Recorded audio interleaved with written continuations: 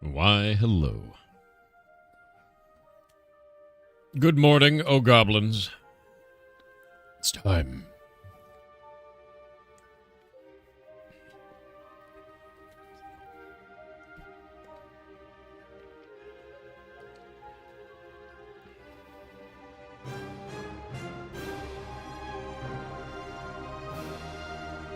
Hide the eggs. It's too late. I've already deviled them all.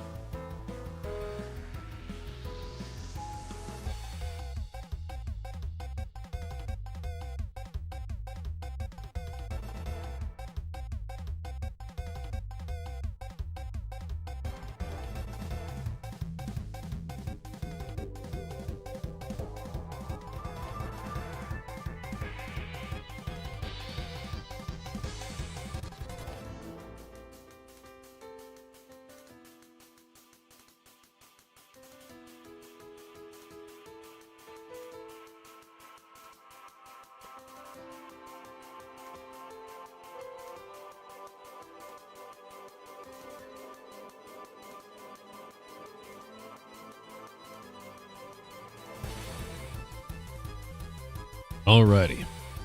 Whoa, waking up. Waking up. I was working on stuff last night and then I overslept. My brain is mush. Did you poop yourself after eating too many deviled eggs? No. I pooped your pants. It's different, but the same.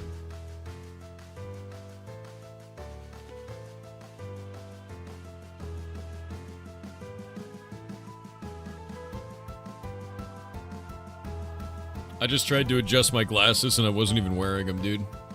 Oh, it's a good day. That's how you know it's good.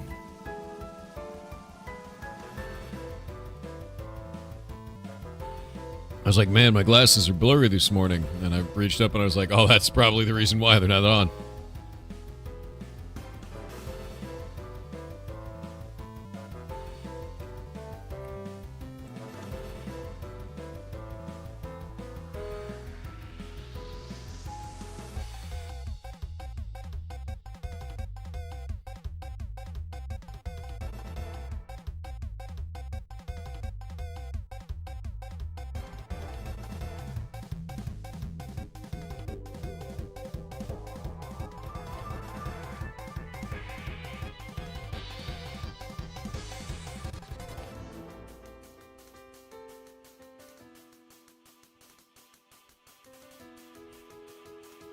What's your vision rating?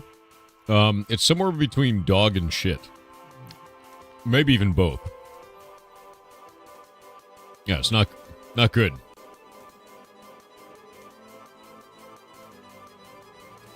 I can't see like 5 feet away without my glasses. Everything turns into two versions of everything. I'll give you an example. When I was a kid, I didn't know trees had leaves. I thought they were just like they were just like that. They were just like a blurry moving green thing. When I finally got glasses, I was like, wait a minute. This is what they look like? Like, it ruined my whole perception of reality.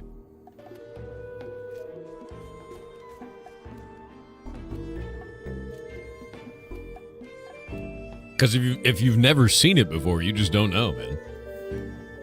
Oh no, I got 3.5 prism in mine. I exist. There we go. I didn't realize both musics are playing. Yeah, no, I've got 3.5 prism in mine. Oh. Yeah, it's like getting a better graphics card, exactly. It's like turning it up, you know?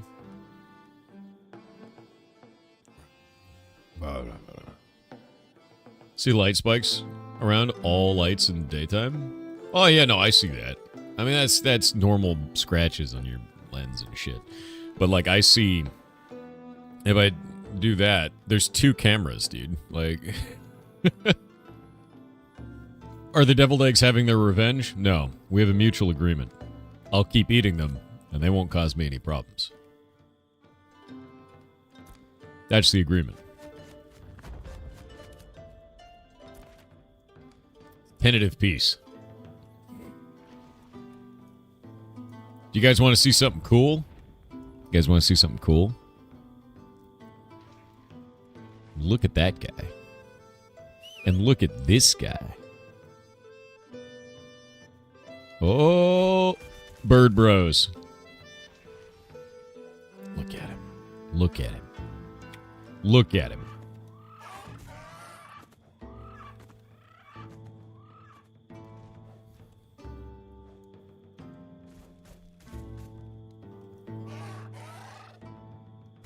Pretty great. It's pretty great. Where's Bandito? Where's he at? One sec. Let's see if Bandito's around.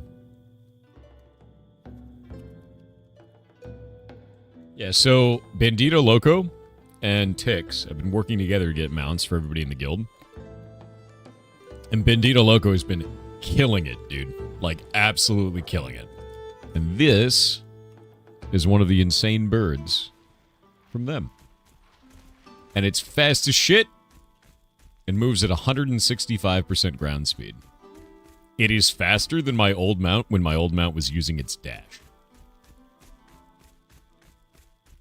You can actually feel it being faster. Yeah, like it's kind of insane. This isn't even using the dash yet. So I'm going to go up to the horn, but watch this. With the dash on, you're not escaping this bird. It's catching you.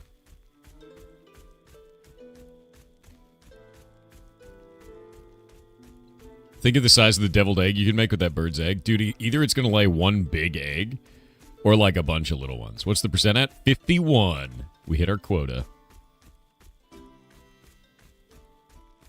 Now our new quota is 75. By stream start tomorrow, we have to be at 75%.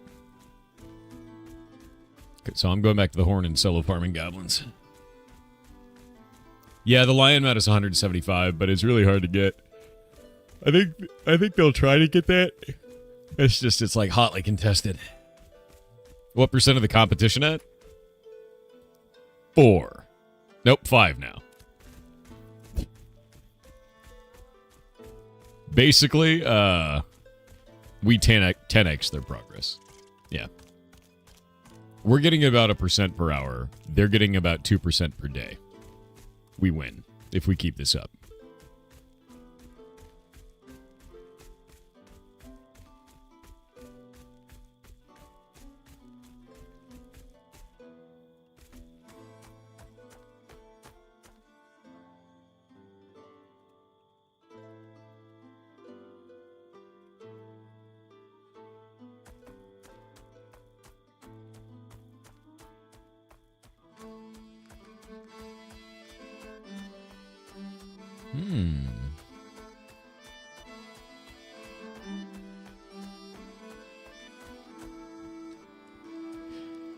We may have an actual enemy.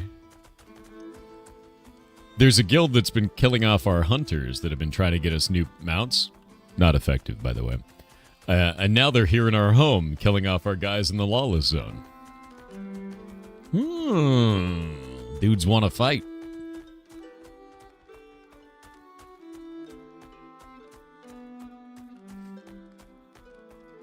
Time for diplomacy? I don't know if that one's a diplomacy. That's more like a let's fight and have some fun, to be honest with you.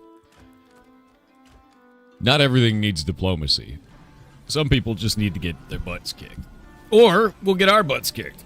One of the two happens, and either way, the players get to have fun and learn something, right?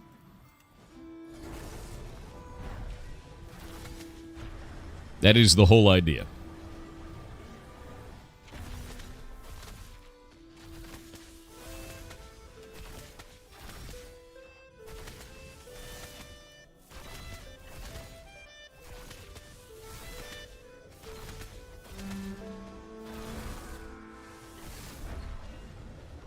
No.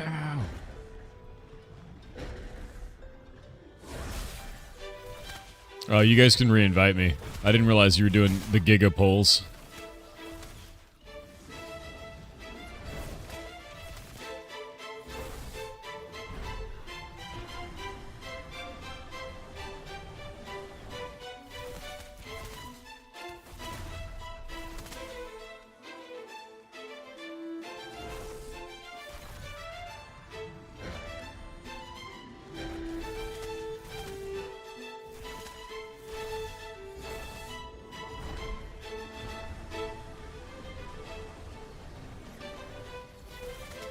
Oh, no, I solo every one of the monsters out here, Beaker. What just happened? It's like a shader just applied to all the ground at once. That was super weird. Hey, Bandito Loco, I'm glad you're on, dude. I have not gotten my boat yet. I am waiting. I don't have the in-game moolah for it quite yet. Oh, what the hell? Mr. Tank, sir, you actually have to hold aggro. Mr. Coats and Boats.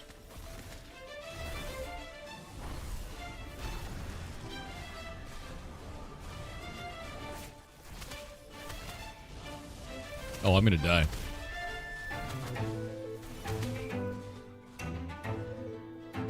Oh, wait, you're a fighter. Why are you pulling?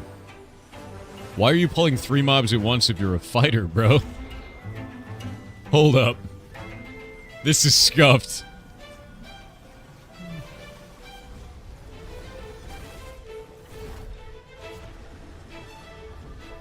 Level 16 tank is high enough to tank these one at a time, yeah.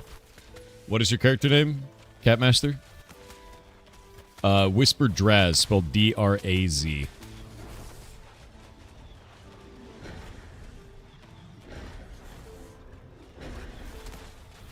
Because they got 3 clerics. You'll live.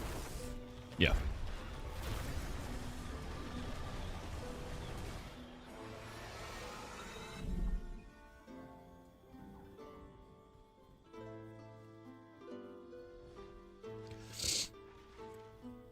Some groups have been making do with lack of tanks on the island. Yeah. Summoners can actually tank quite effectively. Like, incredibly so. If you run light armor and you take this talent, which is called Defensive Transmutation, your pet's physical defense now scales with your magical defense.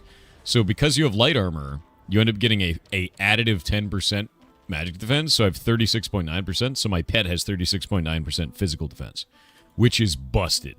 Like, that's really good. Yeah. Locust Train is still waking up? Yeah.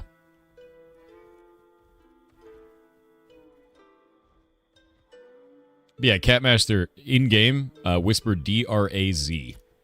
That is the person you want to know for tanking. No, do not change loot rules. What the hell are you doing? Wait, is that... Oh. You had it on default before. That's interesting. Oh, for white gear to be able to... Okay. For white gear to be able to be rolled on. That's good. Yeah, because white gear is really good. All my gear is basically white gear. There's like a couple pieces that aren't, but that's about it.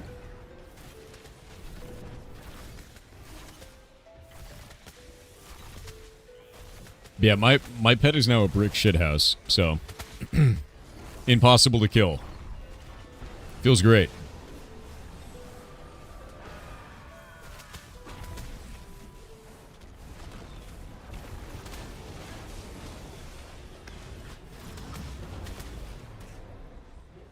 Like, even standing in fire, look at him. He just doesn't even care.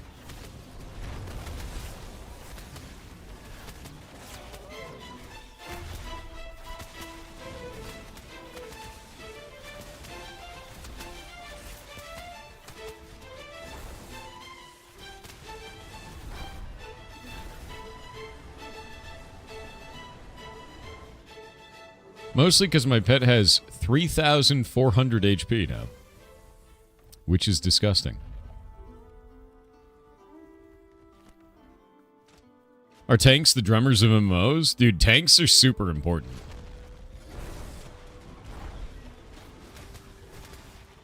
Zotax is here. They're a mage. We could use that. Might as well just use the pets for tanking, man. Oh, you got a tank incoming. Okay, never mind.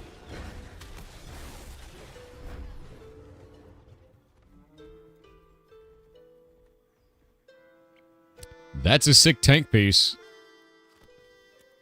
We're getting really good loot luck right now, man. What classes are live? All 8 of them. All 8 archetypes are out now. Which is awesome. Like, we finally have every class. Now they just gotta add secondaries, which is gonna be really rough, because it's gonna be a lot of work.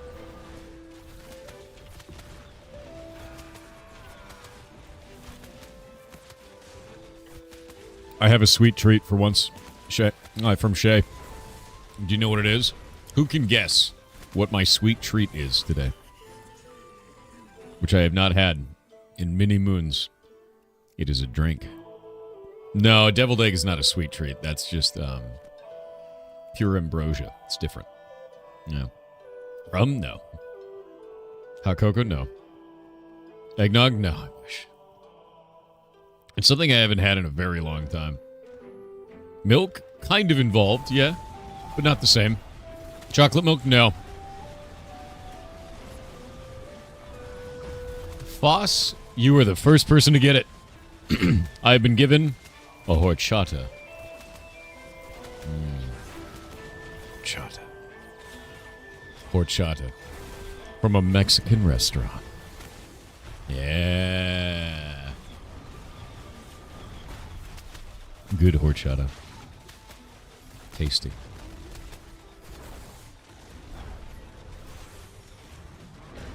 Two flavors. That'll be interesting. AoE.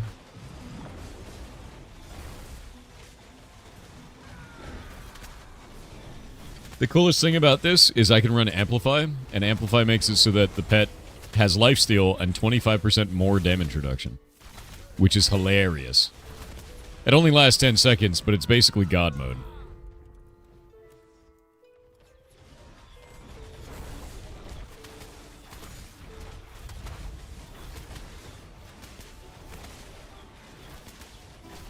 Any description of the deliciousness? You don't have Mexican food over here? Okay, so horchata is like a... Let me see what the total ingredients are. It's like drinking candy cane almost. Not really. Let's see. Sweet and creamy plant-based beverage with different variations across the world. Mexican horchata, most common version found in the United States. Mexican horchata is typically made of a base of rice, water, and cinnamon. It's like drinking Christmas. That's why it said it's like that. But it's like a cinnamon flavor. After soaking and blending the ingredients like sugar, vanilla, and sometimes milk, dairy or evaporated condensed, or almonds, added a sweet, creamy, and smooth profile, was part of a family of drinks called agua fresca. But yeah, it's good. It's really good. It's a Mexican drink. And it's like, so it's rice, water, and cinnamon, and milk. It's good. It's all the things that are like, this is turning directly into fat.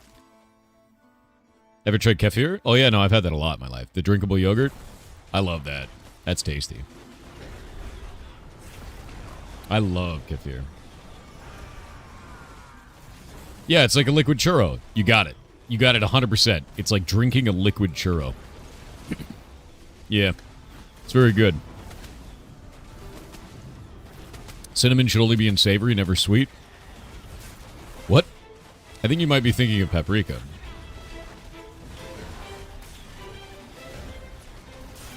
We love churros? Yeah. They're good. A cinnamon and sweet is great, man. Yeah, kefir is like drinkable yogurt. It's good. You like cold lassi? Like mango lassi? Mango lassi is really good. That's more Indian, right? Is that an Indian drink? Every time I've had a mango lassi, it's at an Indian restaurant. Okay. Yeah, no, I love mango lassi. Specifically mango. It was very good. I also love, and I know this might be a weird one, avocado boba. Or taro. Taro. However you pronounce it, boba. That's good.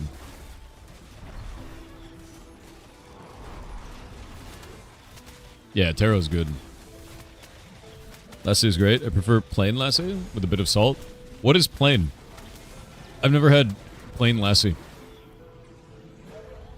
This is going to sound weird, but my friend who showed me mango lassi for the first time when I was young had this weird gas station that we go to that sold in giant glass bottles banana milk, which was like a crazy sweet drink that was mixed with banana. It was insane. Like, it was insane. Yeah. It's so good. Yeah, it's absurd, actually. Manic laughter, rooting it. Manic laughter's counter is to root it. And then it can't go anywhere.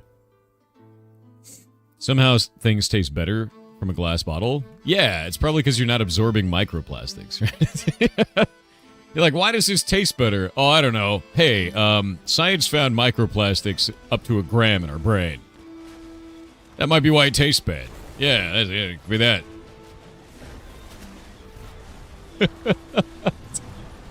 The microplastics add flavor. Yeah, I choose traditional, not credit card in my brain, you know? I know that might be old-fashioned, but hey, that's me. What?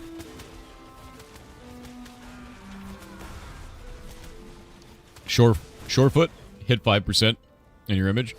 I have to say, I saw the greatest razz of Shorefoot so far. Was really funny to me. Someone in the guild called them shit feet. And now, I can't see it any other way, and that's just permanent. So, they're like, oh, shit feet is going so slow. And I was like, you can't. Like, that's just, you just overwrite the name now. It's over. Like, and I'm like, I don't even think they're bad. They're just like another team trying to do what they're doing, right? But like, god damn, that's funny.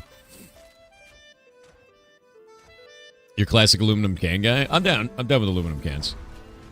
I'm down with that. I want glass more than anything else, though. As I get older, I want steel, cast iron, and glass. That's what I want.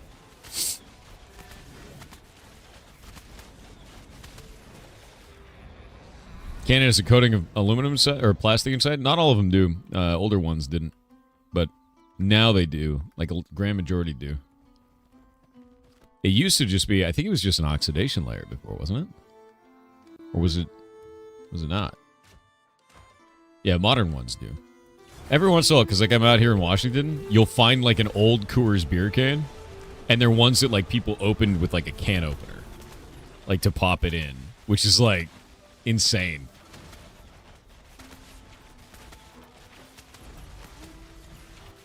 They're just like out in the woods. Let me see if we can find a picture of one of these.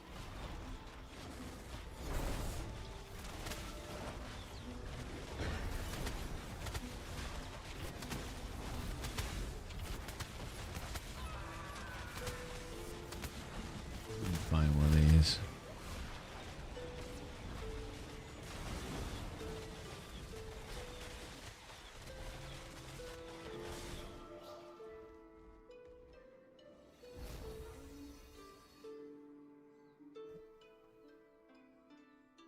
Yeah, they had like a weird top on him. It was a circle.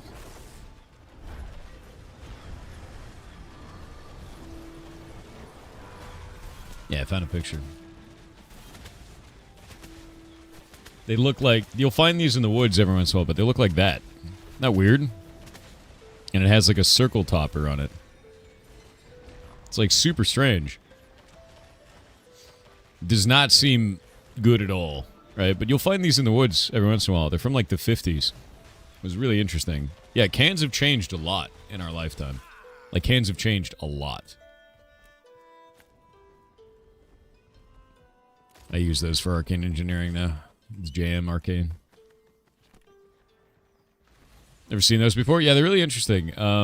I have a couple of cans that I found like that, and I found a couple of bottles, too, that are, like, ancient, which is kind of cool. I think I have them. I might have them somewhere in my office. In your lifetime, you were alive in the 50s? I mean, don't worry about it. Yeah, just don't worry about it. You don't have to think about how ancient I've become in the time of man. You know, just don't. Don't worry about it.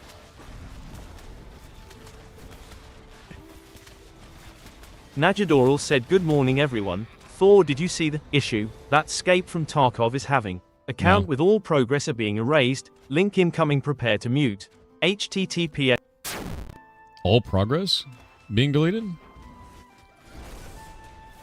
Are they just having a problem? Is it like a data storage issue? Like, what's going on, man? What's the deets?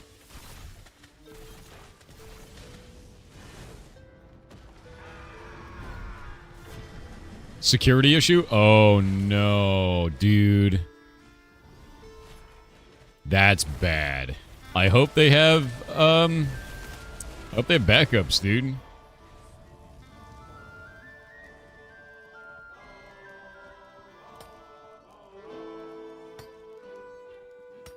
Like, I really hope they have backups. You can auth by anyone. They don't check Steam auth. Jesus, dude.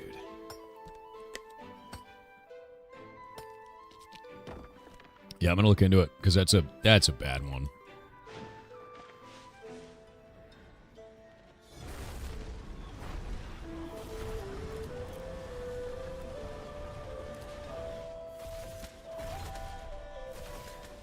Lumberjack 77.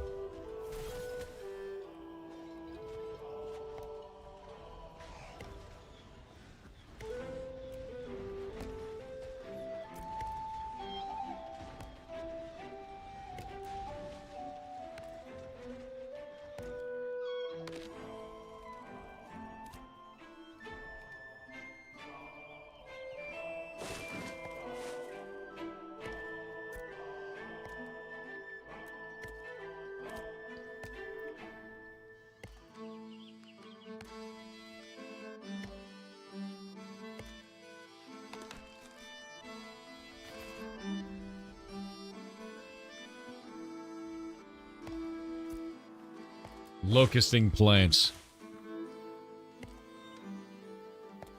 Yeah, security, that's pretty bad. If it's a security auth issue where you could just log in as other accounts and then people are using it to delete people, that's horrific, man. Oop. Do you like hummus? Yes. I've made my own before, too. It's quite nice. Really good. It's very easy to make. It's like one of the easiest things you can make. Did you report an exploit in this game yet? Yes, I did. I reported an exploit and I reached out to the developers yesterday about it, and I'm waiting for them to fix it because it's a bad one, and it will damage node progression, like node progression races, all the way to launch, and then imbalance the launch if they don't fix it. So, I've got my exploit in, and hopefully they deem it worthy enough. Yep. Is it phishing? No. No, it's one that completely imbalances all of node progression across the entirety of the game. And will allow you to progress a node ridiculously fast with a very small number of people. So not force of will, not force projection, a small team can beat about 100 players. It's a big deal, and my hope is that they fix it as soon as they can. It doesn't matter during this phase because we're in alpha, but it will matter very much at launch.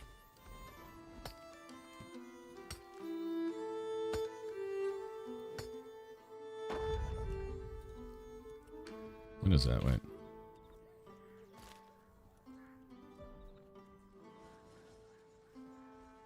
Hello. There's so many rocks. I love rocks. I've been slowly trying to get my mining up. It's like not very good right now. Yeah, level 5.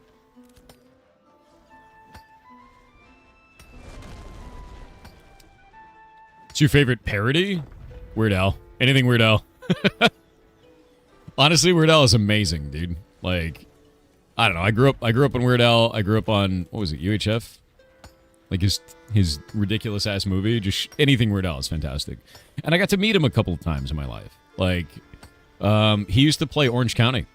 It was like a thing that he did every year is he played Orange County. And he would just go there and do a show. And it was awesome, man. He's rad as shit. And then I got to meet him twice there. And then I got to meet him at Denver Comic-Con because he had a booth right across from us, which was hilarious. He's a super nice guy. Granted, he probably has no idea who I am, but that was meaningful for me, you know, as a fan of his. Yeah.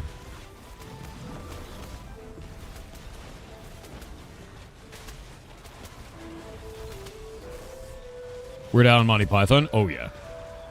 Yeah, 100%. But no, that was super meaningful for me. Shay actually got a picture with him at Denver Comic-Con.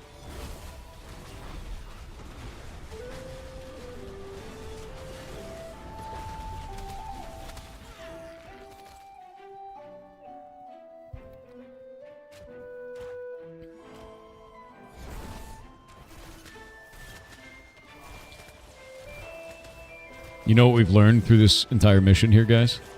You know what we learned? Tanks are optional. Tanks are optional. You get enough summoners together and enough healers, you're good. Optional. As long as your summoners are wearing light armor, their tanks are tough to kill.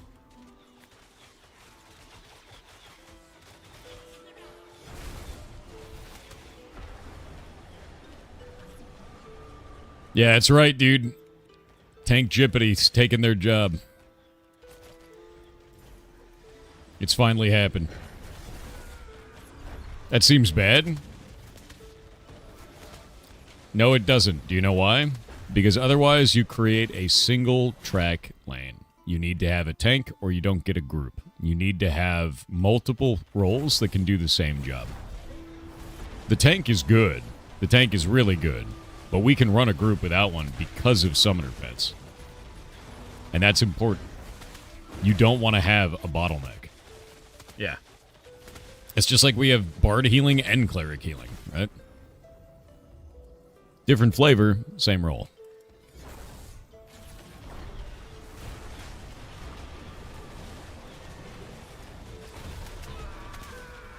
Yeah, the summoner is meant to be a filler class, by the way. You want to have one based on all the stuff they can do. They can be a healer, they can be a tank, they can be a DPS. They just can't do all three at once.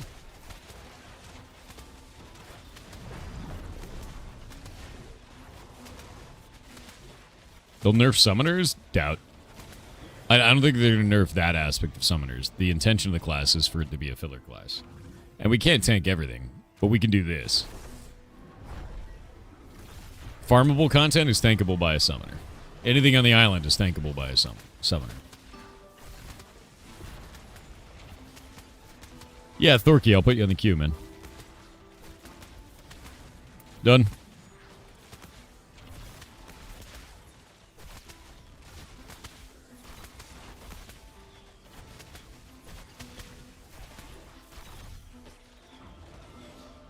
And Morad in the Maker, you are now on the list.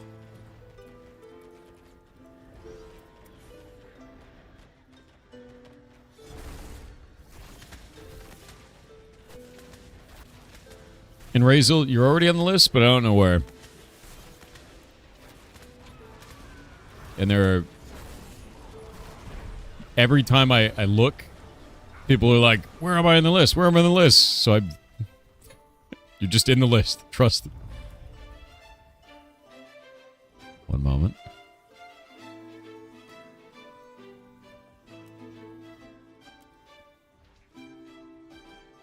Shit.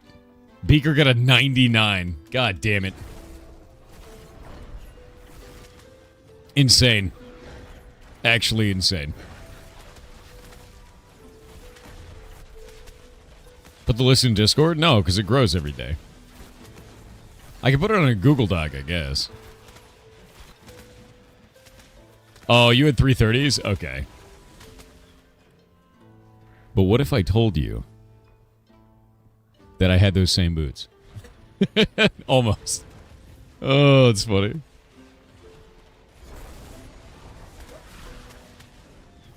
Yours said Dex. Never mind. That's hilarious. Yeah, those have magic power, crit power, and magic crit power. So those are going to be like DPS god boots. I just got to farm here until I get them. Seafoams? It seems like anything seafoam is like the way to go. Worst piece of gear, major upgrade. I had one of those yesterday. I finally got a piece that let me wear like 3 other pieces of gear. So I've got the seafoam gloves, the seafoam bracers, and the seafoam shoulders, and the seafoam hood now. Because they'd been sitting in my bank, and I was like, I can't wear these because I can't break my finesse set. And now I have the force set on, which is awesome. But I'm wearing like an Ashen Haunt breastplate and an Ashen Haunt belt. So I've got like tank gear on, which is a meme. It's not great. Morning all, good morning to you. Ah, man. The Unfallen Ryman boots? I've got those but green. That's the same boots as mine. Your tank gear scales your tank pet? Actually, it's opposite. We need magic resist gear because that scales the pet's physical defense. And it scales it faster than Constitution scales its health. So, kind of weird. What are you farming for? We are pushing our island. We're at 52%. They're at 5%. We're 10xing their progress. We're also getting gear out of it. We're getting Radiant Gray level gear, which is kind of huge. Oh, that's a sick ring. It's a sick ring for a fighter, yeah. That skill also reverses the magic resist scaling the pet. It does, which is why I have about 20% physical resist. So I have 20% physical resist and 36.9% magic resist. And that allows my pet to have the reverse on that. Weren't they 1 level behind yesterday? Yeah, but they were also at 97% 1 level behind. And they were gloating about it, saying that they got more percent than we did, except in the time that they were gloating, it's because all of us were on a boat for 3 hours. And then we busted out 25% a day, so... Yeah, I think we're doing good. Pirates together, strong. The game kind of looks like Guild Wars? Yes. We're schmoovin', dude.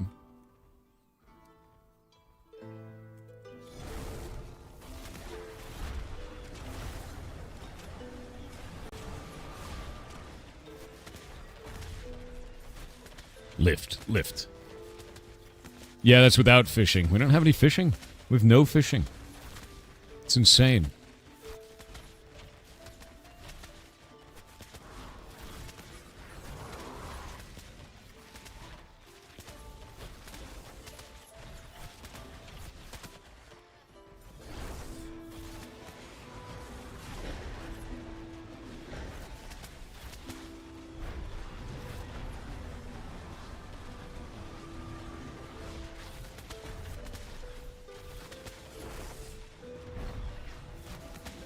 I really hope they fix my exploit. I let the devs know, and they know about it now, and I put in my bug report, and my hope is that they fix it when they get back from holiday break, but holy shit. Soon it's not going to matter during this phase, because all the nodes will be progressed, but it's going to matter a lot, like, in the future. So I'll talk about what it was and how I found it once they fix it. Yeah. Still out here grinding? Brine barrel strong? Yeah, we're doing the same thing. Hope they fix fishing on brine barrel. We've bug reported that too, a lot. If you find that that's not a thing, if you find that you haven't put in a bug report for it, bug report that there's no fishing on brine barrel. Bug report that there's no fishing here at all. Oh, build. I don't have a build for this game. I switched it around a lot. That's my Borderlands 4 one, dude. We should probably change that command. Yeah, I don't have a public build for my character. I can talk about what I've done, but I change shit out constantly because I'm just testing everything. I have a PvP build, you know. Exploit early, exploit often? No, do not. All you do is make the game worse. This is an alpha, turn in bugs. I bug report everything that I find that is broken, dude. Always. If you're not doing that, you're making the world a worse place for your video game, right? If you want to play a good game, bug report shit that's wrong. It's kind of the same as, are you the kind of person that puts the cart back at the supermarket, or do you leave it in the parking lot? It's the same shit. It costs you nothing, but maybe a minute to do the right thing there. It's the same with reporting a bug. Just report the bug. Yeah, just report it. It's an easy-ass thing to do. You just do /bug, and then you write up what happened. Easy. You'd be like, hey, this thing happened to me. 1. Do this. 2. Now do this. And then 3. This bug happened. And you're done. That's the whole bug report, dude. Yeah. That's it. That's all you have to do. It takes less time than putting the cart back. Yeah, no, just do it. Just do it. I think it's one of the most important things you can do, especially as an alpha or a beta tester for a video game. Like, turn that shit in. If you want the game that you like to be better, turn in the bug. Ooh. A recipe, I see.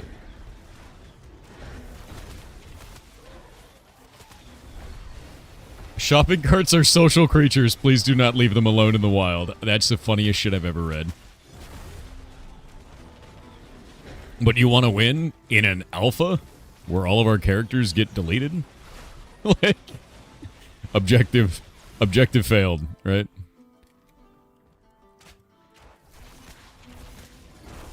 You had to report that there's no glue? Fair report, yeah. TurboCat777 said, hello 4. I hope you are having a good morning and holiday even if you happen to be a stinky software-based lizard person that can't stop eating eggs. Yar stinky, yar stinky, yar stinky, yar stinky, yar stinky, yar stinky, yar stinky. Thank you.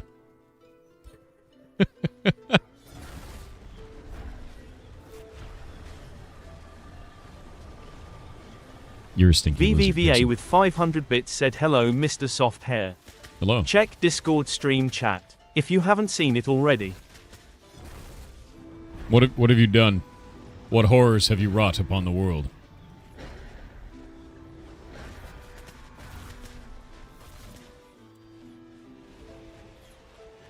What did you do? What have you done?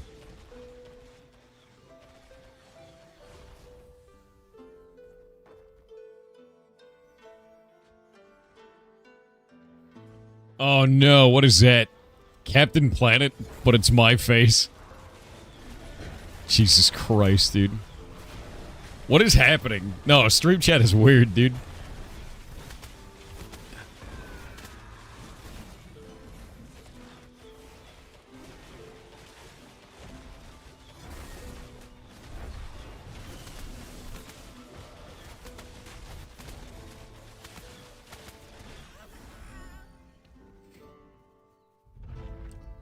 I want to reduce taxes so bad.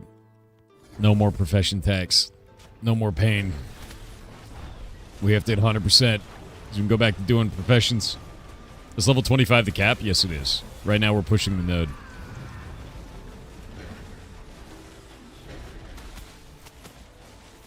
Oh, those emotes are great. Those emotes are fantastic. I like that.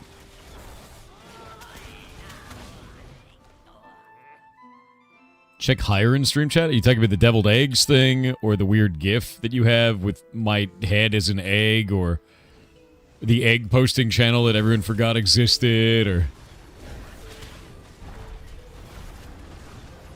My favorite part about the egg posting channel is people forgot that that's actually for eggs, and every once in a while we have to tell someone, please stop posting pictures of yourself in thigh highs. And we go, man, it's not for that. It's actually for eggs. Like, actually eggs. It's like become like a meme in that channel. We're like, dude, wait. Yeah, no, it's funny. And I'm like, no, this is actually for eggs. And like, the egg, the food. It does happen a lot. Yeah, it does. It just makes me laugh. I'm like, no, wait. No. It is very funny, yeah. We have to explain that it's like, no, this is... I know it's weird, but it's actually for, like, eggs. Like, actual eggs. What, Zotax? Oh, shit. Give me a sec.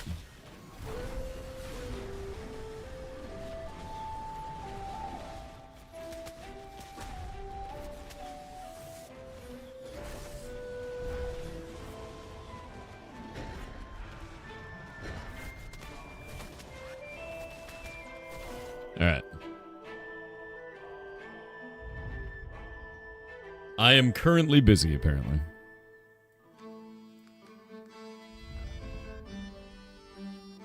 Man, how long am I going to be busy for?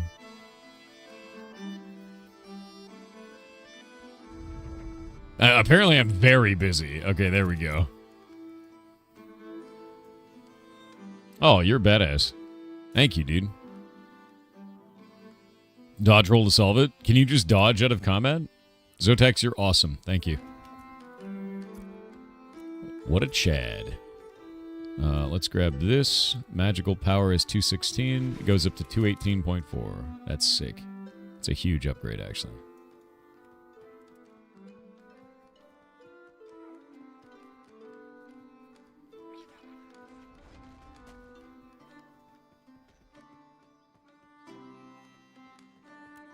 Hello, I've brought friends. At least I thought I did.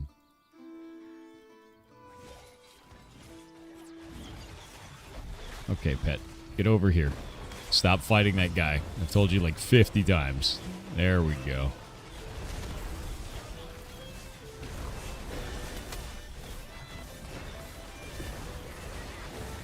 Nuke it. Good, good. The assassin should not be moving. Rooted it.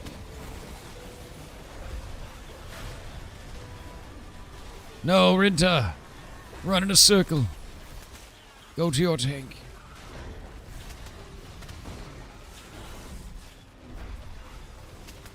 There you go. Yeah, when they get Manic Laughter, you gotta root him.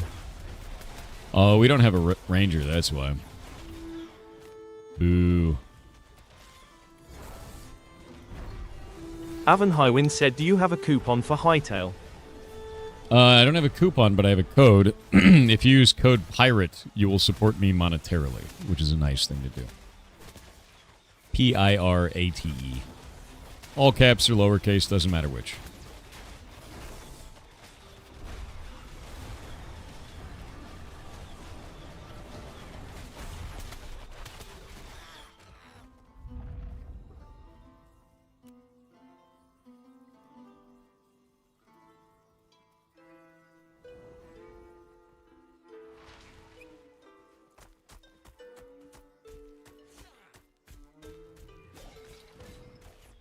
Bird, bird, bird.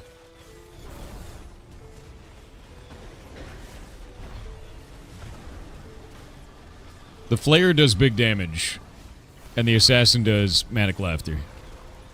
and attacks whatever it wants.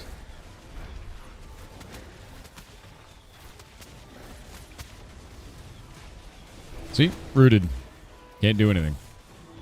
Can you grow a beard to be more pirate-like? God, I wish, dude. One time in my life, I'll grow a beard again, and you will laugh at it. And that'll be the last time in my life I grow one. Because damn, is it a mess. No human being should grow a beard like I can. It's like an absolute... It's a debuff. It's 100% a debuff.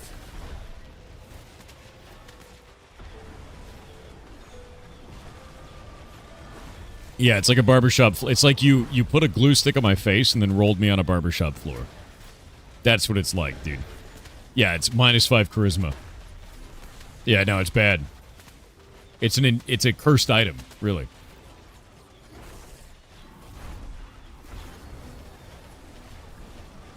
Your beard is fine, but your mustache is annoying?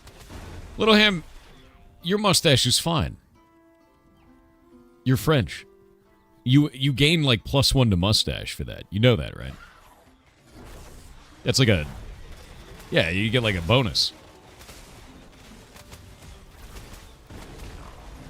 You should put in a bug report with your parents? Probably true. Yeah. I'll get them to fix it the next time around.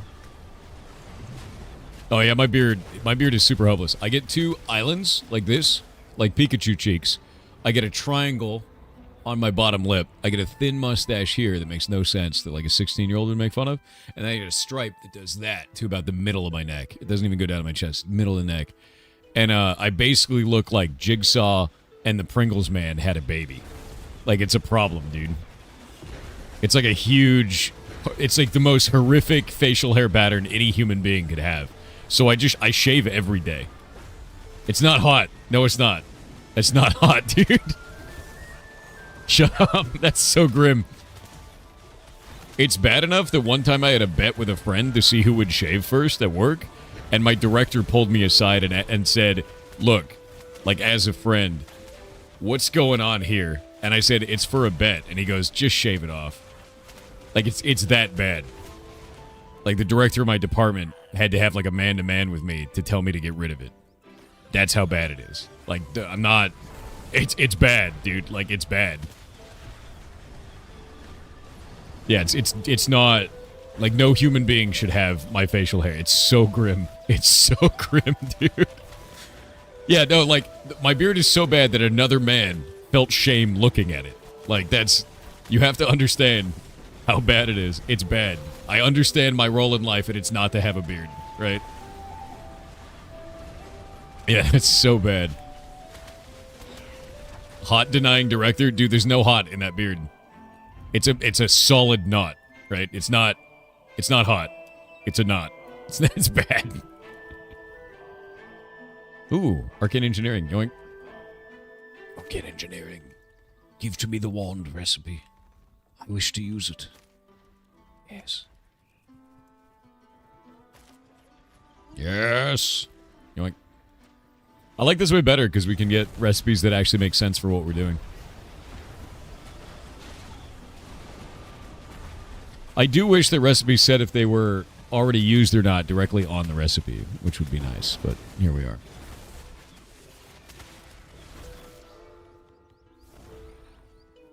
Yeah, no, my beard facial hair is very bad, dude. It's really bad.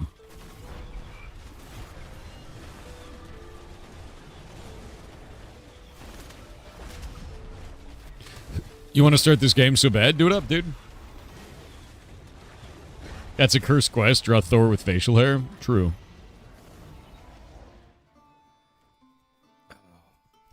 Like, it literally looks like that, though. It's like Jigsaw's face, man. They should make the loot automatically appear in your inventory after the rolls? No, they should not. And the reason why is because you are creating a PvP environment by doing it this way. It's the same reason why in EVE Online you have to loot the corpses too. Not doing so means that, you know, not teleporting the loot means that people can fight over that loot, because if it stays on the ground for too long, it becomes free-for-all. So if somebody just fought a big boss, everybody goes to battle after the boss dies, and then whichever side wins gets the actual boss's loot. That's happened many times in the game, and it's very confrontation driving, and you want that in a social sandbox. As much as you're used to the pleasantries of, say, World of Warcraft, you do want conflict, and that is a very good conflict driver, if that makes sense. Give beer to go again in 20 years or so? Dude, maybe I will when I'm like an ancient, decrepit old man, right? You stole so many loot and wormholes with invisible ships? You goddamn right. D20 that's also a weapon? Is it a mace?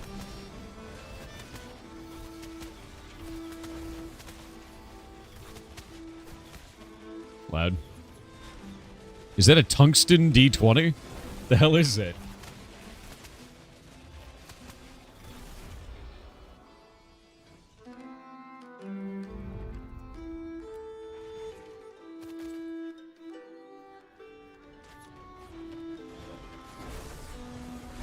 It's solid metal?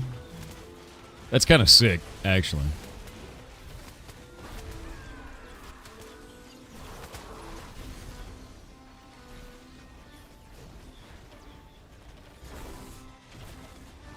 We've got such a cool set of games today. Do you hate your table? No. Hope everyone's holiday was good. It is. It was. It's been great. I'm barely awake.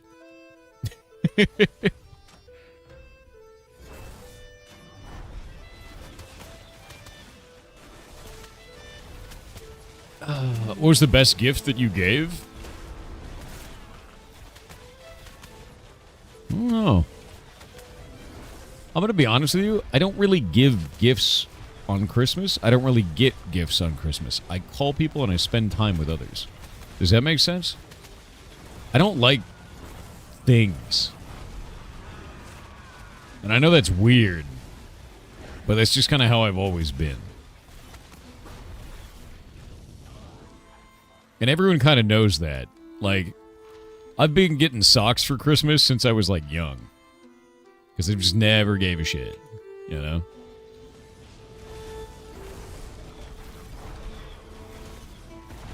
It's not weird? Alright.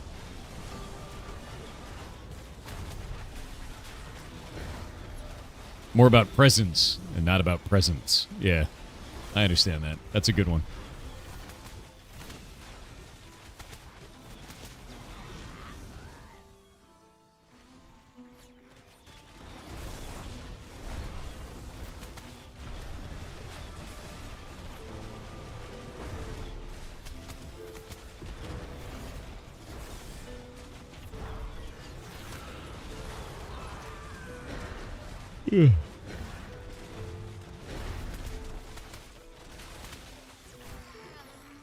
Waking up.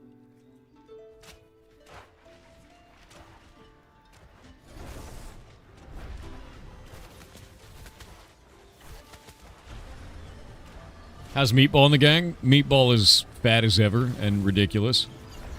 And crying about something somewhere. He hissed at me the other day and got in deep shit. So that was a thing that he did. He had gotten into my closet, gotten into a box of, like, my old baby stuff from when I was a little kid, right? Like my stuffed animals and shit, and then decided to make a nest in it. And when I went to kick him out, he hissed at me, and I was like, oh, no, you don't. And now he's banned from my office again. Yeah. Yep. Yep. Jailed. Poor little Meatball my ass. That's an old man in my house.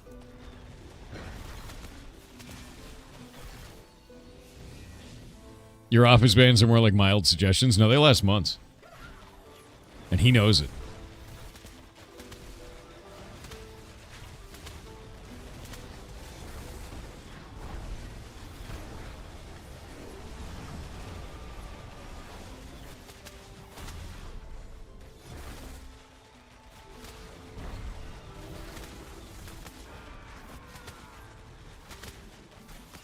The reason why I kicked him out, I've kicked him out of my office 3 times now, and then I let him back in like 4 months later.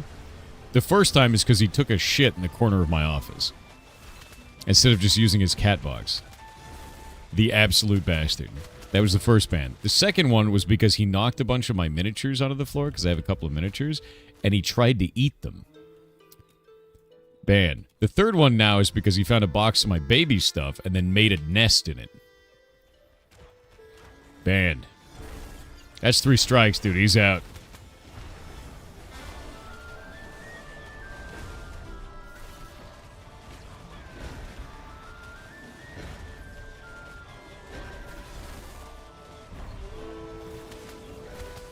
By the way, each time he does this, and I catch him, he looks at me and he's like, because he knows, and I don't even have to say anything. He just knows what he did, and then he runs away. Except for this last time, where he hissed at me, because he was comfy.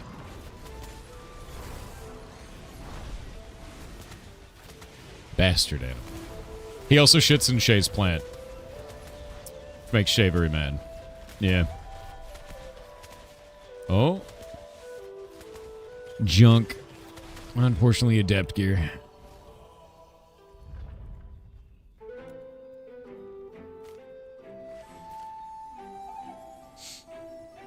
Yeah, happy doll holiday with fingers. Yeah, exactly, dude. He's a cat. That's what he does.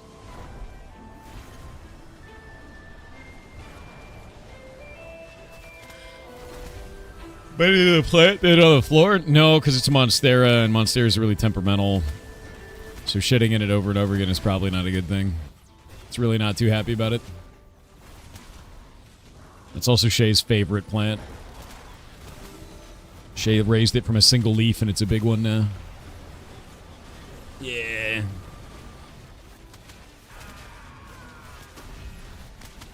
Cats tell you exactly what they mean, and you're ignoring it? Oh, I'm well aware. Which is why he's banned from my office now. I've had cats my whole life. Meatball is not my cat. Meatball is Shay's cat.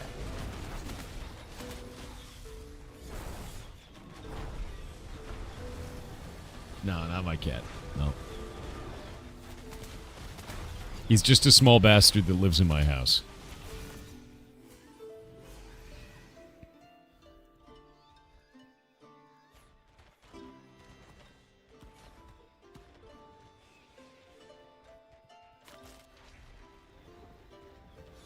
Old man owns old man cat. He's not even old. He's 3 years old. Or 4. Somewhere in there. Bastard. He's not even like a scrungle yet, dude. He's way more ornery than his age should denote, you know?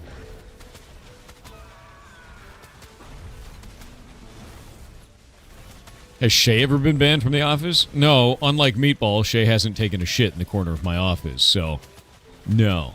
Shay's not banned from my office. Meatball's 6 now? Wait, are you serious? Is he really 6? Is he actually? Don't you say that you know of. I swear to God. Is he really 6?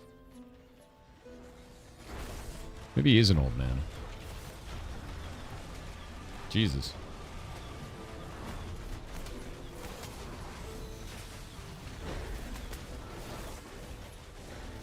Old man yells at Cloud? No, that's me yelling at Cloud Services, literally. He's just a baby? No, he's not. That is a grown man.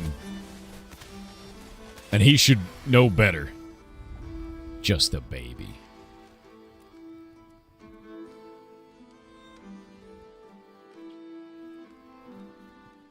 We miss our cats? I miss my cat. Meebo? No. He's not a baby. He's a grown man.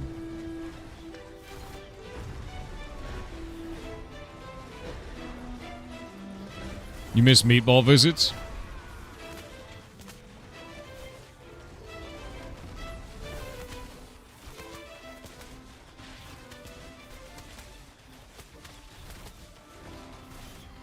Yeah, he's a grown-ass hat. That's true. That is true. A wet tree with 500 bits said good morning. Now that you are future Thor, how do you feel about past Thor's decision to eat 40 deviled eggs? Also, have you solved the mystery of who your pants? Anyway, happy Tuesday and have a wonderful day. I would say that past Thor was a genius because current Thor still hasn't had to deal with the reckoning. Maybe eventually that will be the case, but not yet. Future Thor is a bitch. That's his problem. The eggs were worth it.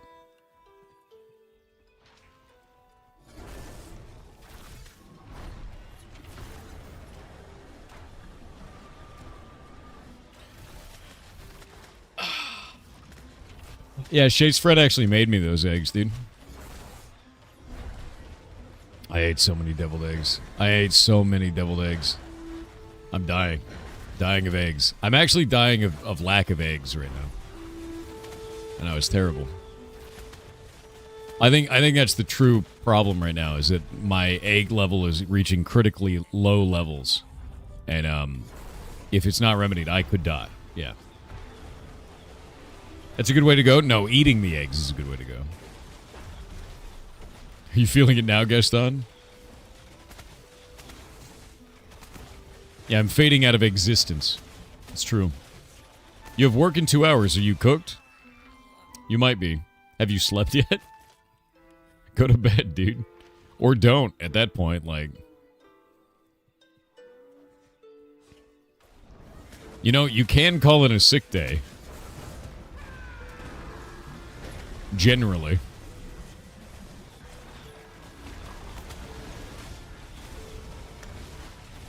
You'll get diarrhea later on? No. And if I do, that's not my problem. That's his problem. Future Thor.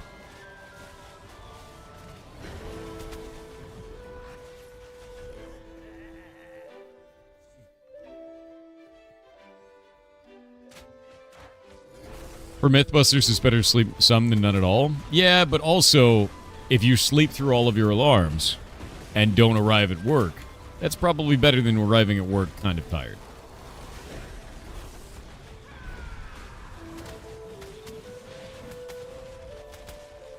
Yeah, Shay just said you can cook 28 eggs in 8 minutes in an Instant Pot. Yeah, it's real fast. Basically, I've spent my whole life eating deviled eggs. I was made for this.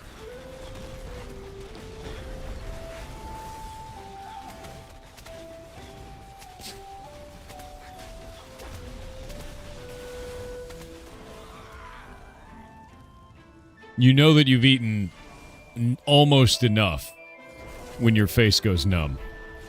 What percent egg are you? Probably about 3% currently. Yeah. It's about 3% egg. You ever deviled a Scotch egg? No, that sounds insane. That's like level 2 eggs, dude.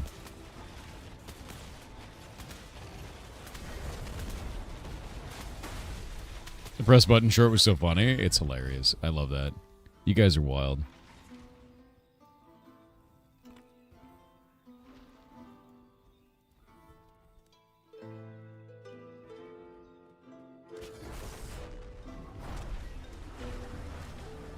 Hey, Shay, did you see my latest tweet?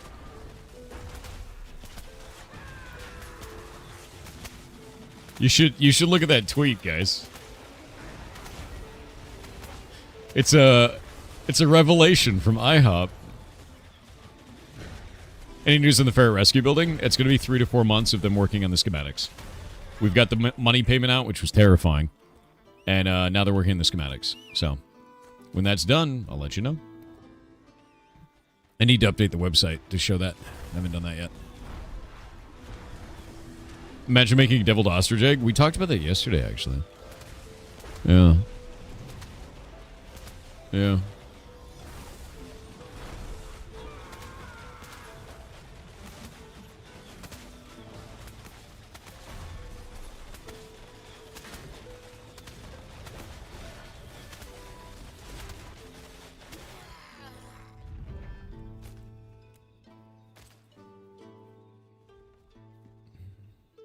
The cool S makes me feel so bad. It was also in the early 2000s. That's Cope. Yeah, that's Cope, bud. Yeah, it was cool in the late 1900s, dude. That's actually a pamphlet from IHOP, by the way.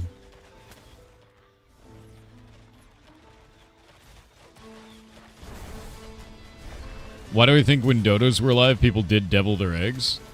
Because dodos probably were delicious. Which is why they're not around anymore. You know, as it goes. If you want to be an animal, don't be too delicious, is what we've learned from humans. Yeah. The humans of old would just eat you.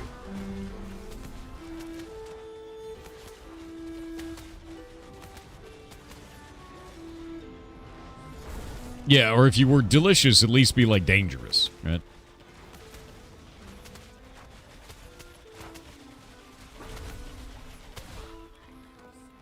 Humans can be delicious. I feel like humans might be, but also prion disease and danger. Yeah, be a shark. Wait, we eat those too. Be like a sea urchin. No, we eat those. Be literal lava. We'll find a way. Yeah.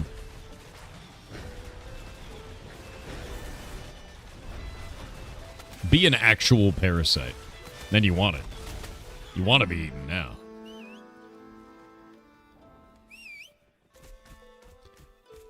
Did you guys know that bird is the word?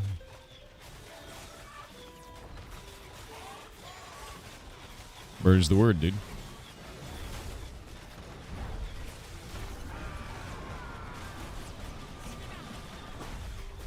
Cheap ostrich egg? Let me look. Let me look. How much do you cost? The last one we found was $200.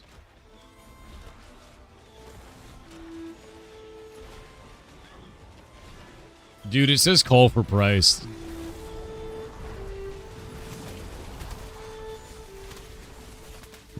Emu eggs are cheaper than that? Yeah, but it's not an ostrich.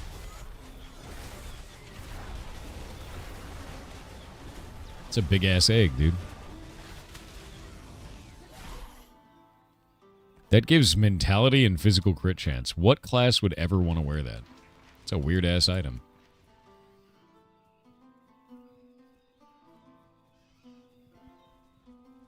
Your aunt has an ostrich farm. Ostriches taste like beef. Do you want to know the best meat I've ever had in my life? Snake. It tastes exactly like chicken, but it's flaky like fish. It's amazing. It's like the most tender meat you'll ever have in your life. It's phenomenal.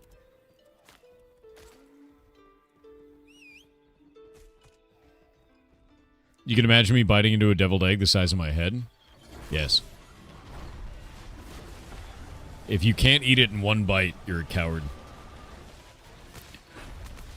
Bison is good. I think snake is better, dude. What kind of snake? Rattlesnake? Rattler. Out here in the U.S., it's pretty common. Fried gator? Fried gator's good. Yeah, that's good. Bison burgers are very good, yeah.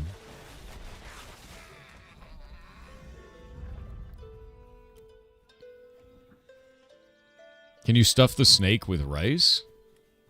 The thing is usually you separate the meat because the skeleton of the snake is like a billion ribs that are very small and awful.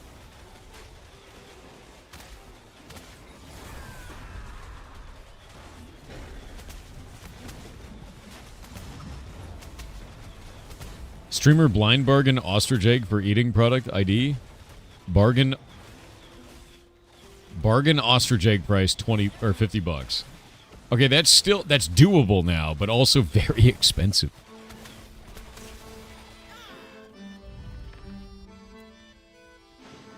Why is it 50 bucks? Why is it so cheap now? Now I'm worried. It's normally 200, so why is that one 50? What do they do to it? What's wrong with it? Right?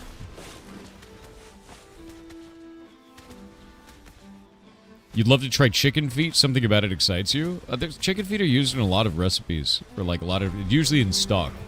It's usually in stock. Because the like cartilage in the feet ends up melting and then going into like broth. It's quite good. Same one as mine.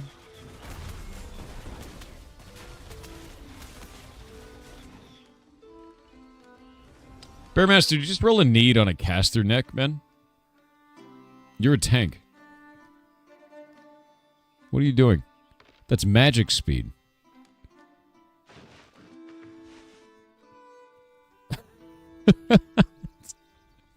Doesn't make any sense, dude. Max health? You rolled on that for max health.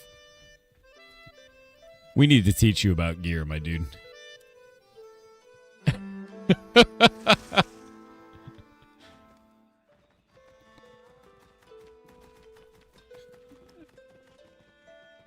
Yeah, no. We need to teach you about gear. That is not the intention of that item. That is a caster neck piece. It's very funny, dude.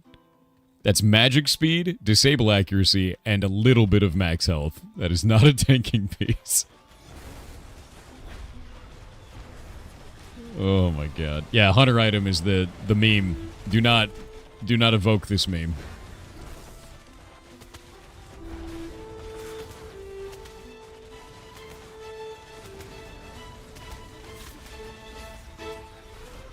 It may be an old one. Yeah, that old one is worse than your current one now. But you have to understand, if a caster rolls on that, they should get priority, because that is not a piece for you.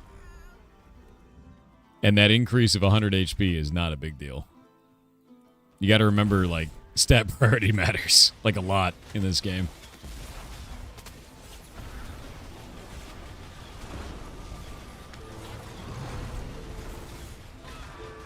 Magic speed? Now we can block faster, exactly. It doesn't do anything.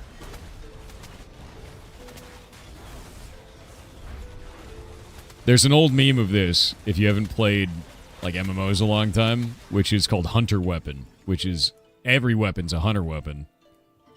Because the hunter, you know, worked with a bunch of stats. You don't want to be that guy.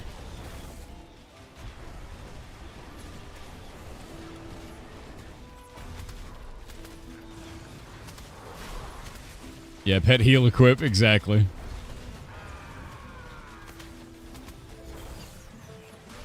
E-Girl gets Hand of Ragnaros, Meltdown is legendary for her boomkin. Yeah. Shit like that is always very funny.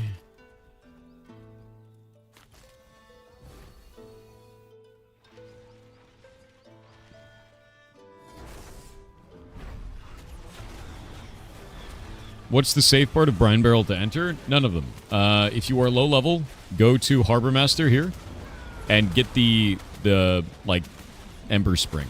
Then go up here to the brig and farm on the brig. If you can't do that, if there's people there PvPing or anything like that, leave here and enter through the mouth, because there is a road right there. You just got to make it to that road. And that's it.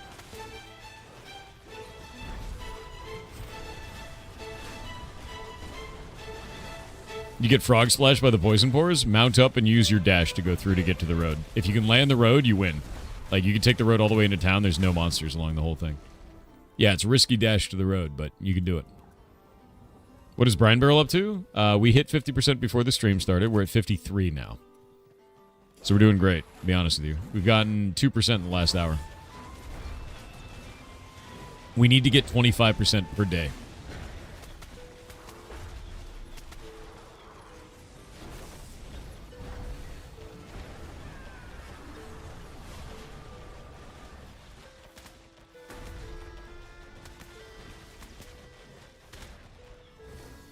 There's a spot on the east side of the island where no mobs spawn. I have not seen that.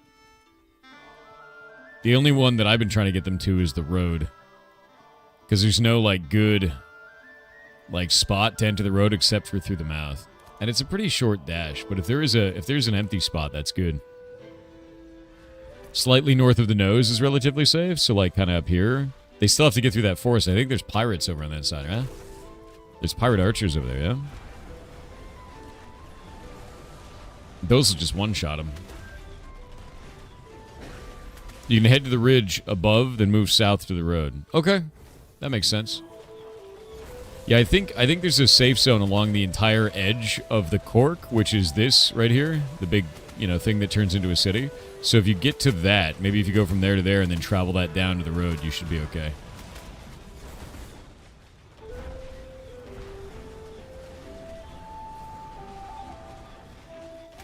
You always go through the mouth of the road. It's the safest way. I agree. I think there's other ways you can go through if you want to be, like, stupid careful, like really, really careful, but it's just, I just go through the mouth. I have since I was low level, so.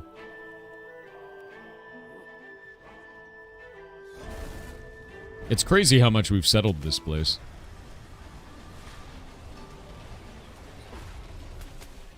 Like, we've done this so fast.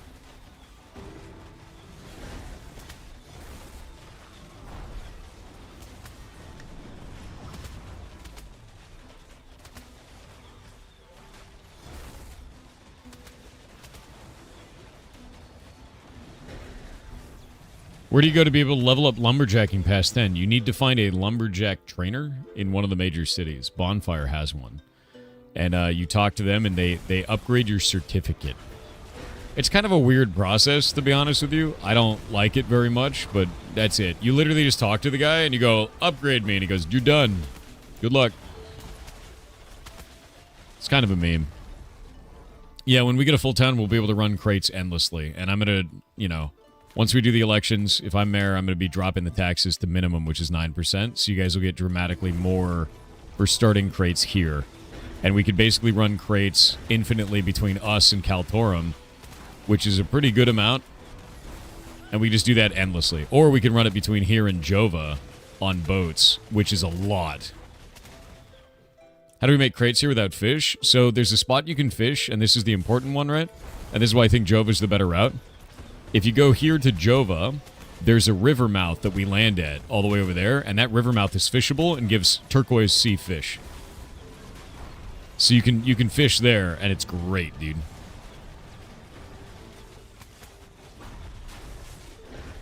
Did we lose a person?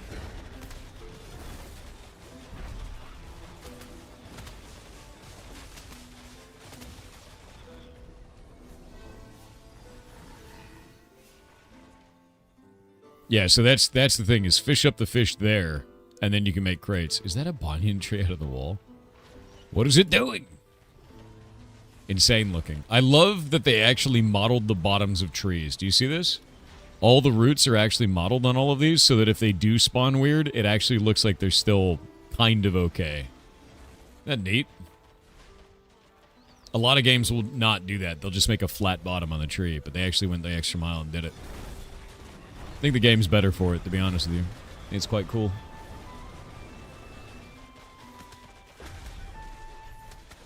Yeah, that actually looks really neat. Can you do all professions and gathering to maximum? No.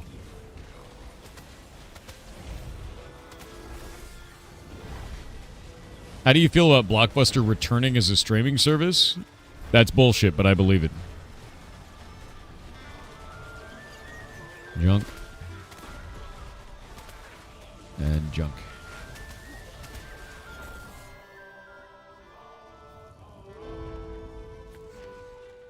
Oh, by the way, I found out, you know how everyone was freaking about Asus making RAM? I found out that's bullshit. Yeah, they're not. As per themselves, they said, no, this is not true. And the person who, like, where it all came from, I traveled that whole story back. It started as a rumor, and everyone just said it was true. So Asus is not making RAM in 2026, as far as anyone knows. It was a rumor that got picked up as truth in the news cycle. You know, bullshit. Yeah. So I was like, all right, man. Yeah, it just made me laugh, because it was like, everyone's like, oh, it's true, it's true. And I was like, that sounds cool. And then I went to go look into it, and I was like, where's the official announcement, man? Why didn't their stock move? Like, what's going on? And then I went to look at it deeper, and I was like, oh, it started as a rumor from an inside source. And I was like, you son of a bitch. The only thing that source was inside was someone's ass when they pulled it out. That's it. Yeah. That's where an inside source lives. The ass. Hate it.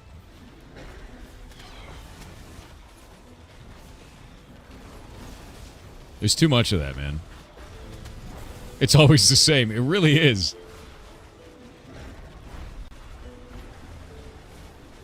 Yeah, source. It came to me in a dream.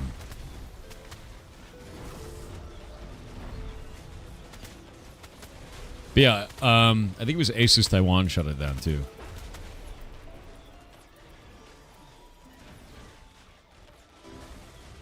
Yeah, Asus officially denied recent rumors about building its own RAM manufacturing facilities to combat the global memory shortage.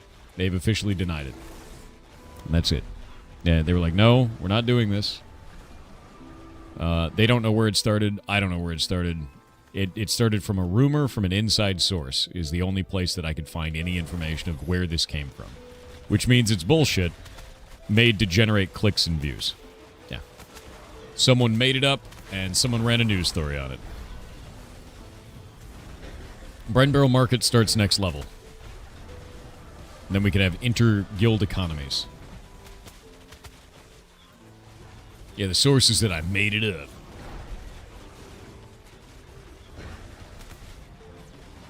I just can't wait to be a citizen of the node, man. What's the percentage?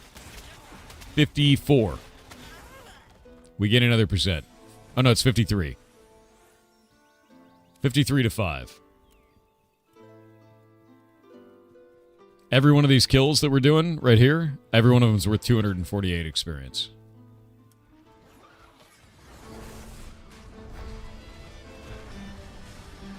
Thor can't wait to pay taxes. I'll pay my taxes.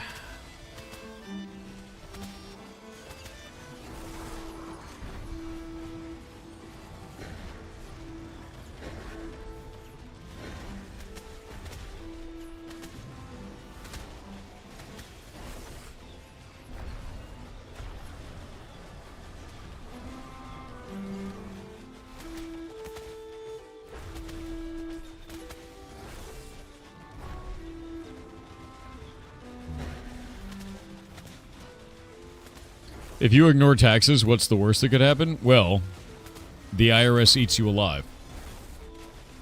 That's usually what happens. Just understand that even the Joker pays taxes, right? You know, like that's a mandatory thing.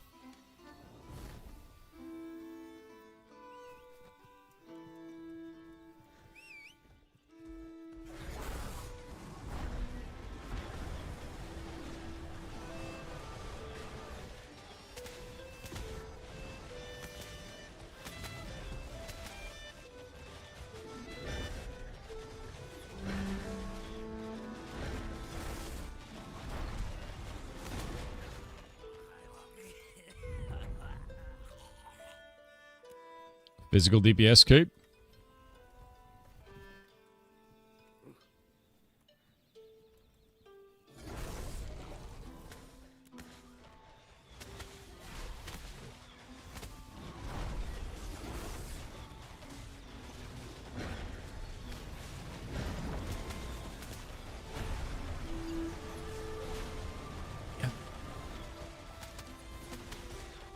Oh yeah, no, if you want to know more about my dad, dude, his stream is Year Joy, which is an anagram of his name.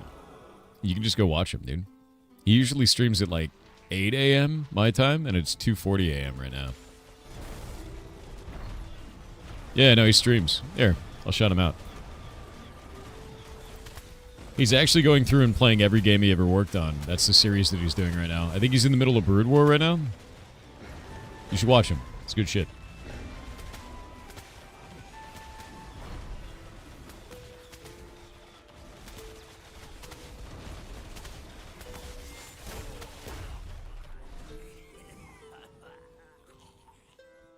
Yeah, no, he's good to watch. You loved Brew War? Yeah, man. Yeah, he's playing through every game he's in the credits of. And having fun with it. He's our dad? God damn. If you get a magic bow, does it hit harder or not? Okay, so mouse over this down here, the little combo thing, and see what element is hit with. Treat it like any other spell. Does it scale with physical, but you're a caster? Then it's worthless. Even if it's a spellbow, spellbows generally scale with physical damage output, which makes them not very good. Your auto attack will suffer, even if your character, you know, gets bonuses. That's why I use a book, because a book does arcane damage, and I have a spell sword that does physical damage, but I don't need the physical damage. That's why physical damage is pretty low. The cool thing about the physical damage, we wait and do this, is that I'm buffing everybody's physical attack in the party by doing this.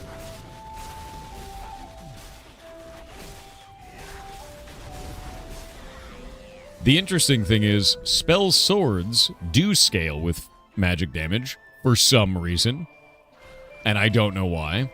And spell bows do not, which we've bugged a million times. So if I do this, you can see like the damage is quite high there. So there is inconsistency between weapons, and I don't have a reason as to why. Yeah. Is the game pay to win? Absolutely not. They will never put any pay to win in the game. They've stated this many times. If they ever go back on that, I will stop playing immediately. And I will tell it to eat shit, because that is the reason that I'm playing this, is because there's no pay to win, and there never will be. If they ever introduce that, it would ruin it for me entirely, dude. Yeah, no. I hate that shit. Is the game pay to pretty? Yes. It's beautiful. Yeah, pay to win would ruin it, man.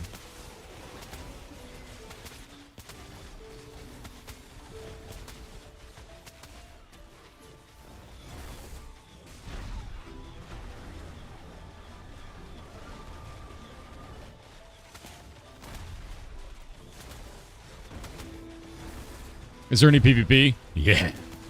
There's a lot of PvP. Everything, it's an open world social sandbox game. Think EVE Online or Albion, right?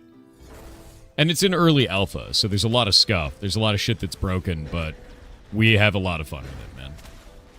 Is it pay to play? So right now, it's $40, and then you'll get to play the alpha until they launch, which will be over a year from now. After it launches, it will be $15 a month.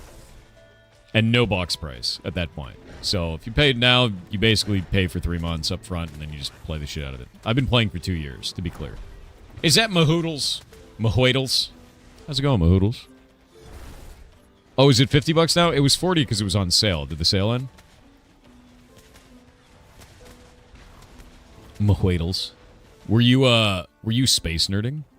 Were you talking about space? Were you in space? Will level reset at launch? Yes, you will have a full wipe of your character, maybe even multiple times before launch. I think this is the 6th character I've made due to wipes.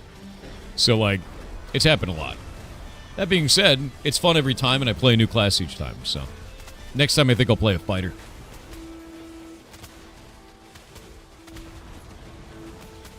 It's me. It's your birthday? Holy shit. Happy birthday, Mahoodles. Mahoodles. When will this launch for real? Over a year from now. Yeah. We don't have any idea. It's definitely over a year, though. They've done so much in the last year. To be clear, I have faith in them, and the reason why is when we started about a year and a half ago, it was only this zone of the map. There was no grass on the ground. The servers crashed constantly. None of the system works. And Steven, the game director, would actually teleport into the game to be able to build towns for us manually because they didn't automatically create. It was insane. And now we have all of this, and most of the systems in the game work. Did you create this game? No. No. I've just played it a long time. I really like it. Yeah, and the map we have now is only about 45% of the world map. And they're not releasing the rest of the world map for launch, so they're going to focus on this part of the world for launch. Also, if you're wondering how big this is, if I want to go from here to there, it's like an hour and a half with the fastest mounts in the game. So, like, game big. Game very big. By the way, for those who are new that don't know what's going on, I'm playing Ashes of Creation right now. And in about 14 minutes, I'm going to stop playing the game because we're going to do Indecember. Indecember is the first time I've ever done an event as a streamer. This is my first big event. And the entire month, I play indie games for an hour. And then I have the developer on, and we do a developer interview for an hour. And I do 3 of those a day. And so far, through the entire month, we have over 60 games that I've covered. As a result of this, it's been a lot. It's been a lot of games. So basically, your Steam wish list is going to be gigantic. Yeah. Yeah. You just played today the first time? This game? No, I've played this for 2 years, man. I've been there since Alpha 2 Phase 1, I think it was. My wallet hates you, fair.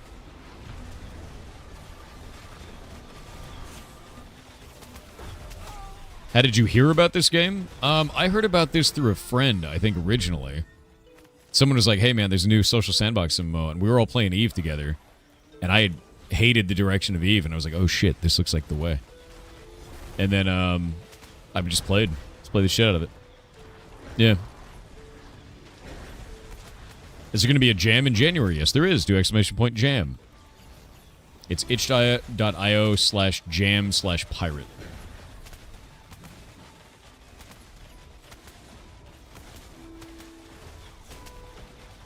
How do you choose which games to feature in December? Well, we had over 500 submissions, and I manually went through every single one of those, found the ones that were actually indie, which are a lot of games that are either completely independent, meaning that they're self-published, self-made, or have very small publishers that don't have a lot of force behind them.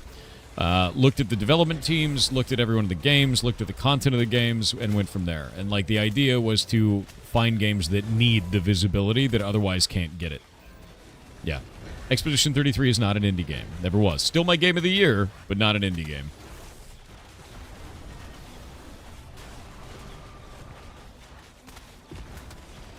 Yeah, it followed for 8 years, but price tag was a lot at the time. Yeah, no, it was super expensive at the time.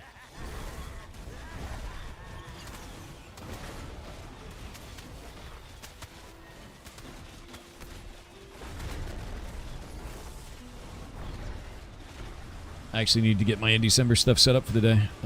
We've got 3 games today. Mods, I'm going to be putting the links to the games in just a moment.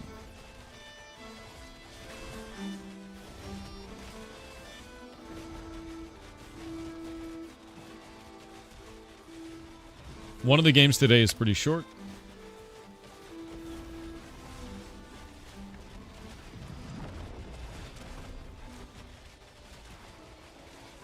That'll be the 3rd game today, but it's very pretty and looks quite good.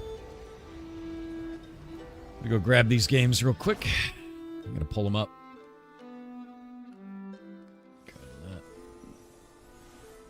First one's sick looking.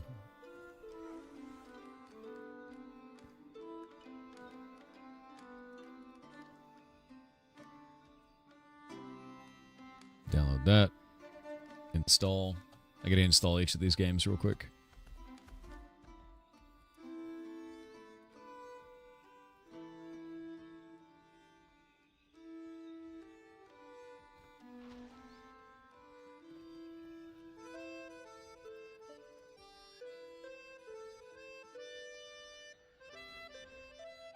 All right, all 3 of the games are installed. I'll make the buttons in a moment. Still kind of funny, Expedition 33 got disqualified for using AI stuff. They got disqualified from an award show called the Indie Game Awards, not the Game Awards, that has only been around since 2024, and they actually got disqualified for using a single texture of a newspaper that they removed out of the game 5 days after launch because they didn't realize that it had launched with that. It was a pre-production asset. And there was also a developer statement about this that they said that they added it in 2022, didn't realize that it was in the game, and removed it 5 days after launch. And we have timestamps for all of it. I put out a short about this. So none of the stuff from the Game Awards changed, only the Indie Game Awards, which is a much different award show. Yeah. And it turned into massive news and makes no sense. I'll give you my short on it so you can actually have some context here, because I do think there's a lot of misinformation about this one, and it's quite stupid.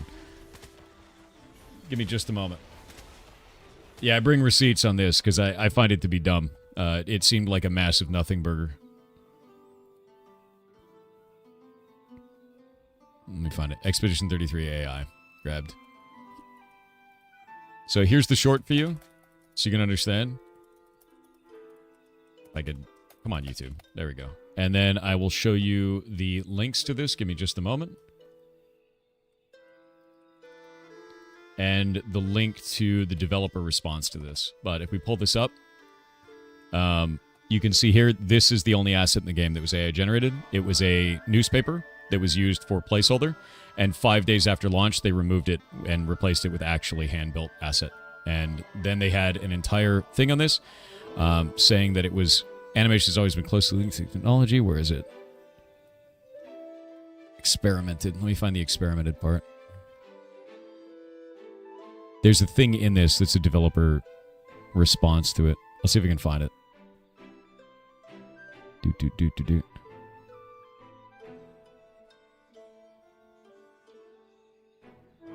It's in here somewhere, and I don't want to read the whole thing right now because I'm on the clock for in December. Yeah.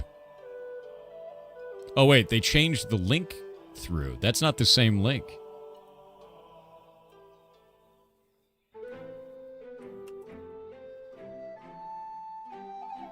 That link is different now. Hold up. They retargeted the link. El Pies. Indies. Where is it? Oh, that's annoying. Hold up.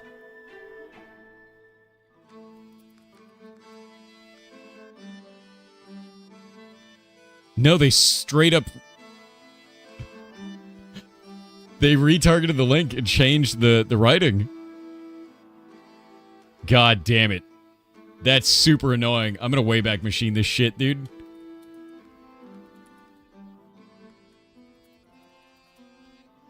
Because this is not the same article anymore.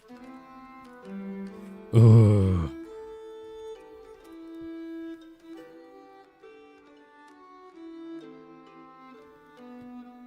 Let me grab this. Give me a minute. I'm gonna fix this.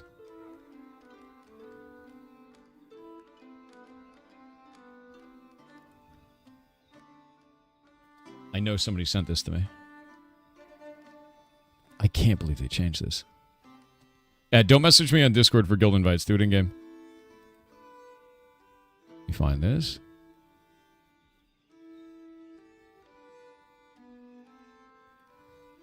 Yeah, no, they changed it completely. Every link that I find for this is updated now.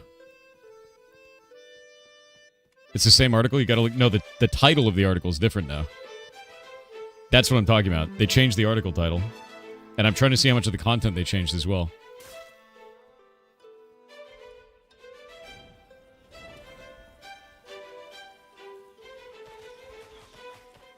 That's super weird. Is there still a waitlist for guild invites? Yes. Massive. Give me a moment. Where did they put this?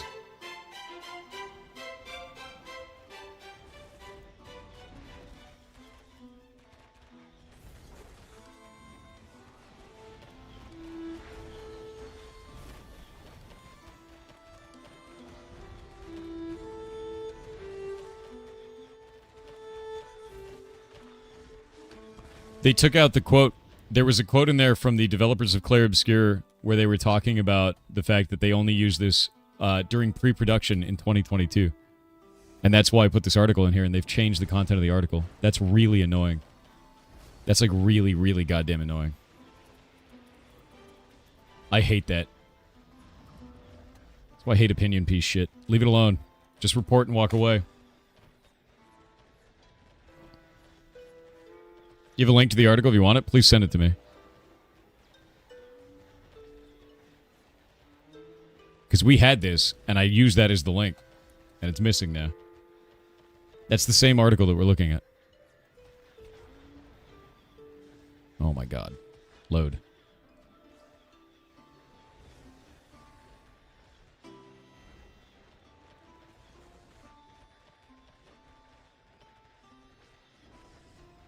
Where did this go?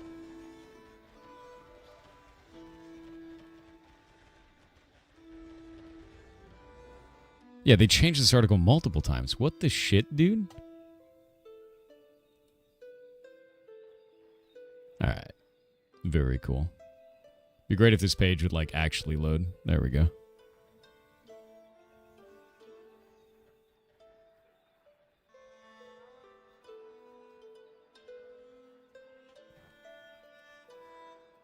Oh, it's been retargeted.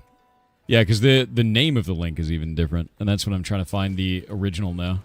Because we had there was a statement from the developers on that, and I can't find it now.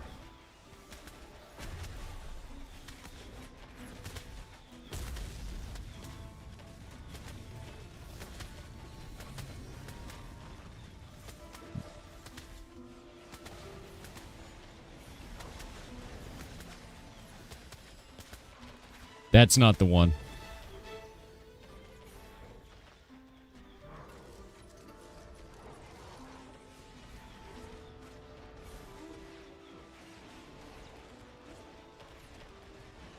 Yeah, I'm gonna change over the article to that one. That one actually has the correct quote, which is the one that's missing from this article now, and I don't know why it's missing, because that's why I put it up in this. I'm gonna edit this. Yep. Article swapped. Don't change your goddamn articles, man. Super annoying. Giga annoying. There's a reason that people want to relink your shit, and if you change it, they won't want to do that.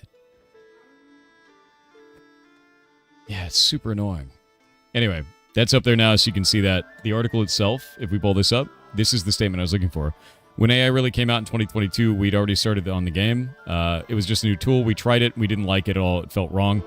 The team did use it for, quote, placeholder for textures that we missed, but these were taken out as soon as we saw it. But yeah, the concept art, voice actors, everything is human-made. So there was a placeholder texture that made it into production, and that's it. That's all it was. And then they removed it immediately. Yeah. So it's like... And then the award was given to them 8 months later, by the way. 8 months. And then retracted. It's like, okay, buddy. This makes me laugh. Wrong is wrong? I don't think that's wrong. Using it as a placeholder and then removing it after launch because you're like, oh shit, that's not supposed to be in there. I don't think there's a problem there. And then giving them an award 8 months later and then taking it away? Like, okay. It's like the most nothing of burgers imaginable, dude. Yeah. And it's one texture that is a newspaper. Like, it's like... If that upsets you enough, like, okay. Like, to me, that feels like a nothing burger and that there are, like, real problems with AI-generated usage in video games and media. And this is not one of them. Yeah.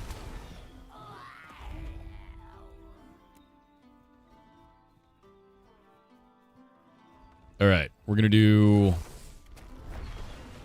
Line needs to be drawn, so you're gonna draw the line at that? You realize that all you're gonna do with that is like... It's like Boy Who Cries Wolf kind of shit, right?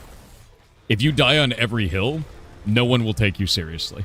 Legitimately so. Choose your battles. This is not a good battle to choose because it's so minimal.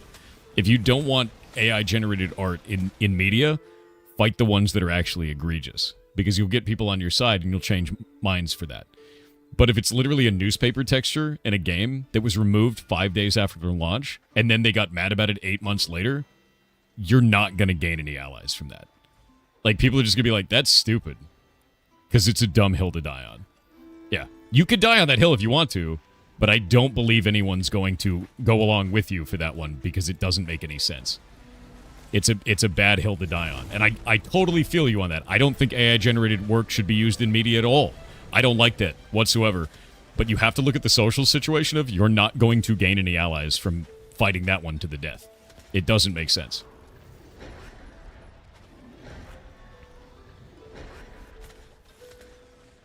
Like, it's a pick your battles thing. It's a bad battle to pick.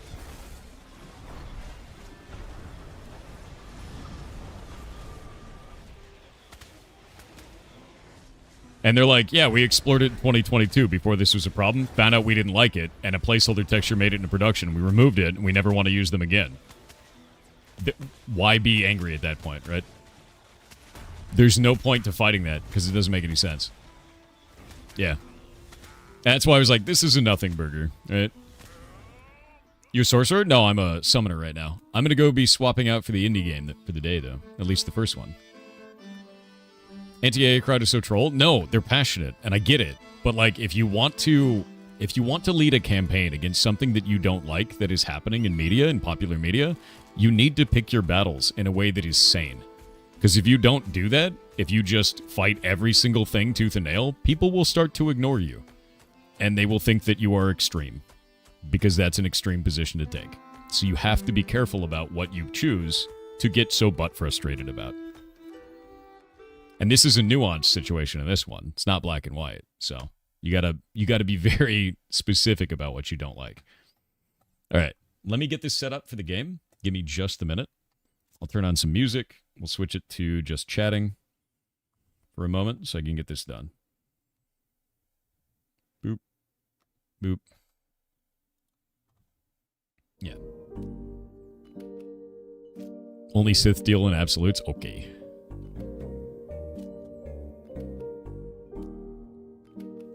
How's the Iron Man going? Good. Level 99 agility. I think I'm 84 on strength. Somewhere in there. I haven't had a chance to, like, super play lately because I've been doing all this, but love old school RuneScape. Okay. First game of the day. Grab that. And I'll do this one. There we go. And then the last one. There we go. This first game looks sick. Verho Curse of Faces yesterday was so good. I really enjoyed that. Like, a lot, actually. I love that they made that game. With that crunchy art style. It's beautiful.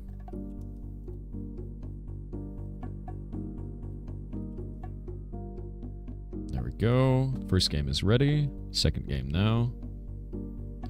Second game would be that.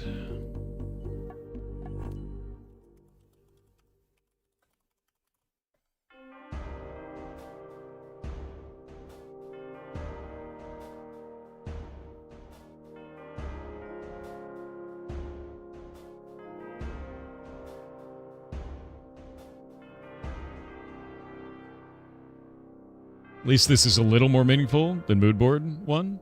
Yeah, very minor. I mean, that's the thing, is like, if you want to die on every hill, then you'll never move the needle on any of them. You don't want to do that, man. It's like, it's just not... It's hard to change people's mind if you're up in arms about every single thing. And the more small the thing is that you're dying on the hill for, the less likely you are to change anybody else's perspective. Choose the things that are actually egregious. Like, that's... When I get really angry about something, it's because it's a very big deal. Like, it's got to be a big thing that I understand that other people can also agree with. You know, even if the small things irk me, like, the big things are the ones that matter, because those ones where you actually change perspective on. All right. Let me get this game going. I've got all the buttons set up. We're ready to go. Will it run? Yeah, choose your battles and prioritize, man. You got limited time. Use it right. Use it right.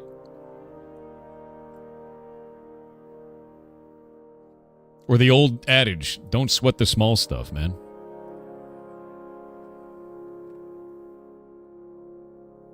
Let's see. Audio on this one. You turn that down quite a lot. There we go. Give me just a minute. There we go.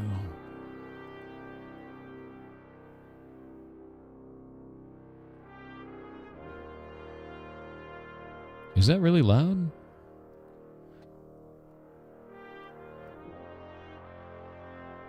going to put the 50%. I don't know if it's too loud or not. The menu is quite quiet. It's very, very quiet, so. How the games today looking? Quite cool. The first one's coming up in just a moment.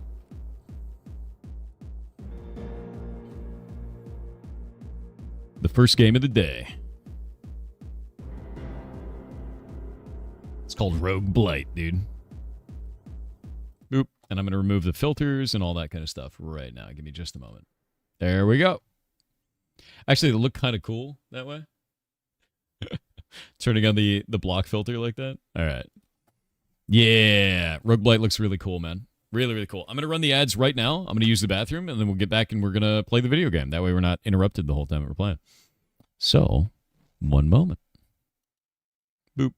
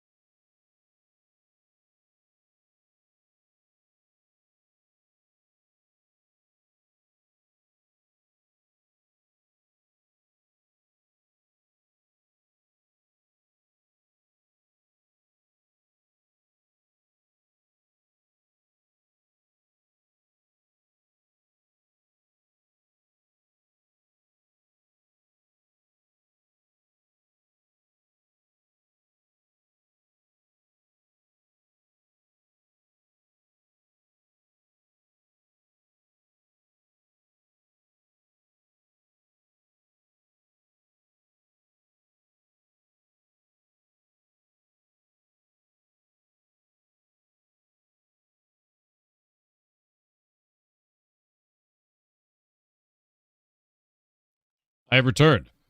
All right. Let's find out. New game. I have a controller. Oh, wait. Has spread, for an usurper seized the throne. Across the land, her bane, the blight, has grown. But now a rogue has found their fate. In the sanctuary, they will rise. It is quiet, yeah. From the blight, what its darkness defies.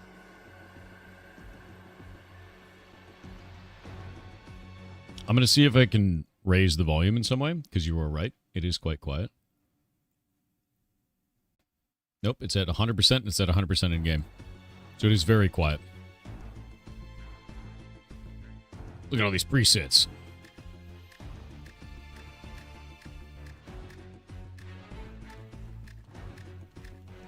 He's got a baby face. Oh, we can set the skin completely. Oh, it's weird. Redmond. I want to be the most pale imaginable.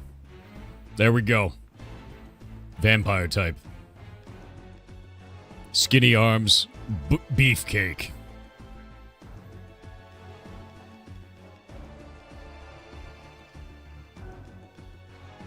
Long hair. There we go. It's happening. And then no beard. Beardless.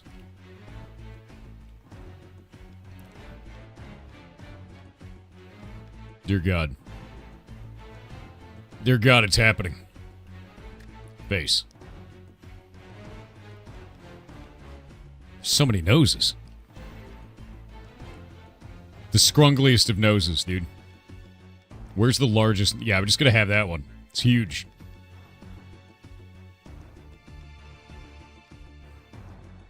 Is that one stitched closed? Jesus. Oh God, he's mouthless. No, that freaks me out. I don't like that. No. Nope. Nope. Eyebrows.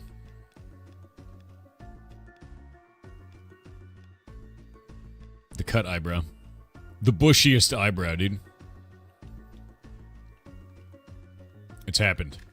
Eyes. Can we make the iris gigantic? Okay, we can't change the size. Oh, you could do heterochromia. That's cool. I like that. Yeah. Let's make it red. Like a vampire. That's fine, right? It's just a little bit of vampirism for fun, right? Why skip leg day? We don't need them. Only punching, right? Just run on your hands. Okay, we can move that. I screwed up already. Nice. Okay. Damage reduced by 35%. Nice. This lets us run. That lets us jump. There's no, like, basic attack. It looks like right trigger is the only one. Okay. Is there a... Okay, there we go. Right button. And then we got a shield like that. And we could do the big shield.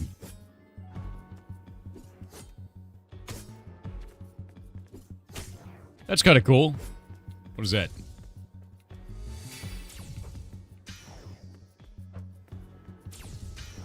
Nice. The blocking mechanic actually feels quite good. Ah, my bones. That's rude. While dashing, you're invincible. All right. So we get iframes. That's nice. That feels good. This is a really good tutorial for this. Legitimately so.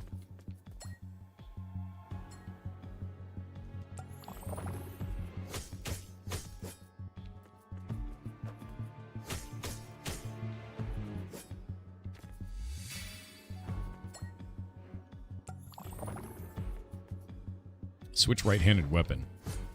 Fire sword?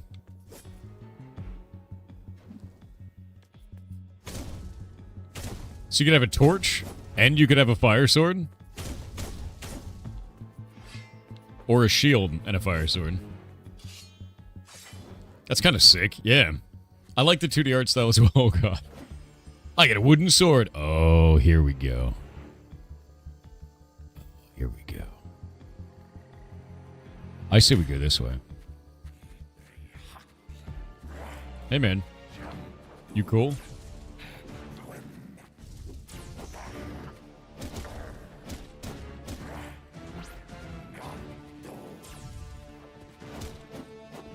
Oh, I fail.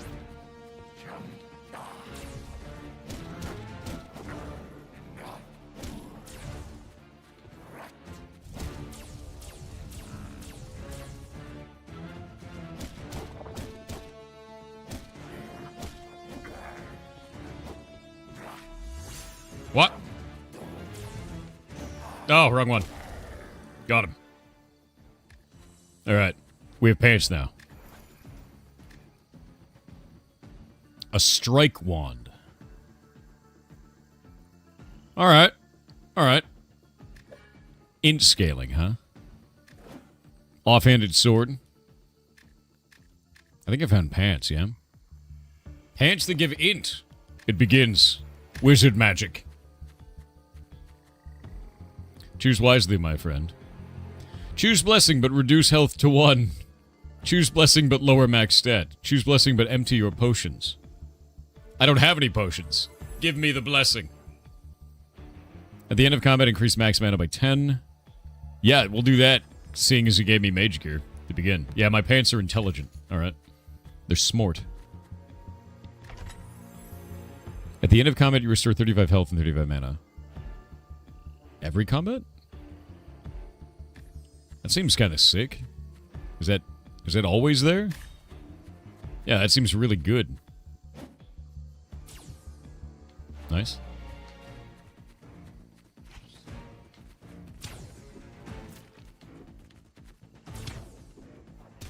Oh god, wait.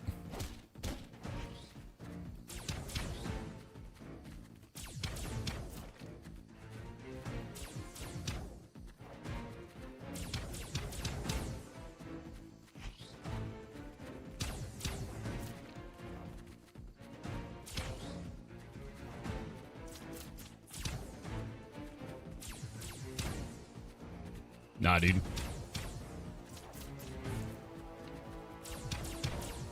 Easy. Now that I'm starting to understand the combat system, a piercing wand. Oh, what is that? Magic damage is 14 to 15 on mine and 15 to 17 on that one. Stamina use is 35, so it's the same. It gets int scaling. So I should probably put that in the main hand and then put this one in the offhand, yeah?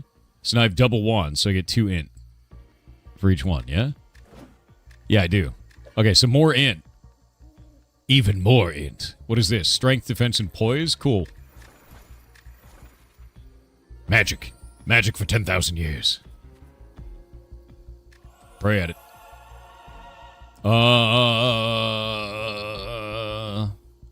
More stam, I think. Because it takes stam to cast that. Akimbo wands, dude. Wands akimbo, let's go.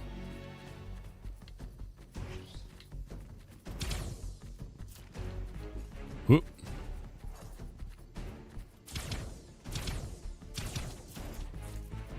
It's me, Wands akimbo.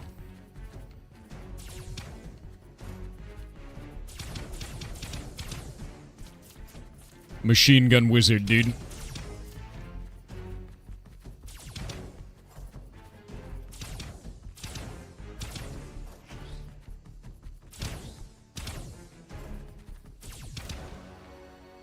Wands akimbo. Wands akimbo. Alright, what is this? Strength, defense, and poise. Alright, we got a helmet now. I got a new thing. It's a shield. That would be really cool if I didn't have Wands akimbo, which I do. Yeah. Ooh. At the end of each combat, increase max health by 10. Yeah. Yeah. Yeah. It's just scaling everything, the game. I like that.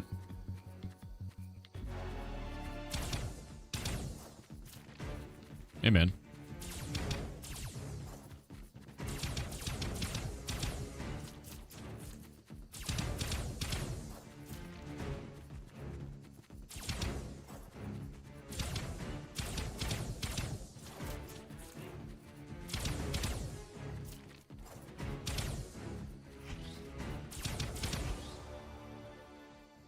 Machine gun wand is the best, dude. Oh, another wand. Wait.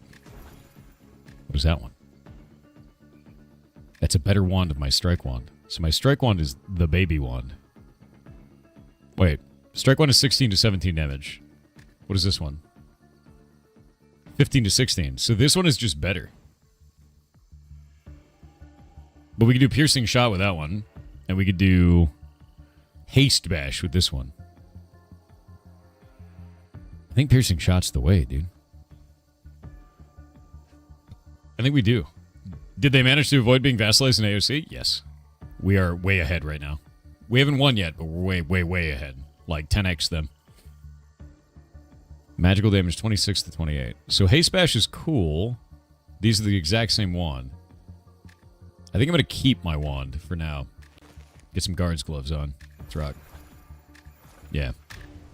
A campfire.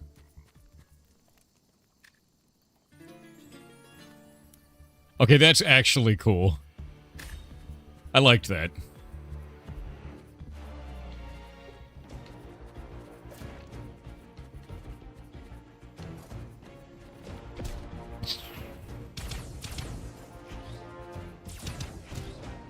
What?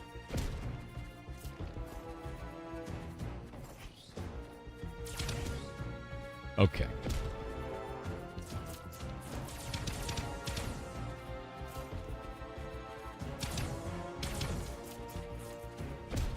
Hit it.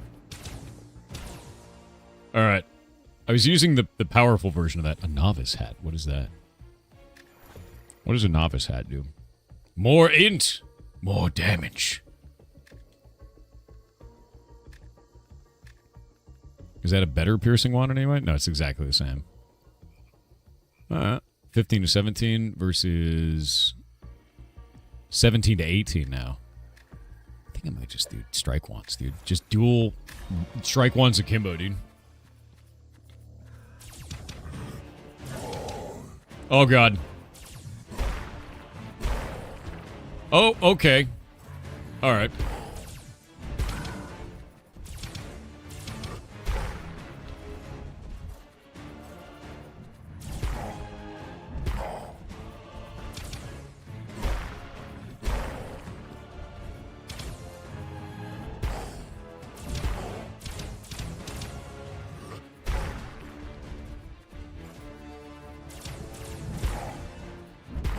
Oh.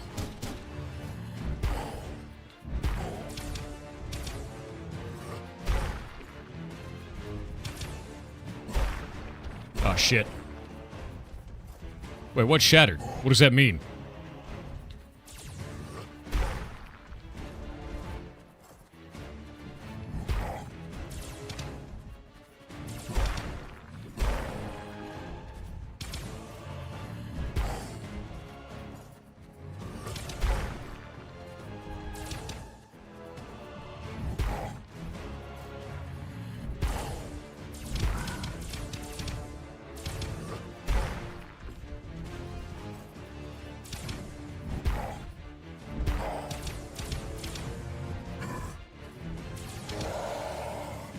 Oh, he's gotten bigger.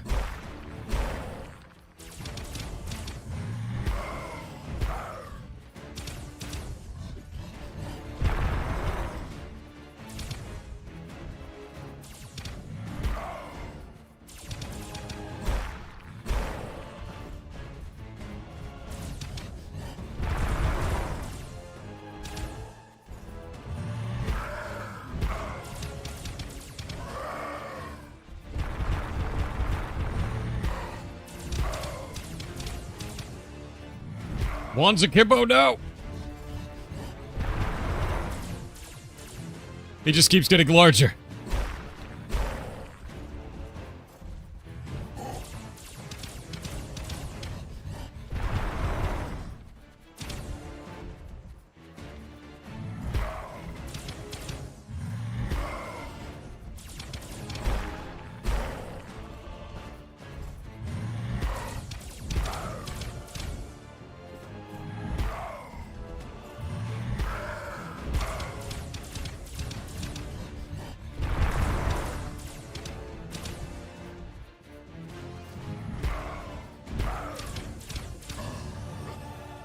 The horror.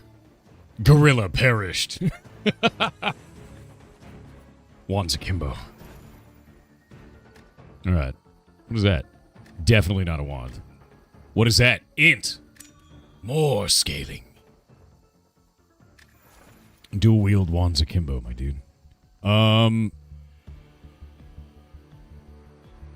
feel like that's a boost. That's a blacksmith. That's an unknown. I feel like I should go this way and unknown it up. Yeah. What topic are you curious about learning today? Teach me more int. I love int. Int. What is that? What are you buying? What are you buying, dude? I could probably buy that. That's +2 int. I like that. Right?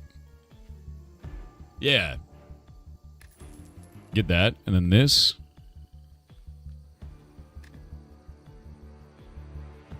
Alright. Put those boots on. Now we get even more int. I'm still only level 1. My strike wands are doing 19 to 20 damage per shot now. So that's kind of sick. Yeah, int maxing, dude. Whenever you fall below 50% health, scream in fear that stuns enemies nearby for 5 seconds. Or stuns enemies nearby. And then wind bursts every 3.5 seconds that deals damage and destroys projectiles. I mean, yeah. Yeah, wind gust. That's cool. I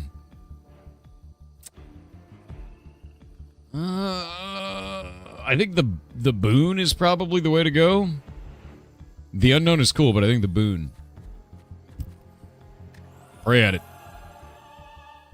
Max stamina, for sure. Stamina is God.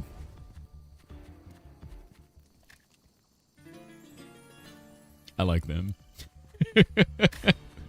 I really like them, actually. Hello, sir. You're a spider.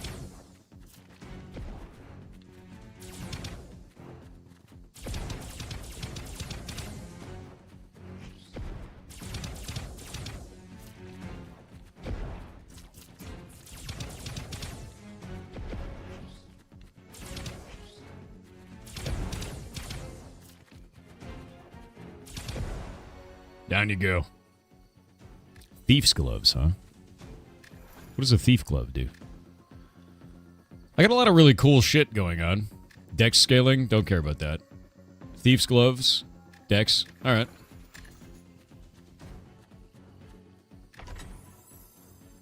After using a sword skill, always deal critical damage for the next 2 seconds. Every 5 seconds, the earth beneath you shakes, causing earth damage to all nearby enemies. Yeah, we're gonna do that. Now we get wind and earth. We're becoming the Avatar.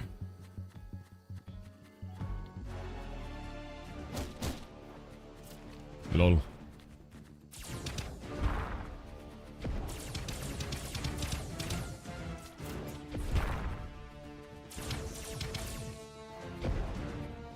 Yeah, look at that.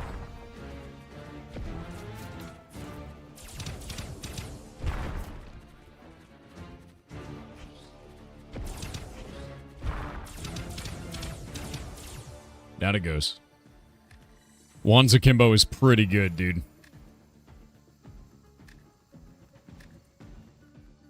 Alright. I wonder if I could sell those at some point. Alright, I'm going into a boss fight now. And the boss fight is the end of this level, it looks like. Oh, that's horrible.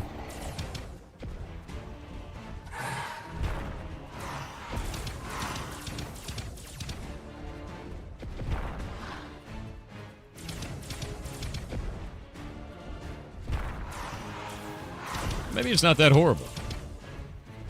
Maybe it's not so bad, you know?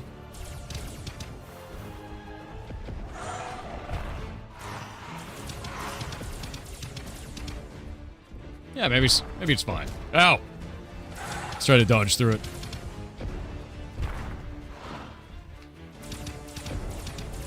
It's telegraphing like pretty hard, so it's not as scary as I thought it would be. Oh, it's got poison ground. Okay. That's probably bad.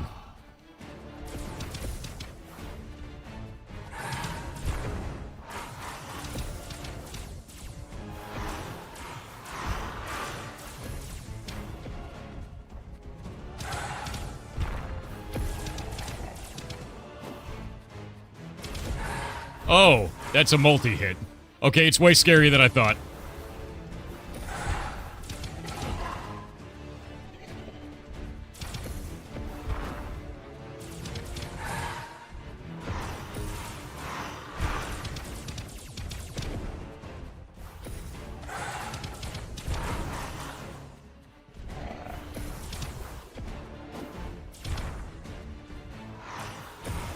Ow.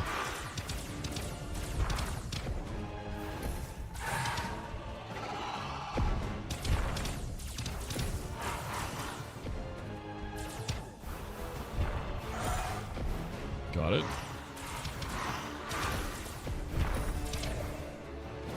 Not good. Ow.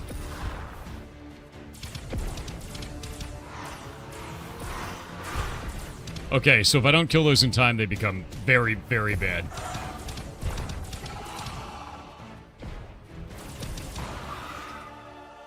Good. Good. Yeah, who released the Wendigo? Wait, I'm level 2 now. Level 3. Dear God, man. And we have an expanded loot pool now. Nice. Nice. Nice. Continue journey. New map difficulty has been unlocked.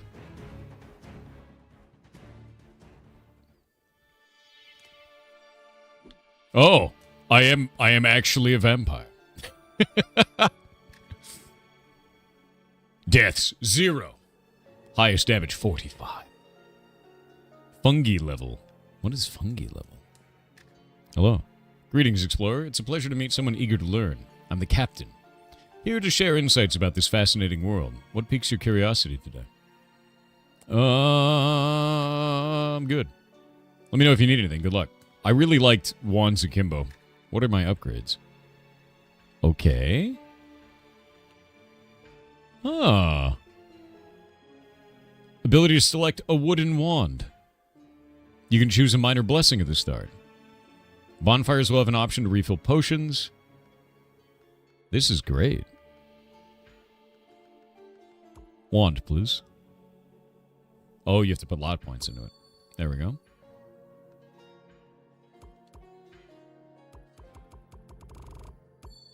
There we go.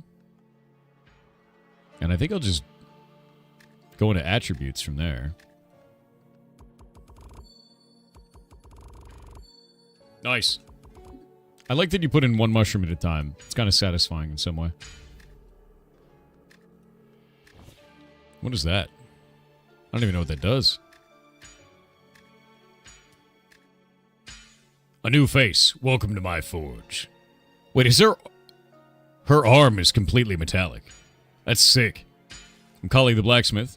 I don't do small talk, just work. I'll be crafting new armors for you. Just focus on your journey and I'll handle the rest.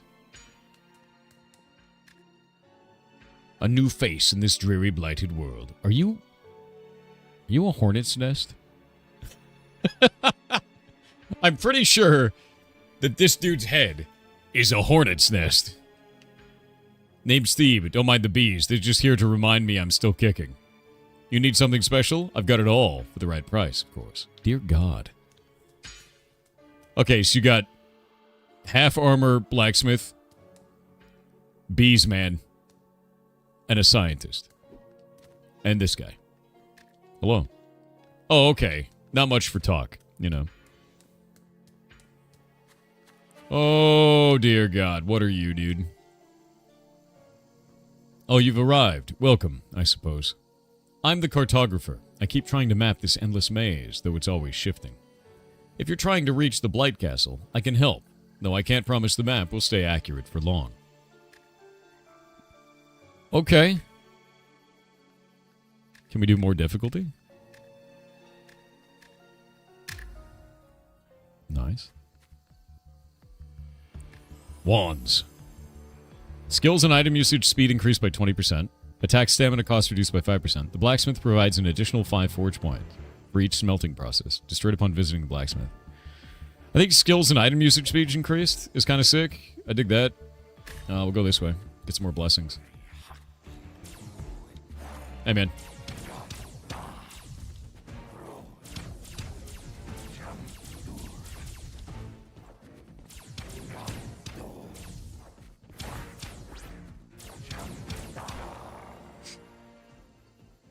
The armory is a missed opportunity. Could be. You might be right. Oh, I got the fire dagger. Hold up.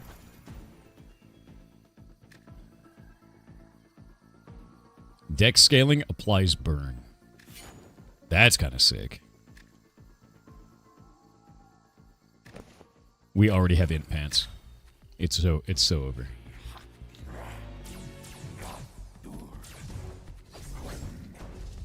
Nice.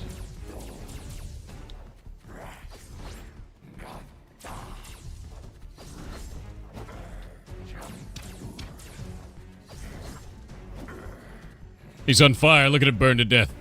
I'm just gonna watch. Oh, he stopped.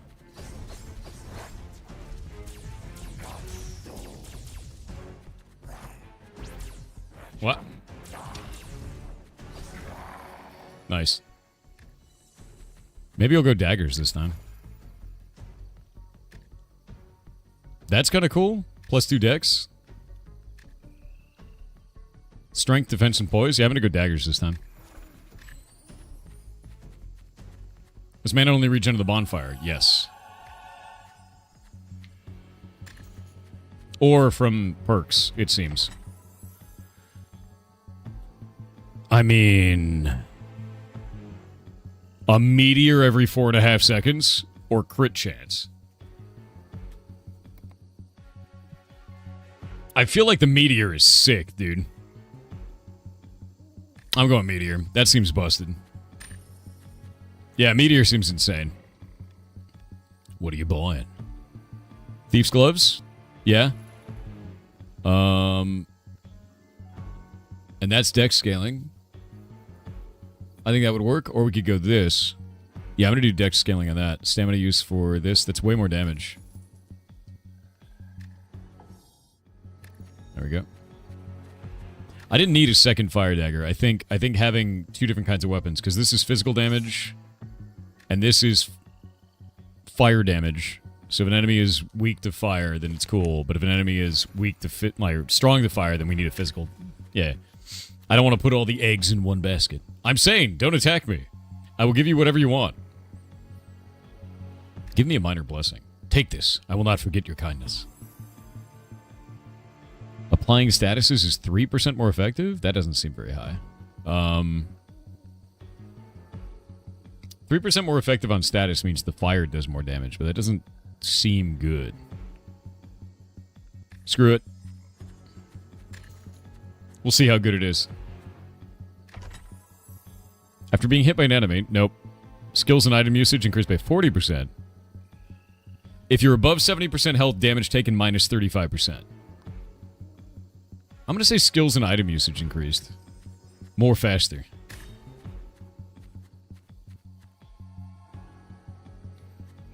Let's see. Oh.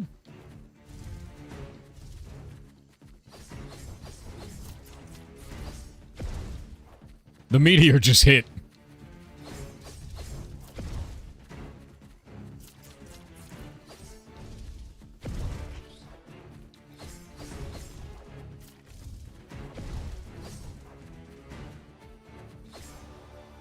You don't need defense if you simply don't take any damage. See?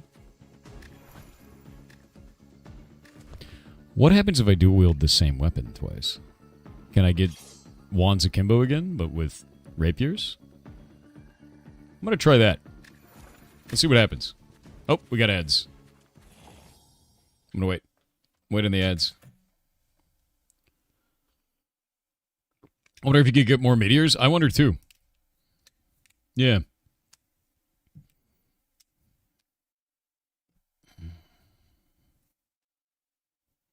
Reminds me of that one webcomic with a terrifying worm mid-boss says, Arg, wait, you're back? So the fight didn't go your way? Wait, what? What is that game? Or what is that webcomic? Oh, the next fight didn't go your way. Oh, okay. I understand now. Reminds you of Salt and Sanctuary. I know I've heard of that game, but I've never played it. Let me check that out. Yes. No, I could see that. I can absolutely see that. I'm interested to see what the developers' like inspirations for this are, because there's quite a lot of like really interesting things that they've chosen in terms of art direction and kind of like general gameplay style that I'd love to, like, we're going to dig into it, so. Starting watching Log Horizon again? I haven't started yet. I need to. Have you read Girl Genius yet? No. No, I have not. I have no time. I've just been working on stuff, and that's it. I have zero time.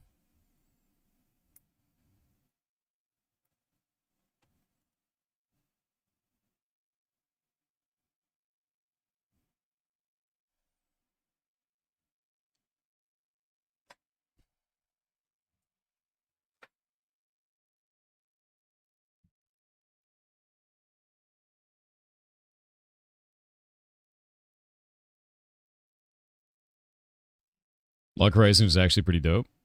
You enjoyed? More so than most help? More so than most help I'm trapped in an MMO life? I heard Log Horizon is the better version of Sword Art Online, which Sword Art Online made a beautiful, brilliant universe and then didn't execute it. So SAO is not good, I find. Yeah. Resume. What is that? Is that new?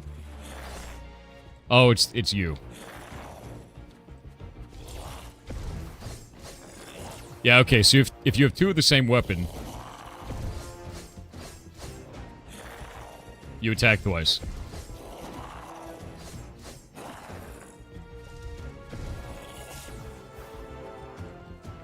Hey man, how's it like going?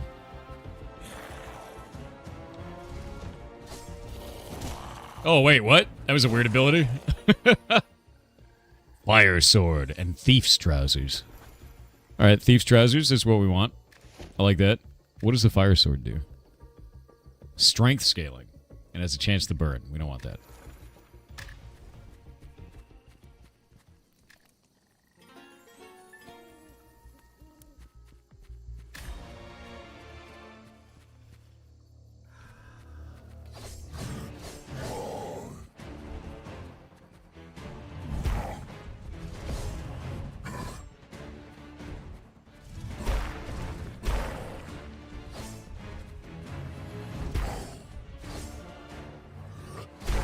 Oh, that is not the move I thought you were doing.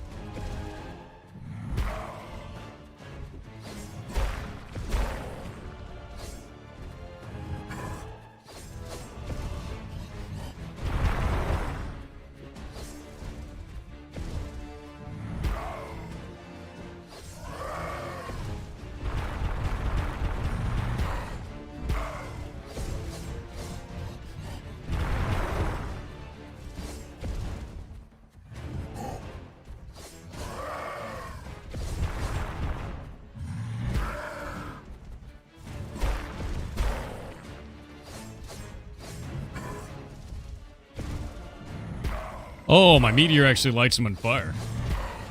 Oh, shit. That's not good. I messed up at the end and almost died for it.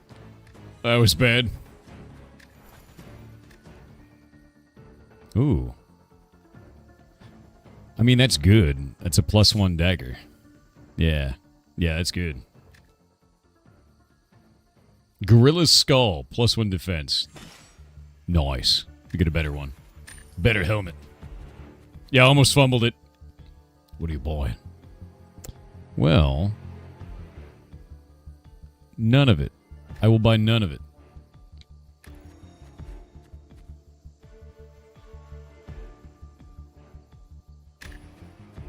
Yeah, I'm going Dex this time, just trying it out. It is very different to play.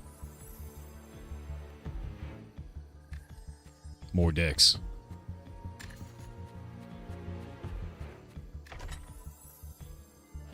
Whenever an enemy drops a weapon, it will also drop an additional random weapon. Let's go.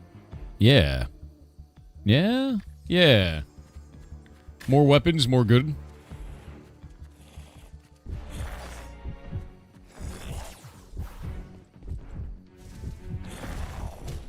Oh, come on. Where's my potions? Do I not have any? Oh, I don't have any potions. I thought I had potions. Oh, that's probably bad. Okay. I'm gonna die.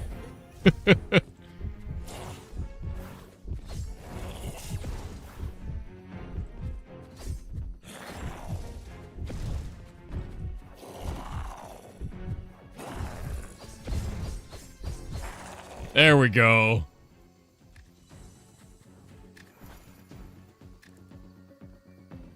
What does that do? Less damage, same dex. Dagger parry. Deflect enemy attack to leave them staggered. It's kind of legit. A fire shield. I want to do strength next time, I think. Yeah, I think strength is the next thing I want to play.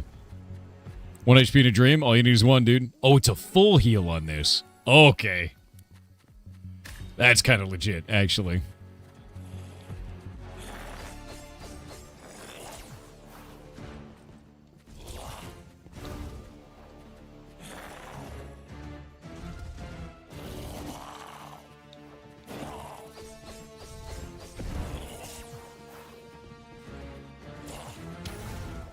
Oh, wait, what?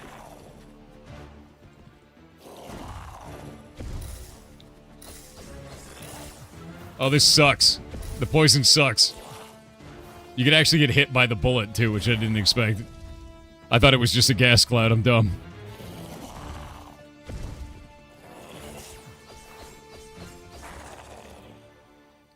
The dagger does do a lot of damage, yes.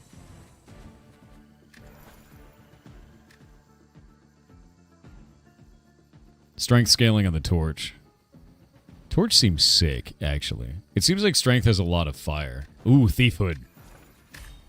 More damage.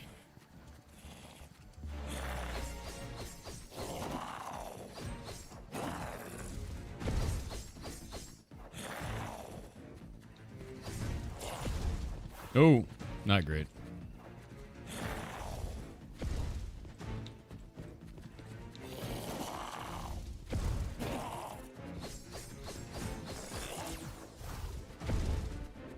Cook him. Cook him. Cooked. A fire wand and a novice hat, huh? Go look at the fire wand. That's kind of sick. But it's in scaling. I don't really have any... I could do wands akimbo again, but I just don't have the stuff, you know? I've gone full dex this time. You and enemies do 20% damage. Attack stamina cost reduced by 20%. But lightning. Lightning. Meteors and lightning? Can't say no to that. You think Slay the Spire and Balatro aren't very different? That's wild. It reminds you of Slay the Spire? It's probably the map. The map is probably the thing. Just don't do shields akimbo.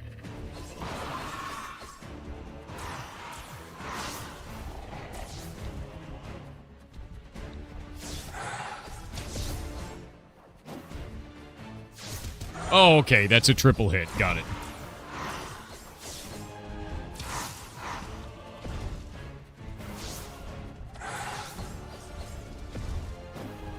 He does like a horn ram after that.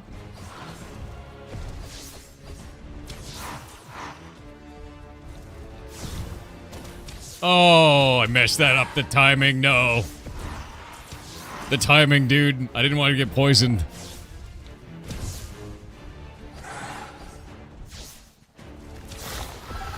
Honestly, I feel like I could just... Oh, okay. So I don't have to hit those ones. Jesus Christ. I'm so dead, dude.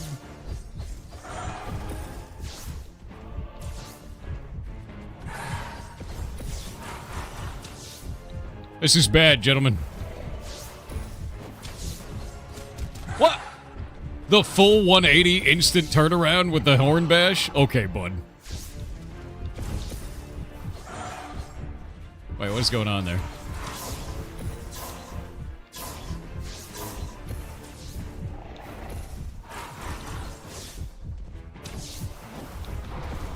I'm dead to poison. Yeah, it's like, dude. The 180 no scope got me entirely, dude. That was so rough. That's so funny. I'm gonna go strength this time. 180 no scope. Let's go attributes. General. An additional left-hand weapon slot? What does that mean? I could have, like, the stats of multiple weapons? Alright.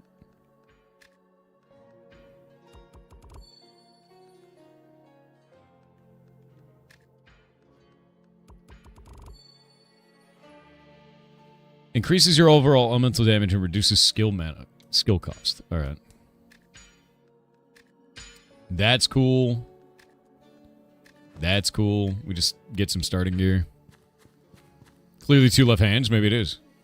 The map's beyond Waywood Forest. They're shrouded in mystery. For now, this is all I can offer.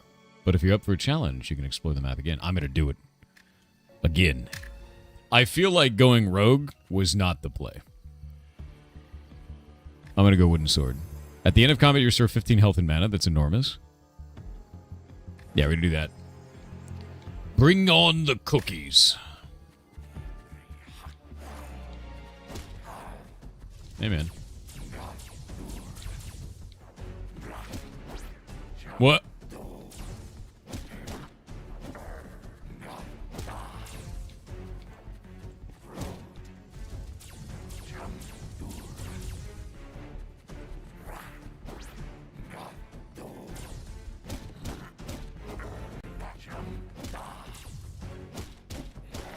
Eat it. A thief's hood and a strike wand, huh? Oh, does that actually add my stats? I have 5 int. It does not add it unless it's primaried up. All right. Let's wear that for right now. Yeah. All right. That's what I was wondering is, like, does this actually do a thing? Ooh, new enemy.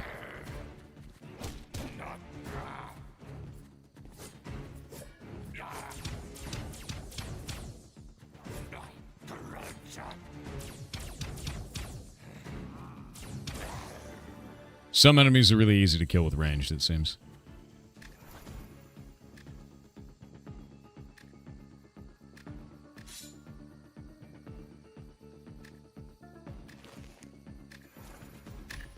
I'll just build whatever build makes sense, it looks like. Hey there, I've got these nifty weapons that can swipe gold from baddies. You can have one. Give me a sword, dude. A greed sword. Greed. Golden Blast.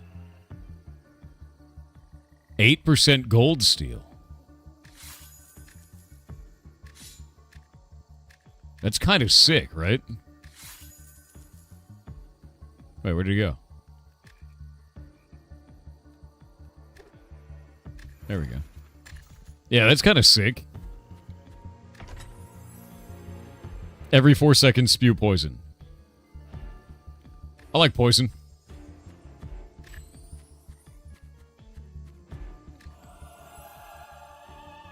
Stamina. Stamina seems to be pretty god. What topic are you curious about learning today? Teach me strength.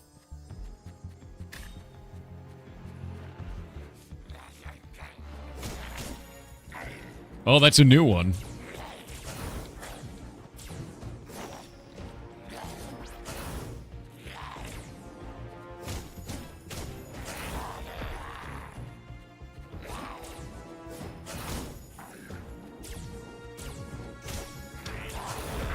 Okay, I don't know what that just did, but it's made my brain upset.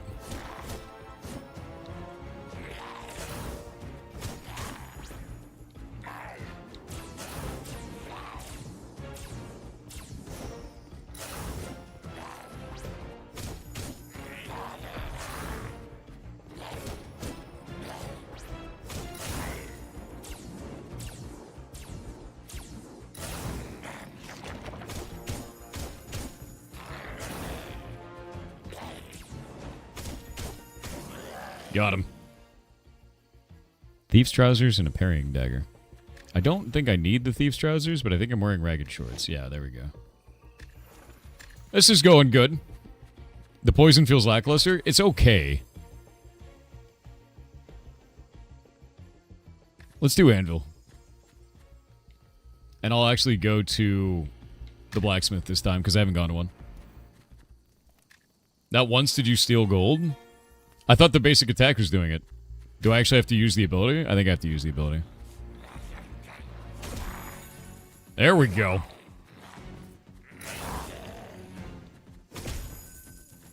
There we go.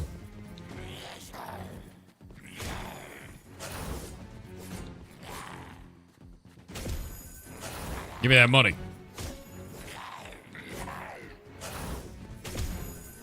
Give me that money.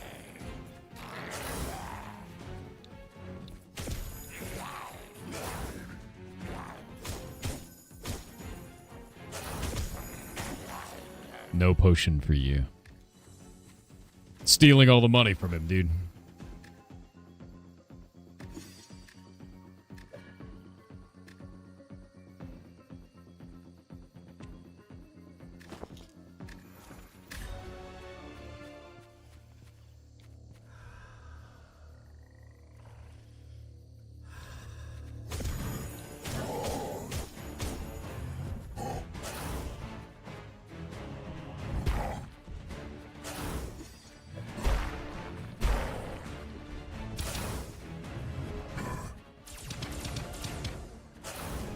We're gonna go wands akimbo. Oh, did that wrong. I suck.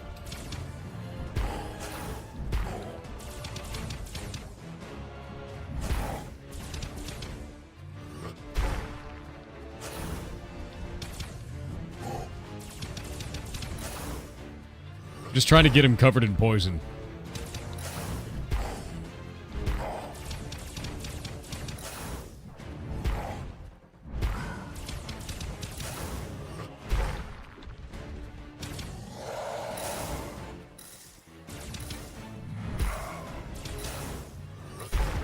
Oh.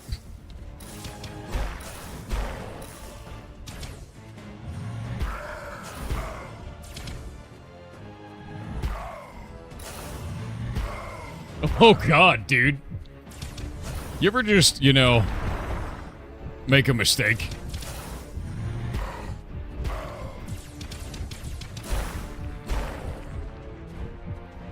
Can't see shit, Captain.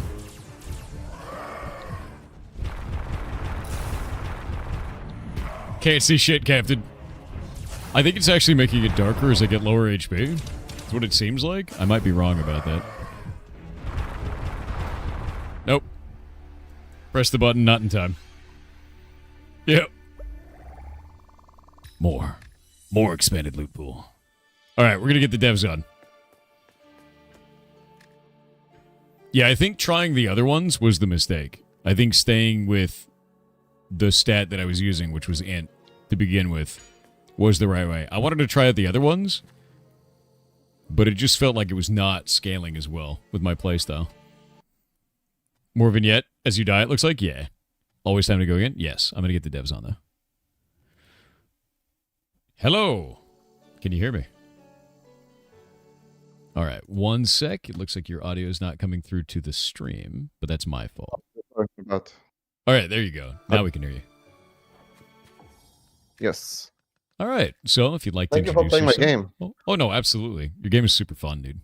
Like, really fun, actually. Yeah, if you'd like to introduce yourself to the community and let them know who you are and what you work on. Yes, so I'm Conrad. I've been working on this game for, oh god, like 5 years now.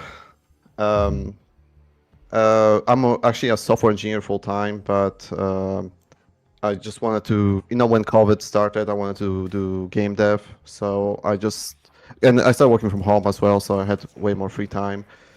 So I just started working on this game. Dark Souls is my favorite games. So I've been just working on this during my free time, and yeah, that's my first commercial project, and yeah. That's awesome. What how many people are on your team then? Is it just you? So initially, I came up with this idea, and I've been just working on it. But then I have a sound person, Adam. He is he works actually for a AA company, and he did all the sound effects and music for the game. And as for art, I commission different artists, but the main artist I commission is Dane Celestia. Mm-hmm. So I basically paid for all the art. Yeah. That's So fantastic. basically 3 people, but I also commissioned a bunch of other artists throughout the time. Because I changed a couple artists while working on this project. It's been 5 years, so So you've worked in total for 5 years on this. yes, yeah. And let's see. I want to check something real quick. You have launched your demo, but you're not out yet. You have coming soon. Do you have a release date for that, or an idea of when you want to launch? Yeah, so my plan is to release next year. Hopefully, I mean, yeah. So I hope to. I don't have release date. I haven't announced the release date yet, but it's probably gonna be Q3 next year. That's what I'm aiming for. The game is gonna be finished actually way before then, because I don't have that much work left on it. But I want to make sure like it's perfect and give time for marketing and other things as well. Oh yeah, no, So- definitely. That makes sense completely. What do you think is like the thing that you have to work on the most outside of that? Is it literally just marketing at this point for you, or is there like still Well- more you want to work on? So basically, I released a demo last year, and the amount of feedback I got, it was crazy. So it's been literally a year. So you're actually playing 1-year-old build, pretty much. Really? Okay, that's funny. Yeah. So every time I see things, I'm like, oh my god, this is fixed. Has been changed. This has been improved. So what was the question? I already forgot. Sorry. Don't worry about it. Keep rambling. Tell me about your game, dude. Tell me about that whole process of like what's been upgraded, what's been improved. Oh yeah, so many things. So basically, I'm running a private playtest, and oh yeah, so as soon as I saw a bunch of people playing the demo, and like things just stuck out. Like, oh, I need to change this. We need more bosses. We need more improve the map, improve this. So I just literally like stopped marketing. I just went dark, and I've been just working on the content. So, you asked what the most I've been working on. So the most I've been working on is actually content. I'm doing bosses. I've been literally just working on bosses for the game for like 6 months now. Yeah. I'm just adding bosses. So right now I have 11 bosses or 12 finished, and there'll be 17 for the game. Would you say that that's like probably the most difficult portion of this that you've been working on? Oh, difficult. Or just time consuming? The bosses, like the content for the game is very time consuming, but I wouldn't say it's difficult. Not anymore. Once you have all the systems in the game, like I know what I need to do, so it's not too bad. It's just very, very time consuming because I'm doing all the animations. I'm doing all the attack design or everything. So yeah, it's a lot of work. Each boss takes me like about 1 month. Mm-hmm. What tools are you using to animate everything, by the way? So everything is Unity, built-in Unity. Really? Yeah. So all the animations you see, I didn't use any third-party software except Unity for animations. That's really surprising. So I thought you would use Spine Yeah. based on the animation style, because I'd seen that used quite a lot. Yeah. But if it's Unity has- in-house Unity, that's cool. Yeah. Unity has literally the same tool as Spine. It's a little bit worse from what I can tell. But I'm already used to it. I know all its quirks at this point, so Yeah, you might as well just do it. Yeah. yeah. Also, it's free, so because already it comes with Unity. I don't need Yep. to pay for Spine. Most definitely, because that is paid software. But yeah, no, that's sick. Mm. I think that's great. I just got owned. Oh god. Yeah. Oh, by the way, you did like your first run was crazy good. I think It's the very reason why rare. is I played I played a mage, so it was like all ranged, so it was like way easier to just ignore most of the stuff.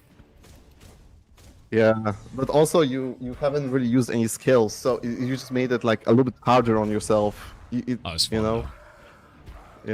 Yeah. The skills are really good, by the way. Like once I thank get used to using them. Oh. Yeah, so you're basically on difficulty 1, right? Yeah, I'm on difficulty 1 right now. And basically, there's a leaderboard next to the grave, and tells you like what difficulty people reached, and someone reached like difficulty 101. And, That's insane.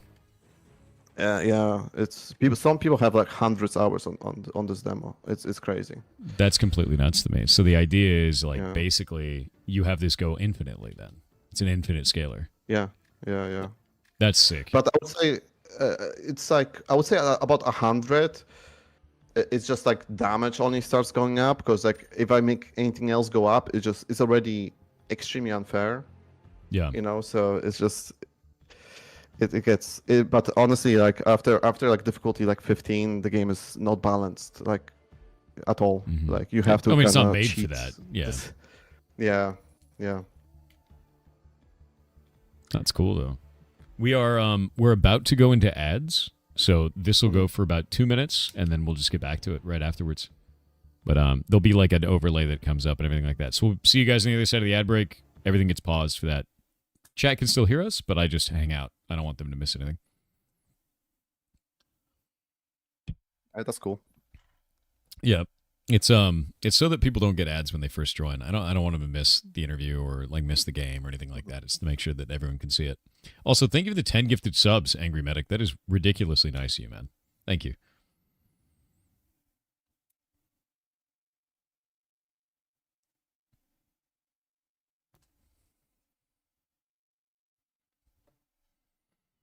Oh, by the way, I don't know if you remember, but you raided me like 2 years ago. Did I actually? Yeah. It's crazy. No way. Yeah. How many people did we drop on you at the time? Because I It was think like 2 years ago. 400. Yeah, it I was think that was before the big shorts. the big explosion. So- Yeah. Yeah. Oh, that's cool, man. Good. Hell yeah. I hope that helped. Yeah. Oh, it helped a lot. Yeah. I'm really glad, dude. Yeah. Yeah, I tried. I mostly raid our ferret rescue right now because people want to go over there. But raiding any devs on here is just so good. Super, super nice. Yeah. So I'm glad. I'm really glad, man. An anonymous gifter with 1 gifted sub. Thank you. You're awesome, dude.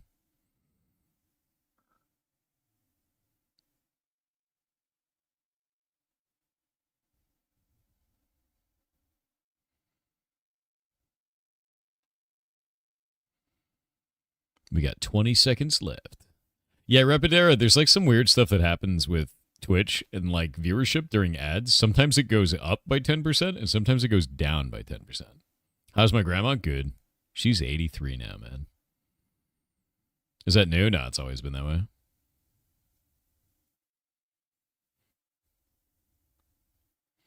Be gone. Oh, Bezos ads. So yeah, rock on. So you said a long time ago I ended up rating you while you were streaming. Do you Yeah. still stream development? Yeah. I streamed entire development of this game pretty much from start. That's fantastic, dude. Hell yeah. Yeah. Well, I'm So really, I would really say glad. about 90 Yeah. Oh, sorry, go for it. Yeah, I would say about 90% of the game development was done on stream. Would you say that that's been like an incredible help to you? Has it been beneficial or negative? I would say it's mostly positive. Yeah. Sometimes you get really harsh feedback, and it's like you kind of start to see it, but then it's like improves the game. So you know, it comes positive. Also, Yeah. lots of playtesters you get from that, which is really useful. What do you think is the biggest piece of feedback you've received that has changed your game through streaming? Oh, there's so many feedbacks. I would say, oh man, I can't even think. There's so many feedbacks I got, mostly like small ones, but I would say difficulty-wise. So mostly feedback I got was from like people coming to stream and then they join the playtest and then they play the game and just give me feedback. And difficulty is a big one. Maybe I reduced difficulty so many times. It's crazy. Really? That's really Yeah. interesting. Was it so? It was like dramatically harder before. Yeah. So I would say the initial difficulty was about difficulty 7. You're playing on 1 right now. So imagine if the game started with difficulty 7 straight away. It's because, you know, as a developer, when you play your own game, you get so good at it, you just don't see that people will struggle, you know? Yeah, absolutely. I think that's always a really big difficulty is people don't realize that is they're like, oh, well, anyone could do that, you know? It's totally easy. And it's like, no, dude, like, you're like a monster at the game now, right? You know, like... Yeah. Yeah, and you know what's funny? The difficulties.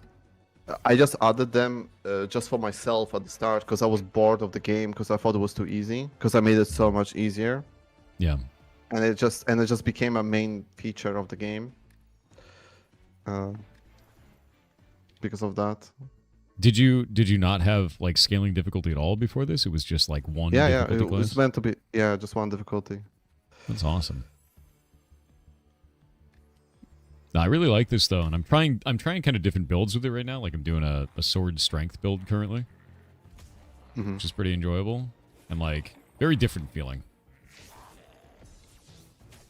because it's all fire and bleed now. Yeah, every weapon has like a little bit of an advantage or disadvantage. Like swords are really good at destroying projectiles, for example. I noticed that. Yeah, breaking down range attacks. Yeah, they have bigger hitbox. Also, one thing people don't usually miss is in full game it's more apparent than the demo. Is you can use all your skills in air. I did notice So you that. can, like, yeah, so being you able can to do like that, literally stay in air for ages. which seems completely insane.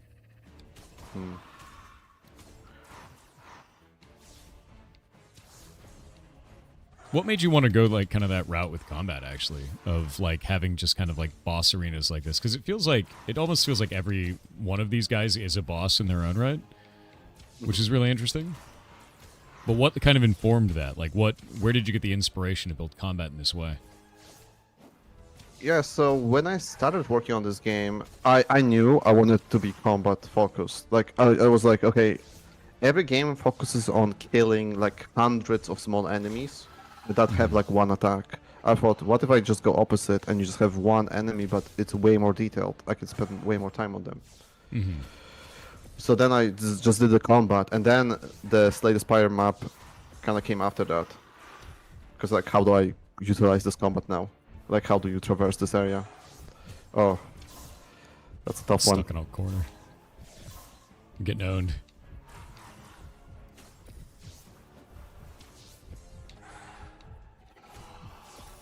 Oh, come on. The little landmines. Oh, no. I have a bit of a delay, but it's a tough fight. It's a tough fight, but like, I'm getting cheesed. Oh, no, no! No! What a death, dude. He grabs you? That's hilarious. Okay, that's pretty legit. I like that. I got owned, dude. What a good death on that. There we go. I'm going magic from now on, I think. Perished. Yeah. So you've been increasing the attributes, right? And these are like the most useless upgrade. Are they actually? That's funny. Yeah. That's hilarious. They don't, because each like one strength increases your damage by 1%. Oh, so it's like meant... not very much at all. That's funny. Yeah. That's really funny. It's still good, but like I recommend doing all the upgrades first. You know. Fair. Yeah. Yeah. It's meant to be like once you upgrade everything, you can just start. You have always something to upgrade after. So it's always there, kind of a thing. That makes sense. That's kind of funny. It's like really funny, actually. So what do you think is the most difficult part about balance for you in this? Because I feel like that's been something you've struggled with. You said, you know, you've changed the entire balance of the video game, but like, what has made it hard for you? Well, the problem is the players. Every player is different. Every player, some players play Souls-like, some players don't. Like, you've beaten the game first try, and some people will get stuck on the gorilla for hours and not be able to get past him. Really? And I mean, you're going to get all types. Yeah. Yeah. I mean, it makes sense. Yeah. And it's just like, how do you make it the game where most amount of people can enjoy? It's just hard. I just had to. I feel like one thing that I made sure I was trying to make sure is you get rewarded even if you die. You still get unlocked stuff, so it doesn't feel as bad when you die. That's good. I think that's like an important thing though. Is at the end of the there we go. I'm trying to hit the bullets themselves, but I'm just bad at it.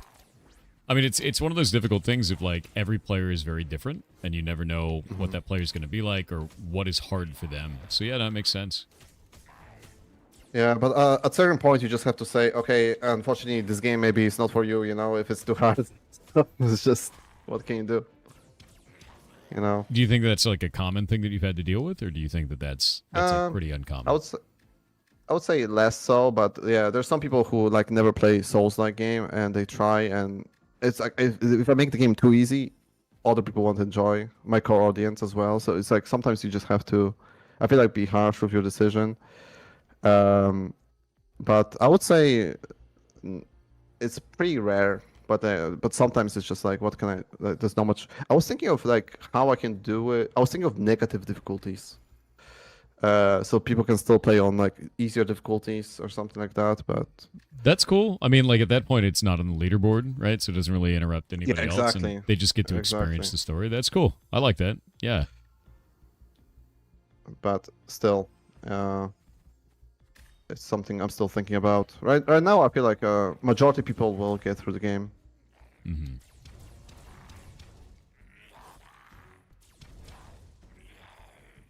Slowly but surely killing this guy. Oh, have you used the one skill yet? I have not. The fire one? Now I have.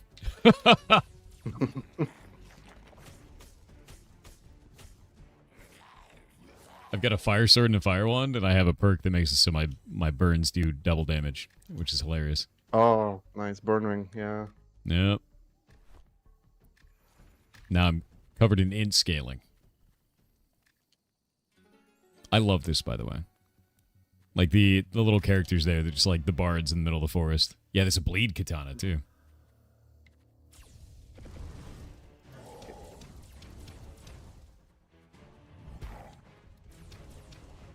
Yeah, the bleed katana is actually inspired by Elden Ring katana. Really? What is your favorite build in this game? Like, what do you like playing? I know so many builds now, and it's crazy. People find new builds all the time, especially in the full game because there's way more items, and but I really enjoy Zima's Hatred and you were Zima's Hatred, which is after you sword skill increase crit, you always crit, right? So use wooden sword skill, which increases your damage by 20%, and then use fire wand skill. So your fire wand meteors do 20% extra damage, and they crit all the meteors. That's really, really interesting, because that means that even your starter weapon actually matters. Yes, yeah.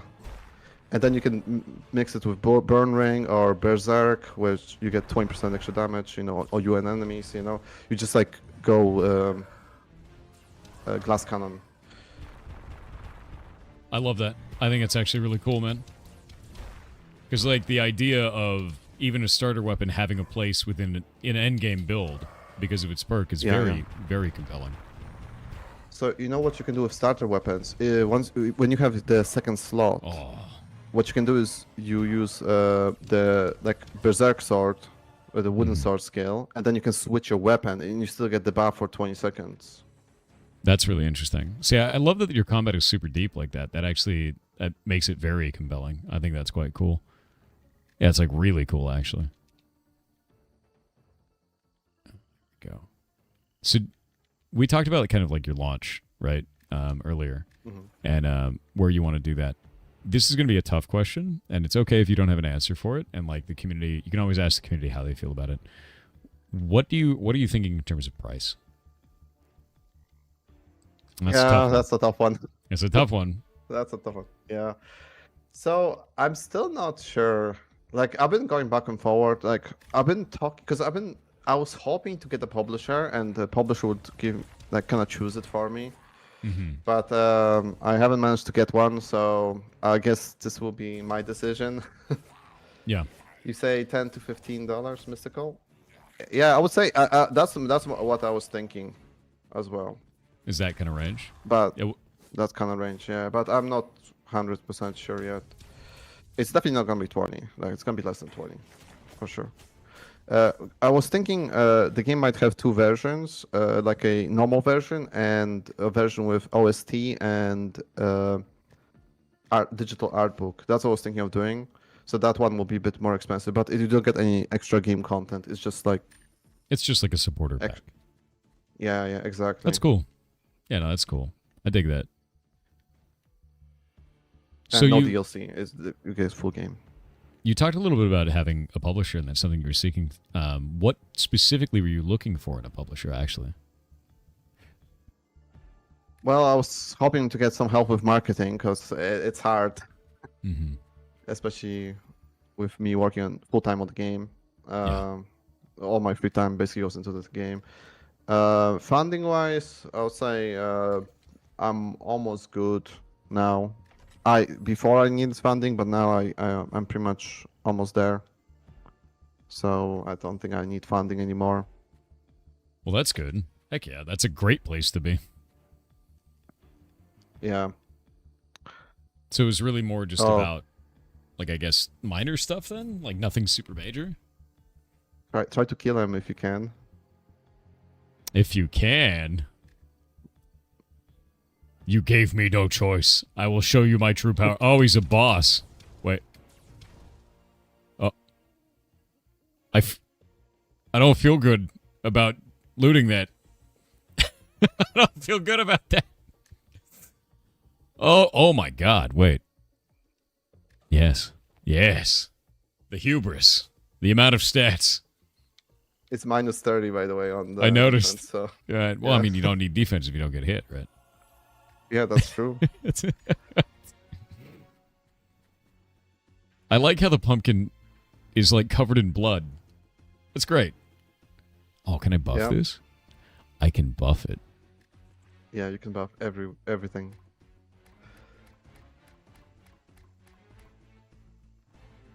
Wait a minute. Is that better than mine? What is my current helmet? Oh, it's the pumpkin head. Okay. Yeah, we'll do that. That'll reduce the defense problem on it, and then buff everything else. It does. Yeah, phenomenal. Defense. Yeah. Plus, I mean, it reduces plus your 3. negative defense. Yeah. So. It nerfs it. It removes part of that, which is great. But yeah, no, and I've got negative 22 defense. Nice. That's good. That seems fine. Yeah, you can negate its negative through upgrades. Choose wisely. Empty your potions. I don't care about that. That's fine.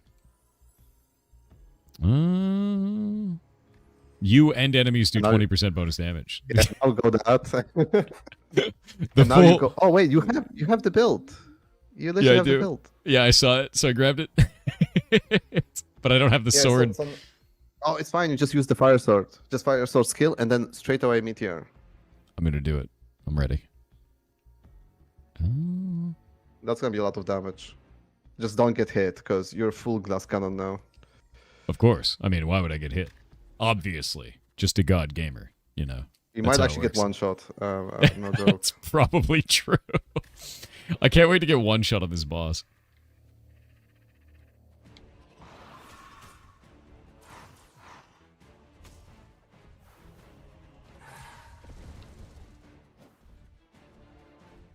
Ah, too late. Too late. Oh god damn Need to it! do it straight away. It's You have 2 just so seconds. slow animation. Oh. It's like really hard No. to time it. 1 sec. Wait for this, and then that, and then. There we go. Yes, that's it. They all critted.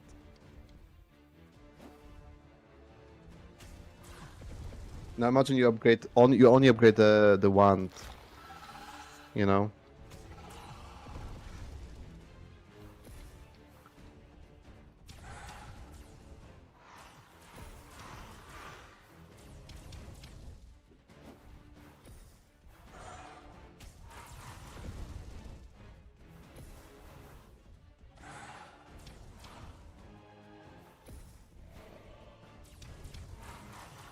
Ooh, close.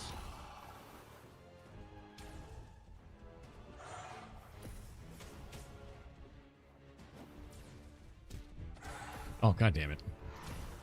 Ooh. Oh.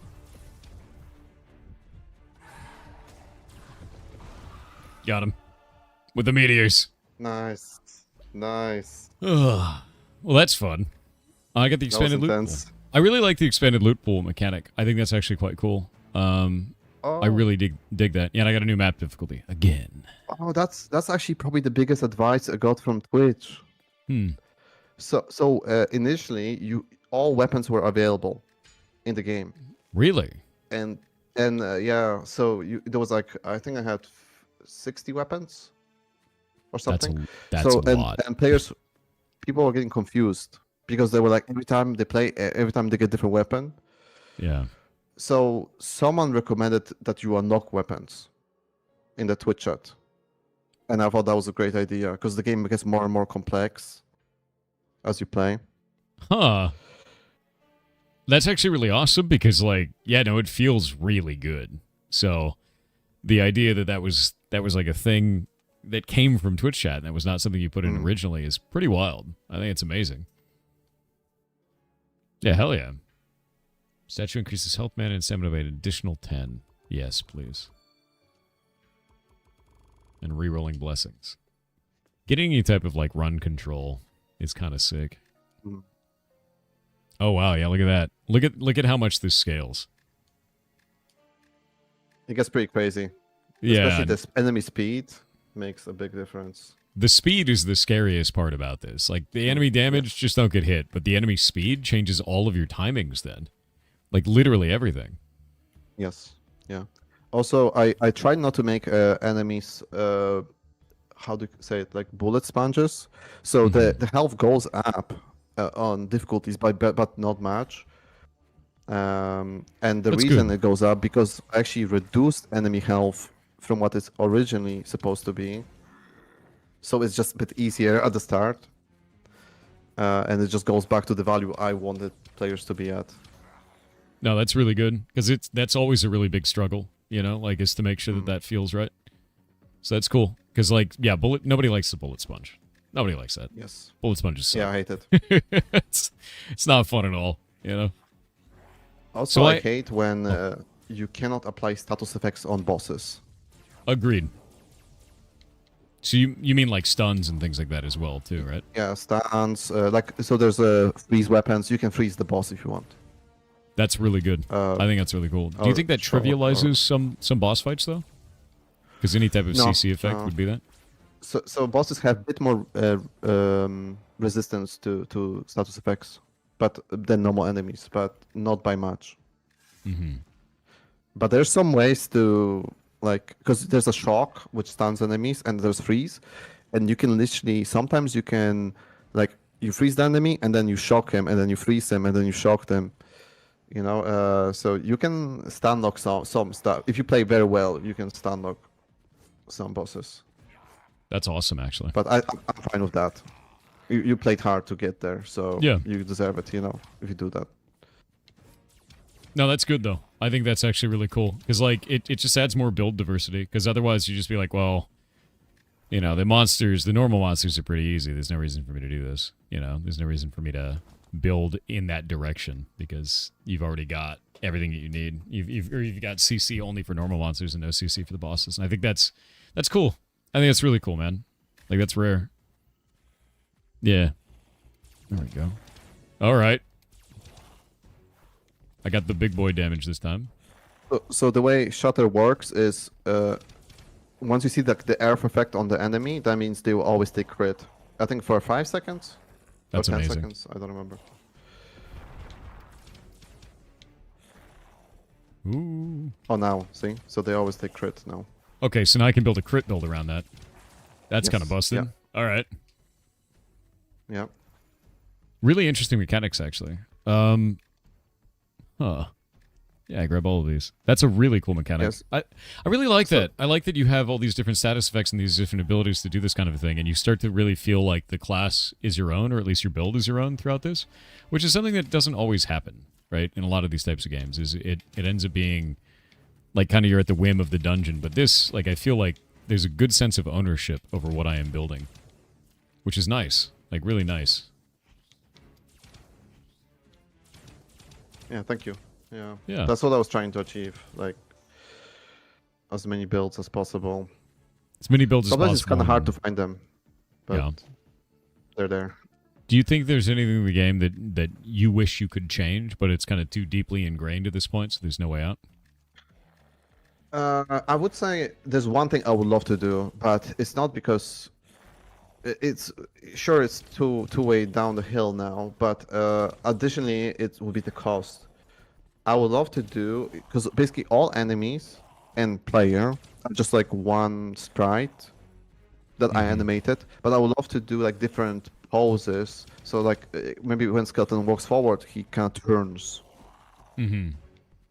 But that cool. means more sprite assets, more it increases cost of the every cost. enemy. Yeah. Is that something you'd want to change should the game like pop off and do really well? Yeah, I might do that. Or I don't know if it does very well with I would probably just add more content the way it is. But for my next game, I would change that. Yeah. So let's say, dream scenario, game does incredibly well. What would you change about this game? Like, what would you add? What would be the kind of like 1.0 or DLC that you want to do for this? So the way full game works is you have 3 maps. So you're in the forest right now. Then Yeah. there's another map after that, and you have to do this in one go, by the way. So if you die in the next map, you have to start from the forest. So there's 3 maps, and you unlock something at the end with. I'm not gonna spoil, but what I would do is I would just add more content. So more bosses, more weapons. There's more legendary gear. There's legendary gear in the full game. I don't know if I would do like more maps. Yeah, I'm still not sure. Still not sure, because it'd be. But I would just add more content. If you I'll have add 3 more maps and you have like a run be all 3 maps, can I save in the middle of my run? Yes, right now, yes. But I might remove that. Really? Yeah, because of leaderboards. Is there what causes leaderboards to have a problem with that? Actually. I don't want to say on stream. Oh, it's an exploit. Okay. That's fair. Yeah, That is fair. Not right now. Totally understood. I can tell you off stream. Yeah, if people are actively exploiting something, don't worry about it at all, dude. Like, Yeah. Right now, no one exploits anything, but they will. something I Now need that you to brought work this on. up, they're looking. Yeah. Don't look, guys. It's nothing to see here. Don't look. Stop looking. Yeah. Yeah, but very the map funny. is slightly shorter in the full game. The forest map. I made it a bit longer because it was too short in the demo. Mm-hmm. So that's why you get a bit more of the same enemies. And also there's a I fixed that already, but basically you got spider like 5 times in a row, but I made in playtest it's already changed, so you cannot get the same enemy twice in a row, but yeah. I was worried at first that was the only monster you had. Yeah. I was like, It is was- this it was- the only one in the demo? And I was like, that's weird. Yeah. Like what are the chances of you getting randoming like 1 out of 8, is it? Yeah. Like 5 times in a row? I don't know. I did think it was funny because after that, I don't think I'd gotten the spider until this run. So it's like, all right. It's made me laugh. Yeah, so Bleed wand. With shorter maps, the enemies are don't feel as samey. Yeah. But you have to do 3 of them, so yeah. And every map is like different background, different enemies, and different bosses, you know. So different to give random you encounters. kind of a difficult question, and everybody answers this one differently, and it's totally, it's totally fine. I want you to call your baby ugly. What does your game do the worst? Oh, the worst. Oh man, It always sounds like that. It's always everyone's just like, oh, This makes me laugh. Oh man, what's the worst? I would say introduction probably. Really? Yeah, I don't like that the game doesn't teach the player to use skills early on, so people just don't use skills. That's and probably then why. Yeah, that's why I did that. Yeah, that makes sense. And it's like, you're not the only one, but like there's a lot of people who just never use skills, and they just basically they just forget they're there, and the game is so much more boring when you don't use the skills. I think the other reason why is because I have limited resource, and I'm like, oh, I don't know if I want to use it. So you get that kind of like, I have a consumable, but I never use the consumable because I might need it. It's just like, classic JRPG status of like, you're on the last boss and you're still not using the consumable, So I feel like I was doing that. But I don't know if that makes sense in this. Like, I should just be using resources, Yeah, hopefully, like, players get used to it after time. But yeah, so I would say that's like one thing. Also, I don't like some weapon skills, and like there's so many things. Like I don't like so many things about the game, honestly. Really? Is it just because you've seen it too long? You're just too close to it, you would think? Yeah, I guess so. It's just like there's so many things I would love to change, but I would say the game. I'm still very happy and proud of it. It's just when you work on something for so long, and like you're like, oh man, I wish I could change this or this. That's fair. Yeah. Yeah. We're our own worst critics, Yeah, absolutely. I mean, that's just how that goes. I think that's how that goes, and I think that's how that'll always go. It's the same thing I always say, which is you see the weak spots. Players don't see that. Yes. Like they see different spots, and you see all the ones that they don't even see. Yeah, and sometimes you spend a week fixing something and no one notices. Yep. Well, the way that I look at it, man, is if you fix it right, no one will notice. It's just like shadows in games. No one pays attention to the shadows, but if they look weird, they complain about them. But if there's nothing wrong, they're like, that's it. They're just silent. So like, no, that makes sense. It's pretty common. Yeah, that's true. All right, we have ads in just a moment, so the ads will be starting in just a sec. If it'll go off. Everyone summon Bezos. Talk about like yachts or tax reduction. Gold bars. Think rich thoughts. He'll arrive.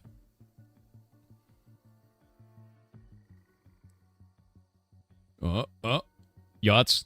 We're not believing enough. The ads won't start. It's just taking forever. Tax avoidance. Oh, there it is. There it is. They had to believe. They had to believe in the money for Jeff Bezos to arrive. I will be right back. Give me just a moment.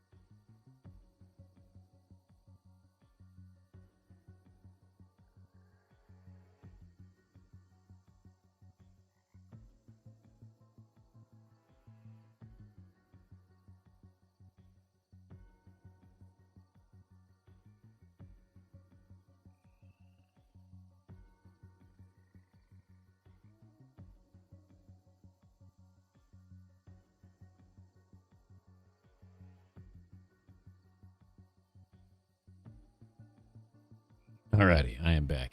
The ads are still running for about 30 seconds.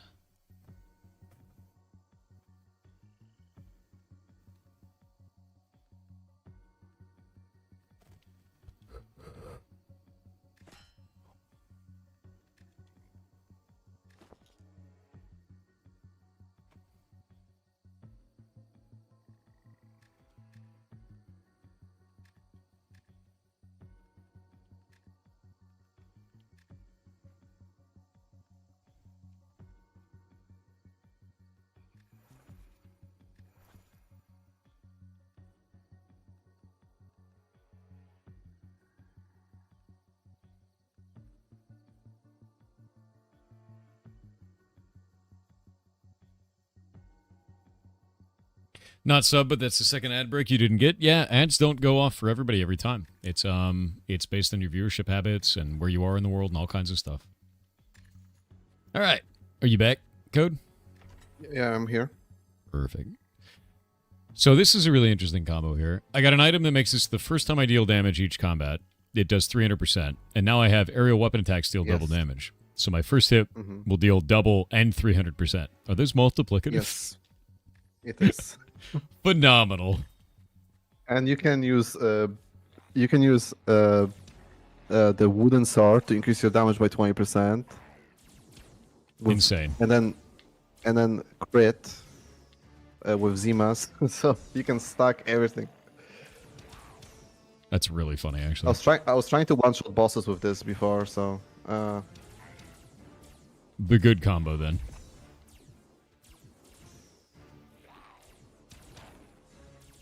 Yeah, no, that does a lot. It's only on the the double one, yeah. It's only on the first hit, the other one though. Oh yeah. So you want to use the skill. Double. Yeah.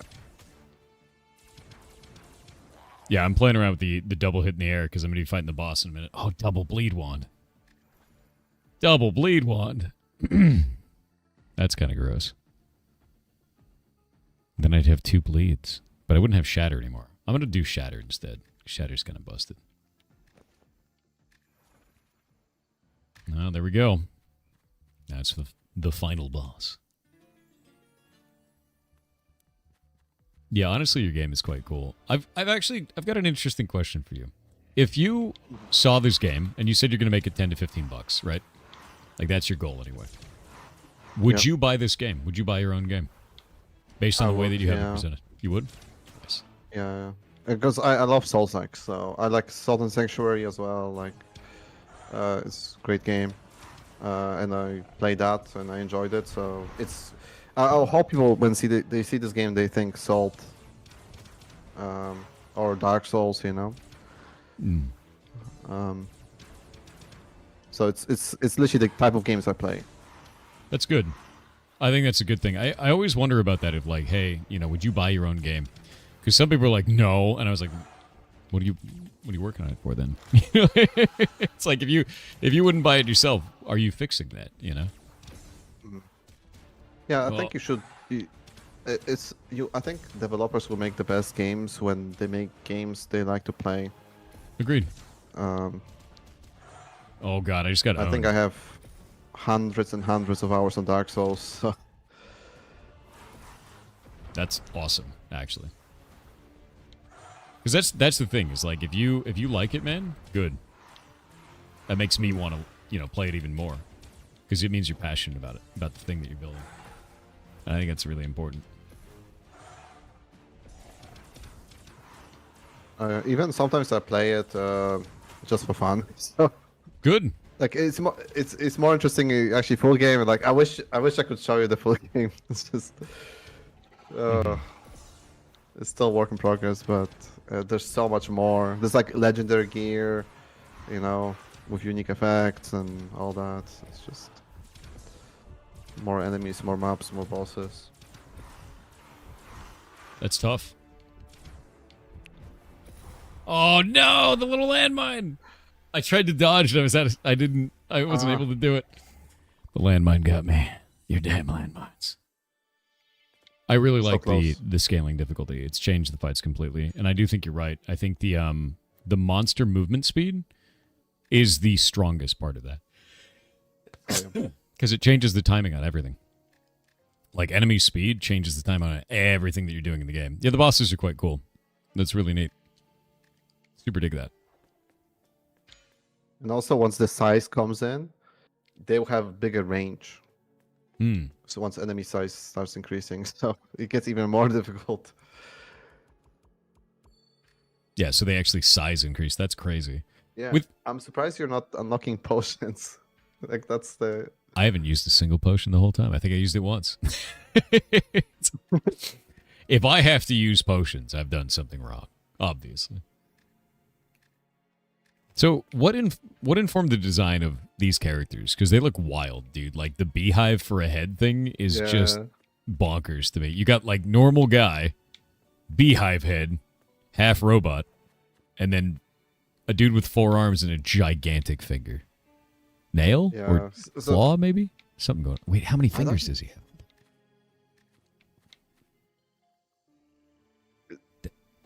Mostly they were just cool ideas I had. Basically, I would just draw them in like paint, and I would just send to artists like, "Hey, I'm thinking of a guy with 4 arms, you know, Really? who is and then they would just draw it."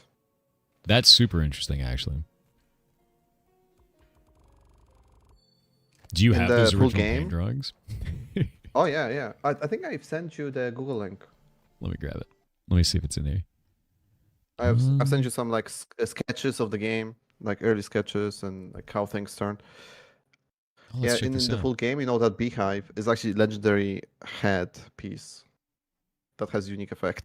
Are you fine with this link being exposed on stream or no? I don't think there's anything. Maybe I'll my just email will be exposed. I'm not sure. I'll just download it. It's cool. Yeah. I'll download a couple of these I'm not because sure. these look sick, dude. Like you're making something. This is neat. Thank you. Yeah, I just wanted to show like some like how things progress with the game. Like Yeah, how that's awesome. art is done. You guys are gonna really like this. This is neat. I like how it's just named dog.jpg.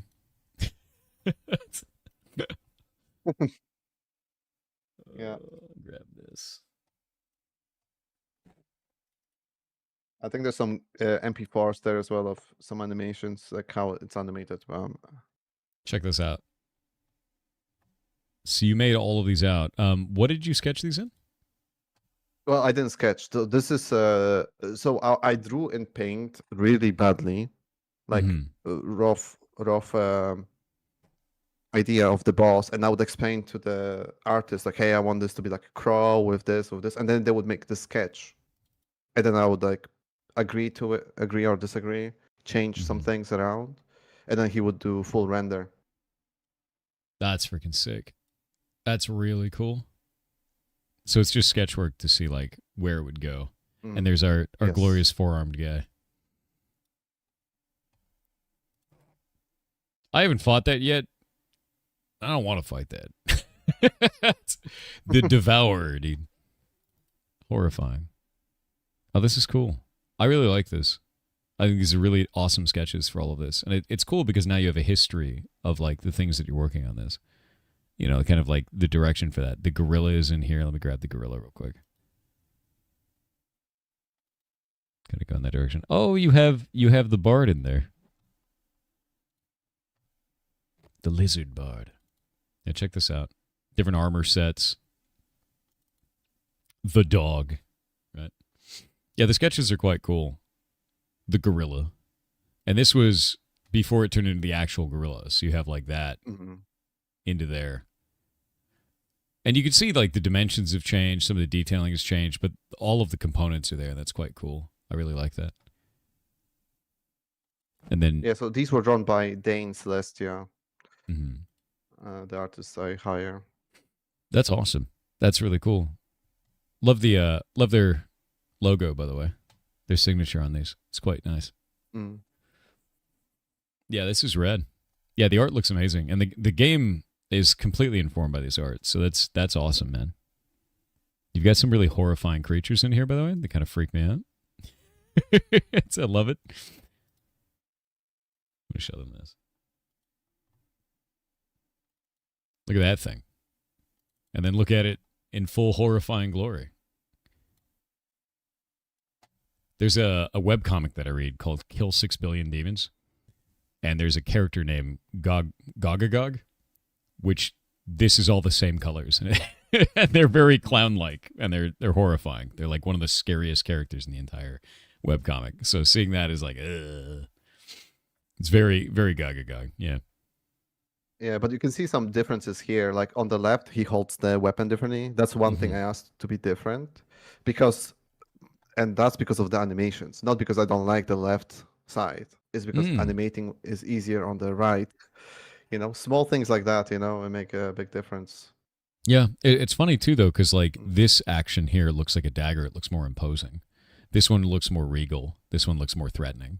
Even though it was like an animation change, it does change the posture in a way that I think it's cool. You know, it works out. It's actually really neat looking. Yeah. Yeah, hell yeah. What do you guys think of this game so far? How do you guys feel about it? Get some feedback from chat. Also, if you have not wishlisted this and you are interested in any way, wishlist it. That's the best thing you can do to help a developer. You need it. Go play the demo. Go play it. It's free. Yeah, the demo For is now. free. For now. Oh no, don't do it. I'm joking. It's so funny. Yeah, wishlist this because the best thing you can do for a dev is wishlist their game. It will trigger to Steam that you should show off. You know, they should show it off. Was that a mimic? You have a mimic in this. Yeah, it's in the demo. You just didn't get. That is horrifying. Oh, that is horrifying. Yeah, I never got the mimic. What the hell? Yeah, there was a chance you could have got it, but you just got normal chest instead. So, dude, I love that it has like a tongue dagger. That's horror. That's the scariest mimic I've seen in ages. That's awesome. That's really awesome, actually. I just got lucky. No, I dig this a lot. I really do. I think the way you're doing this is quite cool. I think the animation is really nice. I think the monsters look awesome. The gameplay feels really good, and I can feel when I'm getting better at it, you know, as I fight this. And the bosses look awesome too. Like even that last one there that it looks like it's not in the demo based on the fact that the background is super different. But like this one we fought, that one is completely different, totally different background. And like these animations are they're rad. Like that's super rad. Yeah. Awesome job. yeah, dude. and there's some screenshots of the bosses that are not in the trailer as well, and on the Steam page. That's cool. Yeah, this one. That's the latest one of the latest ones about it. Oh, that's rad. Giant fire dragon for it. No, this looks great. I think you've done a really awesome job, man. Like, I really do. I think that your game is very fun. I think that it's kind of like it's fresh feeling. The character art is super interesting. Like, you've got like some really weird characters. And I think that's something that I miss in games. Is I see a lot of games that like they try to make like more, I guess, likable characters, and you're like, no, I want a cartographer with 4 arms, right? I want him to be monstrous in the way that he is. And I don't know. I miss weird characters like that. There's not a lot of games that just do straight up weird characters now. Yeah, there's a lot of cookie cutter. I see a lot of, but this is cool, and it's like risky to make a weird character like that. But I think those ones are more memorable. You know? Yeah. The dude that I'm on with is his game. Yeah. So what we're doing this whole month, we're doing something called Indie-cember, where I play an indie game for about an hour, and then we have the developers on for about an hour, right? And we talk about their game, and then we turn it into a video and we put it out there. That's Code Rad Games. They're in chat, so you can check them out. Here, go follow them, dude, because they actually stream the dev. There you go. Yeah, no, it's super fun, and like we've been doing it all month. I think you're in the 60th, 70th area of games. It's a lot of games, which is quite a bit. I'm going to be putting them all up on Steam today in the list because I've got like 9 of them to add to it. Yeah, man, this is rad. Follows. What? So many. The goblins are powerful, and they love watching people make stuff. What are you buying? I love that reference, by the way. It's quite good. Now, this is rad. I think you're making something really cool. I've got it on my wish list. And you want to release next year, and you want to do it for $10 to $15 maybe. That's the general idea. So that's super affordable, dude. And I think it's a great direction for it. And if you guys are not on their Discord, let me pull that up. Here's the Discord for it. So you can give feedback to the developer because that's super helpful. That is like the best thing you can do. Give feedback to the devs. Yeah, dude, what are you buying? What are you selling? Yeah, exactly. DC. But no, dude, I think you're doing a really good job, man. I really do. And I'm glad that you stream the development. It's something that I've given as feedback to other devs throughout this event is like it's just a beneficial thing for your game. You know, at the end of the day, it's just always a beneficial thing. And it's funny to me because there's not a lot of devs that do that. And a lot of devs think that the only way that they'll succeed is by, you know, either going with a publisher to do all their marketing for them or hiring, like spending all of their money on some content creator like what I'm doing, right? And it's just not the case. Like you can get out there and you can show off your stuff all the time, and it's cool that you've been doing that. I am actually interested in terms of success that you've had so far. Would you be willing to reveal how many wish lists you have in your game? Yeah, sure. Yeah, I can. So, obviously, I made Steam page. Oh man, how long ago? It's been a while. It's been like 3 years ago. So I didn't have much success at the start. Actually, it's been really slow. But then Asmongold did this Pixel Pitch show. I don't know if you've seen it. Yeah. Yeah. So that was a big boost. So I was on episode 2. Oh, that's awesome. Hell yeah, that's a huge yeah. opportunity, man. Rocking. So yeah, so basically, then the next big thing was the demo. Demo was like I had lots of people play it. I think like 6,000 people total played the demo. Great job. That's not small. That's a lot. Yeah, and 9,000 downloaded it, but 6,000 played. I'm not sure how that works, but I don't. Yeah, I don't know how else to say this, but yes, that's super normal. Like even with bot games, like even with our first game, like our arcade game, it was like 20% of players have never opened the game, and they bought it. I was like, what? That's crazy. Because I have an achievement that it grants you the moment you start the game, and about 20% of players have never played it. It's so strange. So they buy the game, but they don't play it. And it's not in a bundle or anything, so like, it's like, what are you doing? Yeah, makes me laugh every time. Makes more sense because it's free, you know? Yeah. But like, no, it's the full game. It just makes me laugh. Yeah, so now I'm about 10,000 wish lists. So that's awesome. That's not a small. That's not a small amount at all. Like the moment you break, you know, out of those 4 digits on your game, especially on just the demo, that's huge. That's enormous, dude. Yeah, that's really good. And I haven't done Steam Next Fest yet. Next Fest is enormous. I have heard from a lot of people that when they're a part of Next Fest, it will usually take whatever amount of wish lists you already have and will triple it on average. So that would be insane if it did that. It is usually between 2 and 3 times whatever your current wish lists are. I don't know what Steam does in terms of analytics on that for Next Fest, but it is, if your game is already doing well, it will just do dramatically more well, right? Like that's what it does. Next Fest is huge. Yeah. It is one of the biggest things you can do as an indie, entirely so. Yeah, so I've been really like, so I've been working on the full game, right? But my plan is to cut the full game again into the demo and have all these improvements. Because basically you're playing like 1-year-old build. So like the amount of improvements, and I was thinking of switching some bosses. Really? Like maybe switch final boss or something. Yeah, because just show something new. Because I already, like the bosses you have in demo already will be there, but I thought like, maybe it would be cool to get people to come back as well. Like maybe I will, instead of Wendigo, there'll be the giant spider boss or something.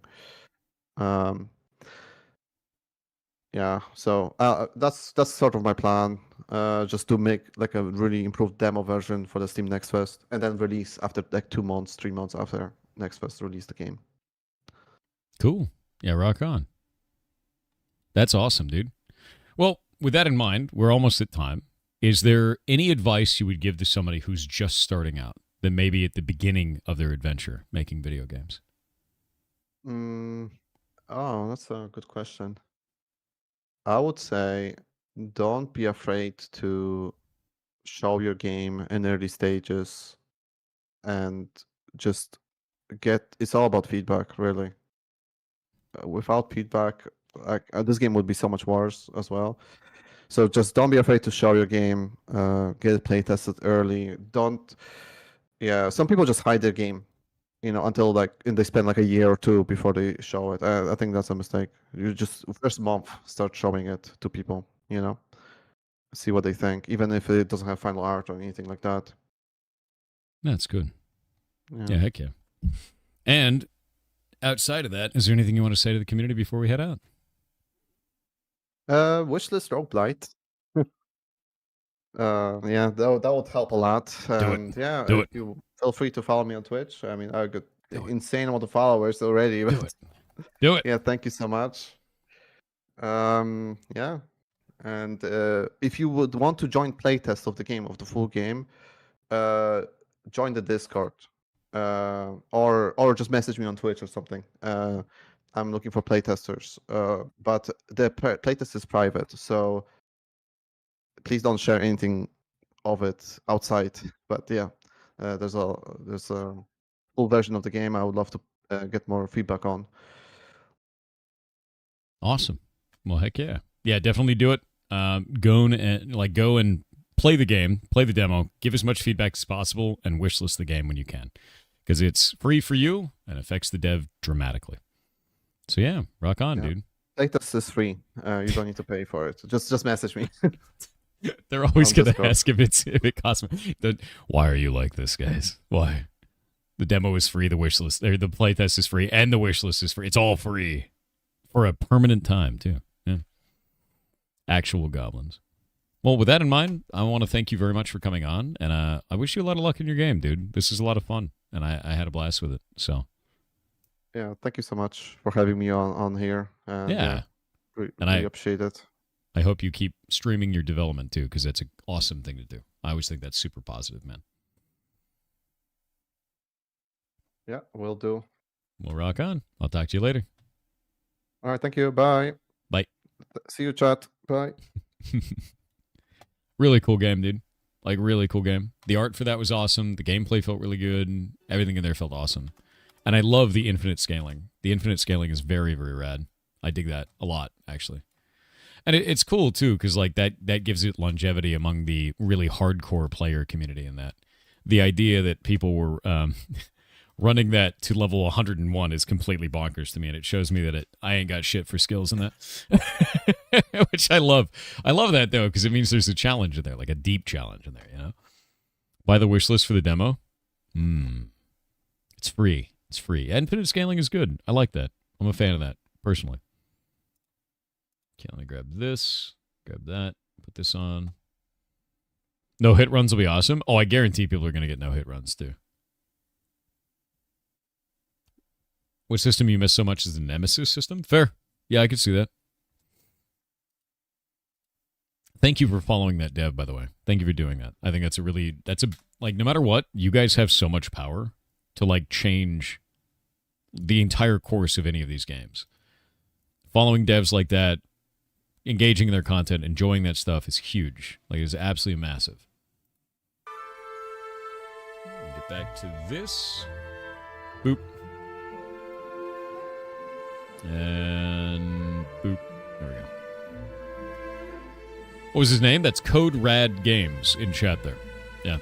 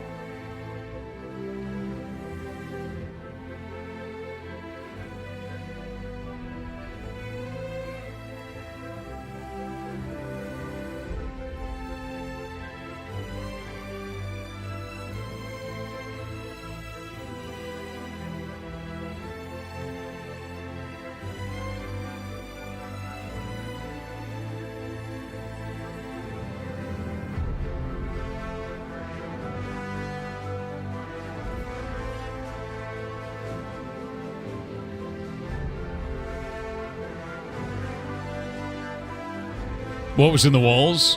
Rapid tap tap. Warframe enjoyers. That's who's in the walls, dude. You love the music? It's really good. Yeah. Does AOC have its soundtrack out? I don't know. I'm not sure yet. Rapid tap tap. Hey, kiddo. Yeah, exactly. Hey, kiddo. Clem. Would you say, as a follow-up to the Clem, would you say maybe Gricatas? Clem Gricata. Gricata Clem. Did you say that? Gricata. Good. Clem.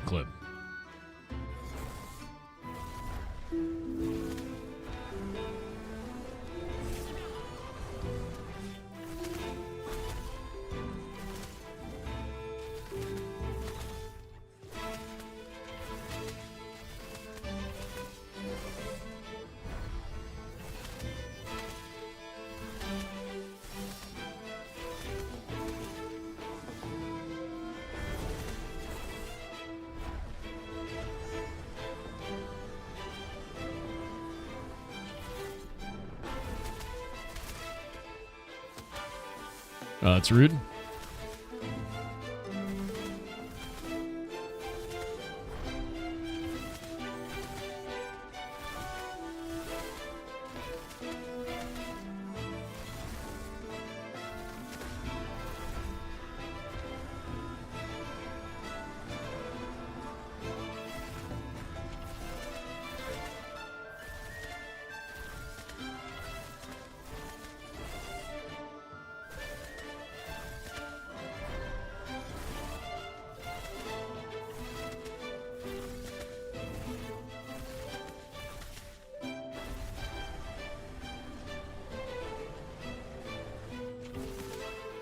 Nice. 248 experience to Brine Barrel. What are we at? 55% to their 5. These guys are nasty, dude.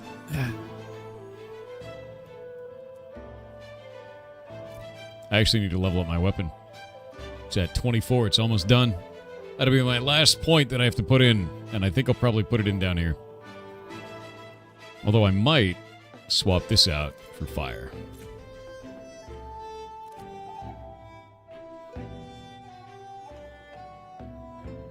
You're a level up? You're 5 level ups, dude. Yeah. What level's the island? Right now we are at 55%. Dinosu said people older than Thor exist. As of today, I am now 43. Happy birthday to me and Thor. It's not my birthday. No one is older than I. Is the curse quest done? Did somebody get a curse quest earlier today? I don't even know if the curse quest went off. I don't remember.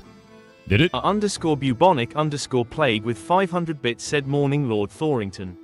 The Fracking 5 are happy with your takeover of more land in Vera and will be sending equipment to your location so you can start digging, and will be sending extra dough to your mods as a present to show their gratitude. Boss. Thor, did you know that you were born with 4 kidneys? But at a certain age, 2 of them turn into old knees. Fun fact, koi fish always travel in a group of 4 if attack koi fish A, B, and C scatter, leaving only the decoy. God damn it. You're an actual monster. You know that? We got ads.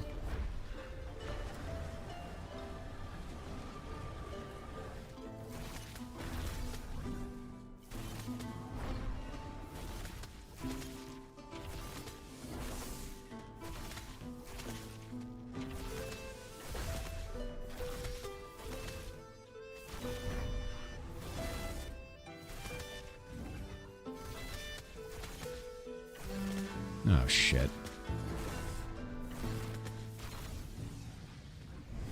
Not great.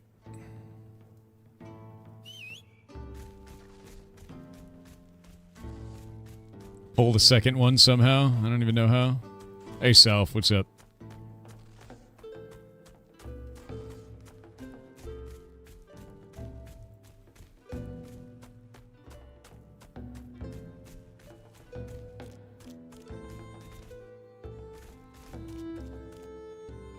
Okay, I'm resummoning this pet. He's broken. You can see how broken he is. What?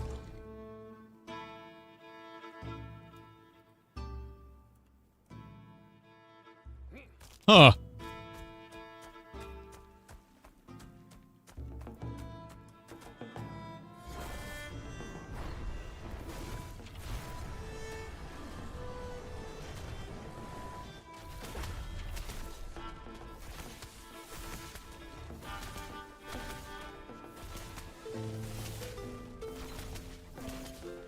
Yeah, well, okay then, exactly. I was like, that's weird.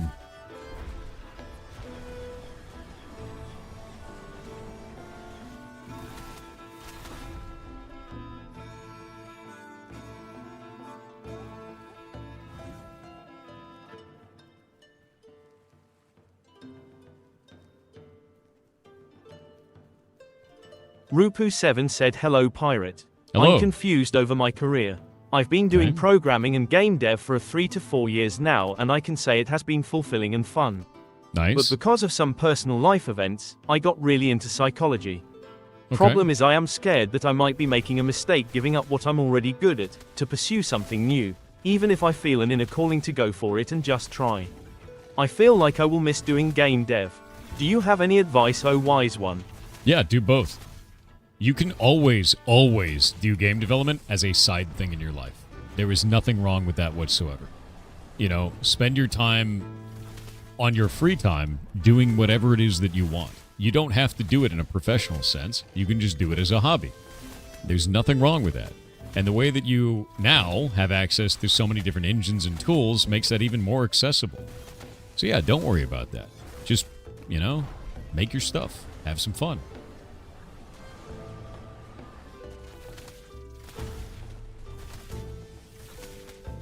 More burn.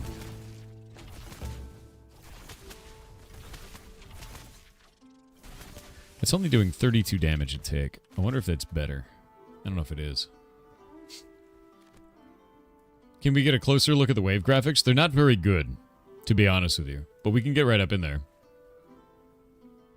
I can bring out my shoal skipper. Let me show you.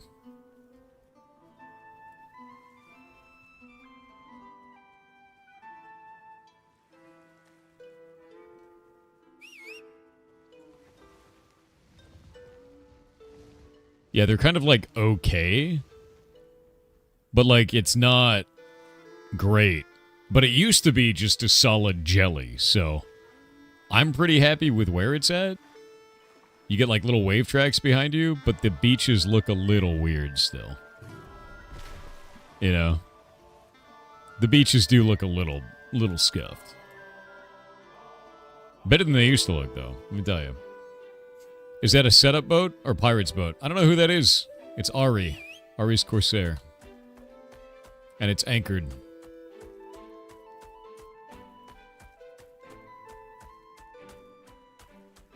Let's see whose Corsair that is.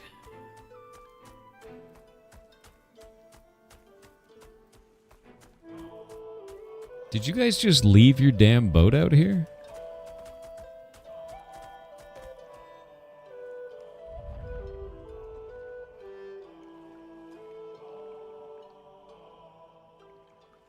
Just leave your boat? Leave your boats out here. They'll get eaten. They'll get eaten. He's grinding goblins nearby? Should just use the water mount then. Yeah, Ari's friendly. I just don't want their boat to get eaten, you know? Hey, don't touch my boat. Well, leave your boat out, dude. I'm trying to think of if I want to have the 15% reduced magic resistance or if I want to do fire. Because I apply burning, and burning is really good.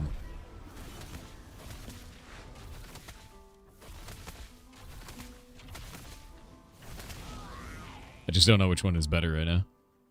Is this game even finished? No, it's an alpha, dude. Yeah, this is like early alpha, man.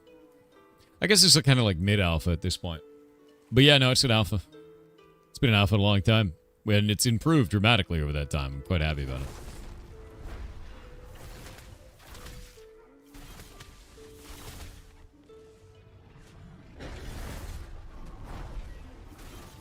Looks like I'm having a couple of performance issues right now, and I don't know what's causing that. So I'm going to have to restart the client, I think.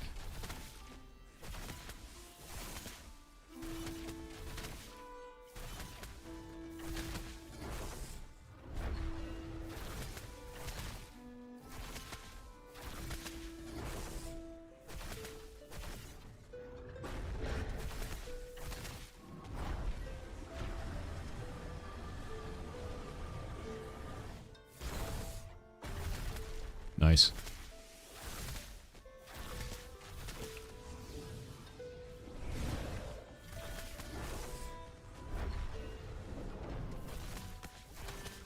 Yeah, I think fire might be the wrong play. I don't think it does enough damage for it to matter. I think the resistance reduction is way better. Volatile seems much better.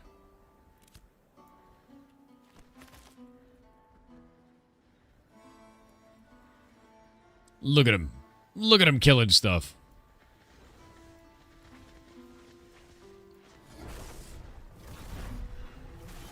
We need to be at about 56% in the next hour, and we're at 55 right now, so we're right on target. This is about the time that people really start getting online and we start pushing. So, do you think the background music could be slightly higher volume? Sure, man.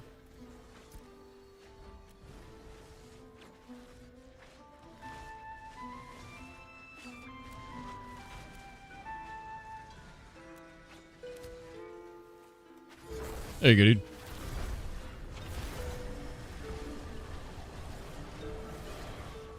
Three days awake sucks. Go to bed, dude. Yeah, no, go to bed. You guys just out here tagging the same mobs as me. How am I supposed to get a kill?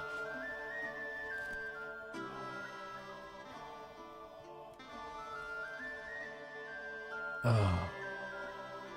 Looking at animal husbandry, it's quite large. There's a lot going on in there. Chris Roy 6,677 with $20 said morning 4, just got my biggest paycheck of my life thanks to you.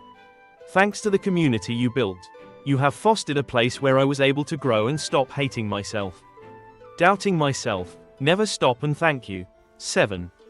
Dude, I don't know what happened, but that's awesome. Congratulations. Huge congratulations, man. Yeah, that's enormous.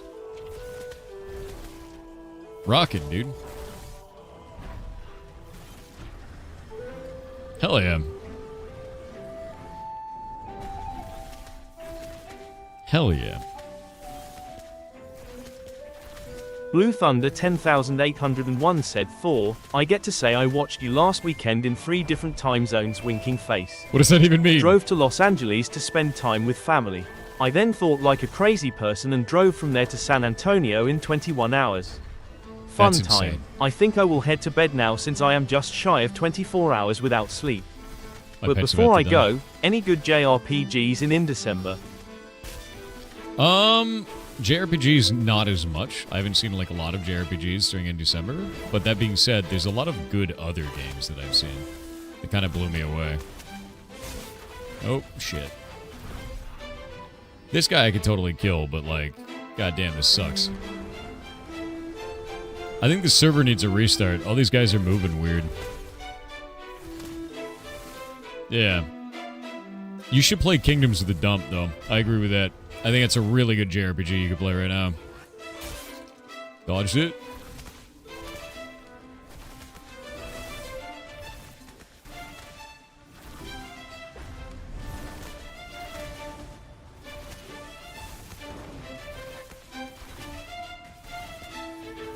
Feeling a little chunky here too. Yeah, I think something's wrong with the server. It's like the server itself is having problems.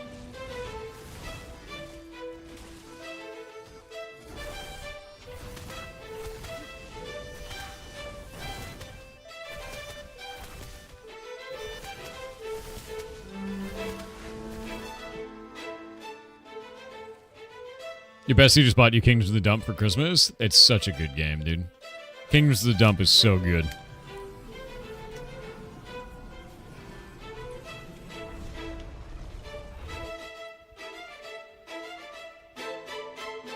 This music is so sick.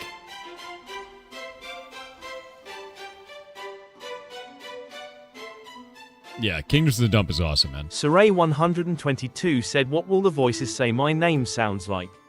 I say it like Sire, but most people just call me Eric. Hi Thor, Yar Heart. Hi, Eric. Hope you're having a good day, dude.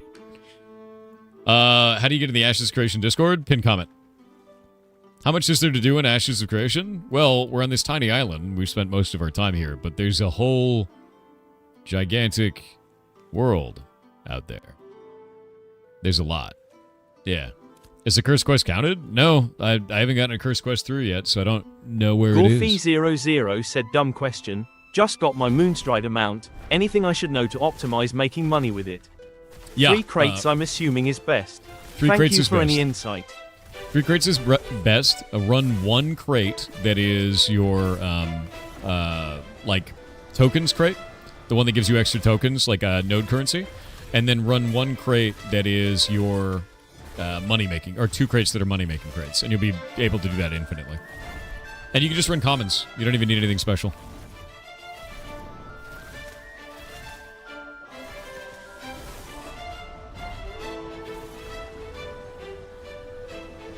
Shooter.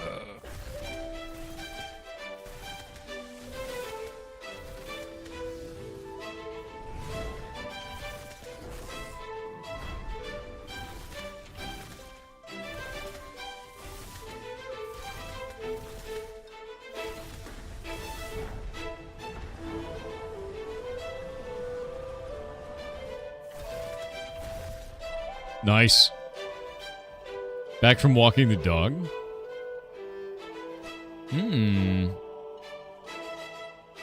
Walking the dog is the best, dude. Pretty sure I can kill one of those. It looks like enemies just aren't dropping gear anymore, too.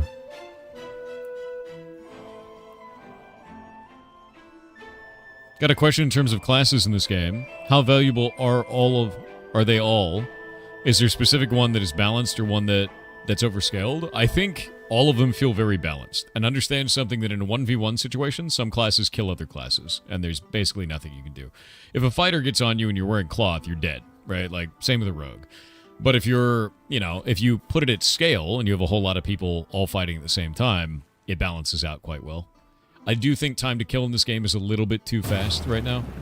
Especially for some classes like rogue. It's just too fast, so...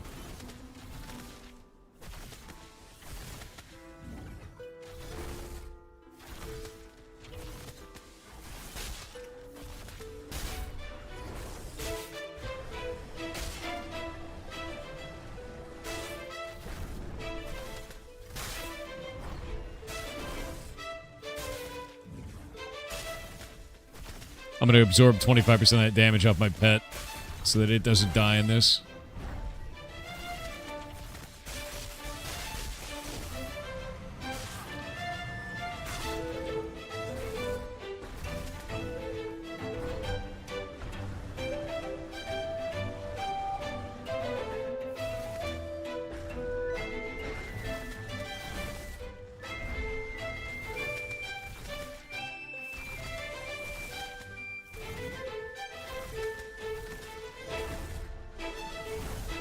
Actually, I think there's an ability I need to use in my skill book. Yeah, brace. I don't think it automatically braces. Yeah, it doesn't use brace on its own. It's kind of annoying.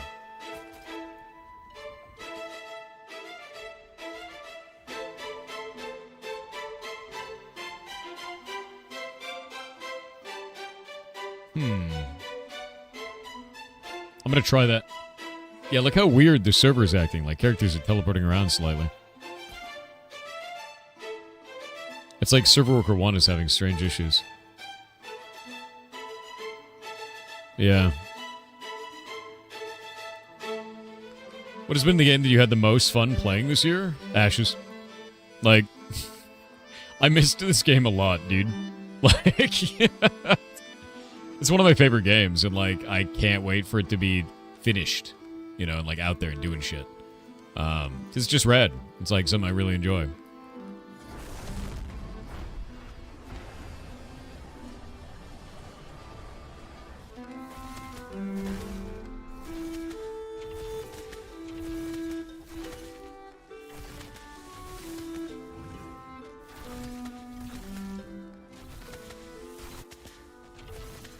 That reflect is crazy.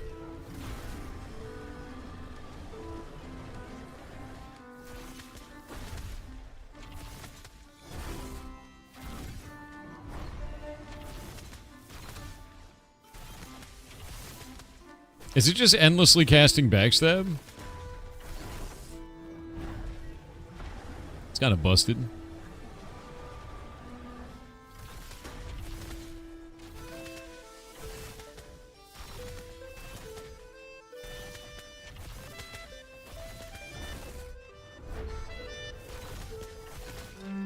What an awesome ability.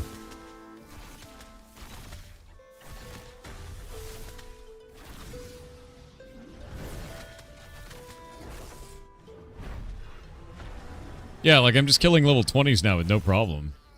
I didn't realize Brace was that strong. That's like incredibly strong.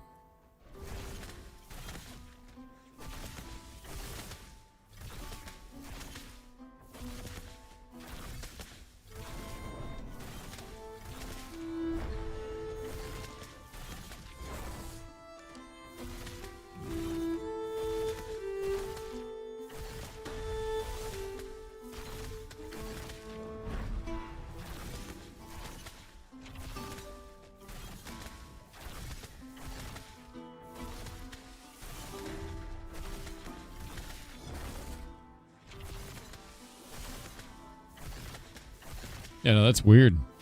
Like reading all through this. Does a ton of damage. So I can just kill level 22 stars with no problem now with this. Because it reflects the damage back on the attacker as well. Which is pretty insane, like damage-wise. It looks like it doesn't go off on its own though, like you have to manually hit that.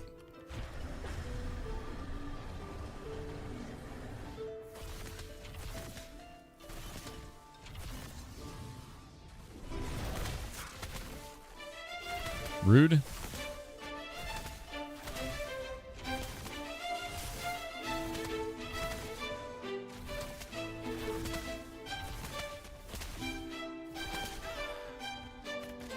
Alright. Yeah. Yeah, it's a sick ability. So it's 30% of its maximum health while dealing 50% of the damage taken back to attackers, up to a maximum of 250% bludgeoning damage. Generates high threat. Incoming damage does not remove fortitude stacks while under the effects of Brace. Wild, actually. Yeah. That's rad as shit, dude.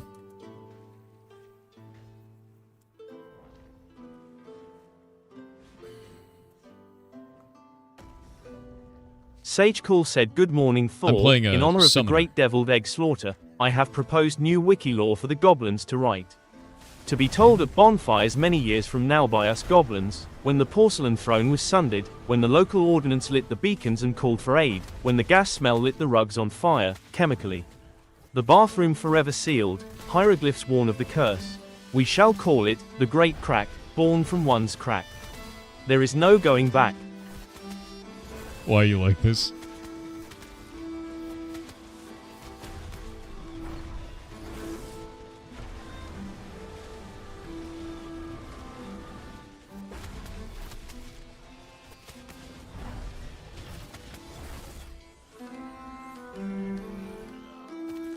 Hey, Storm Cannon Greaves. Let's check them out. Adept. They're 4s, but they're heavy. Magic crit defense, magic power on mine. Mine are better. F. Yeah. How much do you regret pressing the button? Immensely. Always. I don't know where the... BioDigital said, hello, beautiful people. Hello. I wonder if Twitch's API was down. And that's what happened. There must have been an API failure because it didn't turn on the Cursed Quest. I have no idea. That's super weird. Because there's no Cursed Quest. At least no one's gotten it. Kill_Roy with 500 bits said, "How would you implement a system where the damage removes the value from your armor instead of your HP? If let's say an arrow hits you, the damage value is removed from the armor's durability, not HP. Okay. And each piece of armor has a set value of durability, based on materials, crafting level, etc. How do you decide which piece of armor is damaged? Which piece gets hit? Is it divided between all of them, or randomly selected, or do you just give the player a damage resistance percentage?" There are a couple different ways to do that, and I've done a couple different systems like that throughout my time. One of them that you can do is you actually take the location of the opponent and the location of the location of the attacker and the location of the player, and determine a weighted value of, did this hit in the head, the chest, the shoulders, right? Because they're above. Things like that. So positional data can be pulled in for that. Just ideas around that can be changed based on that, you know? So if it's from the back, do you hit them in the chest, in the waist, you know, things like that, in the head from above, all kinds of stuff like that. So positional data can be used, and it's quite fun. Oh, shit. That just came out of nowhere. All right. I think that was a respawn. Bro, why is it still on me? I went invulnerable. Go away. I'm dead. Yep. What the literally out of nowhere, did not have Manic Laughter running until the end, and somehow that happened. Was that just a respawn? It stayed on me even through, let me grab that. It stayed on me even through immunity, which is not supposed to happen. That's super weird. Immunity drops threat in this, and it has every other time. Yeah. Hey, Coats and Boats. I hope you live. Look at him healing. I've never seen that before. Every time I've ever used Phase Out, I just leave. Yeah. Gives you immunity to all hostile actions, but I guess that's not the case anymore, somehow. Wait, what? Is he just broken now?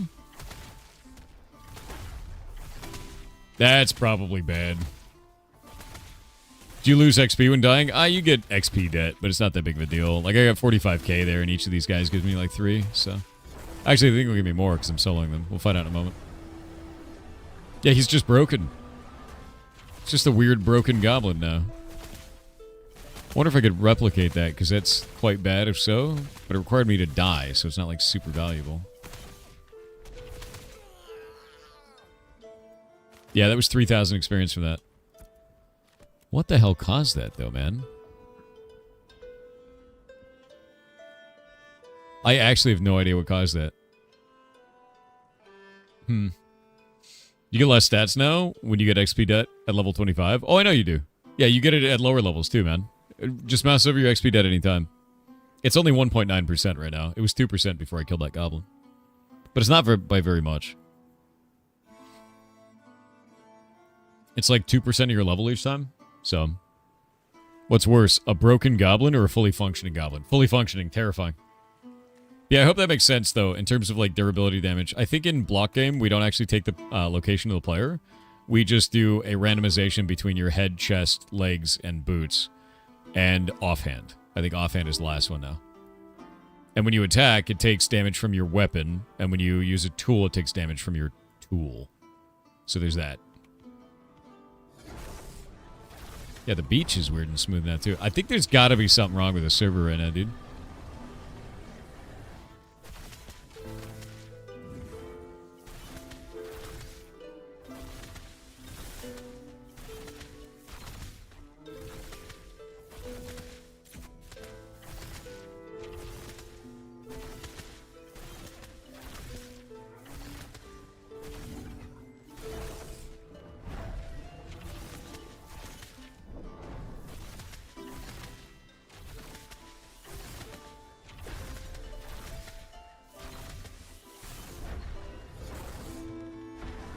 Burn it!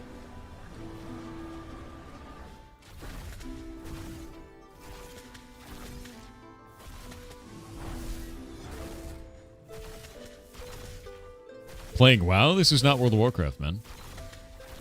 It is a broken area of Ashes of Creation, let me tell you.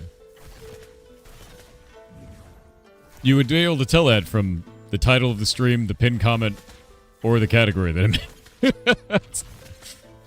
in. And the art style is also dramatically different. Like, dramatically. Alright, that dude was only 1,700 XP. So that guy was worth way less. Unreal Engine 1.0. Yeah, this area looks very strange. Like, look at that. There's something wrong there. I think the server's having problems, though. Like, I think it's actually having an issue because there's been some, like, weird... Like, look at my... He's vibrating now. And we were having, like, weird AI a minute ago. The ground's not right over there. Like, something's wrong. Might be the server worker. I don't know.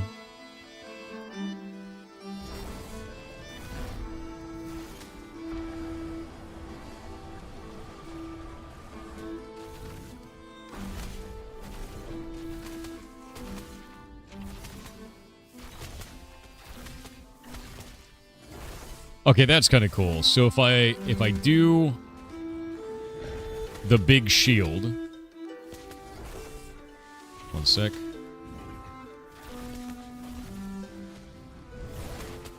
Root it? Yeah, look, it's like still moving even when it's rooted here and there. Shit is really, yeah, people are saying can confirm really jank right now. Something's wrong. Game's having problems. But it looks like I could do his lifesteal move into his shield. And the shield is then healing the shit out of him. So that's kind of cool.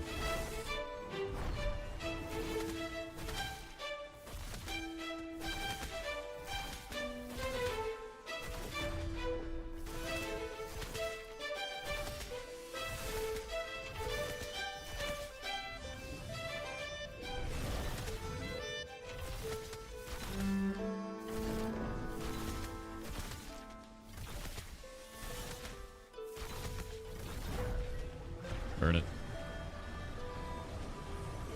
This is exactly WoW Burning Crusade. Ah, yes, WoW Burning Crusade, where we built our own ships and pushed an island on a beach in a massive open world. I do remember this. Yeah.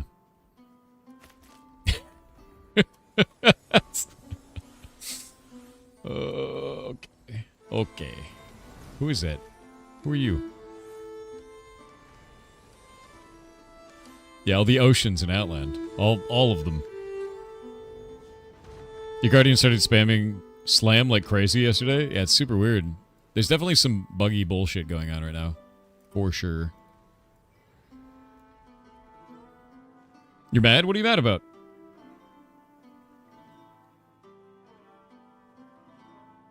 What are you mad about? What's got you angry, dude? Per usual? Dude, if you're mad every day, stop it. Choose better things to be angry about. Choose things you can act upon. Things that you can change your life with. Not just being angry about everything. Angry about the world. Because anger with inaction like that only festers. So choose things that matter. Things that you truly care about. Not just things to fill the time. Right? Can you change something there? Can you do anything about it? Can you modify your life in some way to make that better for you? If the answer is no, then it's not that big of a deal, really. I tend to not, get caught up in stuff that I can't change. It's not fun or useful. It's a waste of time.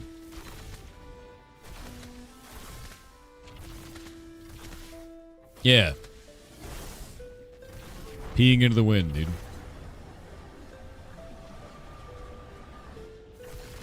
Bro, are you kidding me right now?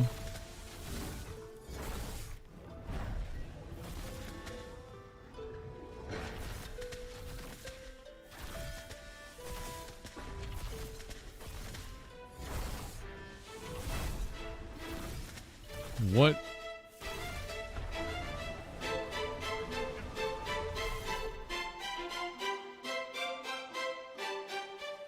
I'm so confused right now.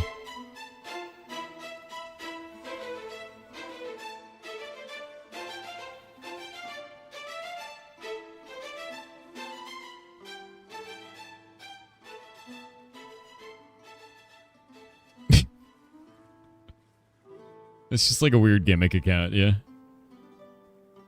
Want to make sure you're still in the guild list? Whisper me in game. That's all you gotta do.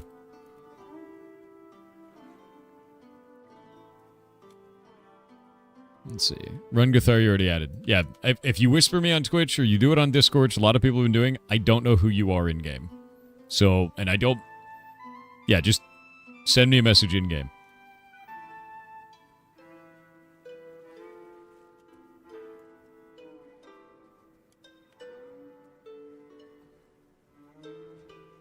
Like choosing smooth peanut butter over crunchy? I mean, there's only one answer there, and it's crunchy. I mean, if you don't choose that, then I don't know who you are, man. That's grim. Yeah, if you whisper me anywhere other than in game, I will ignore it.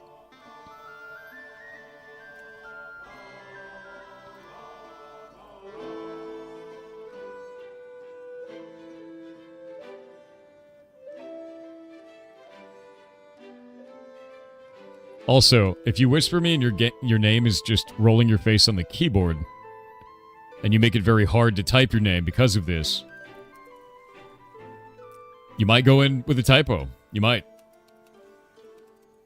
There's very few people at our server. I literally got a tank named Chunk yesterday. You don't need to face roll a keyboard. You don't have to. I promise. I promise you don't need to do that. It doesn't need to be like XX Illidan XX either. Like... It does not need to be that. Just... Cool name, dude. I whispered to you on LinkedIn. Does that count? No. No. It counts the least, actually. Not a fan of peanut butter? Ugh. L. Little brine. 55%, dude. Your name is Yar Rabid? Nice. I feel like there's less people on today. We gotta get like a real push going on. Orehime. There you go. You're on the list. You are added.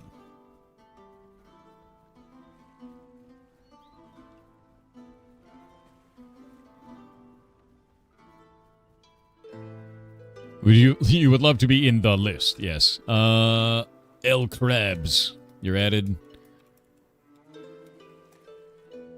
Minori, you have been. You've been on the list. We gotta wait until we get more people. The list is now enormous. Oh, we have one missing member. It's time. At the top of the list, it begins. First person is not online. Not online. Oh, dear God.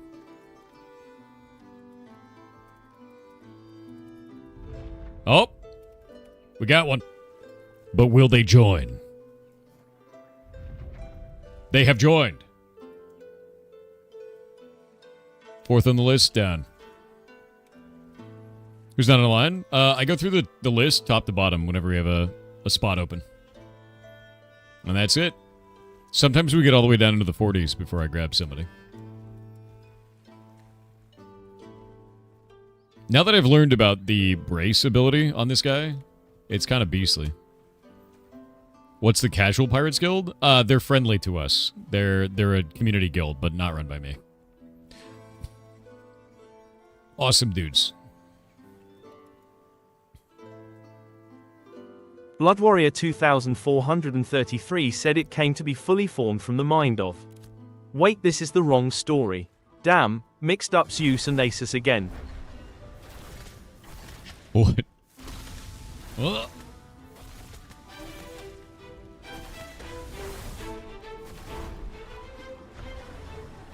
Pop it. Nice.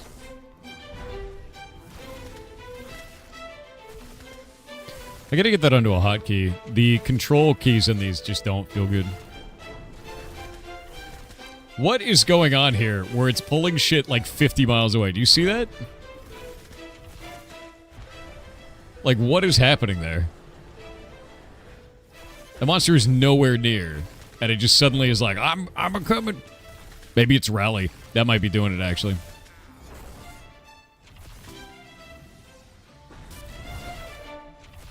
And my pet is broken again.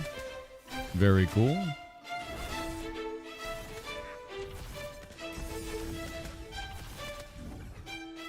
There we go.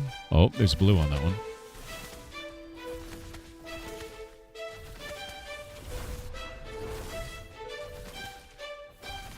Nice.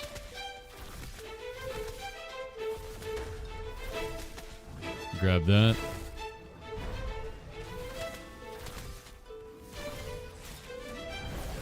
Root it.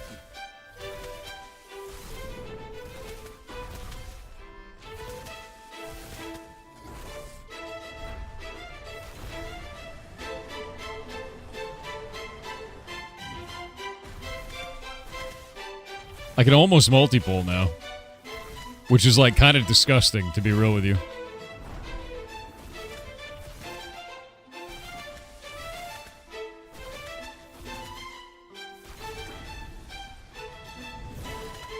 Rooted it. Snared it. Yeah, something's wrong with the server. Like, even the corpses are, like, sliding around and shit.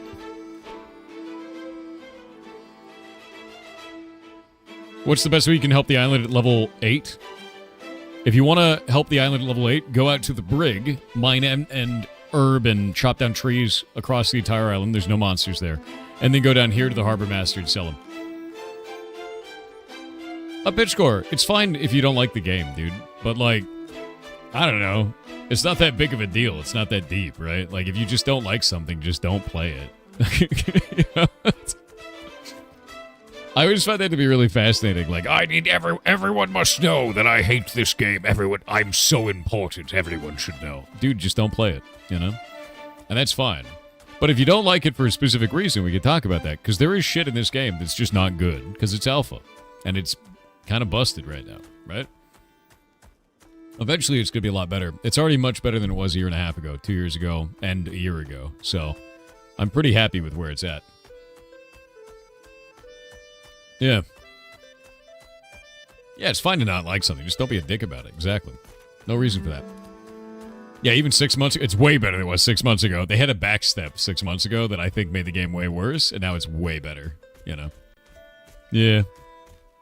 Getting absolutely mobbed by community events is pretty lame? What do you mean community events? You mean like the starting zone ones? Those little like red things? Like these? Oh, yeah, I think if you're really low level, those are really bad. I agree with you on that. They're kind of scary, but like they do give a lot of reward. So if you can survive it and there's people there, then it's cool. If you're trying to solo it, you're just going to get your ass kicked. So I agree with that. They're buggy too. They are. I'm going to be honest with you. Like there's a lot of it's really buggy, and then also like the open world is not super good right now. We're having a server work issue on ours, which blows, dude. Yeah, they're like Fates from Final Fantasy XIV, but they're just not built well yet. They will be, but I think that's one of the biggest problems is right now it's just not great. The one thing that I will say that's kind of huge is like a year ago, the game's not too solo friendly. No, it is. If you follow the quest lines, it absolutely is. I have a bunch of solo alts too. I've been playing those. Totally fine. But if you do, like a year ago, they only had the Riverlands, and it was like there was no grass, the trees didn't work. Like 90% of the trees in the Riverlands, you couldn't even chop down.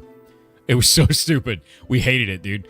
And then the water looked like straight up jello. There was no filters over the top of it, and the towns didn't work. Steven, the game director, actually had to log into the server, teleport over, and like fly around as a GM, and then manually force the town to exist for us every time it leveled up. It was a shit show in the beginning, dude. So, like, where we're at today, where, like, everything mostly works, and it's still an alpha, and we have all these other zones that we've never had before, like, game's in a good spot. Like, knowing the history and seeing what they've done in the last 2 years, like, they're cruising, man. Yeah, they're really cruising, because it was so shit 2 years ago, man, and I've played it the whole time, so, like, I've been there. In the trenches with the broken... Like, also, there was no grass to the ground. It all looked like this. Everything in the game looked like this shit. And now we have, like, this. There's still spots that it's broken, but, like that one. But, like, dude, it's so much better looking than it was. It's so much better. Yeah. Oh, yeah, no, report every bug you find, man. If you find any bugs, like a quest not working or shit like that, just turn them in. Straight up do it, because, like, that helps the game get better, man. Pineapple bake belongs in sweet and sour sauce, not on pizza? What about both? What about a sweet and sour pineapple pizza? How do you resolve this? What if we replace the tomato with sweet and sour sauce? We make it a baked chicken pizza with pineapple. Now what? I'd eat the shit out of that. Yeah, that is so delicious, dude. I used to go to this place in Long Beach, California, and they had Thai curry pizza. I want to make my fig pizza this week. That's what I'm doing. Fig pizza this week is what I'm doing. Fig, feta, bacon. Delicious.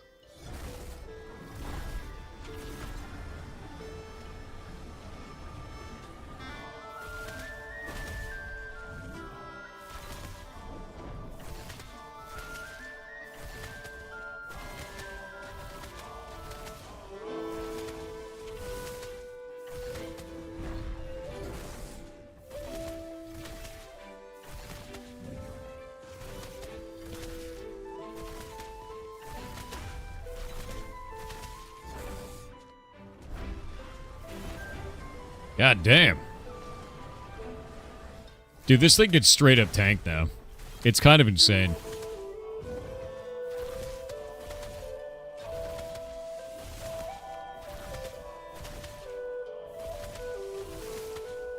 Uh-oh. Oh, it's taking hits. It's running out of resources now.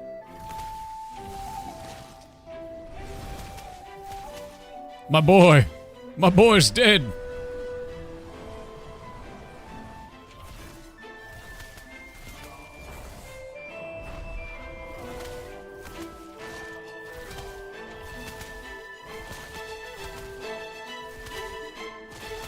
It hurts.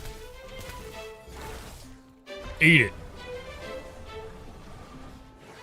I wanted to see how long it could stand in poison for, and the answer is a while.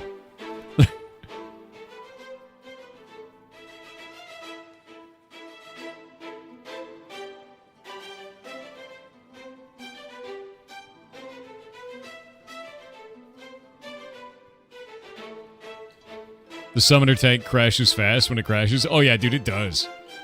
Like when it doesn't crash, it's amazing. But when it crashes, it dies real fast. Your local pizza place has that? SNS chicken pizza? That sounds awesome, dude. Sweet and sour chicken sounds really good right now. I have a bunch of Christmas food in my fridge that friends brought over. And it's probably the fattest time of year for me right now. You're kind of disappointed in summoners? Something more of a minion class as opposed to a pet ranger with spells, you know what I mean? I super agree. I think that thematically, this class doesn't make any sense. It doesn't feel like a summoner. It feels like a necromancer. Or an affliction warlock from WoW. Like, you have a pet, the pet exists, and that's about where it stops, right? Like, that's the end of summoner for this class. Like, I put a dot on them that shreds their spirit. I put a hex on them that does damage, you know, at the end. I put a disintegrate on them that does damage. A mass affliction. Like, I was expecting something like summoning locusts or like a spirit wolf like other summoners in the game do. Like, there's nothing summony about this other than the pet that you summon. Yeah, it doesn't feel like a summoner. And for that reason, I probably won't play it at launch. Like, the theme doesn't match, and it feels weird to me, you know? No, it's not Band-Aid. The abilities are amazing. They work really well together. There was a lot of thought put into the combos of this class. It's just not the theme I was expecting, if that makes sense. And because of that, I'll probably play a different class, you know? Bunch of spells should be reskinned to summon weird stuff, like Fireball summons a bat that flies and the enemy explodes. Yeah, like, that's the thing, is like, I didn't expect there to be a spirit shred. What if I summoned a wolf out of the air that it did a slash, right? Like a spirit wolf, right? That's the theming that I'm talking about, where it's like, why am I attacking their soul directly? Why am I not summoning something that does it that then disappears? Even if it's just special effects, thematically, the class doesn't match the vision that I expected, right? Yeah, even the Minotaur summoned a spirit wolf. Where's my spirit wolf, damn it? That's what I wanted. It's a very 2008 summoner design. I think it's very Affliction Warlock. It doesn't feel like a summoner. At all. You happy with Summoner how it is, personally? I just don't think the theme matches, if that makes sense. I think the spells, every way that they work, everything combos really nicely together. It feels great. It just doesn't feel like a summoner. It feels like something else. Which is fine.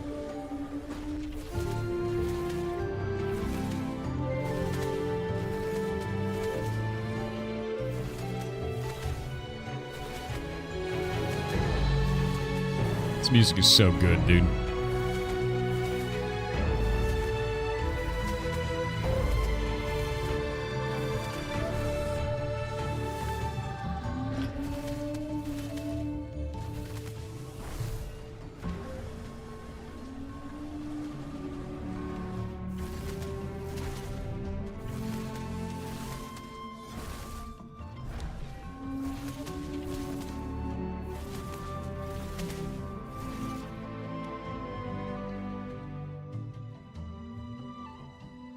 Big Realms, I don't know who that is, bud. EverQuest 1 and 2, Older WoW. The combat feels more like Guild Wars 2. The environment and the open world feels like Albion or EVE Online. Trying to think what else. And there's a lot of systems from ArcAge. I actually never played ArcAge, but I went through and I actually looked at all the systems they had in ArcAge, and it's basically all of them. Yeah. It's like nearly a one-to-one copy with ArcAge, which is weird to me for a lot of these systems, because a lot of them didn't work very well in ArcAge, which is why it's not around, right? And I think that's the thing, right? You know? Take care of the ops on the island? Yep. We're doing that right now. We're at 55%.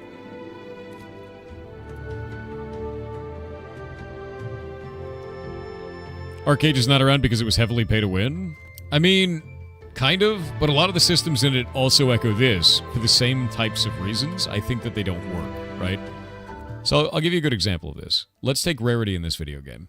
Let's take a look at rarity of materials. There are 6 rarity classes. There's common, uncommon, rare, heroic, epic, and legendary for every material in the game. Meaning that if you chop down a tree, you have one of 6 rarities. These don't stack with each other and become very cumbersome for players. But there's a hidden problem with this, too. All of the crafting in the game relies on that rarity system as well. And because of that, different costs of rarities go into different crafts to make them better or worse, depending on how much rare items you have. What happens a year from now? When players start stacking up different statistics on their stuff, you can see this herbalism quality went up. Quality is rarity. So once you have about a year in, you have a whole bunch of players that are in endgame gear and are getting constant rarity increases, so they're likely going to be in the heroic, epic, and legendary range for all of their materials. Well, what happens to the new players that enter the market? They never sell a single item. This means that your social sandbox excludes new players, which is the lifeblood of any MMO.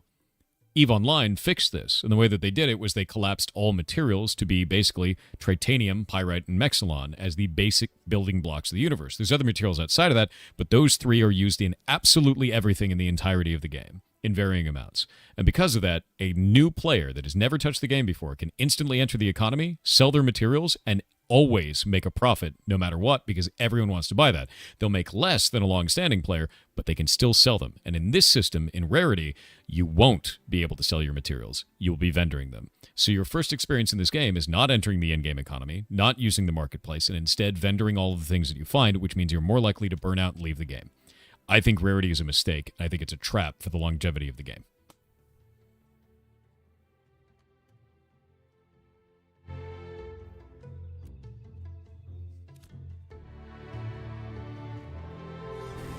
Yeah.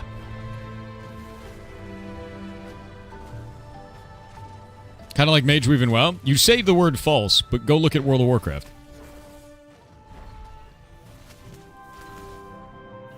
It's exactly the same. Like, we've seen this before. We have examples that exist in games right now. Early tier materials don't work. Basing your materials on volume works correctly. Yeah, in a social sandbox. Does Steven know of this problem? I've reported it to them. I've given them a full breakdown of how I understand it. And that's the concern that I have with the game. That is the overall biggest concern I have for the in-game economy. And I have already written up an entire report and sent it to him for this. I also turned an exploit yesterday, so that was neat. It's the game using materials that you graduate from. It's the same game. Oh, it's same as using materials that you graduate from. Correct, which is why you don't want to do that. If you're setting up a social sandbox, which is a full in-game economy for everything, right? They responded to it? No, they're on holiday break. But with that in mind, with the full in-game economy being player-driven, you need to have a baseline material that all players can engage in. And that's, each zone, each region has its own unique materials. Just make it based on volume. There's no common, uncommon, any of that shit. Make it so that I just need more of a thing. That's it,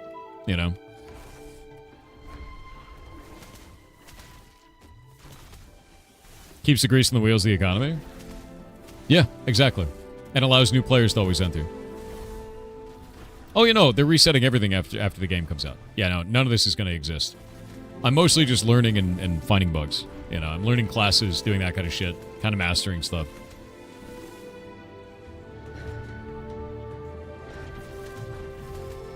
What you would include rarity, and you would need both common and rare together, so you would later need 10,000. No, I don't like that. The thing is if you're collapsing, say 10 common to make a rare, right? Say 10 common to make an uncommon. All you've done is made rarity even more obsolete with extra steps. And at that point, you have a whole bunch of items that you're localizing only to be middlemen to actually do crafting. There's no reason for that. That's a massive waste of time, development-wise. Does that make sense? Like, think about it this way. They recently added a bunch of items to the game that I just don't agree with, and I'll show you. Leather gauges back, leather gauges chest, leather gauges feet, leather gauges forearms, medium gauges hands. They have one for every craft in the game and every process in the game. If we go to processing, smoldering ash on that one, crag shatter salts. They just added all these items, and they're buyable directly off a vendor. They don't offer any gameplay whatsoever. They're just a gray item that comes off a vendor that costs you money and takes up inventory space.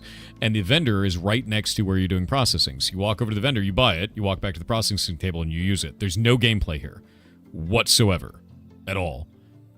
There's like 300 of these items, and all of those have like flavor text on them, which means they have to be localized into every language the game is supporting. That's just tech debt. It's tech debt for the sake of having tech debt because it doesn't offer any gameplay for the player. They've added a system that is just bloat. Right? So, like, that's the kind of stuff where I'm like, what are you doing? Please don't do that. That's a waste of your time and resources to do this. Right? Yeah. Illusion of complexity, exactly. That adds illusion of complexity, and it's not fun. It's a gold sink? No, it's not, because a gold sink would just be increasing the cost of processing. It's extra work for no reason. It's a waste of player time and developer time to add things like that if there's no gameplay that's involved, right? So if you want a gold sink, just increase the cost of processing. You don't need to create a billion extra items that have no gameplay value to add more of a gold sink, you know? What do you think of the game overall? I think it's fantastic, but I think their economy is in the dumps. Which it was last phase, but it's much better than it was. This is why I don't craft? Bingo. Yeah. I think that's the biggest thing, man, is like the rest of the game is amazing. Their economy is a problem. And the reason their economy is a problem is because 2 months ago, they finally hired their principal economy designer. That role was unfilled for 2 years. That dude's got to cook. And the reason I'm giving all this feedback is because they actually have someone at the helm now for that. Because it's incredibly important for the game. If I play social sandbox games. These are my favorite games. Like, played EVE for 15 years, super into these games. Love this shit. The economy is how you make them survive. And if you don't have a good in-game economy, your social sandbox dies. Like, end of. Because that's what drives conflict. That's what drives interplayer interaction. The moment you screw that up, it's gone, dude. Yeah. What would you do different? We've just been talking about it the last hour. I could rehash all of it, but we're about to go play an indie game for in December. So, let me pop ads, and then we're going to get that game running. We'll be right back. Stop killing mobs and doing quests at level 6. You're now level 13 by doing gathering and crafting. That's good. That's a good thing. Are you doing processing? Because processing gives a lot of XP. Just costs a lot of money. Yeah. All right. Give me just a minute. Set this game up. Yeah, we could talk about this at length. The game is not bad, to be clear. But you have to be open and honest about the shit that is wrong. And there's stuff in the game that doesn't feel right, you know?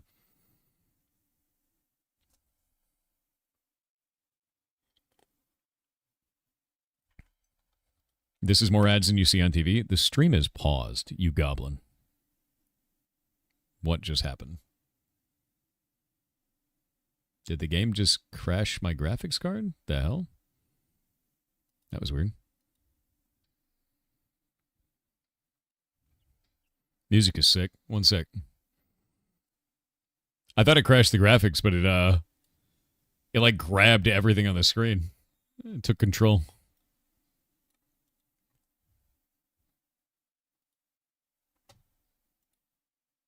Oh, it's doing it again. There we go.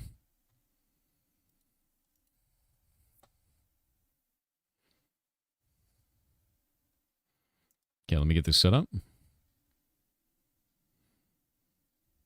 Also, it definitely isn't 8 minutes an hour versus 5 minutes an hour. It's 3 minutes an hour actually here. Well, I guess 6 minutes technically. Oh wait, no, it's 4 minutes an hour here. What the hell am I saying? We only do 2-minute ad breaks. There we go. How do you feel about refining a large quantity of lower quality into high quality? At that point, why do you even have rarity? There's no point to it, Kevin. Like, just remove it at that point, right?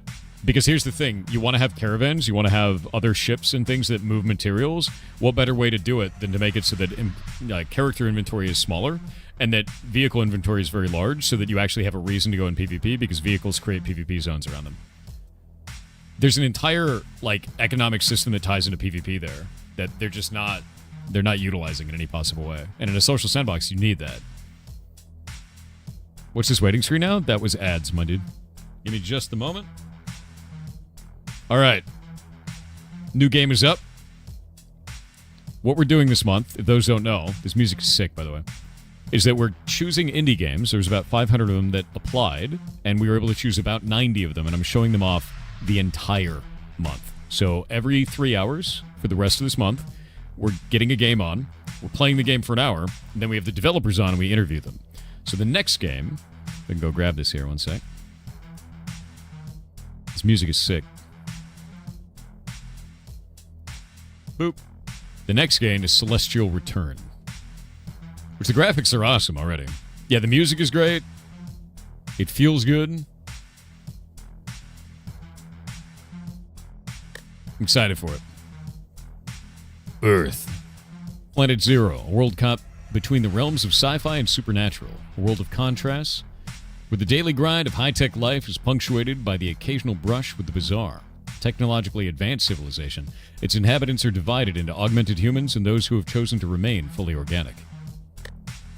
Space. Beyond the pole of any world, the void stretches endlessly, cold, silent, and merciless. Between shattered moons and dying stars, the ruins of forgotten empires float in silence. Out here, there are no borders, only what you bring with you, and what follows. Celestial Return Book 2. And Hive. A colossal space station as vast as a planet, stands as the epitome of technological advancement and cybernetic integration. This sprawling megastructure is the heart and home of the Cat Wrath Zoo, a faction that has mastered the art of merging flesh with machine. That's kind of sick. This is already on your wish list? Hell yeah. Smoke and whiskey. The art is awesome, dude. Howard. Howard sits alone at the counter in the Crow Jazz Bar, a refuge for those who've given up trying to keep pace with the city outside. The faint glow of neon signs outside filters through the cracked blinds, casting fractured light onto the bar's polished yet worn surface. His whiskey sits on the counter, a faint ring of condensation forming beneath the glass. I love games like this, dude. Yeah, the art is awesome. I really love the stylization on it and how it kind of like pulses and moves. He hasn't touched it. Instead, his eyes are drawn to the television mounted on the wall. Its outdated screen crackling slightly as it broadcasts the evening news. I gotta get my eyes checked, man. The newscaster. Love it. In the update in suicides across Nethervale, authorities remain on the cause. To climbing, leaving residents shaken and for answers. Wow, it's like every news story I've ever heard. The low volume of the television leaves the words muddled, forcing Howard to strain to catch every detail. Stand up and adjust the volume yourself. Move closer to the TV to catch every word. Ask the bartender to turn the volume up on the TV. I'm gonna ask the bartender. Gestures the bartender, a young woman with hair glowing neon green and eyes like two black stars with a shimmer of yellow. She pauses from wiping down glasses, glances at the screen, and nods before reaching for the remote. The newscaster's voice grows clearer, outlining the harsh reality gripping Nethervale. The community is in uproar, demanding transparency from law enforcement. What is driving the sudden epidemic of suicides? Who will step forward to shed light on these tragic events? Do we have a Kira situation? Oh? Straighten slightly. Howard straightens slightly, the weight of the broadcast pressing down on him. The bartender sets the polished glass aside, her movements slowing as she folds her arms and watches the screen for a moment before turning to Howard. Dice Delight. What is this? Time to learn the cosmic art of dice rolling. Let's keep it simple. Every challenge has 4 slots. Dump 1 to 4 dice in them. More dice equals bigger chance to hit the success range. That's cool. I dig that. Each die, roll 2 custom d4s. Add them up. Roll a 1 and a 2, that's a 3. Not great, not terrible. Roll 0 plus 0, blame the universe. Slapping down 4 dice, big brain energy. But heads up, these ain't your grandma's board game dice. Zeros can still nuke your total. So stacking them doesn't mean auto win. High risk, higher glory. Dice vanish after you roll. Use them, lose them. Run out, automatic fails. Farm dice by exploring, finishing jobs, and poking your nose where it probably doesn't belong. This is a really cool rolling system, actually. I don't think I've seen that before. Hoard like a loot gremlin. Future missions will try to murder you. Save those dice. Embrace the chaos. Sometimes you gotta eat 4 dice and pray to the void. The universe rewards boldness and punishes fools. Your move, pilot. I really like that. I'd love to see that in a TTRPG, man. For weeks now, feels like the whole city's fallen apart. Take a sip of your whiskey? Foolishness. Maybe it's the city's way of promoting extreme sports. Jump off a bridge week, anyone? Intelligence. You hear anything about these suicides? Any rumors going around? Dice, the overlord. So when do you get off? Love to take you out for dinner sometime. Oh, we can just hit on her, dude. Okay, I've told you this a billion times. Never hit on the bartender. Intelligence it is.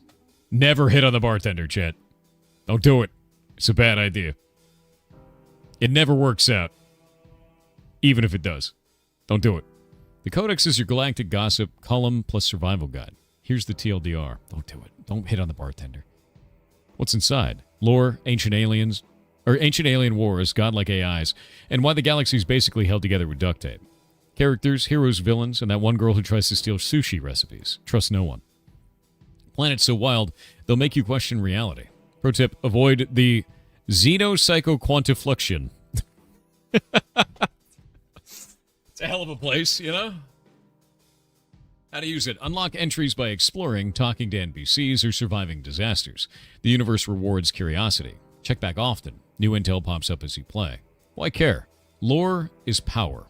Know the void, sentient black hole, or become its snack. Characters lie. Trust no one with a spaceship. Read, survive, flex. Typos? Blame our unpaid intern. We swear they're editing. This is very self-referential and good. I love the writing in this so far. This is quite well done. Awesome job. The bartender hesitates, her fingers absent-mindedly tracing the edge of the counter. She glances around the bar as if checking for eavesdroppers, even though it's practically empty. The bartender. People are saying it's abstracts, like maybe they're behind it somehow. Howard's gaze doesn't leave his glass, his tone carrying weight. Wouldn't be the first time. Yep, but what the hell are they? Aliens? Something new Genesis cooked up? Doesn't matter, right? They show up, TID takes them out, and everyone pretends that's enough. But it's not. Not even close. I'm gonna wait and let them talk. I don't need to reveal anything. You worked with the PID. You must have seen things. You really don't know what they are either? Ooh.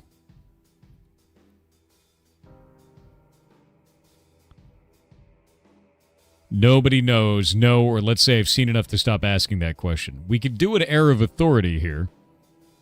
And an air of mystery to be like, yeah, that's screwed up in there, man. It's bad. It's a bad thing. Yeah, I'm going to do 3. That's what scares me. If the PID doesn't know, what the hell are the rest of us supposed to do? Howard doesn't respond, his eyes fixed in the glass in front of him. The silence between them stretches heavy and unanswerable. Anger issues? I don't think I want anger issues. The city runs on problems. If it's not falling apart, it's not Nethervale. Yeah, let's do that. The bartender huffs a dry laugh, shaking her head as she wipes down the counter.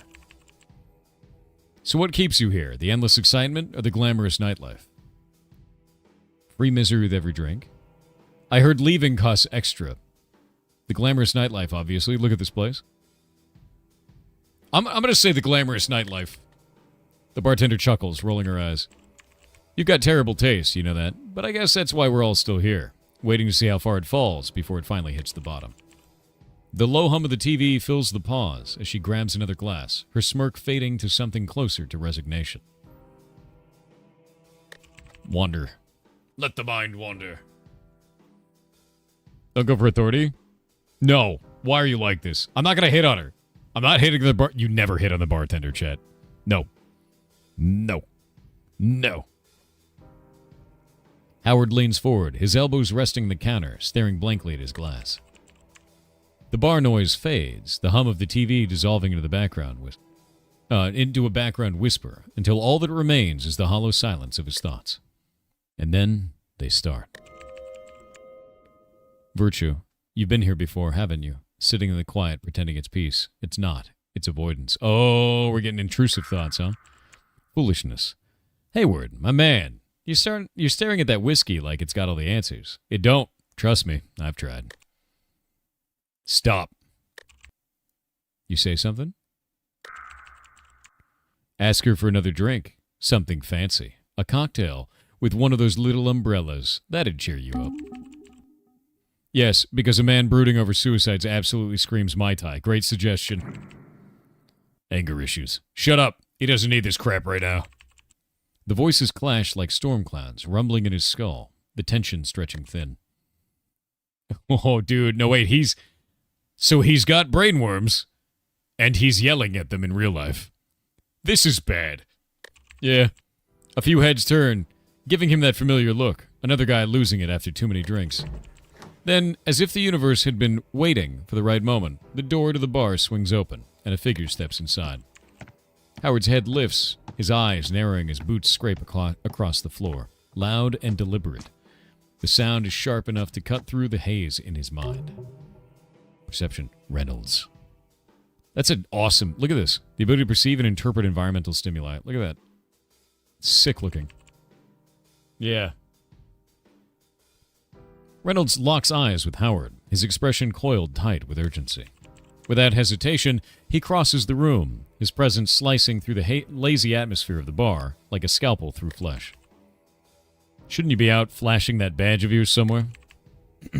Reynolds pulls out the stool next to him, sitting with a sigh. Cool model. Oh yeah, we're just in a bar, looking at classified docs. It's cool, dude. I've been flashing it all day, chasing leads that go nowhere. Thought I'd try something smarter.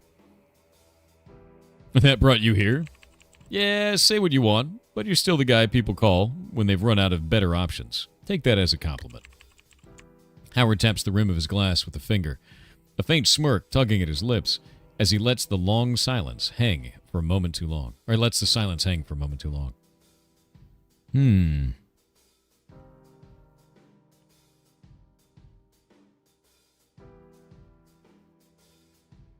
I want to know why he's not turning to his own department.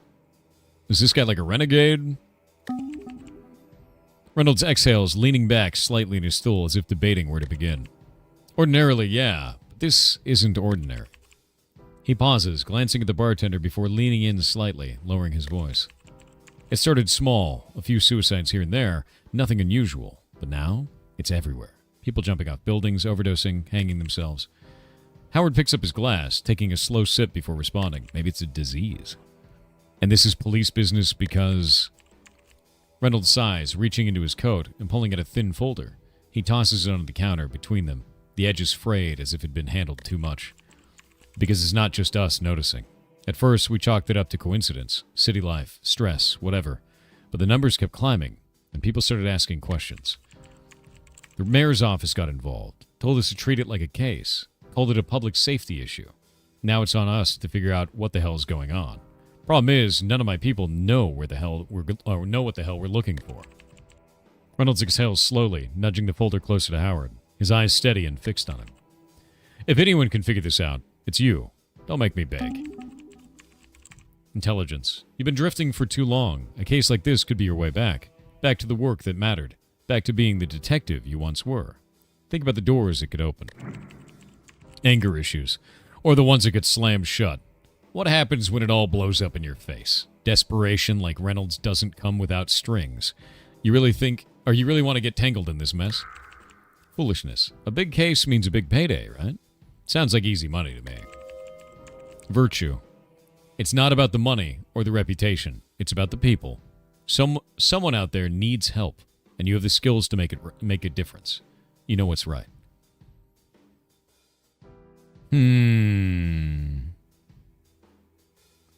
I think foolishness is the wrong choice. I'm going to go with virtue. Yeah, it's choose your own bedtime adventure. Exactly. I mean, I love these. I love these types of games. Yeah. New quest unlocked. Smoke, shadows, and body bags. The city's pulse just spiked. Stay sharp. Check your quest log and get ready to hunt. I want to know what the combat's like. Yeah. New item added. No refund policy. Sorry. Knew I could count on you. Picks up the folder, flipping it open as he leans back in his seat. Don't thank me yet. Let's see what kind of mess you're dropping in my lap first. Reynolds adjusts his coat, tugging the collar up as though bracing for an unseen chill. It's a big one. Just don't say I didn't warn you. He heads for the door, pausing briefly to glance over his shoulder. You know where to find me. Don't take too long. I don't know if I do know where to find him, right? The door creaks open, letting in a sharp gust before it closes with a dull thud.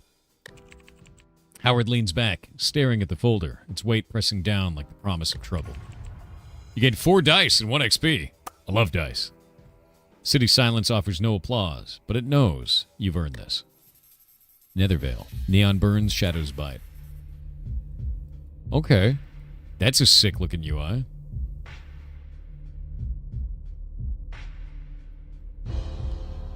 The style of this is awesome looking. Welcome back to the gutter, detective. You know these streets better than your own reflection, but let's see if you still got the chops. Use WASD or hold right-click and drag to glide the map around.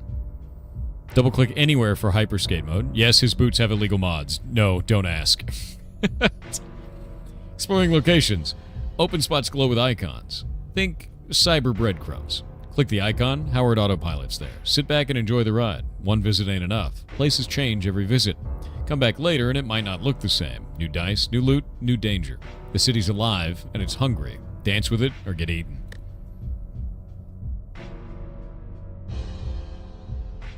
What a cool system, dude. Detective's office. The statue. Let's go look at our quests. Head back to the office to dig in old case files and connect the dots before the trail goes cold. What is this? We have a red dot. The statue. Reynolds' house.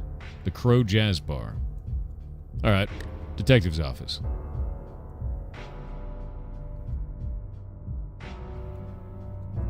Digging deeper. Rain clings to Howard's coat as he steps into his office. The damp air settling in the corners like it belongs there. What is that, dude? The folder Reynolds left sits dead center, daring him to open. Papers are scattered around, and a mug of half-finished coffee waits to the side. That coffee's been sitting long enough to make friends with the desk. Don't think it's going to do you any favors now. Howard exhales, his gaze shifting to the mug. The faint aroma of stale caffeine rises as he picks it up, tilting it slightly and watching the liquid swirl, as if the answers might float to the surface. I'm gonna not drink that because intelligence was like, hey man, that's been there a while. It's kind of gross. You maybe don't do that, you know?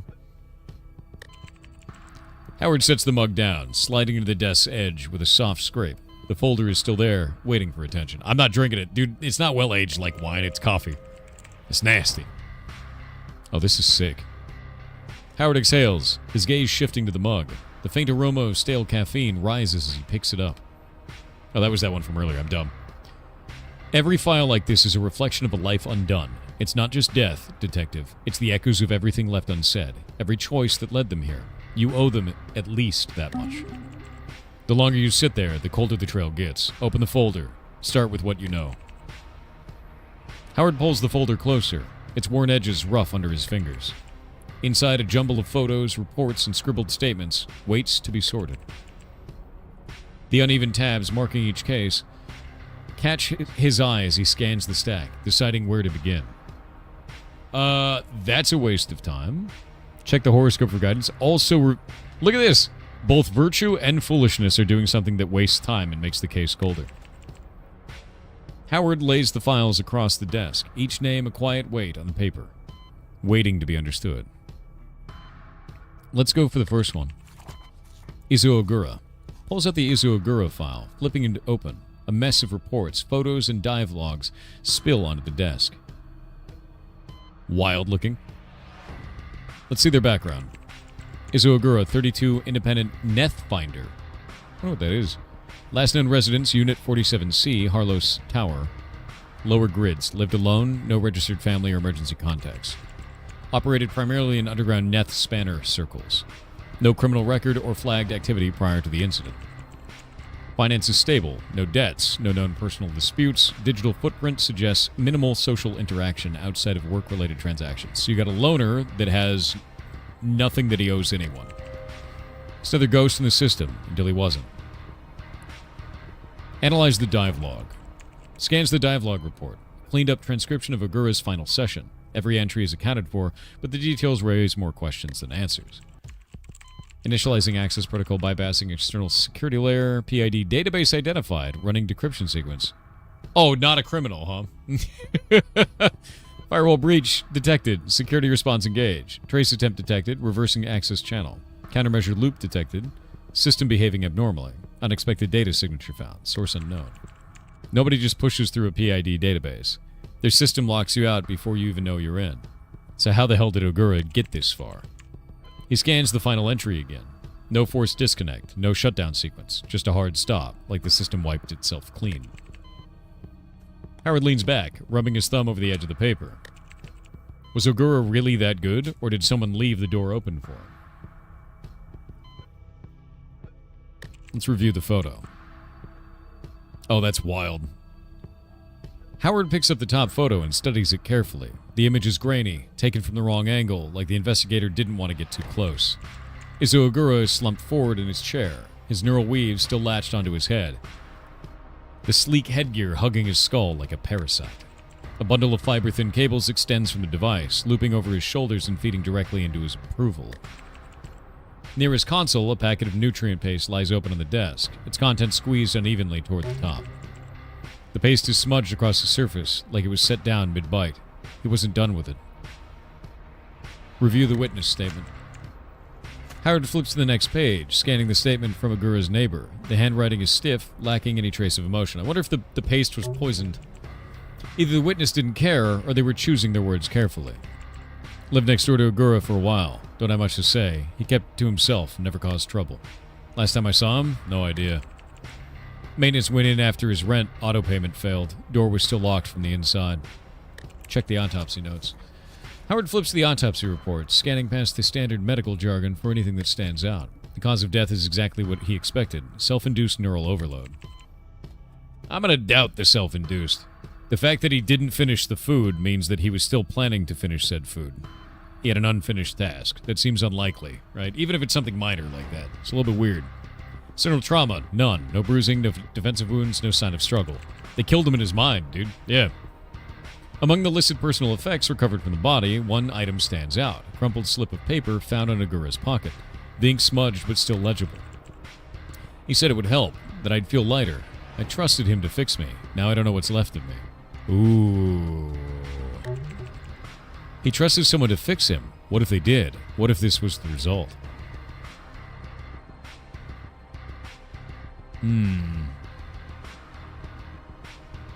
He could have gotten played. Anger issues might be right. Thinking of your own failures doesn't really help in this situation. I'm going to go to try to detach. We need to solve this case, not get lost in our own. He leans back, eyes in focus, just ink on paper. Just a case, just data. But the words still echo. Howard closes the file, every detail of Izuogura etched into his mind. Now it's time to move on to the others. Serena Koss. Serena Koss, a corporate executive for Ectovision, died after jumping from the balcony of her luxury high-rise apartment. The images show Serena Koss lying on the pavement, her body sprawled like a discarded marionette. One of her legs is dislocated at the hip, the other twisted so unnaturally it barely looks attached. Her head, or what's left of it, has split open against the pavement. Her brain, half mashed, half intact, spills unevenly from the ruin of her skull, streaking across the concrete the way that something that tried to crawl away. He's seen plenty, but this sticks like the fall hadn't just killed her. It had unmade her, rearranged her body into something awful, something wrong. Let's go to the security footage.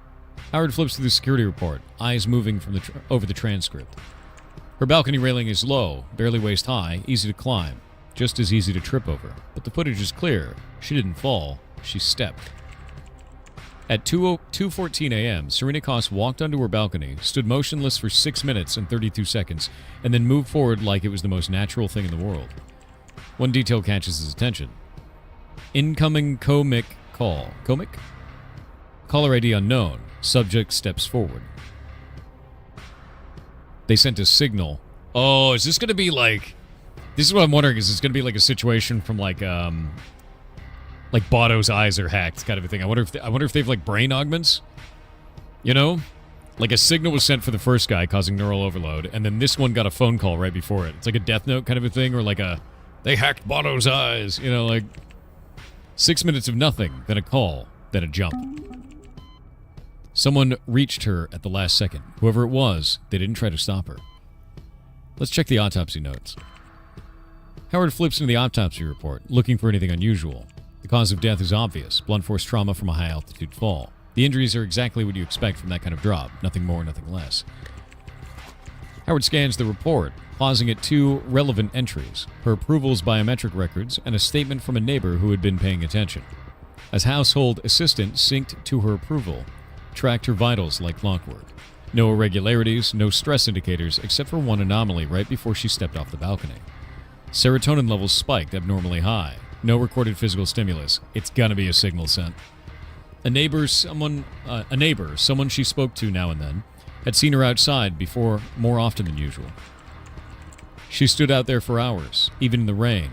She wouldn't move, just staring at the skyline. I asked her about it once. She said she liked the wind. Said it made everything feel lighter. That word again, lighter. Yep. Is this a drug, maybe? Maybe a digital drug? Yeah, like a digital drug of some kind that they download. Because if they're both saying lighter, you'd expect the same kind of symptom or the same feeling of using whatever it is. Howard closes the file, every detail of Serena Koss etched into his mind. Now it's time to move on. Atelis Gorvez. Howard flips open the file, scanning the first few pages. Atelis Gorvez, tech doc, found dead in his workshop, surrounded by unfinished augments and scattered tools. Cause of death, self-inflicted asphyxiation via biogel exposure. No signs of struggle, no forced entry. His own hands were at his throat, deep scratches along his neck where he'd tried and failed to breathe. The biogel had hardened inside his airway, sealing it shut. The man glued himself to death. Let that be a lesson, Chet. You keep talking about eating glue. You might end up like Atelis. Don't eat glue. No eating glue. Howard. Gorvez used this stuff every day. If he wanted to die, why pick something so slow? Let's look at the crime scene photos. Don't do it. No glue. Howard picks up the first photo. Gorvez is slumped in the corner of his workshop, his back against the wall, legs sprawled out, fingers curled stiff near his throat. His lips are blue, his jaw locked open, a thin trail of dried blood running from one nostril. The second photo shifts to his workbench, tools scattered, a half-assembled augment clamped in place, casing pried open. The biogel vial lies nearby, overturned, residue hardened around the rim. He was working on something right up until the moment he died. Autopsy report. Howard flips through the autopsy report, focusing on the key details. Nothing unusual stands out. Cause of death, asphyxiation due to biogel expansion in the airway. External trauma, deep scratches along the neck and chest, self-inflicted. Toxicology, no traces of drugs, alcohol, or sedatives.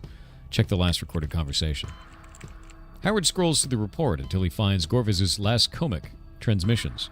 Most are business-related, orders, client requests, supply shipments, but one contact keeps appearing, always late at night, always brief. Private line, same time tomorrow? Of course. Progress takes consistency. Dude, I wonder if it's somebody that's helping them, right? Yeah. I wonder if it's somebody that's, like, helping them with some kind of trauma, and they're going through, like, a process each night, and it's slowly mind-washing them, you know? The same exchange had been logged every few days for the past 3 months. No details, no names, no context. Sounds like regular appointments, but for what? Examine his personal notebook. Howard picks up Gorvez's worn, grease-stained notebook, its pages filled with quick notes, half-legible scribbles, and workshop schedules. No digital logs, no approval sync, just ink on paper. Most of it is routine, augment diagnostics, price estimates, follow-ups, but the last few pages are different, messier, written with a shaky hand. Delay on shipment, wrong parts again. Order more Neuralink circuits. No more stim boosters, too unstable. Near the bottom of the last page, barely legible. If it happens again, I have to tell someone.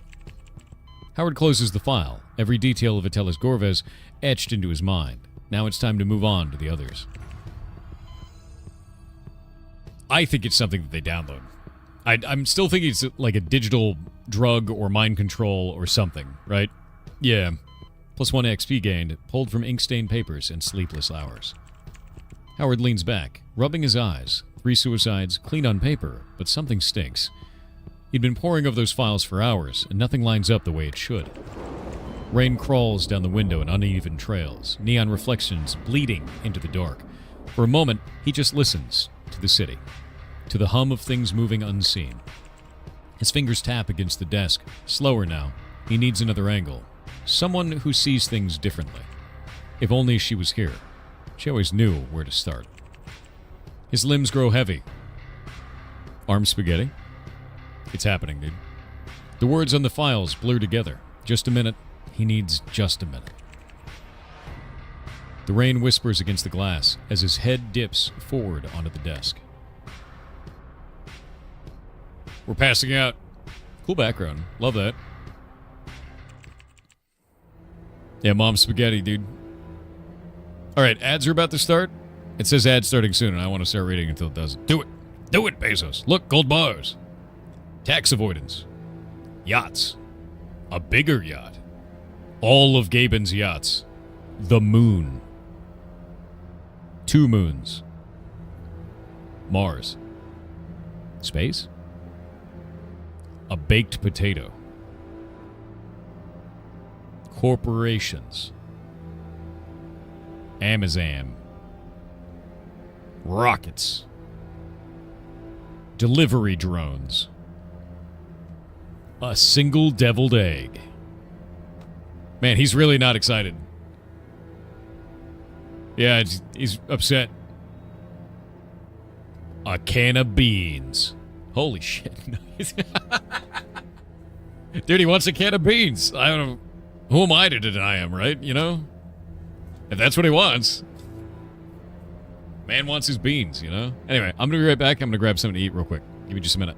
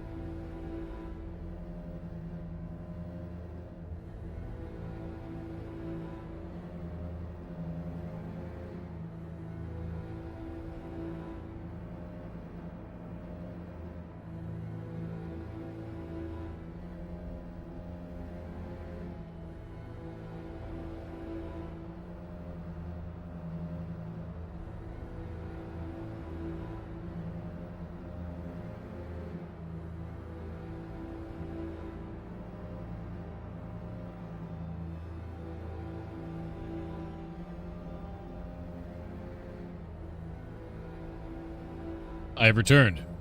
I got a huge plate of green bean casserole, dude. You haven't seen ads yet? What's happening? Ads don't get delivered to everybody every time. Yeah.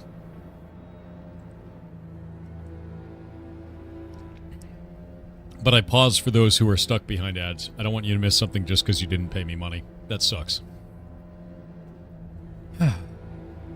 No eggs. I ate them all yesterday. They're gone, dude.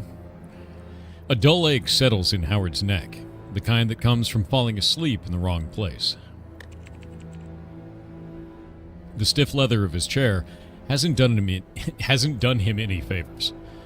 And neither is the pile of paperwork serving as his pillow. Then, a knock. Soft, measured, not urgent, not impatient. Just enough to pull Howard from the depths of sleep. Howard stirs, blinking against the grit in his eyes. His brain claws its way out of a dream, falling bodies, static-laced voices, and collides with reality. Then another knock, louder. Someone's begging for a broken nose before breakfast. Okay, anger issues, calm down. I know that's bad. Check the time before answering. Squints at the clock. 5:26 a.m. Too damn early. Then another knock, sharper this time. Whoever it is, they're not going away. They know you're in there. Reach for your gun in the drawer. Howard's hand moves instinctively to the drawer, fingers curling around the grip of his gun. The suicides, the unanswered questions, it's put him on edge. Rose, it's me, Howard. Put the gun down before you add yourself to the case file. How does she... I don't like that. Howard lets out a slow breath, no mistaking that voice. Get up and open the door. Yeah, let her in. You need the help. As Howard opens the door, he's met with a sight he wasn't prepared for. Standing before him is a man built like a tank. His neon green hair is clashing against a tight pink shirt stretched to its limit. His left arm gleams with chrome knuckle implants. In one hand, he grips what looks like a stripper pole, if the stripper poles were designed for combat. In the other, he holds a bowl. Inside, floating like some overpriced centerpiece, is Rose. What? What is happening? Howard blinks. Then again, still real. His brows knit together as he stares at the stranger. I'm still asleep, aren't I? The man offers no answer, no smirk, no joke. Not even a raised eyebrow, just pure, unreadable silence. Look at those biceps. We gotta hit the gym, like ASAP. For once, you manage to stumble onto the truth, even with that pea-sized brain of yours. Before Howard can decide how to handle this, Rose breaks the tension. Pick me up, unless you want to solve this case with your head up your ass. Howard grits his teeth and does as he's told. The man's lips twitch, not a smile, but a tick. He spins the pole in a fluid arc, the hum of charged plasma briefly drowning out the city's drone, then strides away without a word. What the hell was that? My Uber. Now shut the door. We've got corpses to dissect and egos to bruise. What is happening?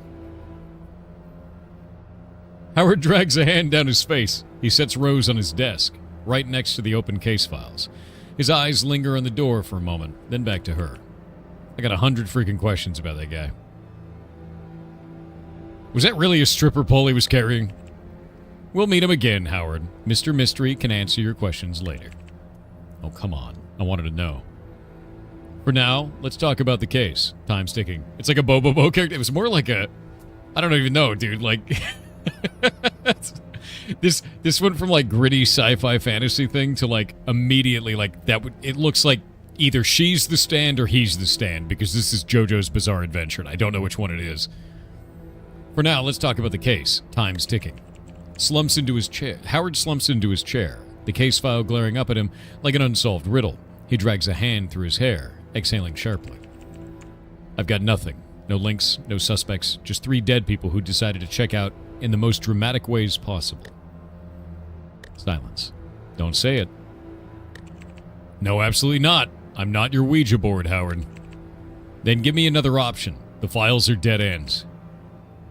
Their bones know more than we do. You think I enjoy scraping through the dead's regrets? It's not a parlor trick, Howard. It hurts every time.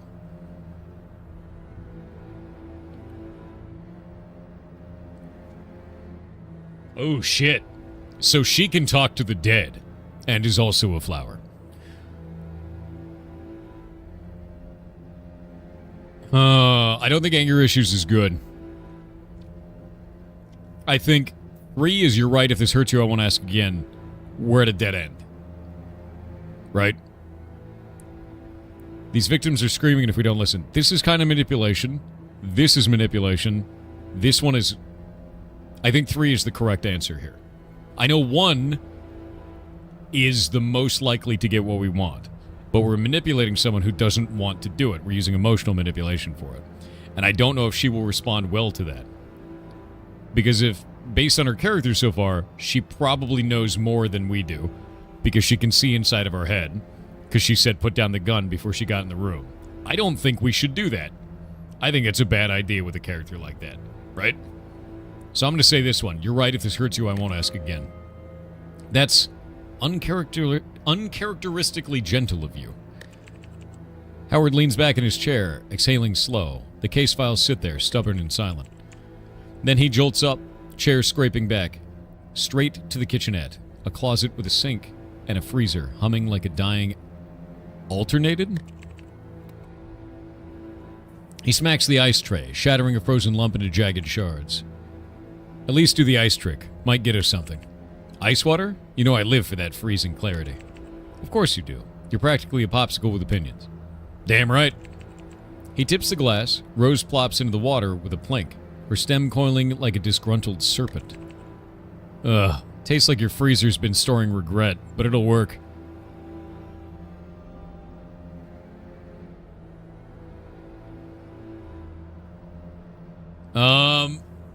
I think she's been foolish here, so I can be foolish in response. If you see a sandwich again, I'm composting you. Relax. This time it's a burrito. Extra guac. Now shut up. See? Perfect. She goes quiet. The sarcasm fades. Petals fold slightly inward as she shuts her eyes. The water stills, save for the soft ripple spreading out from her stem. Blood, cold, stone, a circle, something ancient. Rose's petals twitch, but her eyes remain shut. So much blood. Then her eyes open. She shakes herself off, shifting in the now lukewarm water. A ritual. I think it's a ritual. Okay, so we have dark magic, high fantasy, body augmentation, a talking plant, talking to the dead. Got it. Abstracts or a fanboy? Either way, abstracts. Has to be. Only they'd turn suicide into a show. Then let's crash their performance before they write you into their next act. Time to knock at the cult's creepy little door. Alright. Oh, weird. Hold up. Look at this. Whom, boom, boom, boom. Dead people are easier to talk to. They don't interrupt. The dead know more than the living. Trouble is, they're terrible at small talk. Yep, still heading to the graveyard, in case they slip past your genius level awareness. Are we there yet, or should I sprout legs and walk myself? You keep walking like we're heading to a spa. Dead people, Howard. Dead people. It's better be the last time I say we're going to a graveyard. Nice. I love it.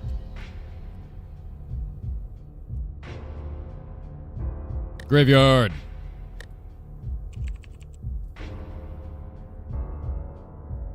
Howard's comic buzzes relentlessly, an urgent vibration that's impossible to ignore.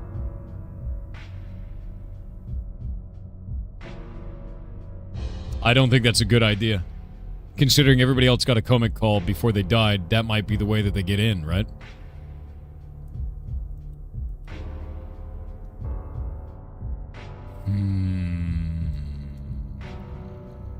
I have fear. I'm gonna do it. We're gonna find out. Hey, Howard. Okay. First off, this line's locked, so don't sweat it. Second, I tapped into the cop's frequency. There's a report from Lumen Street. Some dude's gone full-on berserk. Smashing up the place. NVPD's there. And you know what that means. Could have just skipped the whole hack thing, DK. Just admit you missed me. Another day, another lunatic. What's the catch? I'm going to say what's the catch? It's bigger than this one guy. I've been following a pattern. Hacked boosts, people snapping, and the usual police cover-up with bullets.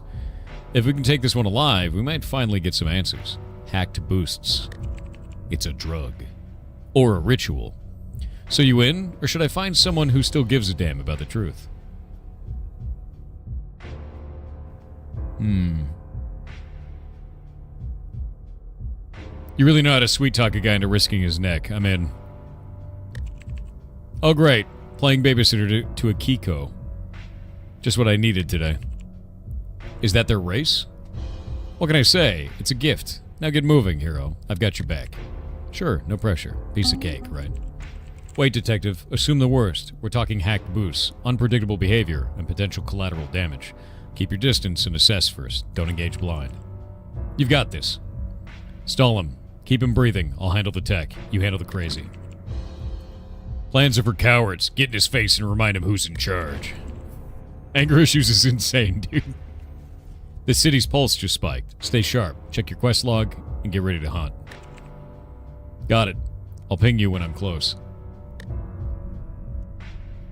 Okay, I think we have a... Yeah, Kiko. Kiko Unleashed. Let's do that. Because that's an urgent one. The dead end is the way.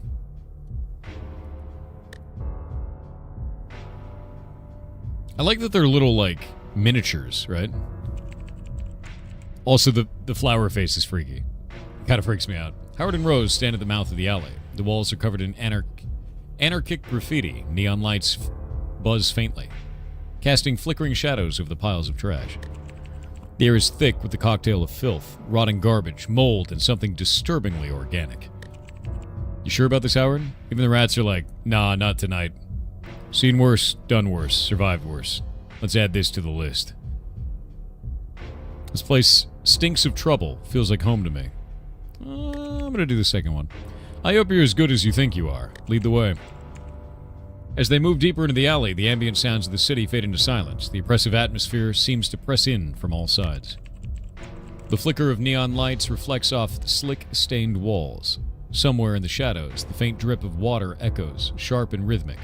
The stench of rot grows stronger with every step. Rose mutters, her voice barely above a whisper. This place is getting friendlier by the second. Then a sound, faint scrape of metal on stone. Howard freezes, instincts flaring. Another step forward, and he catches the flicker of movement out of the corner of his eye. From the darkness, a figure steps forward, deliberate and slow. Akiko blocks the way. His sharp, predatory eyes locked onto Howard. Dude. Get away, you can't take me back. Take you back? I don't even know where you're from. Let's start with that.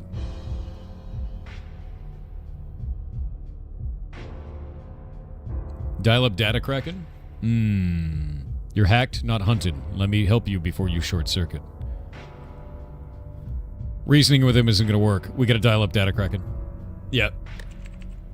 Pulls at his comic, thumbing a quick connection to data cracking. Your show now, DK. Just tell me what to do. About time. Hold tight. I'm jacking into the spectral site now. Keep him talking, and don't let him go full meltdown. As DK works, Howard's eyes narrow, focusing on the Kiko's jittery movements and the gleaming boosts along his limbs.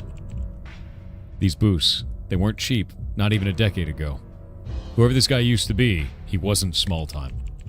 The Kiko's erratic breathing grows louder, his eyes darting around the alley like a cornered animal.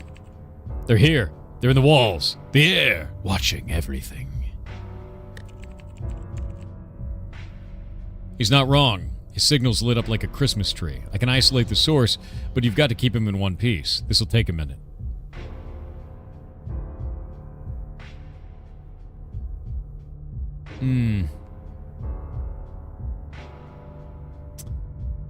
This is interesting. Clifton Twain, thank you for the 5 gifted subs, dude. We can do...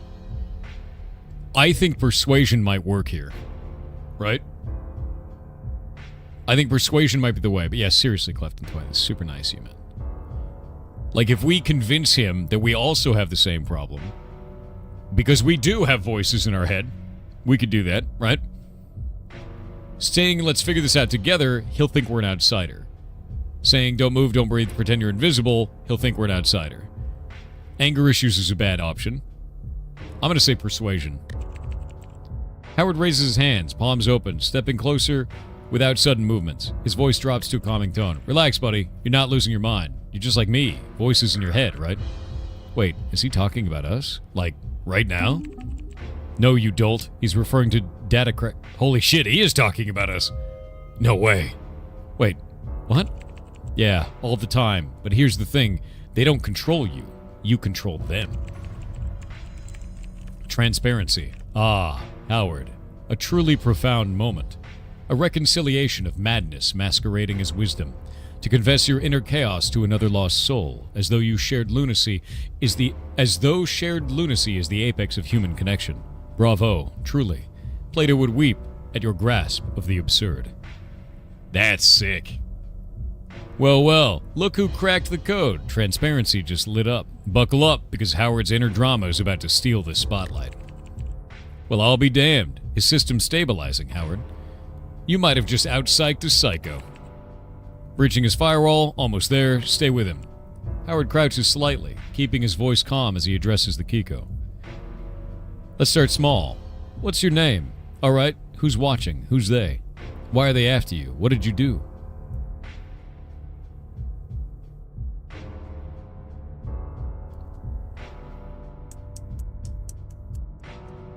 That's a hard one. Who's watching? Who's they? That feels the best right now. What's your name is not going to work because then he's like, you're interrogating me. Why are they after you? What did you do? That one seems like we're on his side. Alright, who's watching? Who's they? Seems like we might be on his side. But that's going to probably have him spiral out of control because he's going to spike and freak out. What's your name? Maybe too interrogating. That might set him off, but also it's the least offensive. Fill me in before the NVPD shows up is a bad idea, because that's going to set him off. Yeah. First one is outsider vibes. Second one is kind of outsider vibes. This is the least likely to have him get set off. Yeah, this is accusatory. This is danger is coming. This is think about the thing you're afraid of. I'm going to go with the first one. Ghosts in the wires. Watching, listening, tracking. Okay, so he's just gonna lose it anyway.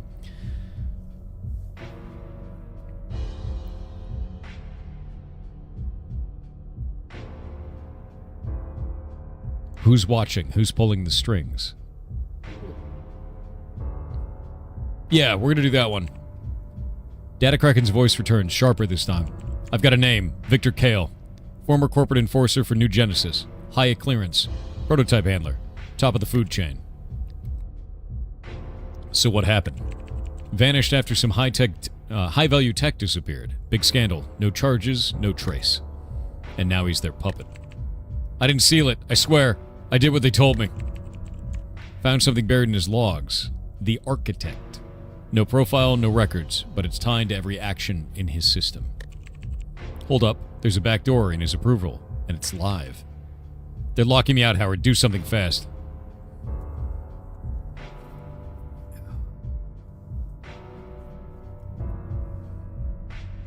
Appeal to Victor's humanity. I mean, we could kill him. That is the easy way, right? Bluff about knowing the hacker. I'm gonna say virtual appeal to his humanity. It's not gonna work, but I'm gonna try it. Howard steps forward, his voice softening slightly, though it still carries weight. Listen, you're not just a Kiko. You're a person, and you don't have to let them win. They don't control who you are. Victor hesitates, his breathing uneven, but the panic in his eyes softens. For a brief moment, the wild fear gives way to something more human. You don't understand. They've taken everything. Keep him talking. I'm planting a silver fang into his approval. Not everything. You're still here, Victor. You can fight this. Let me help you.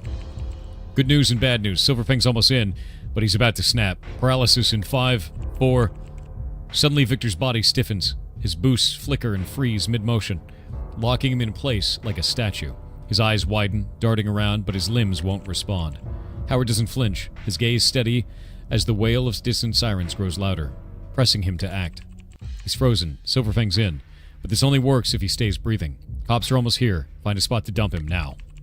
Howard scans the alley as the sound of distant sirens grows louder. He moves quickly, knowing they can't afford to lose this lead. Throw him in the bin, dude. Prop him against the wall and make him look drunk. Toss him in the sewer hatch. Where are we going to weekend at Bernie's, this man? Yeah, exactly, Sin. Weekend at Bernie's. Where do we weekend at Bernie's, this man? The sewer, what if the water's up? It'll take him away. I think the sewer's the right way to do it. I think it's the only way to get away, because the cops are going to search everywhere else. Sewer. Howard yanks open Rustin's sewer hatch, the foul stench wafting up, making him gag. He lowers Victor in and letting the hatch slam shut. If he wakes up, that smell will put him back under. As Howard steps back into the main alley, the steady hum of an approaching police AV grows louder, its light splashing red and blue across the stained walls. The vehicle descends with a soft hiss, stirring the trash-strewn pavement. Two figures step out. Sick. Love the robot. The first officer, Hike, a weary cop with a perpetually skeptical expression, locks eyes with Howard. Beside her, a tall alternated drops to the ground with heavy mechanical thud. Figures it'd be you. You've got some kind of beacon for shit like this? What can I say? Trouble likes me. Yeah, like a moth to a goddamn flame. Ike looks over at the alternated, then back to Howard, her expression a mix of boredom and mild amusement. Meet Tin Man here. Latest toy from New Genesis. They call it Remlock Unit.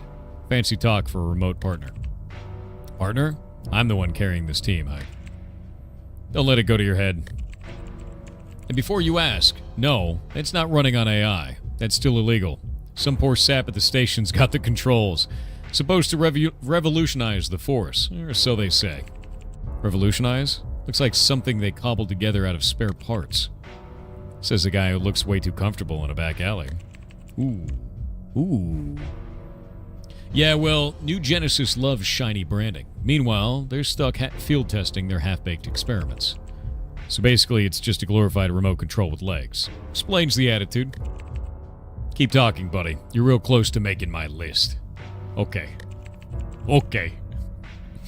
Alright, enough introductions. Let's cut the small talk.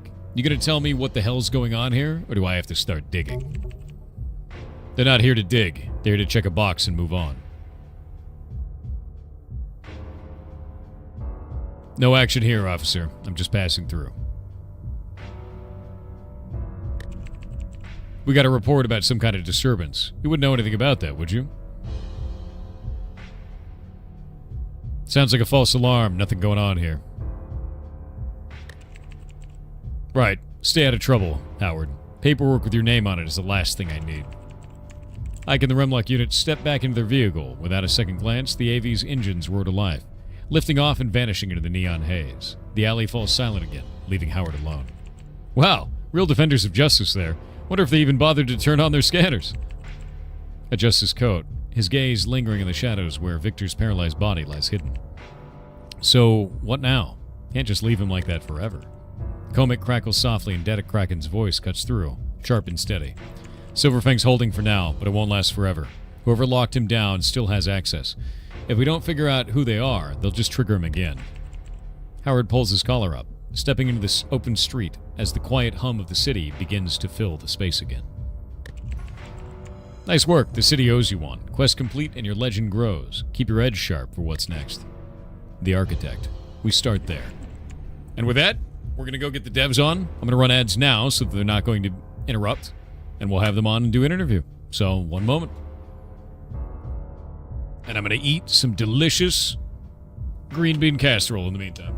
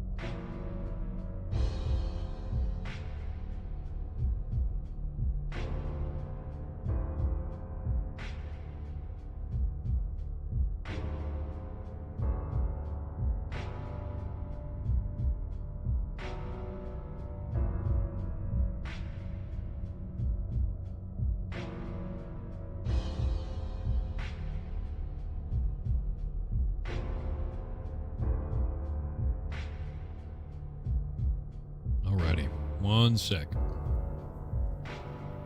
Hopping on the channel with the devs. Hello, hello.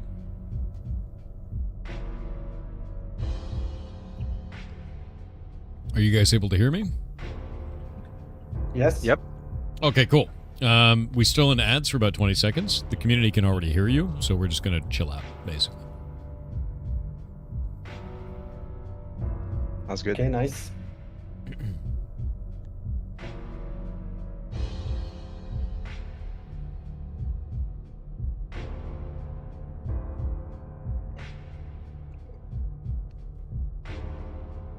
The ads have ended.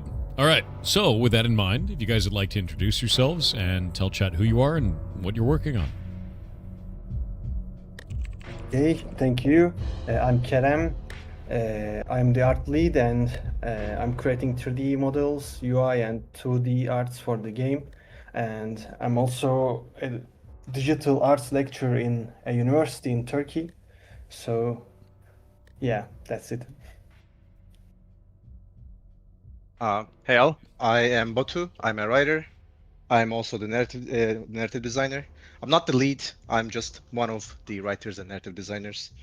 Yeah. I worked in CD Projekt before this and in a few little studios, but Kerem and the team, I met them at an expo and the game was awesome. And I thought we could collaborate. And ever since then, we have been doing a few little small things and I got into the team. So, yeah. And how long have you guys been working on this game together? 3 years, I think. Yeah. Like us together, like Kerem and I think it was officially like a few months, but we have been in collaboration for I think almost a year, right, Kerem? Yeah. All right, rock on. and you guys just launched your, or how long have you had the demo out? I think it's actually been since 2024, I believe, right?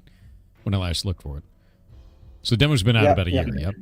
How do you feel that the demo's been received so far? Because these types of games, I find them super fascinating. I love the writing that you have in this so far. But how have people felt about it? I think reviews are great, and yeah, we are collecting some feedbacks for the demo, and feedbacks are great. Yeah, that's it. Yeah, because you guys have a very surprising metric here. A year later, you're sitting at 100% positive reviews on your demo. That is generally quite phenomenal. It's not a huge amount of reviews, it's 23, but that is still hard to get. There's usually someone that's like, I hate this. But you don't have that, so that's really quite cool. Have you formed a big community out of this? Do you guys have a Discord? Let me go look. Yeah, we have a Discord, and also we are reaching to the negative feedback reviews. So we are trying to ask them about the game, and so we are fixing the game because of the negative reviews, and then they are converting their reviews to negative to positive. That's great. That's a great way to do that. That's fantastic, man. Like, I think that your guys' system, even though I didn't get to experience the dice system because I chose options that didn't use rolling, right? I was trying to save them. Which is funny, right? I actually think that the dice system looks really compelling to me. It looks cool. Yeah. I actually took a note about that. Like, you specifically chose the most logical and the most dice rolling averse choices that we had, so you didn't even see the system. Yeah, which is funny because I was like, I could totally choose that one where I'm going unhinged, but I don't want to roll those dice because I know that they disappear. Right? It's quite funny. Yeah.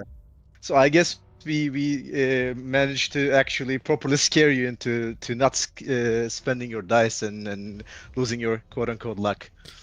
Yeah, you really did, because I think the biggest thing for me is what I got from it was like, okay, I could spend this now, but am I really getting anything for it? Like, grilling a bartender, like what if there's combat later and some guy pulls a gun and I gotta roll dice? Like, I should probably have him for that, right? Yeah, you're right. But and just to let you know, we also adjusted those frequency of how many dice rolls and how many opportunities to roll dice are in the newer demo, so it will also be like revamped in the updated demo. So just so you know. I really love the world crafting that you guys have made for this. Can you talk a little bit about your inspirations for what led to this, to the story and the world that you've created? Yeah, that's on me, I think. Uh, this was my master's degree work firstly. My mentor was one of the illustrators of Robocop. He taught me Really? a lot. And yeah, and then I worked for an MMO, and then me and the leader, Bilge, create metaphor games to make games. And the main inspiration here is Disco Elysium, obviously, and Citizen Sleeper, and also Blade Runner, Hellboy, Shadowrun, yeah, like that.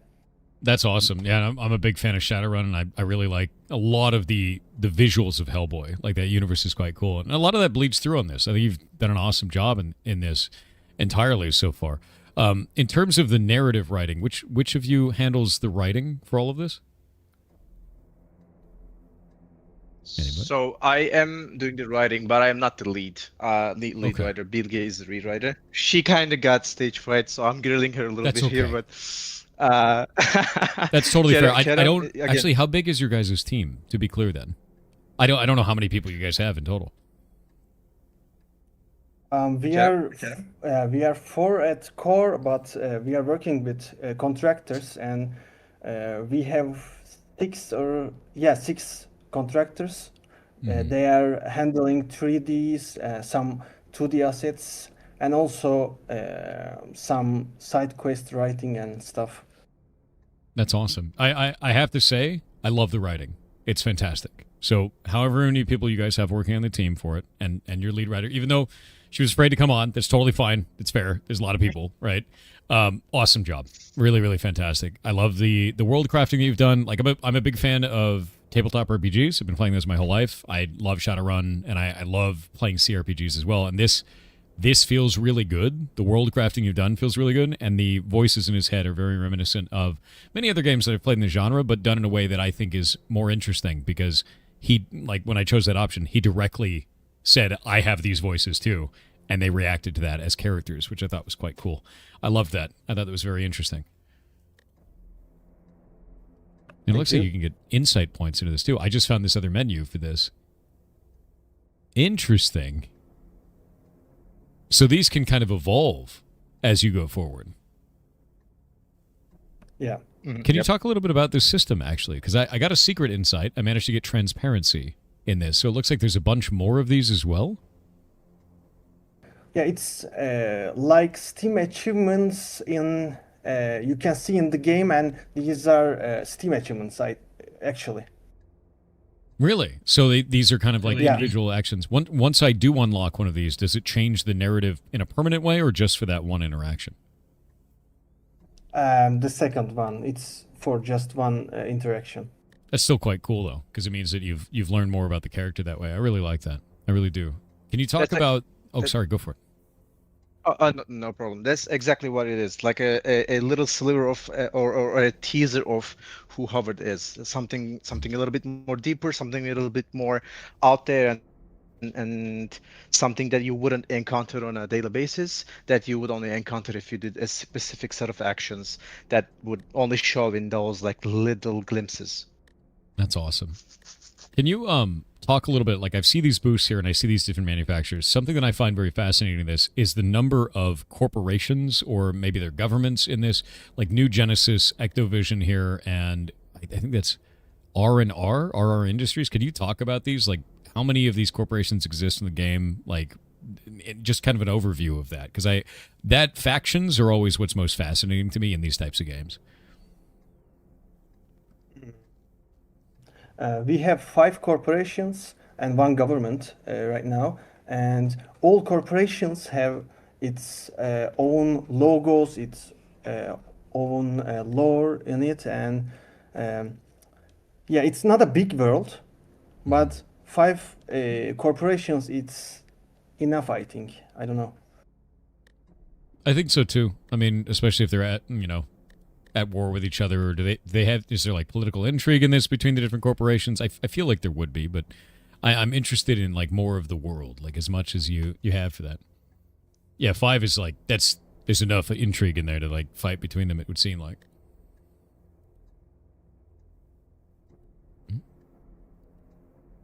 I'm gonna look through the rest of this. But yeah, I guess with that in mind, like what was the moment that you guys realized this was the game you wanted to build? You know, there's so many different types of games. There's so many different ways to do even like narrative games like this. What was the moment you realized this is it? This is what we want to build. This is what we're making. Actually, it's a wrong idea to build an RPG to this market, I think, because we are a small team and our income is real small because we didn't quit our jobs to do this.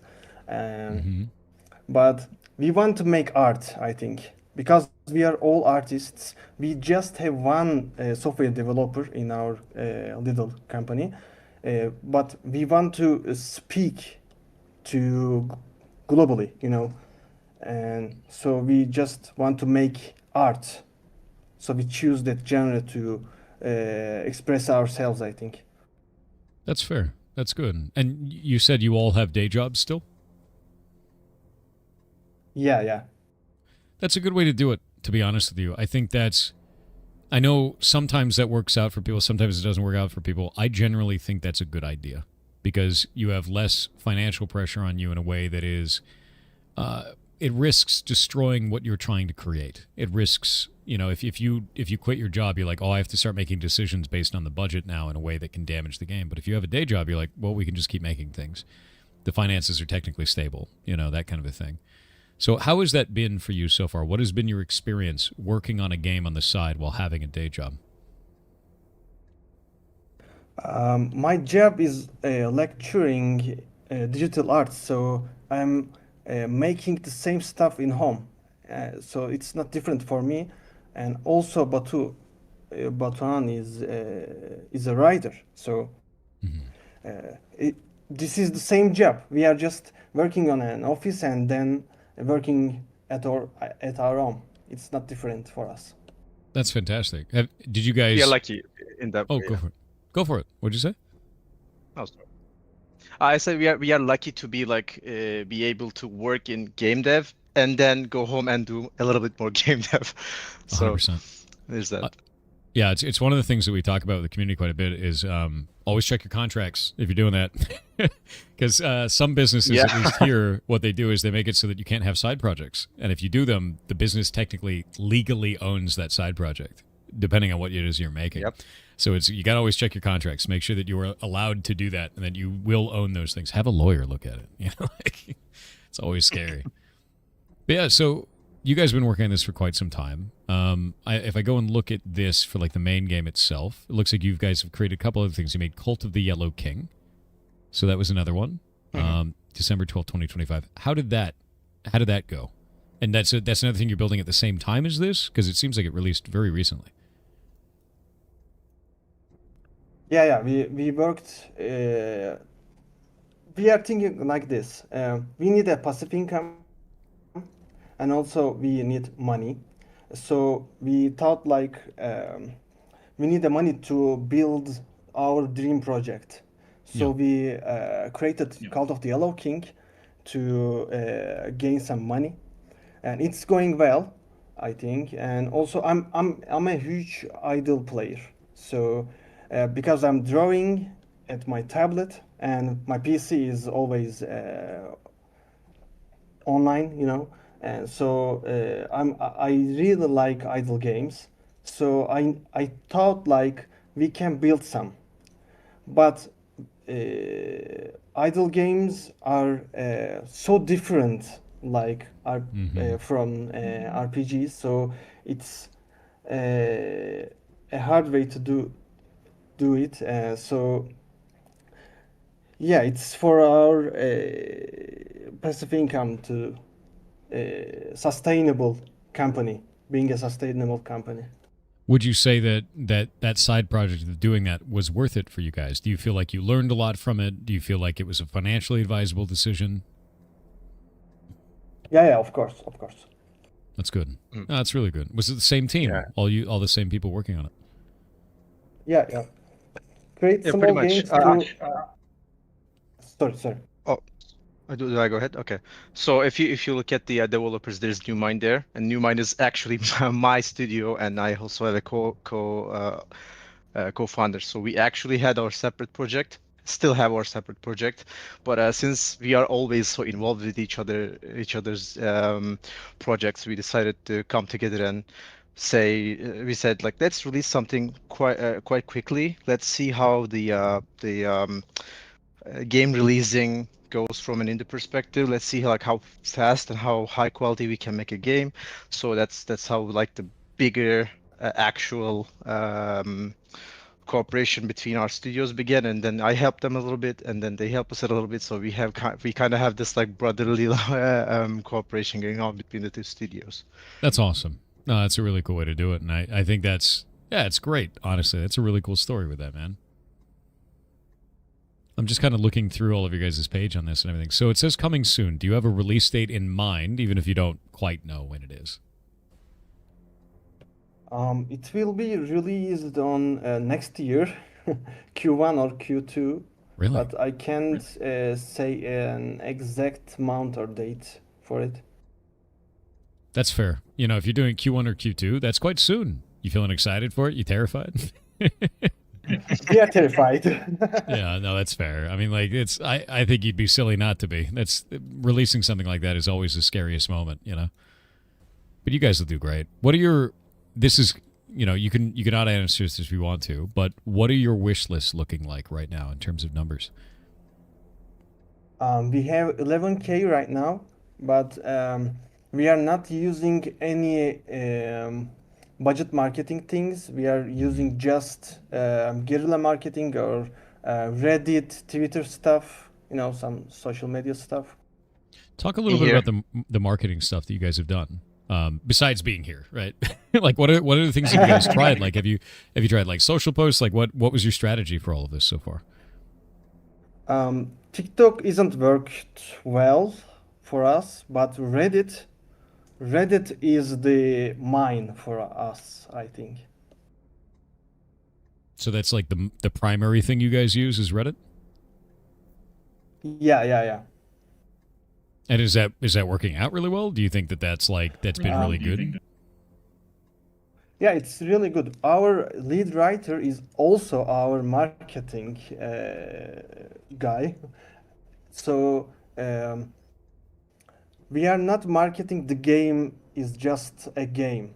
The product is a multidisciplinary thing. It has music, it has art, it has writing. So we are separating the product like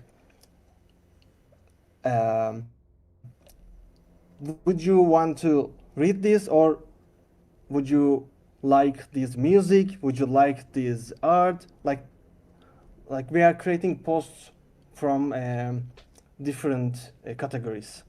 Okay, yeah. I've seen a lot of those like on social media of like, hey, look at my game, and here's Screenshot Saturday, or they do things like pixel dailies for artists and stuff too. It's always a really positive experience, engaging and all that stuff. I'm glad you guys are finding success in that. Honestly, it's a really good thing to be doing. And 11,000 wish list is nothing small. Like, I think once you get over the 10K mark, like once you hit that, you start kind of snowballing because there's enough people to find out about it.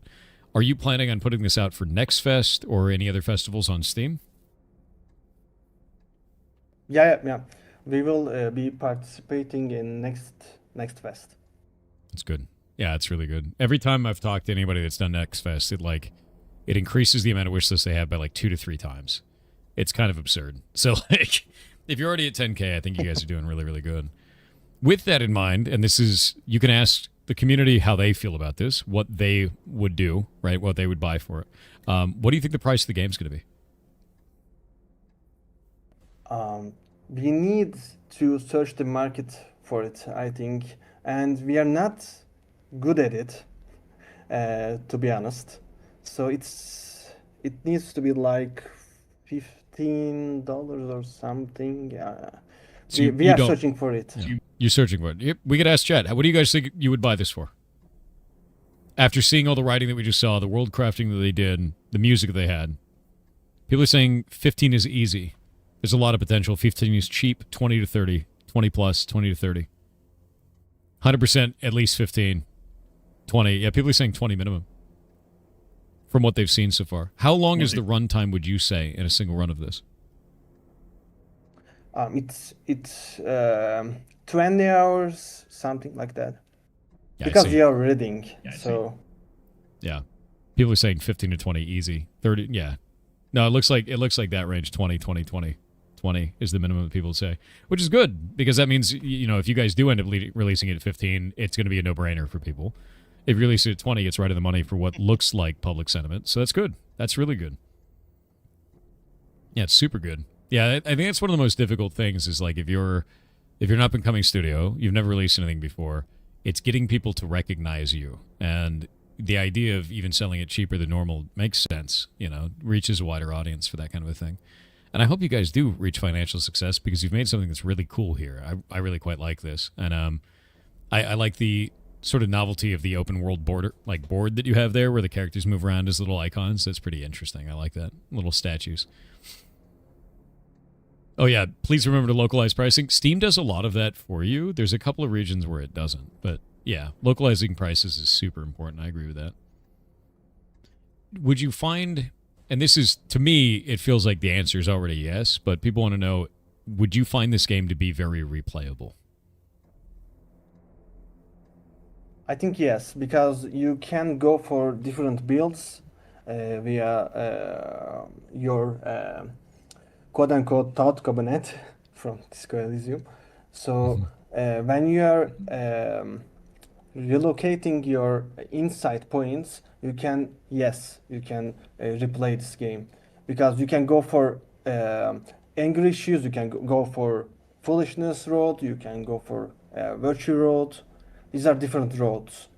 Mm-hmm. That's good. Yeah, because what I saw is every time I answered a question, I was like, what about the other one? So I was like, I would just replay this like a ton of different ways. So, yeah. So I see your guys' language here, English, German, Turkish, simplified Chinese, and traditional Chinese. Would you want to release more localizations? Is that a funding problem for it? Is it a time issue? What is it that is, what is driving these choices for this one? And which ones would you like to localize if you could? Our lead writer is a native German speaker, so she can write in German, she can write in English, and she can write in Turkish. But That's wild. That's wild. Yeah, we are really lucky about this thing. But Chinese localization is the most important thing in Steam, I think. So we want to go for this way. Mm-hmm.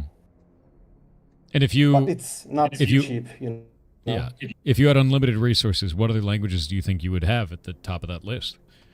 I think that's the interesting thing. So we have a very global community here. We have a lot of people all over Europe, all over South America, just all over the world, right? So it's always interesting to know, like, what have you guys seen, maybe in your analytics, of people around the world? Where are they from that are interested in the game, and what languages would you want to support? Could you?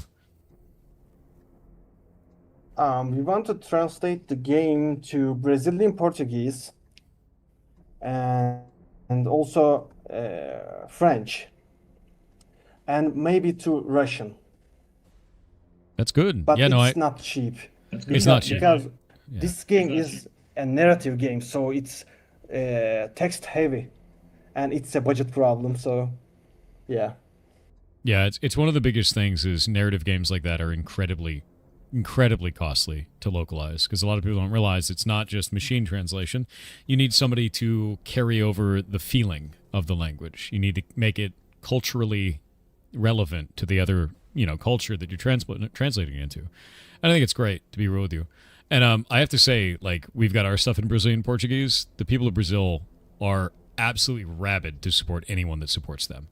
You will find an entire population of people that will just love everything that you do if you think about them even a little bit. So I think it's a good move, legitimately so.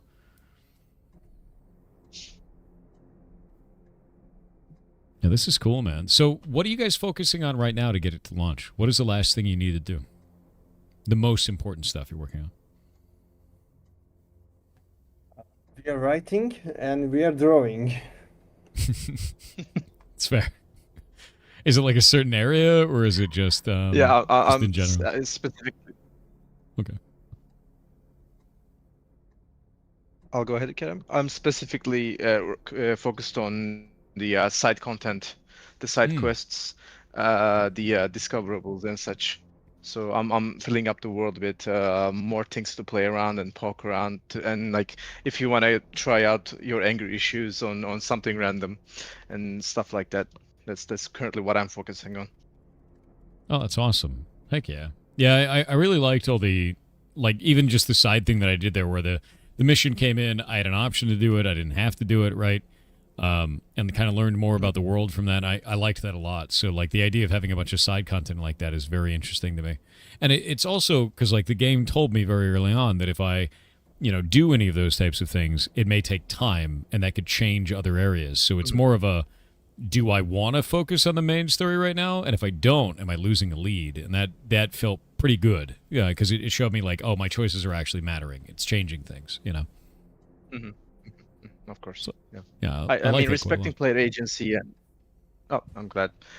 Respecting player agency and just letting the player express themselves is, I think, very important in basically any game, but especially in an RPG. So even like skipping a quest is a decision, and that decision needs to be respected, even if the outcome is quote unquote bad. So that's a decision that the player made, and you need to respect that player's decision. And I don't think you need to be punishing them, but you need to just respect their choices and modify or alter the game to fit their narrative, the narrative that they just crafted. Yeah, that makes sense, and I think that's an admirable goal on that, because I have to say, building something like this is very difficult, and creating a compelling narrative through all those different choices and everything that the player does and how they choose to go through is also very difficult. And I think you guys have done a fantastic job here, enough so that even in the short time that I played it there, you have a lot of compelling characters, you have a lot of compelling routes that I can go through, different threads that I want to pull out of that sweater, and it feels good. And it feels good in a way that makes me want to know more about your world. That's why I was asking about like the different corporations and things, is because you've crafted a world that I think is compelling narratively, at least to me as a player, if that makes sense. Glad to hear it. I love the idea of dice being consumed on use, by the way. Do you guys have a long background in tabletop RPGs at all? Like things that you guys play? Yeah, of course. TTRPGs are, I think, the epitome of games for me, so yeah. Heck yeah. What kind of campaigns do you guys run? Like, I'm super down. Like, I'd love to know. Yeah. Kerem and I are currently playing Vampire the Masquerade, right, Kerem? We had to take a little break, but yeah, we're playing Vampire the Masquerade. I ran a Cyberpunk game Nice. for in GURPS. I don't know if you ever played it. Yep. Yep. So yeah, really nerdy stuff. So Yeah, no, love I actually, TTRPGs. if you look on stream, I just picked this up. So I've got my Lancer core rulebook now, finally. So I've got that. And I'm going to be getting into that sometime soon. But I've been playing D&D forever, man. Like, White Wolf Publishing stuff. So you got like Mage the Awakening, Mage the Ascension. You've got Vampire the Masquerade, which I love. So I'm glad to hear you guys play that. It's cool as hell. And then every version of D&D, except for 4th, that didn't exist. So like, I'm down. No, that's cool though, because like it bleeds through in the stuff that you guys are making. I love the idea of the dice being used in this way, and it's just it felt like moving around the board felt like moving a mini, like, so I thought like, hey, that's pretty cool. I dig that. Yeah, there's a huge box. The chat knows there's a huge box of D&D right next to me. Oh yeah, and Werewolf too. Yeah, Werewolf the Flea Party. Okay, it's very funny. But no, that's cool, man. That's really awesome. And I think what you guys are crafting is really, really rad. So you've got your release coming up. You know around the range that you want to do the price. I'm going to ask you something tough. You ready for this? Okay, go for it. What does your game do the worst? I want you to call your baby ugly. Okay. It's a tough one. I would say our weakest area is gameplay, I think, because all our artists. The game is very story driven. Sometimes the gameplay naturally takes a step back. We are a small team with a limited budget, so we decided to really lean into narrative, atmosphere, and characters. That means some systems are simpler than we originally dreamed of. Like I think that's animations, yeah. you know. Yeah, I think that's a really interesting answer because I didn't feel that at all playing this. Like the experience, the theater of the mind of reading through all of your narrative and everything going like that and the choices that I chose through it, that was the experience that I expected, right? And that's the gameplay that I expected. What would you add in terms of gameplay? Should you have the resources? Definitely 2D animation, definitely. And also we want to create more context, more characters, more maps. We have this build is an old build that you just played, and we have two maps right now, and I really want to create a third map for the game, but the budget is so limited, so yeah. That's awesome. Yeah, no, I think that's really interesting. And when you're talking about animation, you mean just like these still images that are slightly moving, just animating those instead of having them like pulse in and out, kind of a thing. Yeah. That's cool. I mean, yeah, that's like a level of kind of polish over the top of it. But I have to say, you know, I find a lot of the times is when you're developing something, you know where all the weak points are, and you may think that it's much worse than it actually is. But for me, having played this for the first time, I loved that. Like, I think that it looks really cool. The visual style is very unique. It feels really nice. And even, like, a lot of games like this would just have a static object doing nothing. But in this, you have the light rain going over the front of it to show that it's actually raining in the environment. This is kind of pulsing in and out. And even though it's kind of a small effect, it's better than just having a static object in there. So I like it. I think you've done a really good job there. I don't think that's something to worry about, at least not for me, right? Thank you. Especially because it does things like this. As you advance, it changes objects and things. Yeah, I think you should be proud of this. Honestly, I really do think you guys should be proud of your work on this. It's fantastic. It's very cool. And it's the scariest time for you because you're about to launch the game. But I think you guys will do great. Legitimately so. What do you guys in chat think about this? How does the community feel about the game? It's tasteful and doesn't distract from the reading. Yes, I agree. I agree with that. You love it, Maggie? Yeah, Maggie, this is really your kind of game, right? Like, very much so. Seems like a great visual novel type game. Yeah. No, it really is. I particularly like that you guys colored different character names the same color the whole time, or words that are actually like creatures within the world. That's very helpful because I see a word and I was like, I don't know what that is. But it's green, so I know that it's part of the game world, which is kind of cool. You love cyberpunk type stuff? Yeah. Very comic book? Yes. Very much so. And I love that. So I think you guys did a great job. Yeah, heck yeah.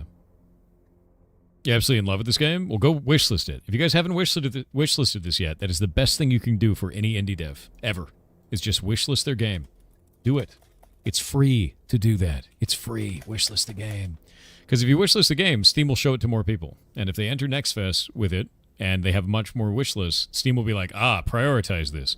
Because Steam wants to make money, and they make more money if more people like a video game. So they show it to more people. So wish list it. It's the same as upvoting on YouTube or retweeting on Twitter. Same deal. How much does it cost to wish list? It's free, you goblin. Free. Yeah, share it. Share it around, man. Yeah, heck yeah. So that's super awesome. Buy the wish list. You guys are ridiculous. Well, we are almost at time, so I've got a couple more questions for you. If you were to give any advice to someone who was just starting out making games and had never made games before, what would it be? Um, do not chase big dreams like us.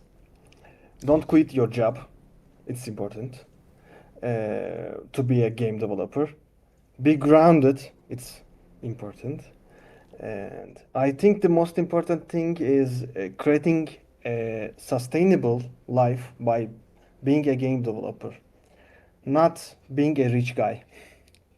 And create small games to create passive income and then go for your dream project. It's our dream project, Celestial Return. And we released a small game 2 weeks ago to fund Celestial Return, this game. And finally, we are cash positive. And also, we did a Kickstarter to fund Celestial Return 2 months ago. We founded the project thanks to our backers, and we create our little cash income cycle. So it's important to be cash positive. Crowdfunding is a good way to do that, and small games are a good way to do that too. And also learn graphic design. Art is not just drawing a character with a perfect anatomy. You also need to learn some graphic design to create marketing arts and UI. So graphic design and positive income is the most important thing, I think. Yeah, I think that's fair. I mean, it creates an environment like if you don't have if you have an income deficit, if you're only spending money in the game, you quit your day job, the stress of that is going to change the art that you create. Whether it's in programming, writing, music, like visual, doesn't matter. It will augment what you are creating in a negative way, I find. So don't quit your day job. Make a tiny game. Yeah.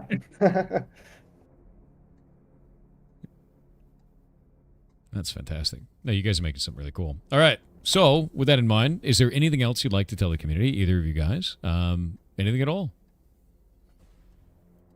We are releasing our Webtoons third episode. So we are releasing Celestial Return Webtoon at our website.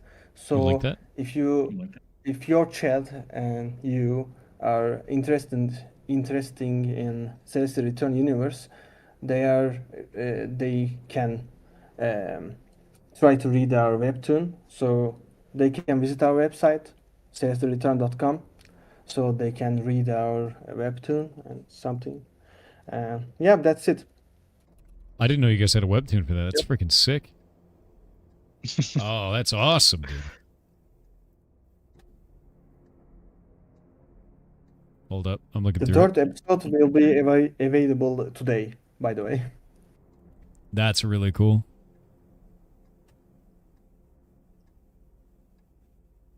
Yeah, look at this, guys. This is rad. So they did a whole webtoon for the entire universe. See, that's really compelling. I like that a lot. I'm linking this to chat. Yeah, one sec. I read a lot of webcomics. My favorite one is Kill 6 Billion Demons, which I just think the art is impeccable in it. And this is really cool. You guys do some amazing graphics on this, man. I dig this. Hell yeah. Hell yeah. That's very neat. Yeah, no, it's really cool to like have like a webcomic aside, you know, as well as the game coming out. Really cool world crafting. I dig that a lot, man. Well, thank you. Thanks for sending this over. And if that's all, I want to thank you guys very much for being on, and thank you for showing me your game. I had an absolute blast with it, and I hope you have a wonderful day, both of you. And the member of your team who's too afraid to be on. Don't worry. So, Thank you for the opportunity. Yeah. You have a wonderful day, and thank you. I'll see you guys later. See you. Likewise. Bye. What a cool thing, dude. I love the idea of releasing a webcomic with a game. That's rad. Yeah, that's really rad. This one comes out 2 days ago. So the third one's coming out. Or is out. Yeah, no, that's really neat. I really, really like that. Very much so. Awesome job. Really, really awesome game. I love games like this, and I think the setting is phenomenal on that. I think that What they're doing feels really good. And the world is compelling, too. I always like kind of like cyber, far future kind of stuff where corporations run the world, and then they have like all these intrigues between them. And it seems like they're setting up something very similar. It's a very Shadowrun in that way, which I like. I like that a lot. Like, personally, I enjoy that. Yeah, mix of cyberpunk and noir is sick as hell. Yeah, no, I agree. Yeah, super agree. Thank you again, everyone. Absolutely. Absolutely. And thank you guys for being on. I hope you guys have great success in your game. I hope that I hope you get many wish lists and lots of people like it. Because it's very cool and a rare kind of game. We've had 2. Yours is the second kind of game I think we've had like this. They're very rare. They are. They're hard to make, too. Yeah. Altered Carbon kind of vibes? Definitely. Yeah, wow. All right, we're going to swap back out. We're going to get back onto Ashes, and hopefully we'll be at 9% by now. Hopefully. We'll see. See where we're at. That is my hope. I don't know how well the goblins have done in my stead. What are we at, Tix? What percentage before I get on?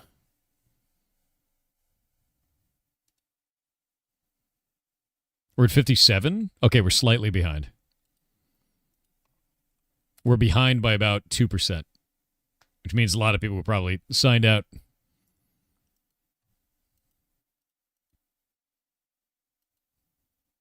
Boop.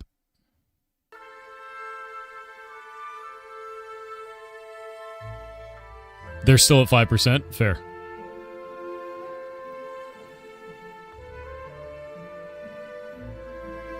There we go. Pirates are not slacking. No, not at all. I just have to manage what timing it is, because there's some other timers going off that a lot of the guild doesn't know about. And I have to keep those all wrapped up in my head.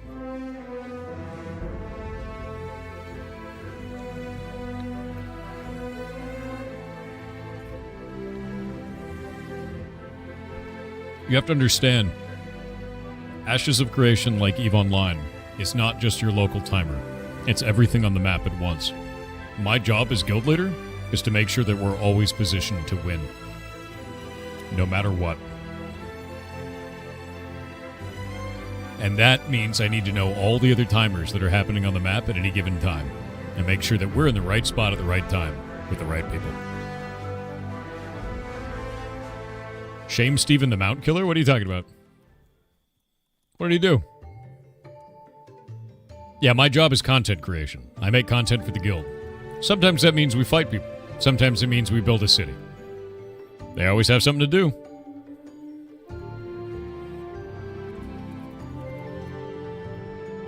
Yeah, no matter what's going on, my job is to make sure that there's something for you to do. Which is the point of a social sandbox. Basically, I get to be your DM, dude. I get to play a character in the world while also being the DM. Is it possible to conquer the entire server? Well, it is technically possible. You never would want to, because that wouldn't be fun anymore, because there'd be no more conflict. Yeah. We are at 57%, and they are at 5. They've been at 5 all day. Also, I found an exploit. I turned it in yesterday, so it's been a good time.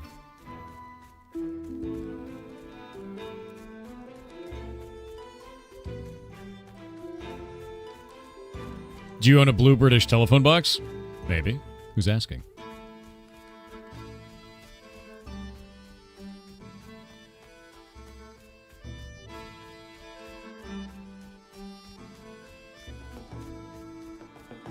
What was the exploit? I'll tell you when they fix it. I think you won.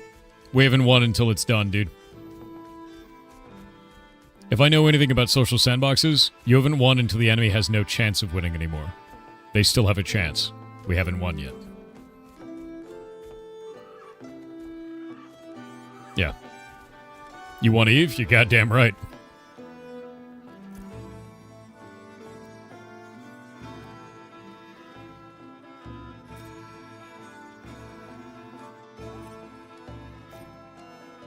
Hell yeah. Money, money, money, money, money, money. I got so much money. I'm finally over 10 gold again. You win Eve when you stop playing? That's why I won. Now you're getting it.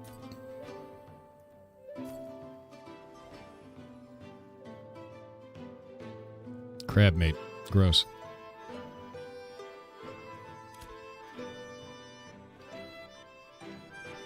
You've never had 10 gold ever? I had 10 gold, and then I spent all of it on processing. Now I have 10 gold again.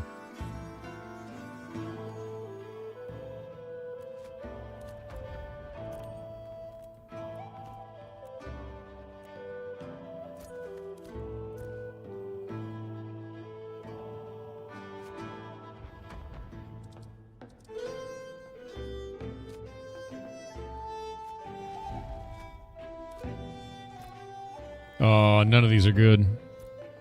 There's a bug with some of these, which sucks.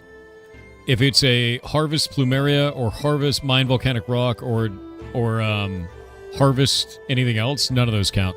None of those do anything. It's got to be a Deliver. Delivers can still be done on the island, so all of our gathering quests are broken, which sucks. What does it take to make a guild? You need 10 rubies. You need to make ink out of them, and then a paper. And then the resilience to have a guild. In a game that wants you to die. Because it's a social sandbox.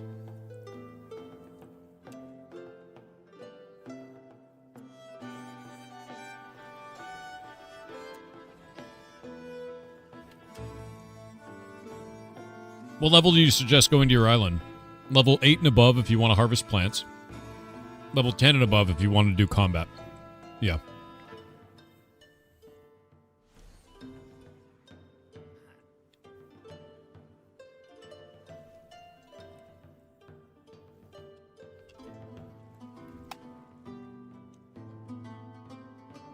What about mining? There is mining on the island too. There's mining up on the Horn, which is this area up here. But there are also nasty enemies up there, so do keep that in mind. Sit level 6, you're getting there? Hell yeah, man.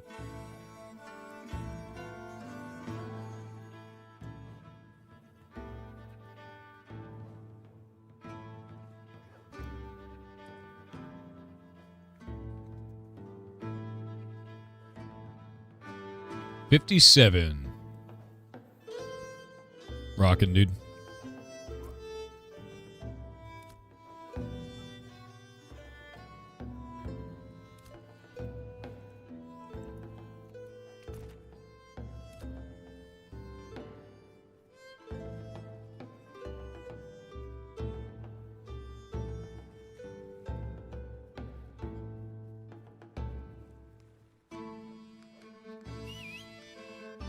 Alrighty.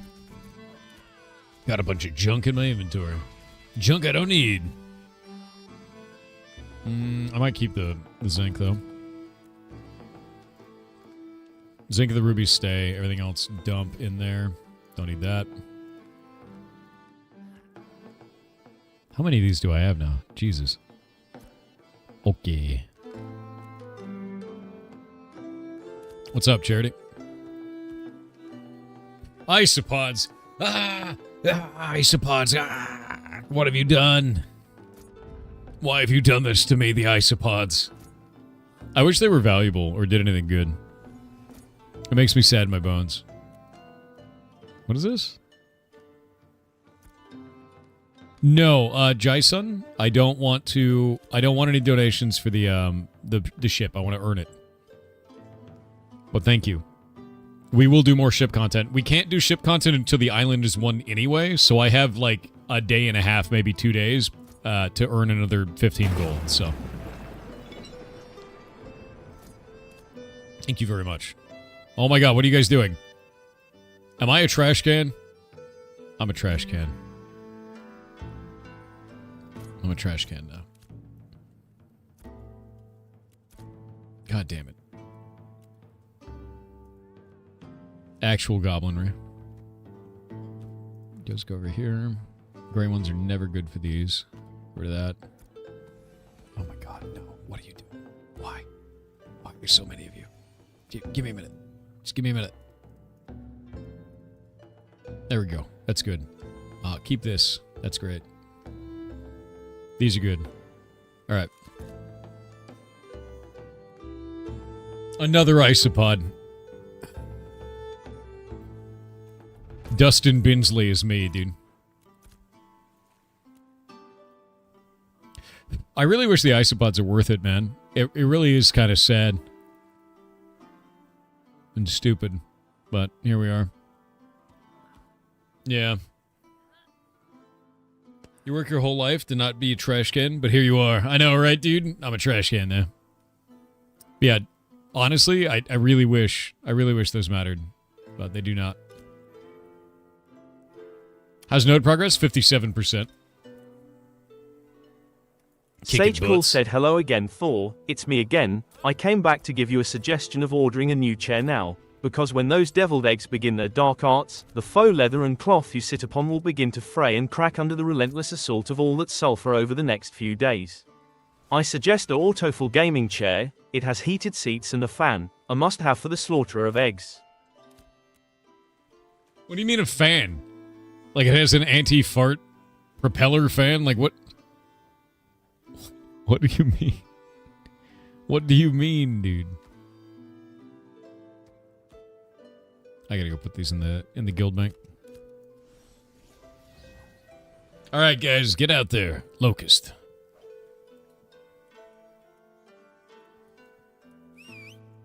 I'm gonna go put a bunch of stuff in the guild bank. Yeah, heating the gas is a bad idea. If you have a heated seat and you rip one, you have a rocket ejector seat. You realize that, right? Like I don't know if that's a good idea, man. What will happen after we 100% a node? A city is built, and then we get to elect a mayor, and then we can start running caravans and trade and crates. Deviled Egg Space Program. Jesus Christ. That is insane to me.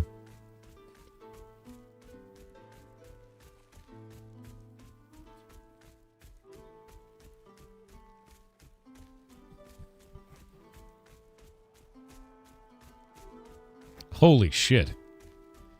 Vulcan has made a post and said, finally completed a goal of mine to keep a group going consistently for 24 hours with no AFKs. Started it with 20% left at 14, level 14, and finished at level 19. Gained a little over 5.5 gold and a crap ton of gear that got spread out amongst the group. To everyone that helped, thank you, and you're all awesome. Keep up the grind. Holy shit, dude. That is bonkers. I just said that is insane. Go to bed. Yeah, that man shit buckets. You've been looking for something similar to the New World since it's been Doom Fate became known.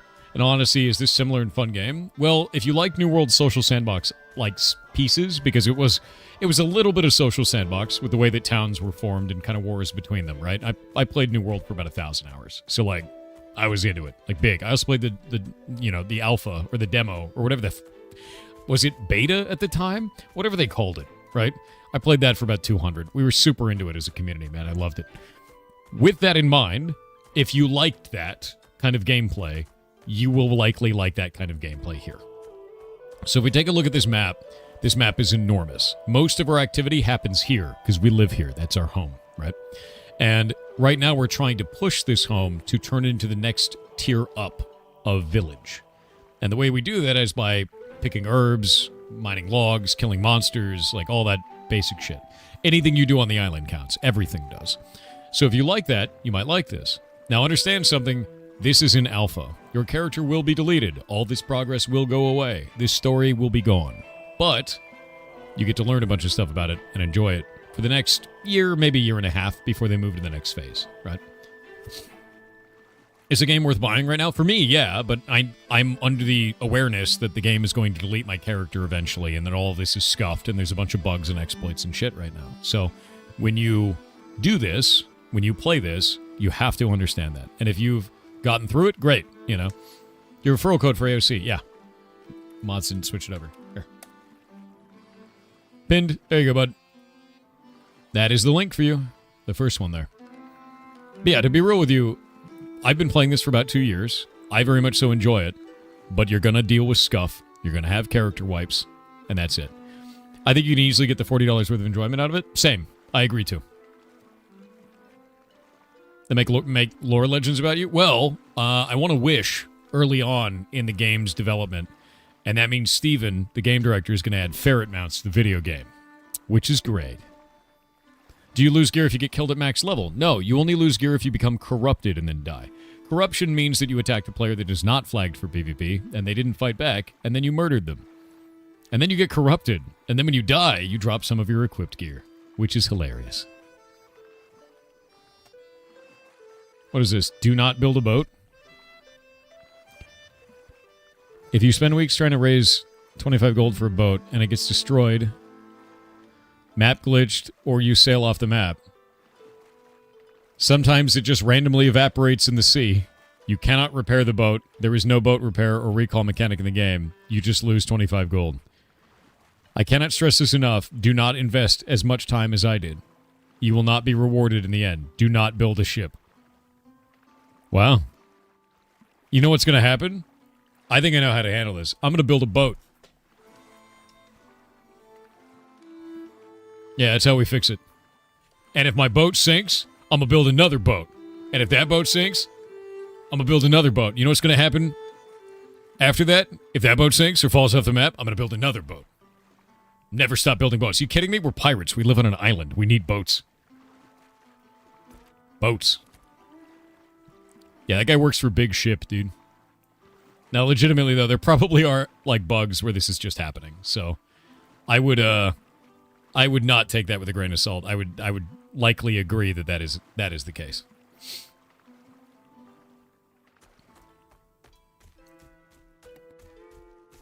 Especially when the server's shitting itself and making my combat pet just disappear randomly. So, there's that.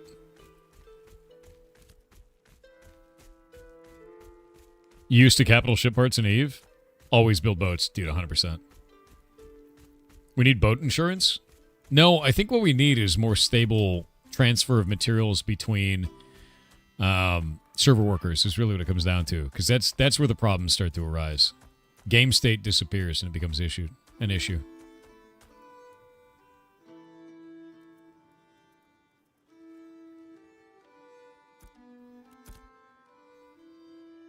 Yeah, because I have purple sails in my inventory over there. Let's see if there's weird shit in here that I need. Nope, nope. Nope, I know those. What is that?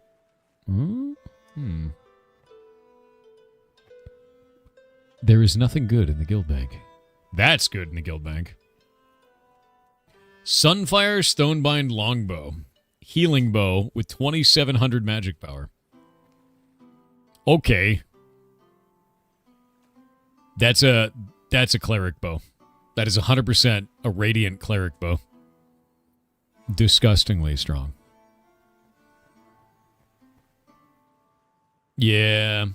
I'm going to put that on my character, and we're going to bring it out to the island, because some lucky cleric is going to shit themselves when they get that. Not as good as mine. Is this island part of the home island? It's nearby. It is the harbor near us.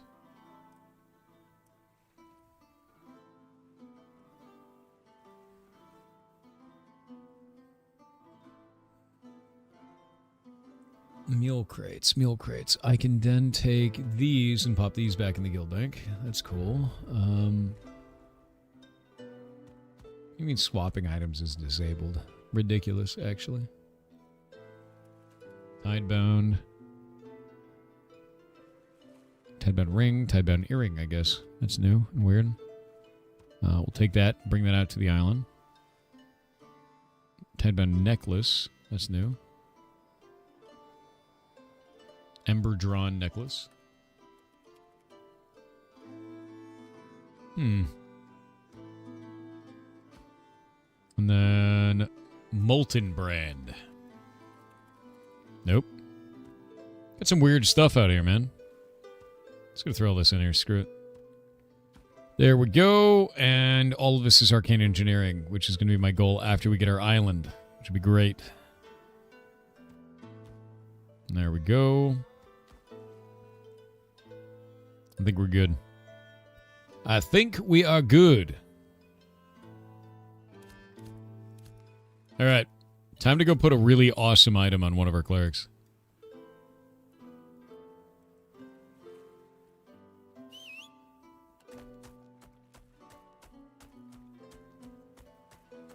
When does the game get fully rendered? What do you mean fully rendered? If you're talking about the graphics and the way they look right now, they kind of look like shit during the night. Give it about 10 minutes once it's fully daytime. You're so hyped for Arcane Engineering? It's quite fun. There's a lot of really good stuff in it, and it's all like magic gear, you know? I was doing tailoring first. I got my tailoring skill quite far up. If we look at crafting, I'm at tailoring 10 now. I'm apprentice. And I've got herbalism at 20, and I've got weaving at 10 and alchemy at 17. Isn't Kronos a cleric? Kind of. He hasn't really been super active this round. I don't know if he's playing right now.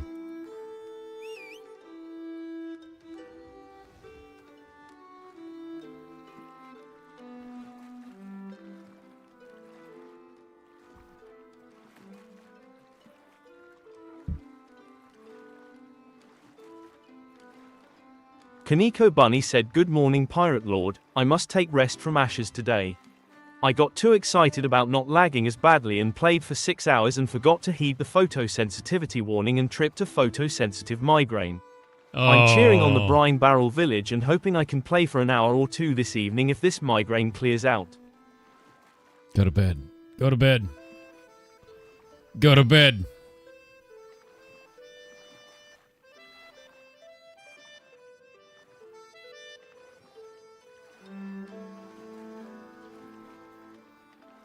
The third game, it'll be in 52 minutes, by the way. Oh, by the way, we are now in summer, so the environments are going to start changing over the next 10 days or so. Quite a lot, actually. It's the beginning of summer.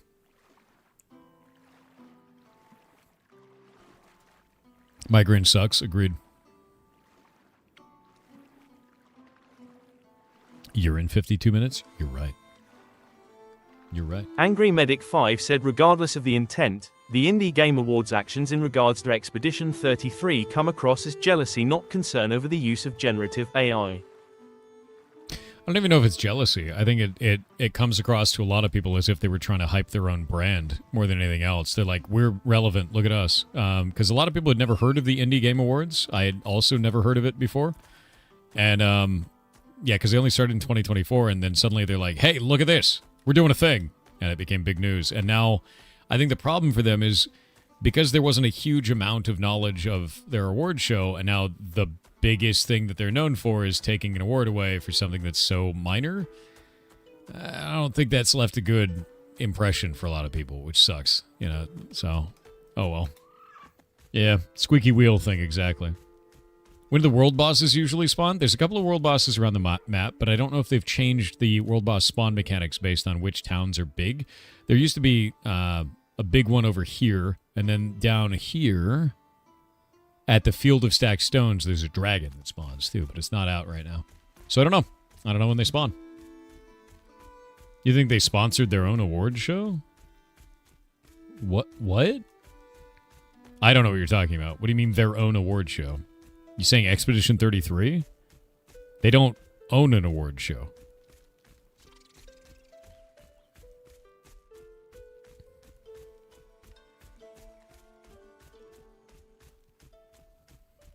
Yeah, the layman only hears Game Awards, and I think that's the problem, because it's the Indie Game Awards and the Game Awards, which is interesting because that shows that the general public is confused as to which award is which.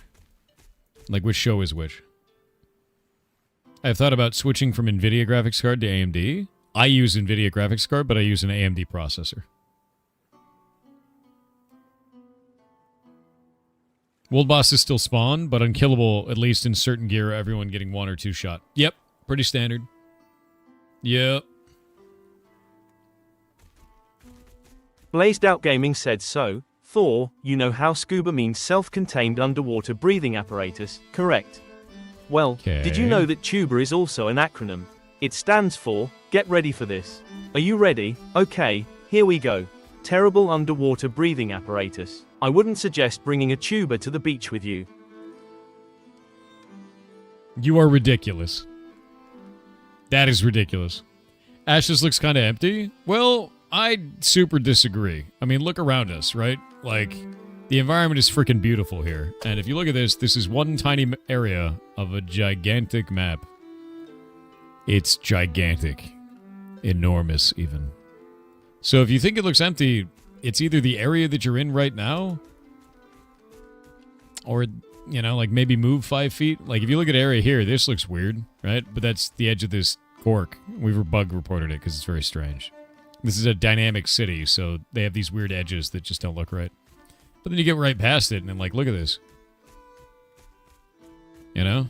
Oh, shit, there's pirates in here. Great. One moment.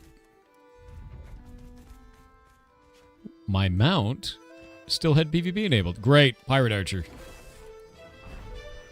Die, you bastard. Ow. That was not very nice, sir.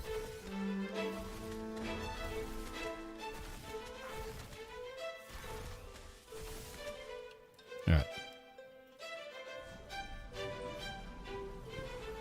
Probably referring to the people, but they have to be hundreds, if not thousands of people in this one server instance. Up to 10,000 concurrent players, yes.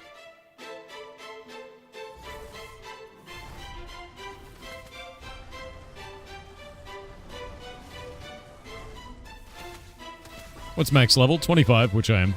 How you liking Summoner? I think Summoner is really good. I think the pet is incredibly powerful. The problem that I have with the class is that thematically it doesn't feel like a Summoner. That's like the only problem I have with it.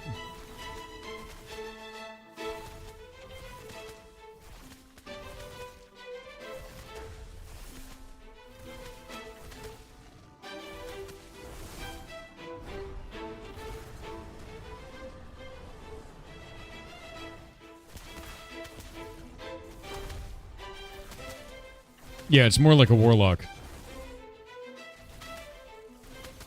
Does gathering and processing get more profitable later on because no one buys the early stuff? Sell it to the vendor.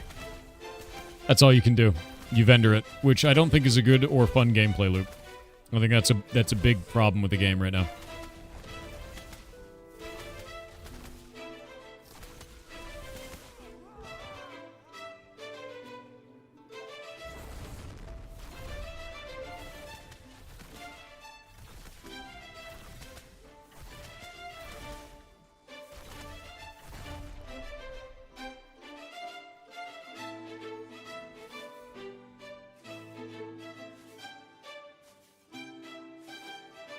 What's up, Load Punk? What's wrong, dude?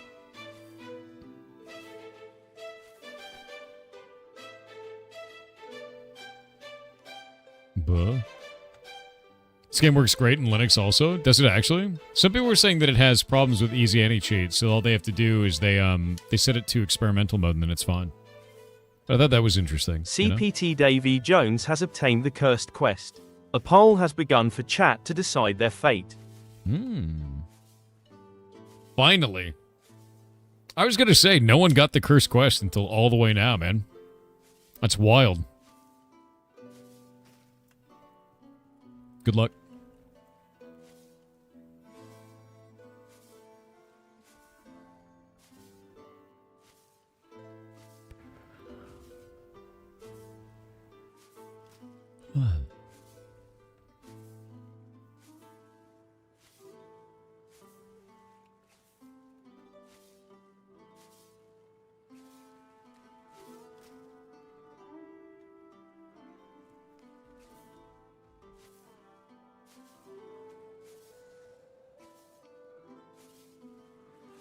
What is the cursed quest exactly?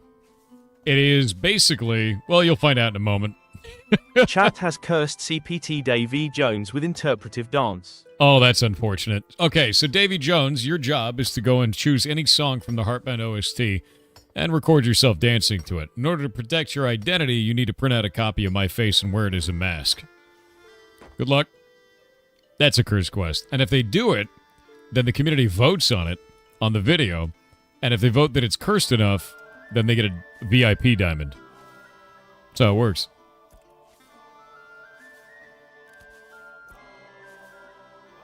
America lucked hard. What are you doing? What is this? No. No! No! Ah! VIP diamond forever until it gets taken away. Somebody eventually takes it away because it's a rolling thing. The oldest VIP loses their diamond when the newest VIP gets one. You can only have 100 VIPs.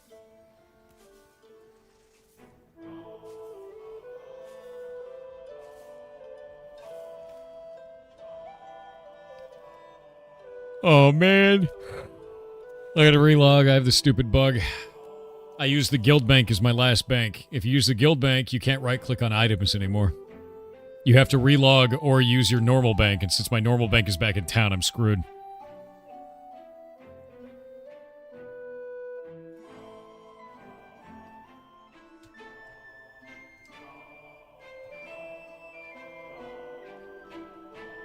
Did they accept? Is the contract sealed? I don't know.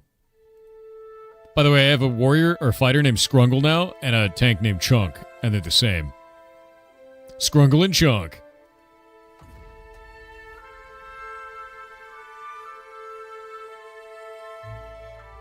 How does that bug even happen? If you open Guild Bank, you can never right-click on an item again. Until you open a normal bank or relog. That's the bug. It's a weird one, but I reported it already, and I know how to work around it. How does that even bug out in the coding? It means they disable right-click on items when you open up the guild bank to stop you from transferring items from one tab into another, and then they never get rid of that when you close it.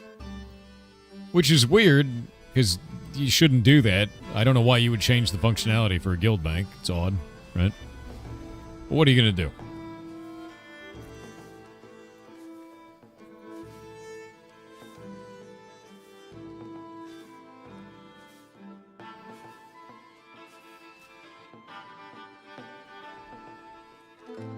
At least Twitch isn't banning you for constant spam anymore. That was happening to Taffine. That was super weird. I hated that. Rebel Line X420 said, what class would the guild need more, a bard or a tank? I have both leveling and I want to know which one to focus on. Tank, tank, tank, tank, tank. We are critically under-tanked.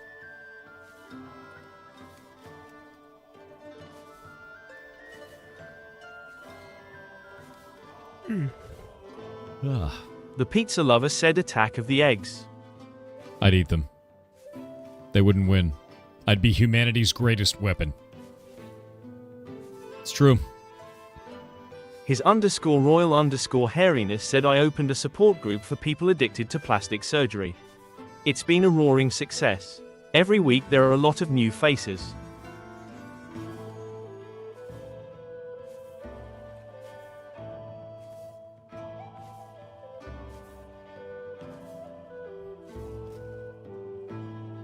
Frigid Grave said, good day Captain Wigbeard. I was wondering if you've heard of a game called Queue Up. It's a satirical expression of modern esports and gaming culture in the form of a new esport, flipping a coin. Wait. It's got the exact kind of absurd humor that I think you'd love, and a weird number go up system kinda like Balatro. You should check it out. It's hilarious and absurd. That is one of the games that we weren't able to show for in December because there were too many games. And I believe we reached out to them and told them to try again in Indie Summer.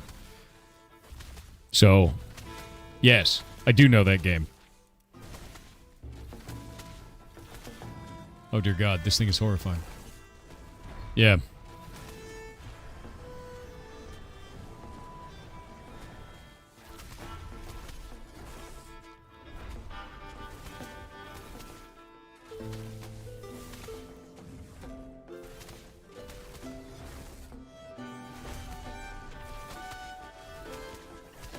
Wow.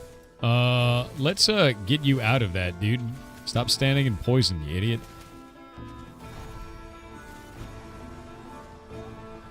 There we go. My pet's like, what if I stood in the poison, Dad? It's great. It's good for me. I love poison. Oh, multi-turnip. You don't have to heal him. Should be alright.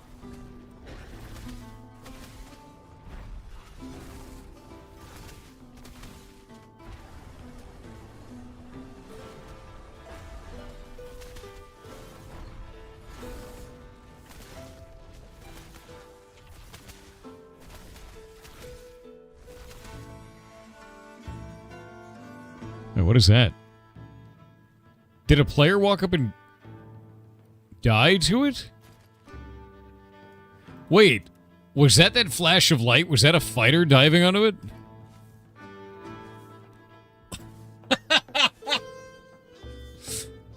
Meltalar, did you dive into it and explode? Bro, Multi-Turnip, can you come and res this dude?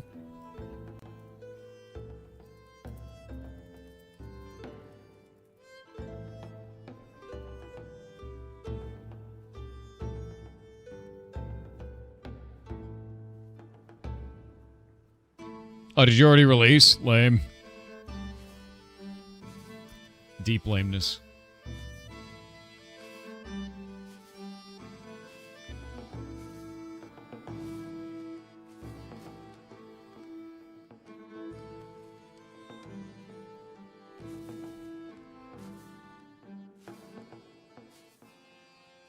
Zarka13 with 500 bits said hello Thor. Hello chat. I bring stories of the journey to 50% from the small group of a casual pirates. Yeah. First off, we had grouped together as strangers, and became fast friends. Hell yeah. Much laughing and fun was had while we destroyed the Iguana Menace. Good. Half of us didn't know about the auto-attack selection in the options menu, and the tank, hey that's me, had terrible gear including a spell axe as her main hand. That's At one pretty point bad. we took a break for dinner and I forgot to rinse my air fryer 1/2. No. Zarka13 with 500 bits said so had to eat soapy chicken with my dinner, which has now become a meme. Ew. This whole time drops would happen and because I had tank brain, I could only read one word, so when I saw magic, I said no and passed even though it was actually tank gear and an upgrade for me. Nice. All in all, we had a ton of fun, and pushed our island to 50% until we collapsed in exhaustion. Thor, thank you for providing this opportunity to collect goblins together in such a way. It's super fun, and you guys are doing an amazing job. We're now at 58%, by the way. So hell yeah.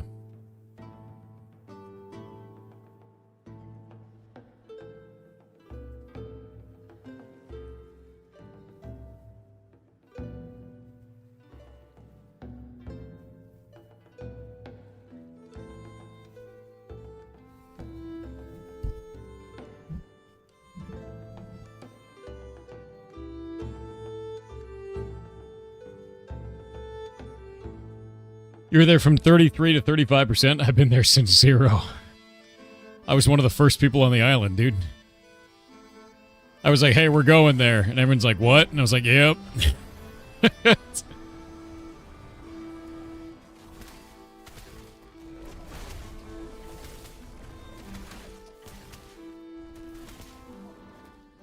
All right, we were back from the ads.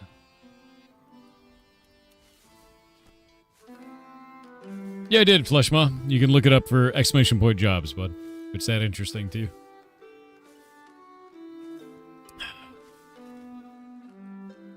You're subbed? Why did you get an ad? You don't have a sub. Yeah, there's no icon next to your name. Just played through Potioncraft due to you playing it on stream. It was fun. Oh, dude, Potioncraft is so good. Yeah, it's so good. Great game, dude.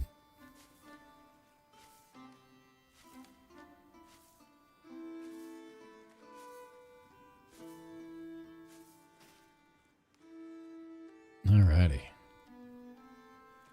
We're getting there. Slowly but surely, the island will be ours.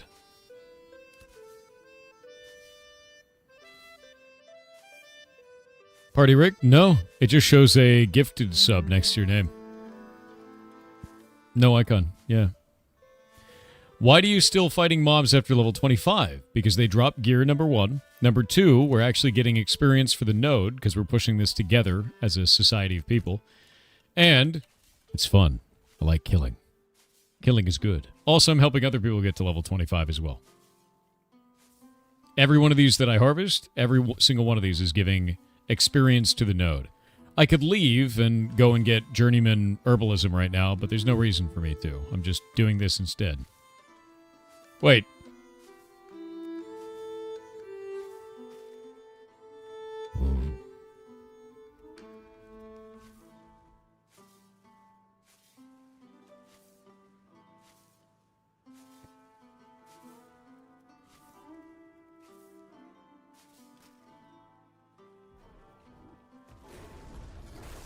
think they're doing PvP. I might go join.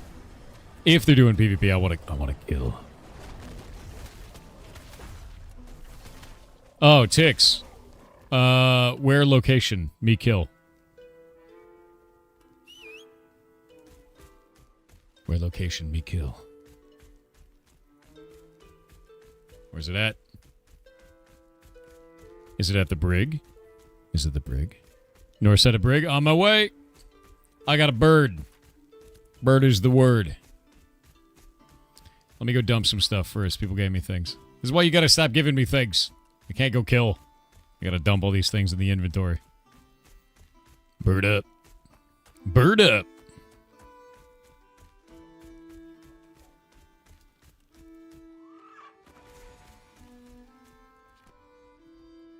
God damn it. I don't want the mount. I want to interact with the NPC. There we go.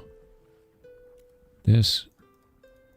There we go. The rest goes into here. Oh, god damn it. Stuck on everything. There we go. Yes. Yes. How many confirmations do I have to give? There we go. I think it's one of the weirdest things about that. You have to add the items manually. You have to confirm it. And then you have to confirm it a second time. Why are there so many confirmations on that? Just let me turn it in. It's like, what, dude? It's like Windows 11, dude. Is that a bird mount better than the cat you previously had? Oh, yeah, by a shitload. This mount moves at 165. The cat moves at 145. Yeah, are you really sure? Maybe because there's no buyback? I don't care. If I tell it yes... If I clicked a confirmation, I don't want a second confirmation, right?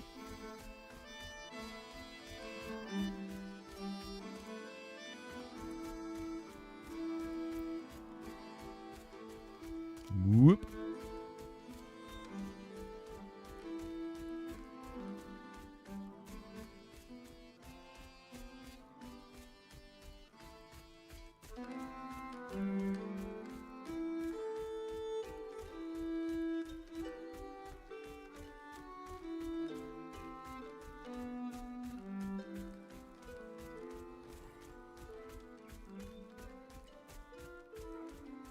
Yeah.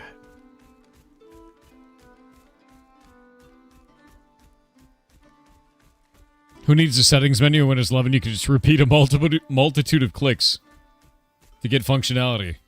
Yeah. It's really like that, though. It's like, it's not necessary. It's got unnecessary bullshit, basically. All right, let's see here. Dump that. The old manatee. All right, I'm on my way. You guys got a group? If so, invite, please.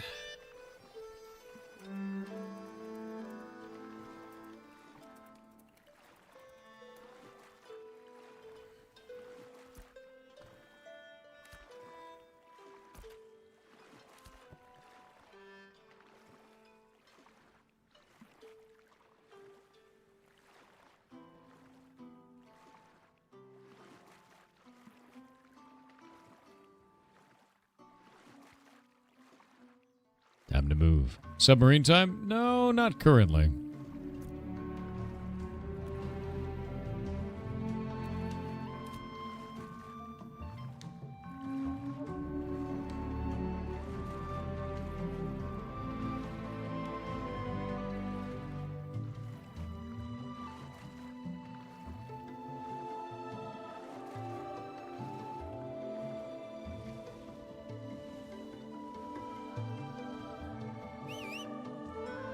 Come on, game.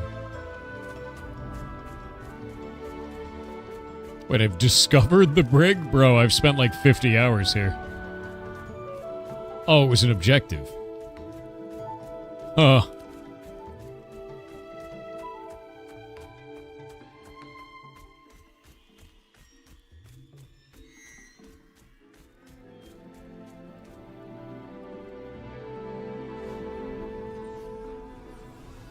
Okay, these are odd guys.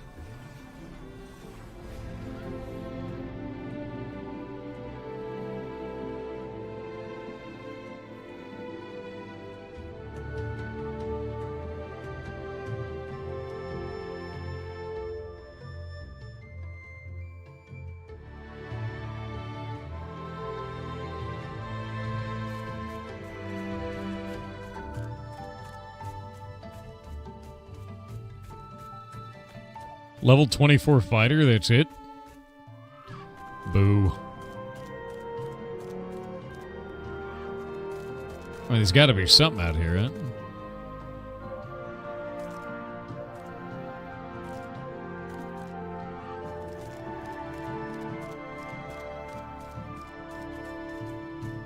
You don't need money to survive, but kind of need money to be rich and cool? Yeah, that's not really how that works. Remember when Elon Musk tried to be both rich and cool? And it kind of came across as how do you do, fellow kids? Yeah, I remember. Just be yourself.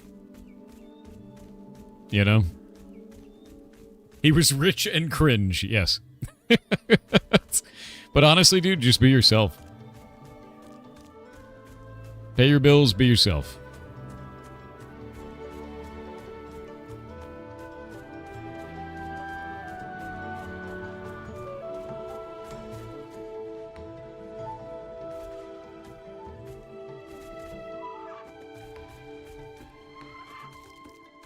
What if you are cringe? Then you're free.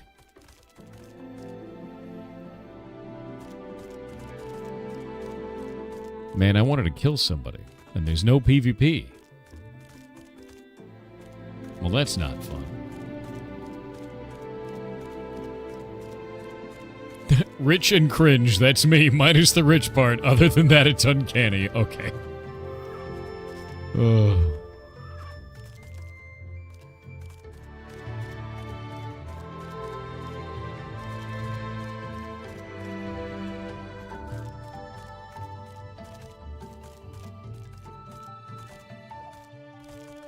I would like to seek this fun, Charity.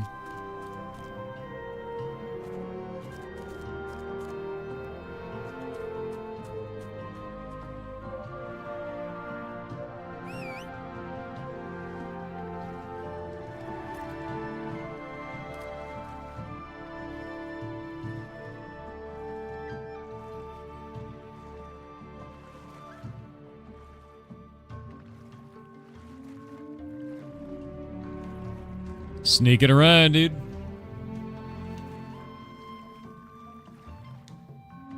Yeah, be yourself, unless you can be Batman. Then be Batman. Exactly. Exactly. Faxoran with 500 bits said, my man Thor, it's you know who Thaxi. 4 hours played now and level 7. I am starting to get in the swing of things. Nice. Originally I was turned off by the lack of basic knowledge of the game. I still like WoW and play it, but I can see myself getting into AOC. As said before, one awesome tank coming your way. I think that's important to understand is like any new game that you try is going to be very different. And I found that a lot of WoW players that have come over to Ashes of Creation have felt, why doesn't this have the things that WoW has? Because it's not WoW. If you were to go play Albion Online or EVE Online, you'd also feel the same way. Or Guild Wars 2, or Final Fantasy XIV. They're different games, very much so. So if you're used to MMOs being World of Warcraft, you should play more MMOs.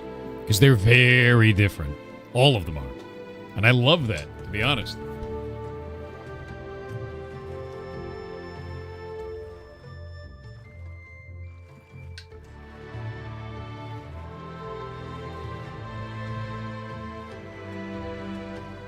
Boop. Ganking in the desert is very profitable. I didn't even know there was a PvP zone in the desert anymore. I know they got rid of most of the no man's land out there. Like, our area is all lawless, so we get PvP all the time, but, like, pretty sure the desert's not so much anymore.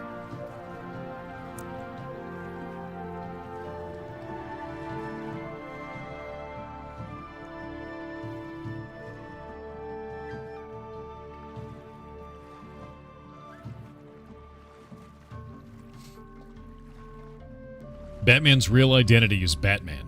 Bruce is just his disguise. That's true. That is true.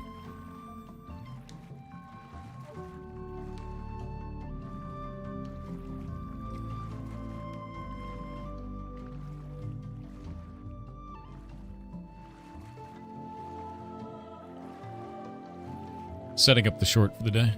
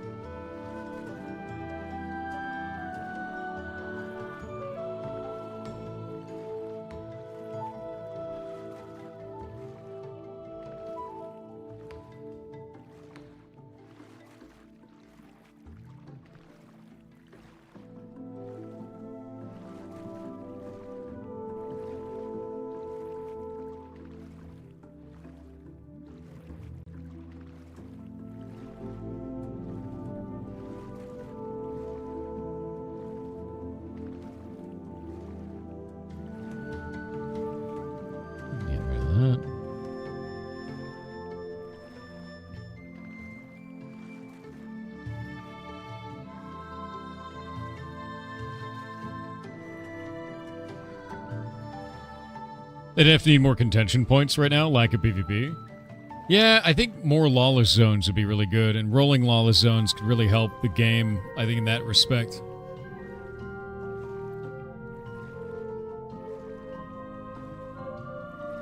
Fixing some stuff up real quick.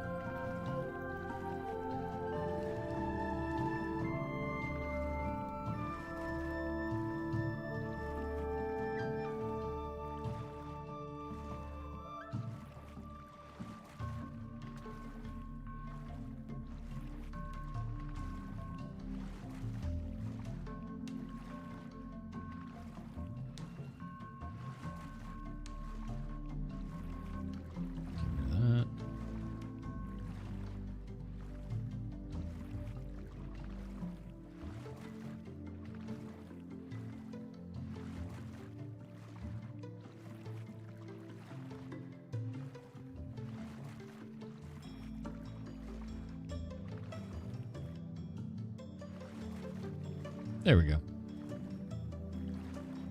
Pirate Software can hold his breath for a really long time. You goddamn right.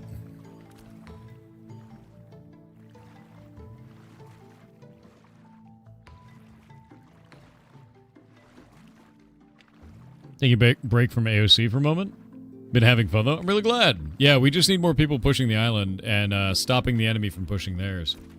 Because Shorefoot, or as random people have been calling it, shit feet, hilarious, is at 5%, but we're at 58. So we're trying to push ours faster than them, which we're winning, but also it's a lot. It's a lot of dudes. Yeah. Become ungovernable. Gain the aura of lawless zone around you, always.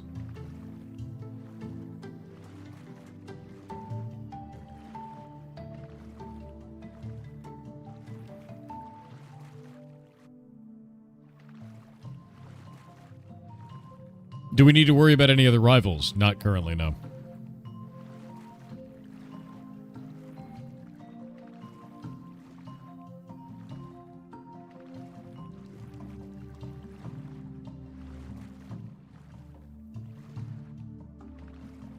Bro's building Tortuga and AOC. Now you get it. Now you get it.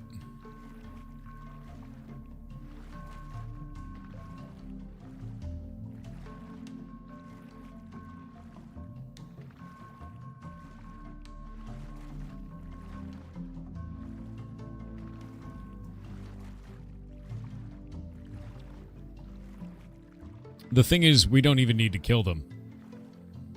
Not at all. We just need them to stop farming here.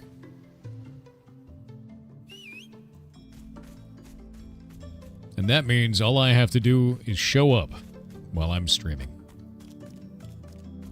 Then whatever teams are here usually dip. That's it.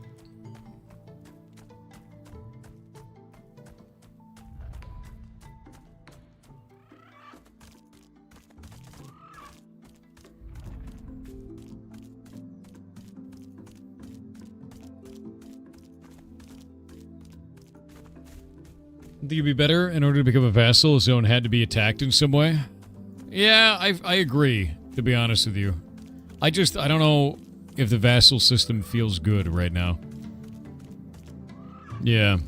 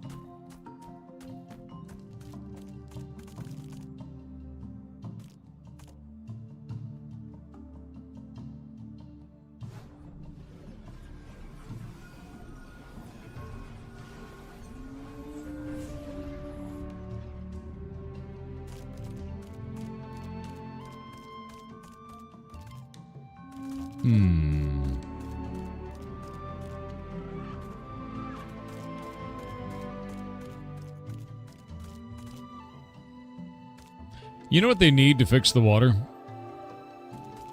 On the ridges, they need to do like, basically, like, surf in a direction. That's all they need. I think the reason it's weird looking is because it's so glass-like. There's no white. You know what I mean? It's just one big-ass noise channel. Yeah, they need white caps. Exactly.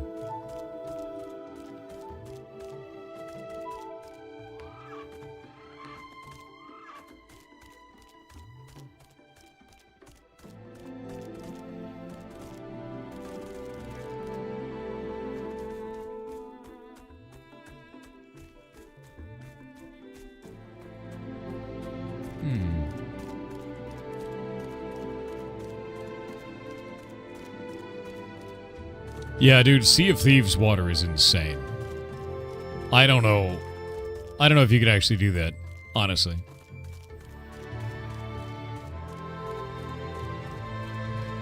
Dalinar You could use said some different passing wave along a types? Reddit Yeah. post on the potential annoyances of ships.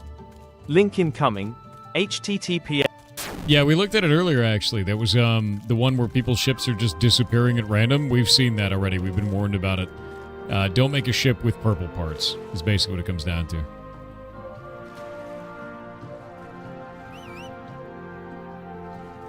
Where is my mount?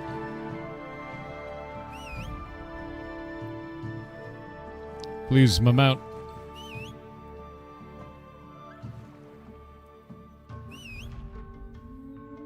Just summon it directly in front of the character. Is it trying to summon it on the ground? It is. Okay.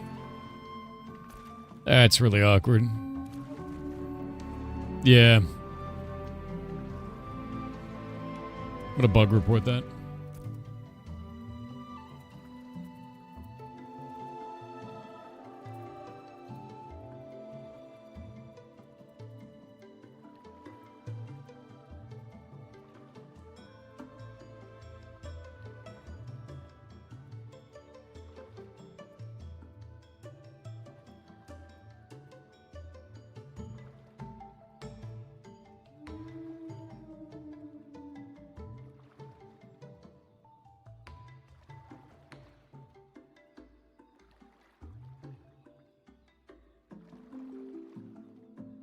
Bug report that? Yeah, that's what I'm doing.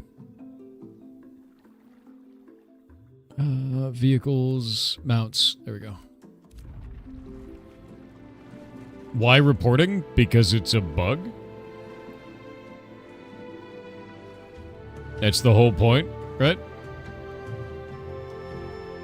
The expected interaction is that the player summons their mountain and it summons in front of them instead of on the ocean floor or not at all. Right? That's a bug. It's a shitty bug, too. It's, like, super annoying. Soulframe does water incredibly well, too. The shockingly good, considering the engine will let it run at 60 FPS on a damn phone. Yeah, dude. Soulframe is awesome. Yeah.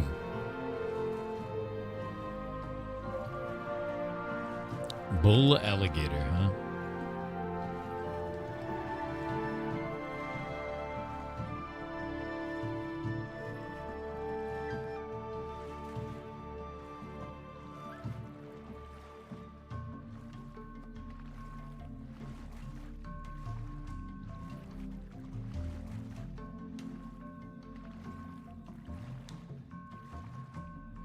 I wonder where they're at. They don't seem to be anywhere around. Maybe they gave up, man.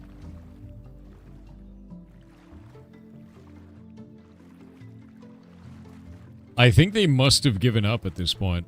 Because their timer hasn't moved in like a day. Not really.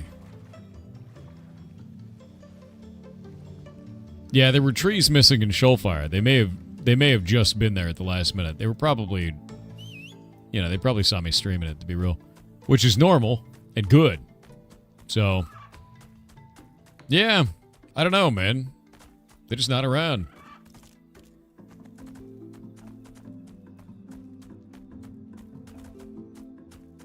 I'm gonna stay away from that because my PvP is still flagged up. Come on, game. Come on, game. I wish I had a timer to know how much more time I had PvP on. All you get is that flashing. Why didn't you propose a truce and ask them to help us? You don't understand. We've made them pretty heavy enemies. basically, let me give you the history here. These guys at Kaltorum were going to level up their node, which would have turned us into vassals, which is like being peasants. And we didn't want that to happen, but we weren't going to beat them to the punch. So we went up here to Valgadum. Valgadum was about to level up and make it so that 4 nodes were going to be their vassals, and we helped them push theirs because it was right, it was right on the limit. We pushed it, making it so that Kaltorum were now peasants to these guys. They got really mad about this because they couldn't vassalize us anymore, so we can't be their peasants. So now they're coming down here and trying to push this, but we're way faster than them. They're at 5%, we're at 58. So they got butt rustled and then lost twice.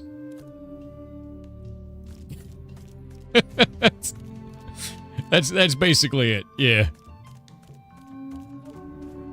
Yeah. Barbecue lover, I know you're upset about whatever it is you're upset about, but dude, it's almost New Year's. Go spend time doing something creative. Do something awesome. Do something for you, man. There's a million other things you could be doing. And if you don't want to, fine. But I'm not going to kick you out just for being upset.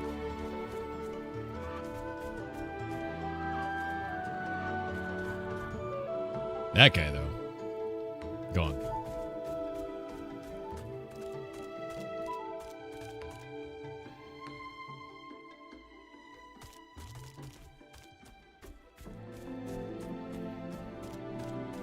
Yeah, we should have enough coin for everything. We should have enough progression for everything. But I don't know. It doesn't look like they're pushing anymore. Yeah. It looks like we've won. But we got to get that timer up first. We haven't won till it's over. What services do they have here? Okay, they got a cooking station, a farming station, a tanning station, and an animal husbandry. No way. All right. That's kind of sick. Yo, hold up. The Scorpion Broodling has 165% movement speed, but half the normal HP. Scorpions are insane.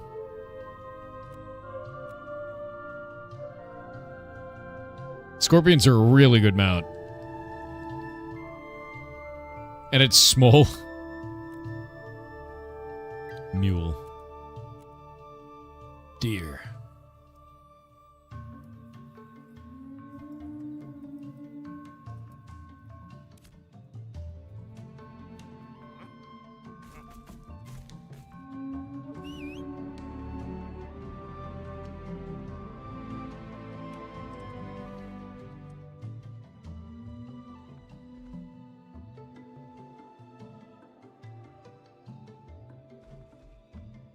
Insane behavior, dude.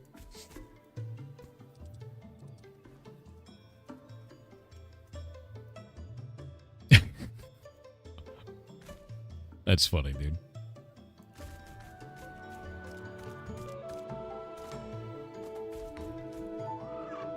And before Whitecaps lead to surfing as transit, honestly, it might be kind of cool.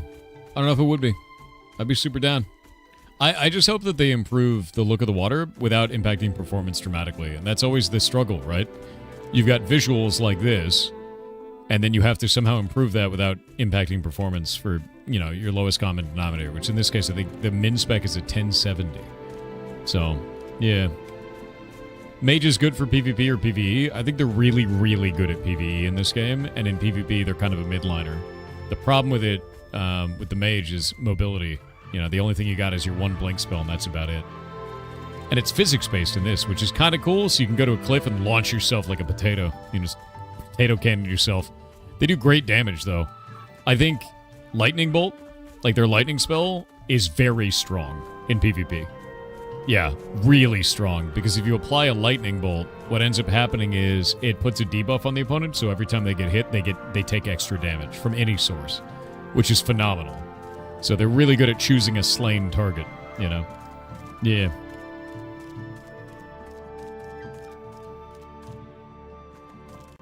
You think I'm paid off by big corpos? No, I left corporate America in 2016. It's been 9 years. And the reason I left is because they pay like shit. And indie is the 100% the way to go now, man.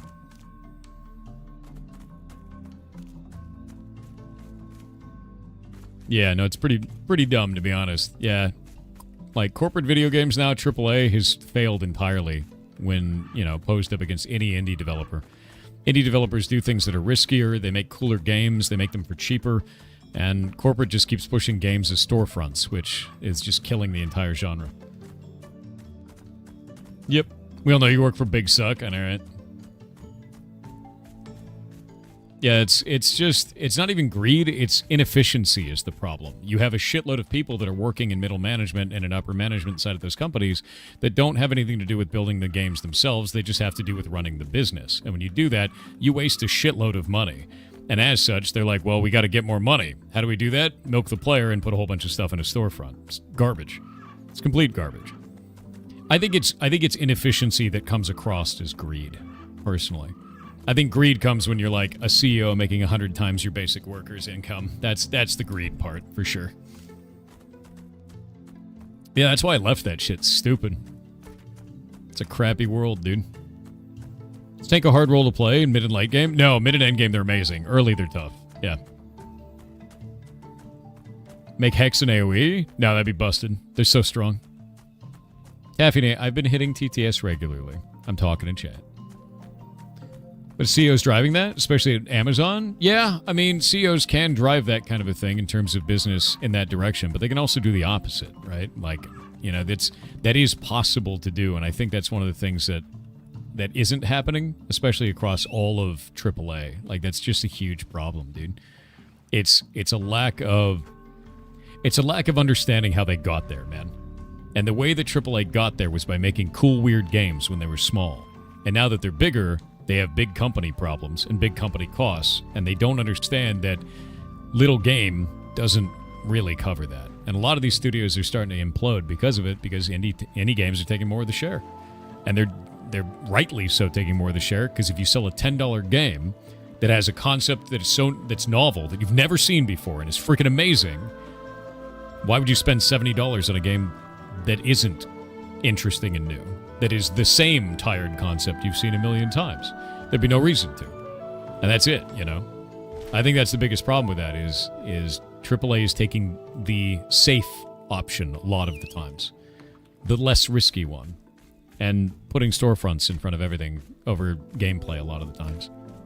I mean, it's one of the reasons I'm not playing Midnight myself, is I got sick of the monetization. It's why I stopped playing Destiny 2. I got sick of the monetization. It's just ridiculous at this point. Nice bird. Thanks, man. He's pretty cool.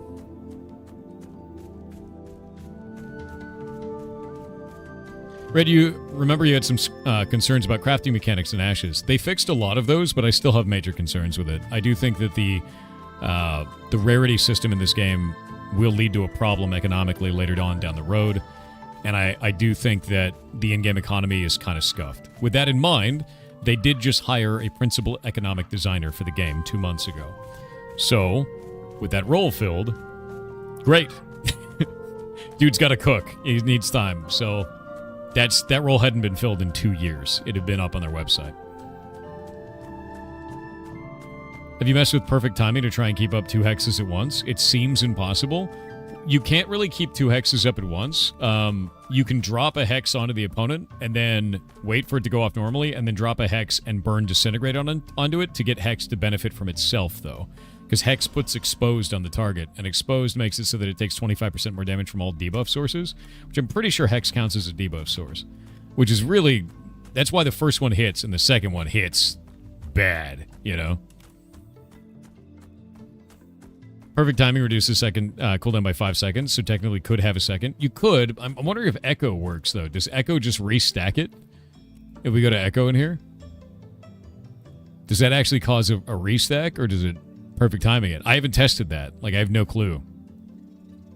Hey, you don't know either? Yeah. I have no idea.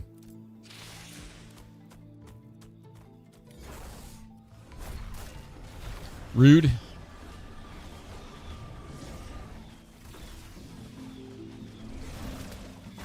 Oh, look, more crabs. Time to leave. Whoop. Run in a circle.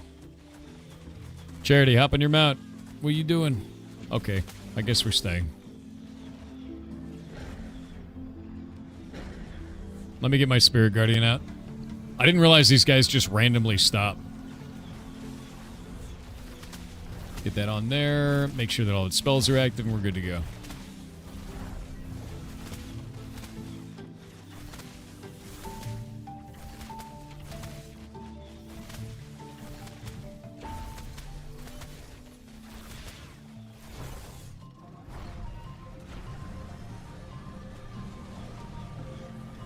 Can there be combos between classes? Oh yeah, there are. Like a lot of them, actually.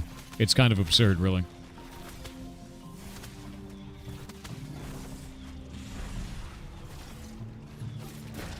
Yeah, player psychology and economics is really... That's the biggest thing. I also think the other thing that really needs to happen is quality of life shit is in a really bad state.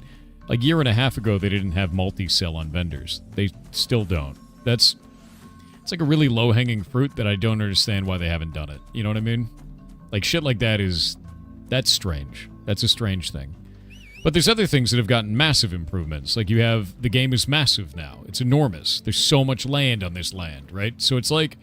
It feels like they're trying to build the world before they make the world feel better. Which is weird, because usually you'd have different teams for those different activities. Does that make sense? Craft X times. Yeah.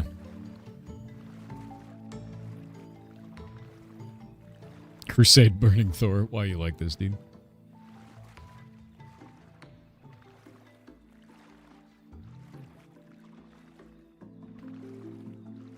What is this? Multiple guilds can share the same area? They will just become citizens of a node. The larger guild could technically push them out, though only if they are willing to go corrupted. Yeah, there's no reason to do it. Yeah. There are other ways to influence and affect other guilds, such as economic stuff. True, but if you all live in the same place, there's no way to really kick them out. There's no point to it. Island fishing would be cool, too. Yeah, no, it's super weird. All right. Next indie game is about to be up. You guys ready? For those who don't know what's going on, this is the first major event that I've done as a streamer, ever. And this whole month, we've been playing indie games. And the way that it works is we get the indie game on, and then we have the developers on an hour later. We do an hour of their game, an hour of interview, and then move on to the next one. This is the third one for the day, so it's the last one for today. I've been doing 3 every day. I think we're over 70 of them now, which is a shitload. So, yeah, we're going to go get the next one set up. So give me just a minute. Make sure that it's on here. Alrighty. I need to go land on an island first, so... Get rid of that for a moment. Move this way. Game jams are kind of like events. They are, but I think this is the first, like, non-game jam event that I've really run. You know, Rez?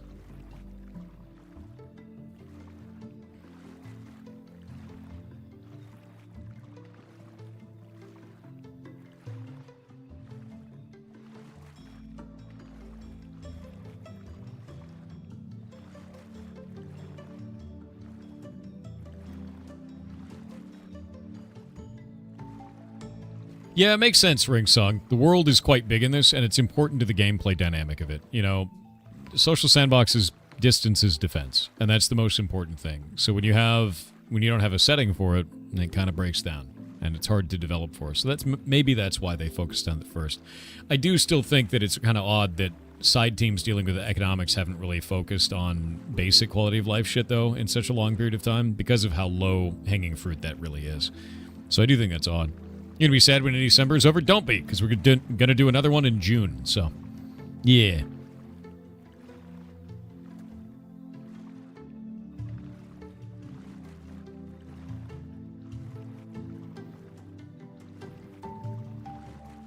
Yeah, indie summer, because it'll happen in December. See? Now you got it. Now you got it.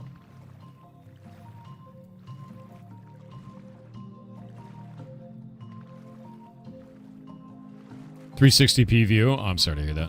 All right, let me get this set up. I'm going to move all my character over there. I'm almost at the right spot. What about AAA Summer? Never. Yeah, we've denied a couple of games because they have massive publishers or massive budget video games that just don't fit. This is for indies, small studios, self-published titles, things like that. That's the whole point of the event. That's why we've been doing it the entire time. Yeah.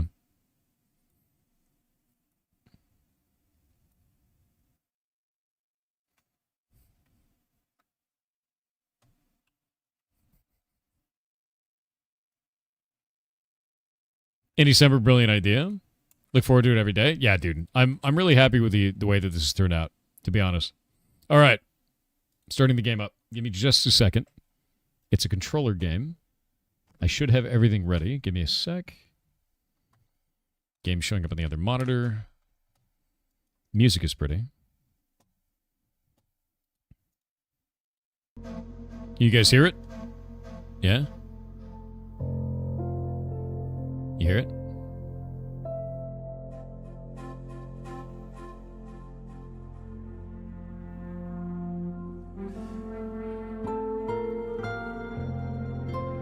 Yeah?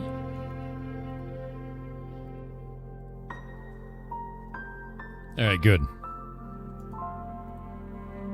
Grabbing this. Alright, so the next game... I'm gonna go pull this up real quick. For in December is developed and published by their own team. So they're self-published. And it's really pretty looking. It's got a release date that already came out for the demo. So you guys can get the demo right now. But for the game itself, let's see when it launches. To be announced, so we'll ask about that. We'll find out more about it. But the demo's out. Alright. Mods, you want to set it? Set the command? You do see a black screen, I know. I'm setting stuff up. Looks like it's made in Unreal as well. There we go. Alright. Game is up. It is called Shallow Pond. It's got a really cute style, too. I really like the environments in it. Looks really good. So, let's go play around in the demo. And you can play the demo right now. It's free. Free. Look at that grass, dude.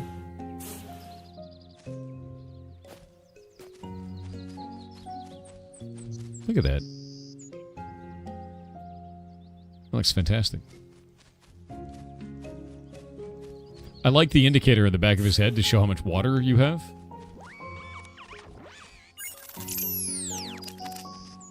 Whoa.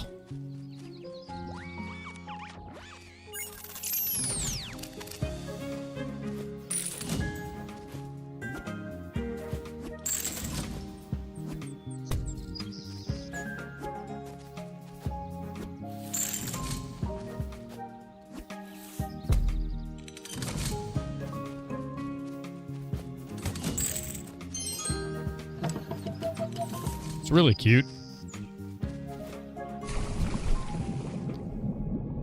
Wow.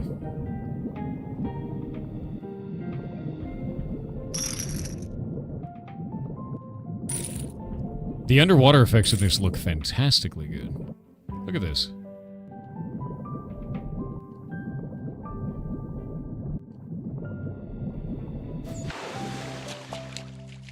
Yeah, that looks great. Looks really good.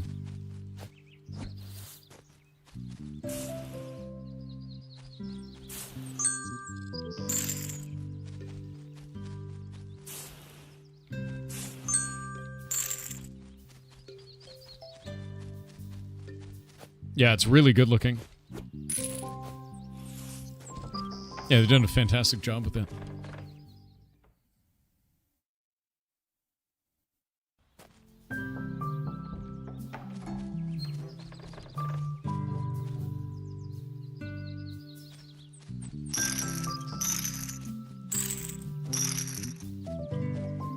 I like that they have a different audio cue for every time that you pick up one of those shells, because it gets rid of like audio fatigue for that.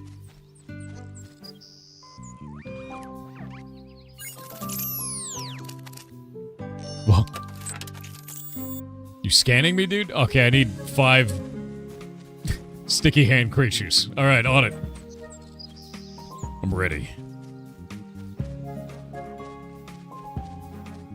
PS1 Spyro vibes? Yeah, but with like kind of crazy graphics.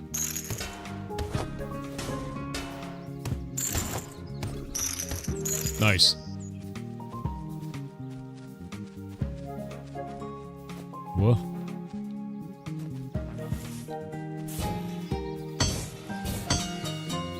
Alright. Alright.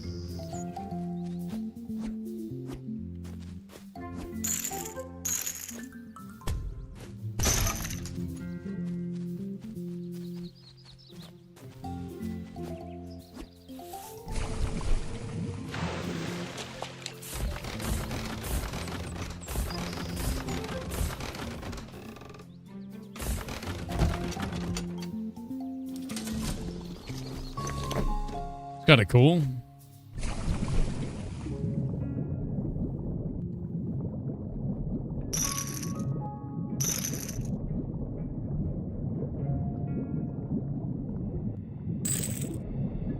Look at the underwater effect from the lighting down here.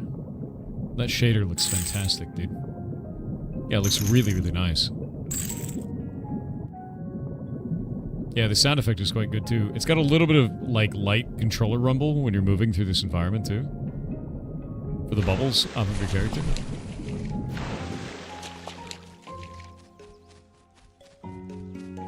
Yeah, it's really good.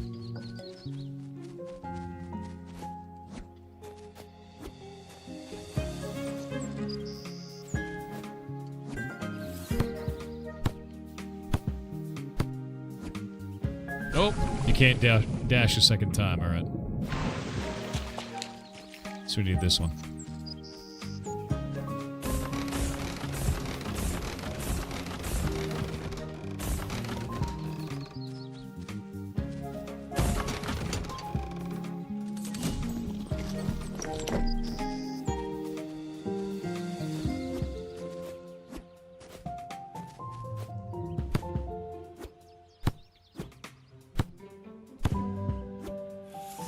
There we go. I have obtained the sticky hand fish. Alright.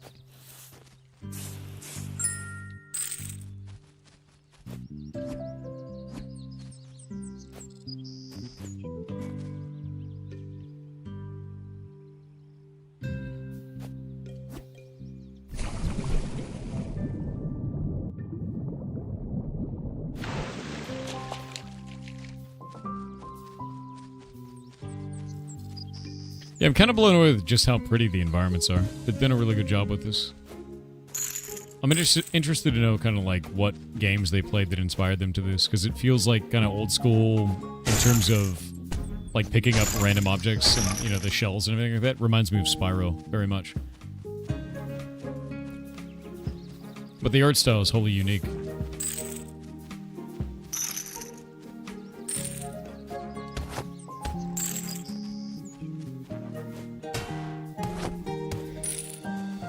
I like how their hit points are like the number of hats they're wearing.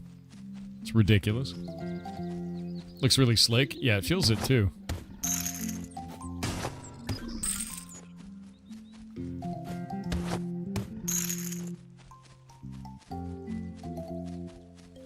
Mario Sunshine. Yeah, there's a little bit of Mario Sunshine in there. There's a little bit of Spyro in there, I think, between them all.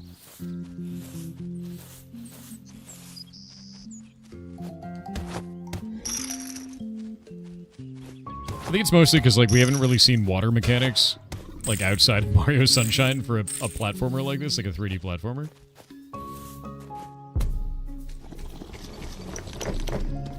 Time-based a bit.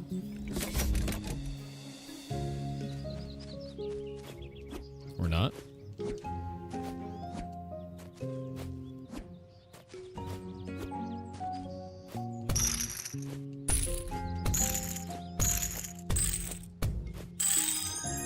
Alright.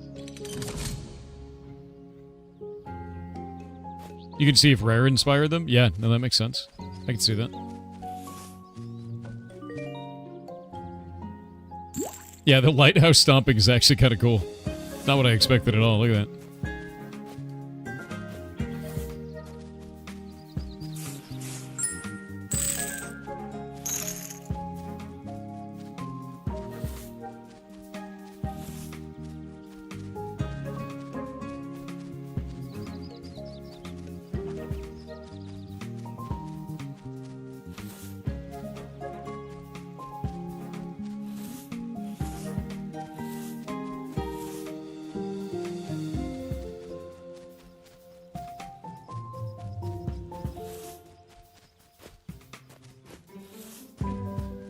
Yeah, the music is super nice. Yeah.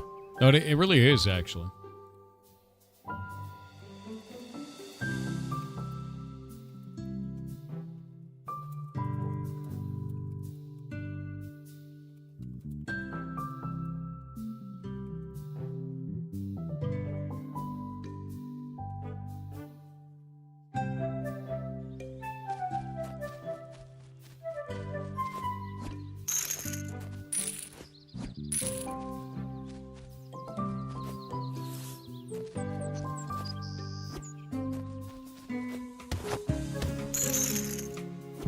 want to know what happens when you open the chest with 200 of these.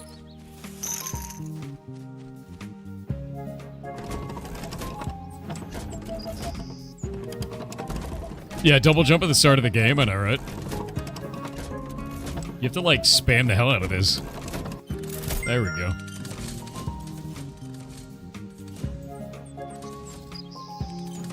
Oh, that's cool. I dig that.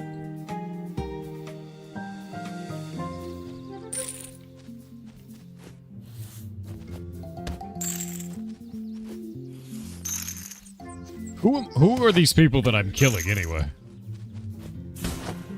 All I know is they have one eyeball and a unibrow for their one eyeball, and they live in these tiny homes, and I'm just murdering them. Can you go to houses? No. Not that I've seen so far.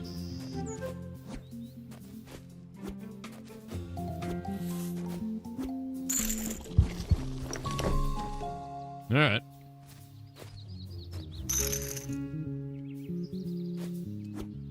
That's interesting. It actually did like a checkpoint automatically as I got over it.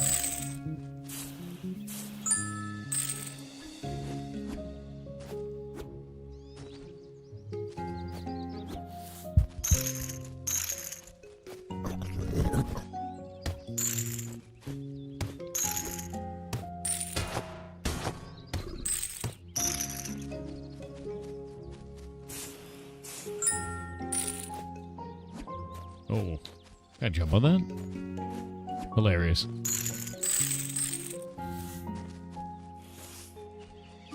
Jellyfish. Don't worry about it. They deserve it. Okay. I guess that's fair.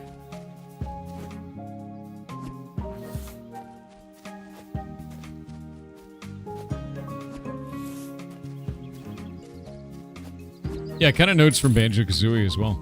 I like it. I mean, it feels really nice, and it feels unique.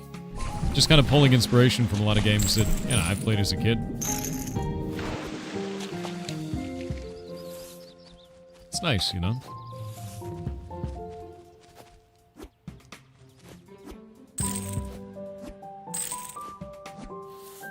Ah!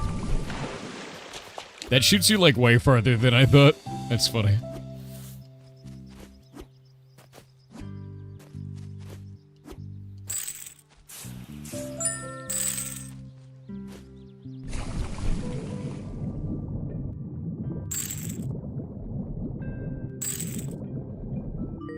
Well, yeah, he's a fish made out of jelly, dude. He's a jellyfish. Or a sticky hand made sentient. One of the two.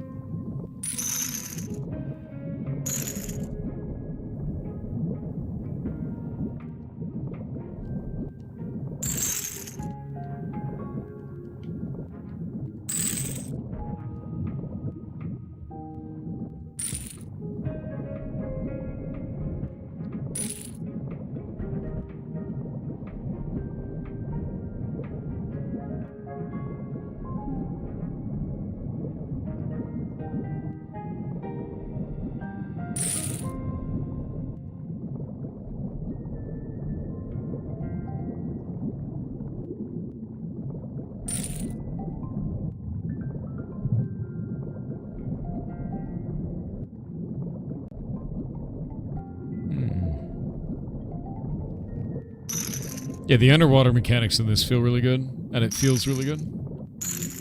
Like they look good, it feels good in here, like it's easy to move around, it doesn't feel like it's... I don't know, I was worried that the underwater mechanics would feel kind of like slippery, I guess, would be the way to do it, or kind of sluggish even, but no, it's neither of those. It just feels right. They did a really good job with it.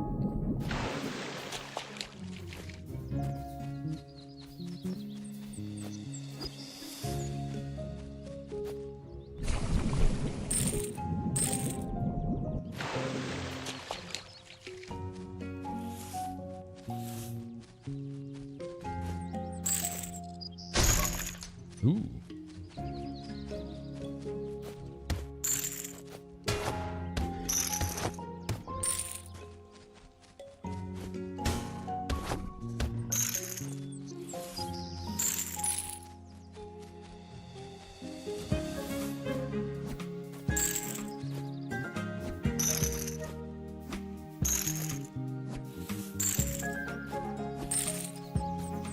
Almost at that 200. Wait, what is that? Oh, God. I just killed like an alligator middle manager, dude. What have I done?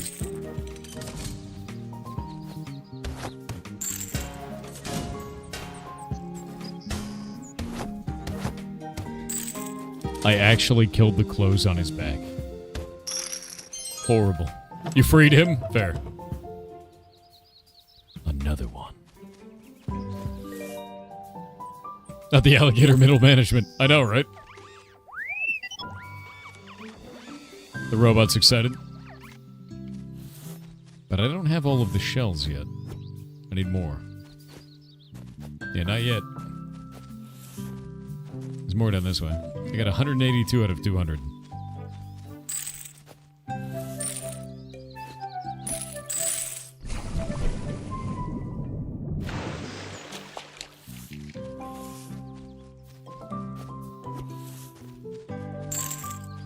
You need all the seashells, Thor, but at least 3. That's true. I do need the 3 seashells. I don't know what I'd do without those, to be honest.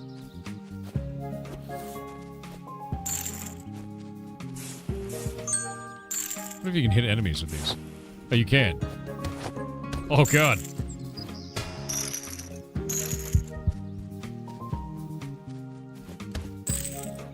That was interesting. So, making that dude wet. Weird. That other one died in one hit, and I don't know why. I thought maybe the water did like a debuff on him in some way.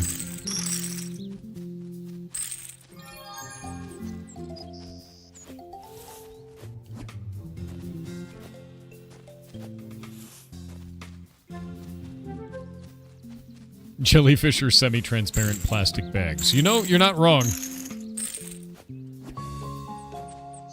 Oh, there we go.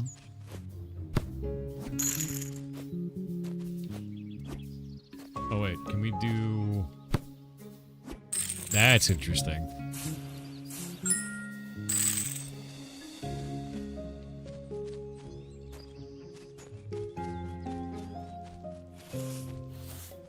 All right. We've done it. All the shells. All the fish.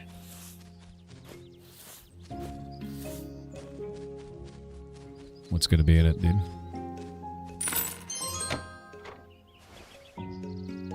Hell yeah. New digs.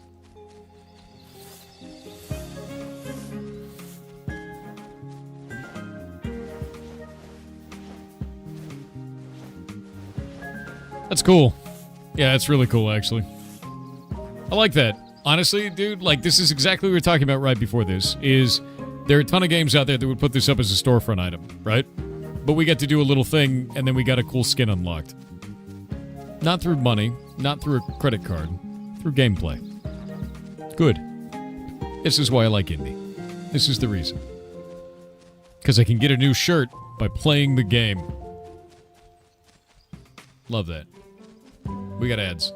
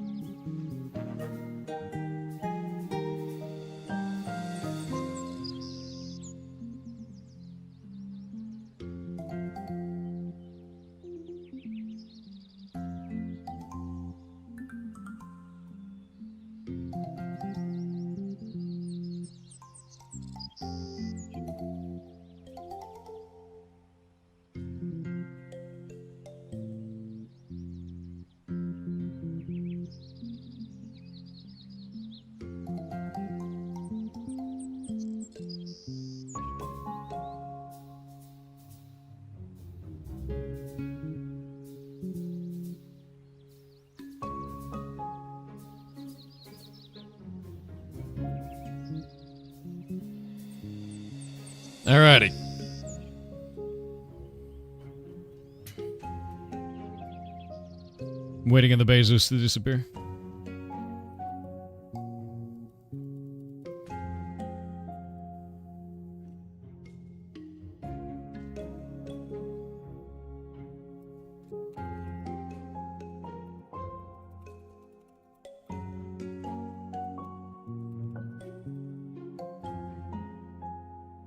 All right, let's see.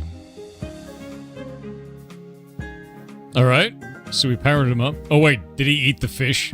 Oh dear God.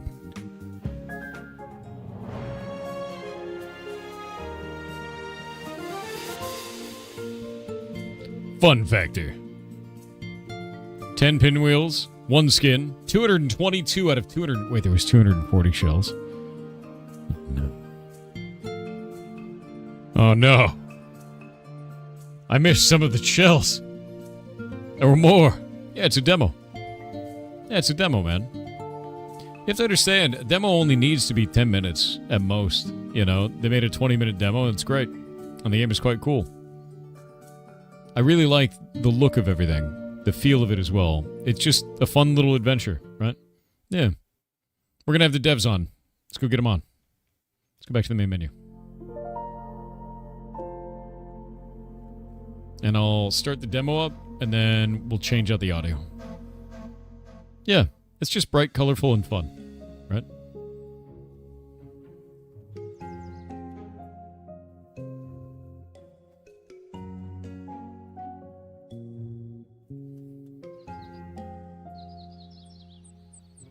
I guess there's no way to turn down the audio. I'll do it with Windows. One moment.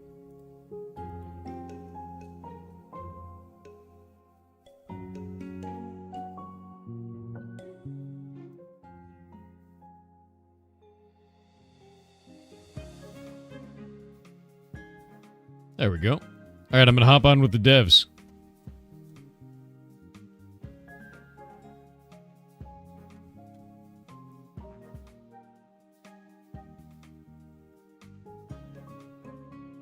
Hey-o, can you hear me? I hear you just fine. Oh, I can hear me through your microphone.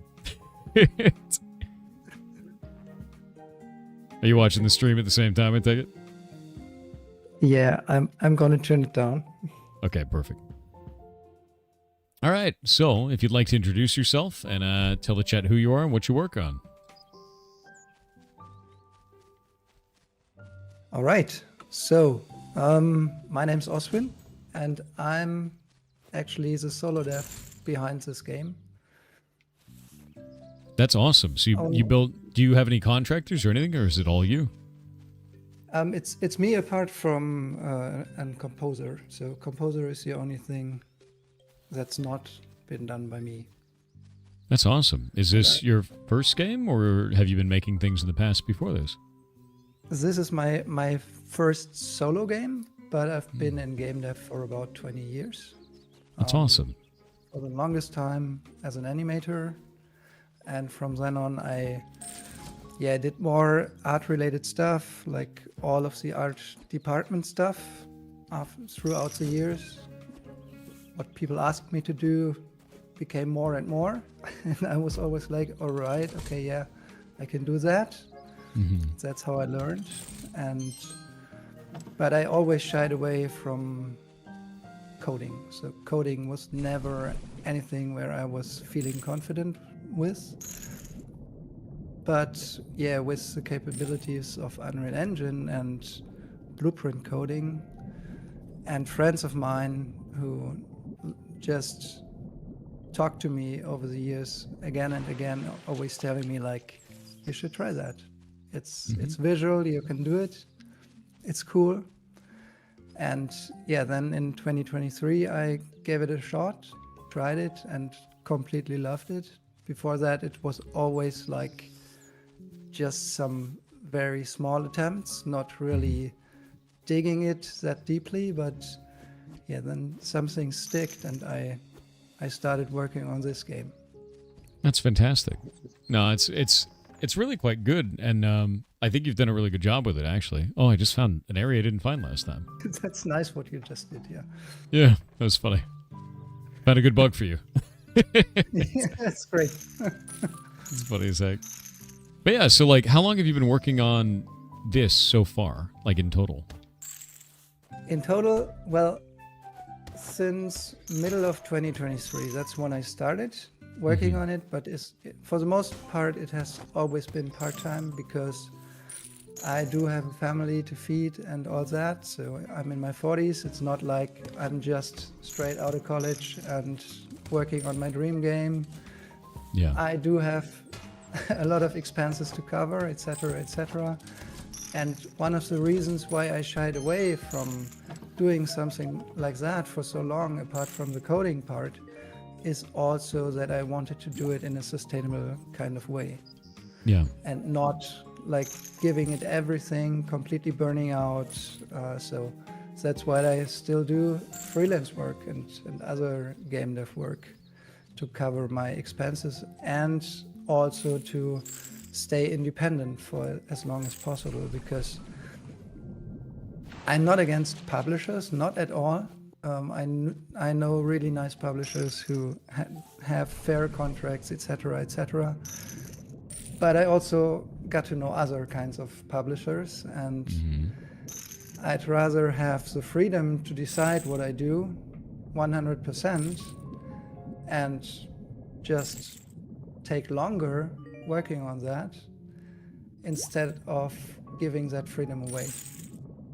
That's completely fair. It's something that we talk about quite a lot, is the dangers of going with a publisher, because you are giving away some of your autonomy, you know, and if you can do it without that, then great, you know. That's what it should be. At least hopefully. Yeah. If you have the opportunity. I wouldn't say it's easier that way, but No. you have more control, and whenever I do something bad, it's up to me. There's no one else to blame, it's just me. But on the other hand, when something works out, it's also just me, and I'm fine with that, with that balance and finding that balance.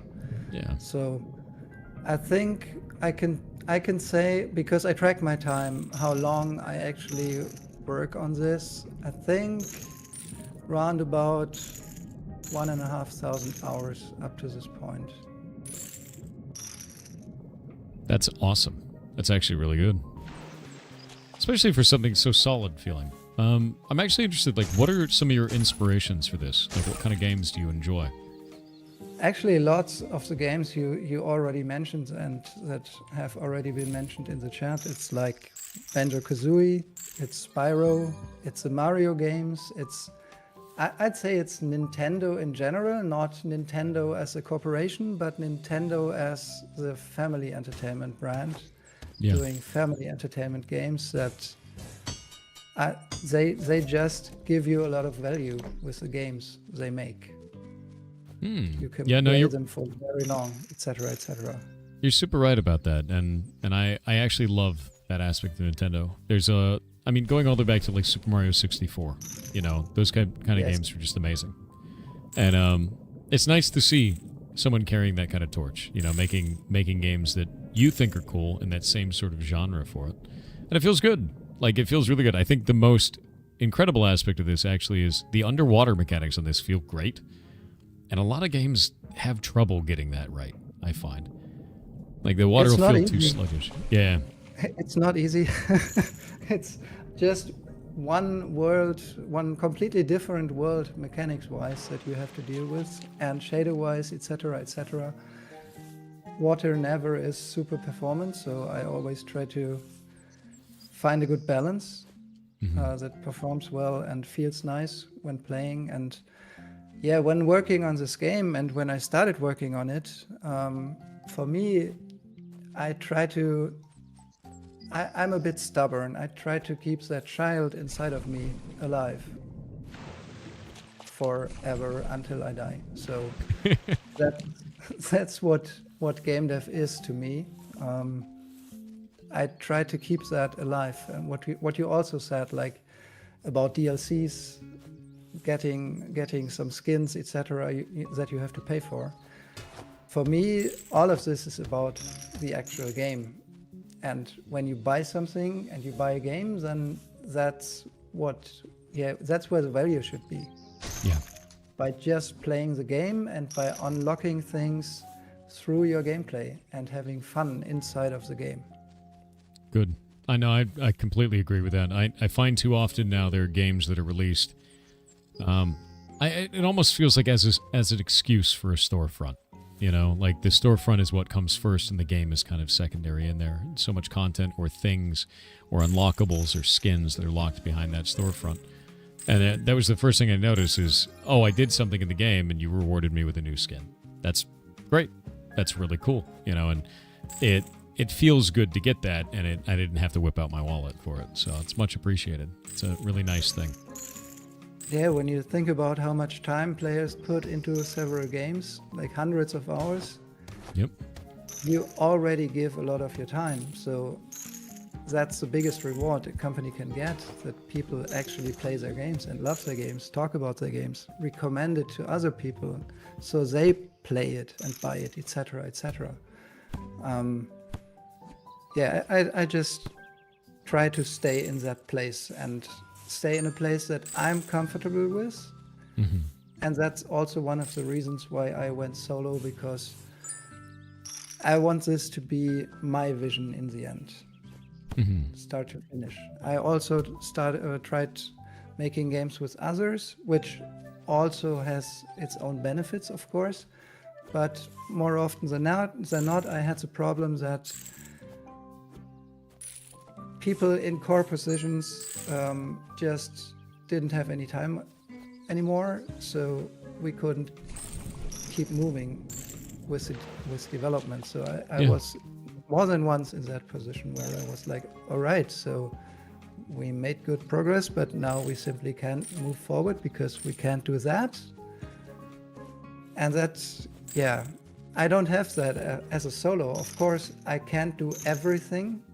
I do have to make compromises, a lot of compromises. But I try to make them in places where I'm fine with having them. So not sacrificing the game itself, not sacrificing what I would say is the core principle behind it, the core gameplay loop, etc., etc. But, well, then maybe have less content or some less mechanics, but the ones you have in there should be nice. Fair. What do you think is something that was the most difficult for you to implement in the game so far?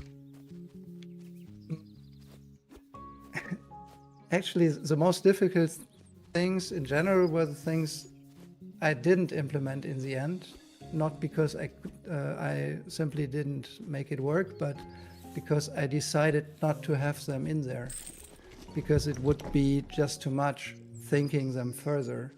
But when you ask about the things that I worked on for the longest time, I would say it's two things. One thing is the core movement mechanics. I'm always tweaking that, underwater and above water. That's always going on because there are so many small exceptions here and there when something breaks. Because it's a 3D game and you can do almost anything, so it's also easy to break it. That's one of the things I worked on for a very long time. And before I moved into this demo, before I created the demo level, finding the kind of worlds I would like to have for Shallow Pond. Like speaking about scale, speaking about having a linear game or a not so linear game. So I like to call this kind of gameplay, although it's a bit misleading, I call it a mini sandbox.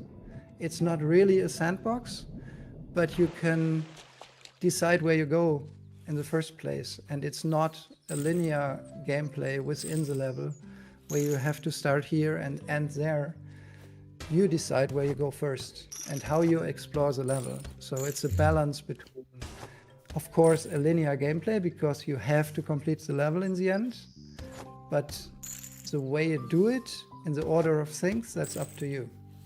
Yeah, so it's like a free roam kind of level base. I mean, it's funny because we see very few of these now overall. There are some that kind of pop up once in a while, but very much so less. And I think there was a time in gaming where these were the most common games, you know?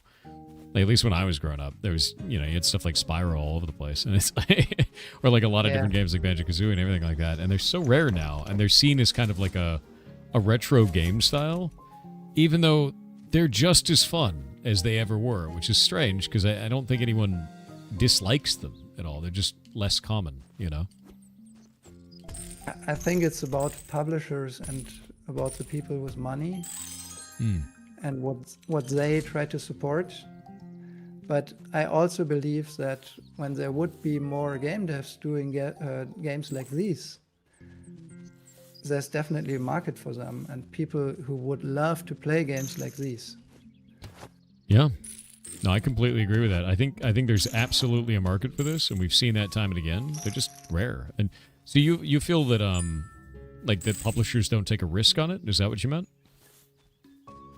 Yeah, well, what I always hear about publishers is that they'd rather have bigger budget games, like fund one bigger budget game instead of 10 smaller ones. Yeah. Whereas those 10 smaller ones, in the end, would have a lot more possibilities to earn them their money back. True. Compared to one big effort. Yeah, I can see that. A lot of the times it really comes down to risk, right? Maybe that big budget game isn't a good choice, but it really comes down to, is it risky? Is it not risky? Do you have a bunch of little games that are more likely to succeed based on the mechanics that they have?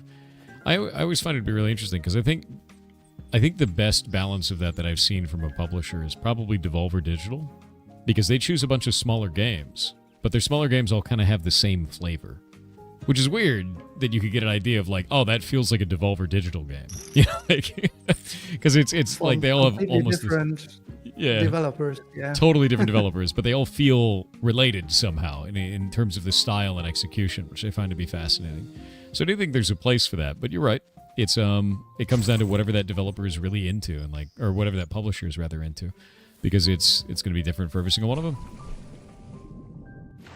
Yeah, well, for me, it's always about dreaming in a way, working on a game. You try to dream your own world in front of you by creating the game. And I think that's a very honest way to see it, that you just, like a small kid, want to have fun playing yourself. In the first place, playing your own game, but creating your own game, creating your own world, doing things you like. And yeah, that's just fun. I agree. No, I 100% agree. I think that is exactly what it is. You build your own world and you get to play in it. You have the characters you want to have, you have the mechanics you want to have, and you just kind of play around until it feels fun to you. And then if it's fun to you, it might be fun for others. Reminds you of Ty the Tasmanian Tiger. That's interesting. I don't think I ever played that growing up. Yeah, well, that's something developers talk about a lot, right? Like, if you like your own game, and not in the sense that when you play a bad game and you create a bad game and you somehow like it, other people might like it. And if you really like it yourself, if you're into your own game and you love playing this kind of game and you think about it in a very honest way, is it a good game or not? What's missing? What do I need to add to make it a good game? And you find that balance for yourself, where all those things in the end are in this game, then I'm pretty sure that other people will also like it. Makes sense. Yeah. No, I super agree with you on that. Going back through your level, trying to see if I can find all the rest of the shells. Should I spoil something? An area you haven't touched, or should I just... An area I haven't touched? Wait a minute. No, don't tell me. There's like a... all right. No, I'm looking. Let me put it differently. In games like these, waterfalls usually... Oh, no! It's right there! ...have their kind of territory. Yep. I forgot to check the one thing that every dev does, which is hide thing in a waterfall. Can I get on top of it? I have to. The other Oh, thing no. is, I don't just have one waterfall. Oh no! Did you hide something in every waterfall? I'm gonna go to the other one. The age-old rule: hiding something behind a waterfall. Anytime there's a waterfall, there has to be a secret. I think it's That's- a nice convention. So It's a great convention. It's fantastic. So you said you've been working in games for about 20 years. What did you work on prior? You don't have to say the studios or anything, but was it like big games? Was it mobile? Was it smaller all the stuff? way, like from big to small. I did some creatures for a lot of games. Games actually. Enshrouded was one of them I worked on. One fun thing I worked on was for Epic Games, actually, where they have those sample projects, and there's the Crop Out sample project, which is like a small city building game, and all of the characters in there are by me, animations and characters. That's awesome. No, that's really cool. Heck yeah. Yeah, it was really fun. But I always enjoy working on smaller games, like other indie titles. But I started out working on the Settlers games. It's like from a German studio, Settlers 6 and 7. That's where I started out, and from then on, I branched out, working on Risen games, working on Marvel's Midnight Suns. Also doing some mocap cleanup, so I did almost anything you could do as an animator, and quite a lot of other things outside of being an animator. Yeah. So you want the most difficult question? You ready for this? Yes. I want very you to call your baby ugly. What do you think your game does the worst? What it does the worst.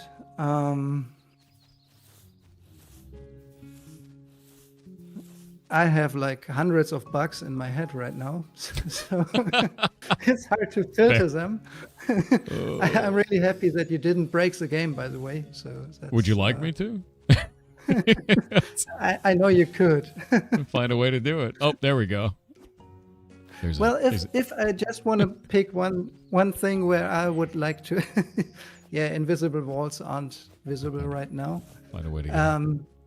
But apart from that, one thing where I actually will add functionality is when using the water spray. I do have several things in my backlog that I want to add for that. And yes, I'll have a lot more fun with that. Like finding more ways to use it, also creative ways within the levels to use it. Oh, that's cool. I like the pinwheels, so I think that's quite fun with that. But Yeah, implementing that's- more ways for this would be great. Yeah.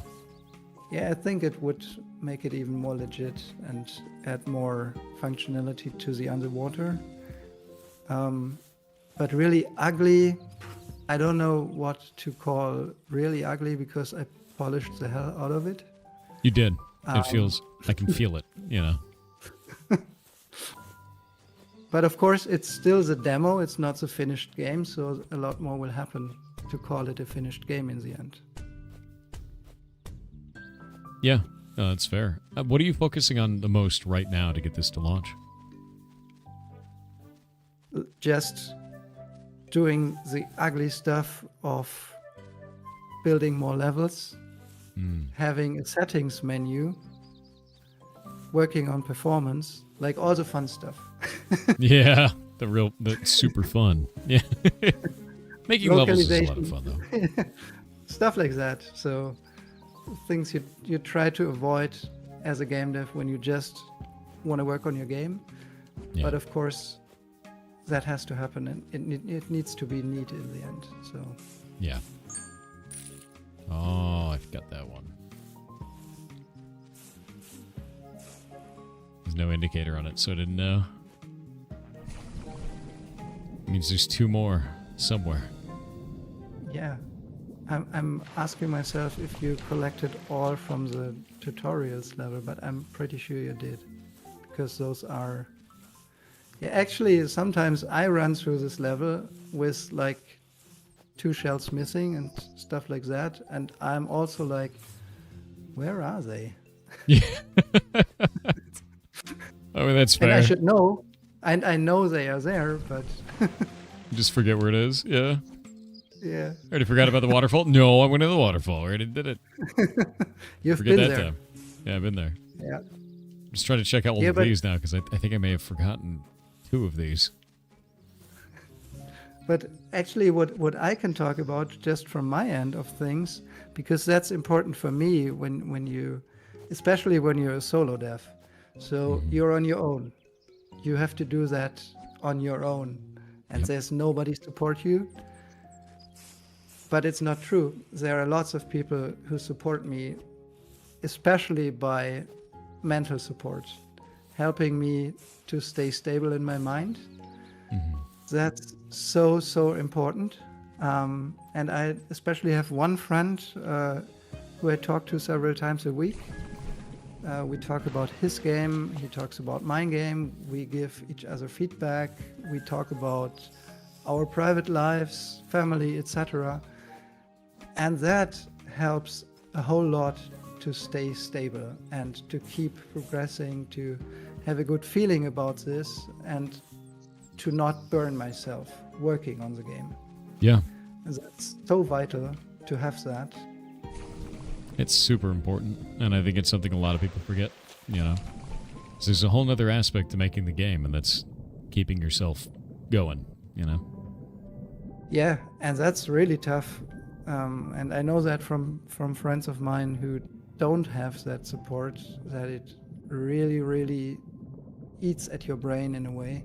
It's not good, so you need to have a way to solve this.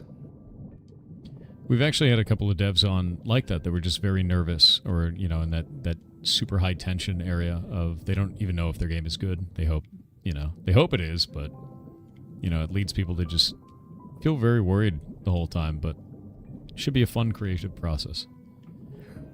And Yes, you need but people around need you to other remind you. people. Yeah, You need other people for that. you do.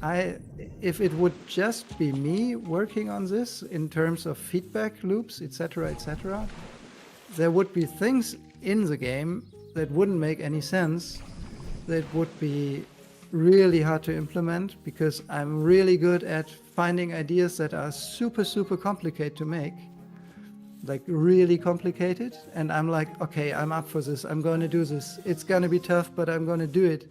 And then I talk to a friend and he's like, why do you even want to implement that? It doesn't make sense. It's not good for this kind of game. You don't need it. Yep. That happens a lot. It's funny too, because you get that from players too. You know, anytime you talk to a player, if they played through your game, they can give you feedback just the same way. And, you know, your friends being able to give that to you is fantastic. That's incredibly valuable. Good friends. Heck yeah. Yeah, it is. Okay. I can't find these last 2. Yeah, miss they seem to be in a very secret place that I also can't remember right now. It's over. I'm cooked. The dev doesn't even know. They're hiding somewhere.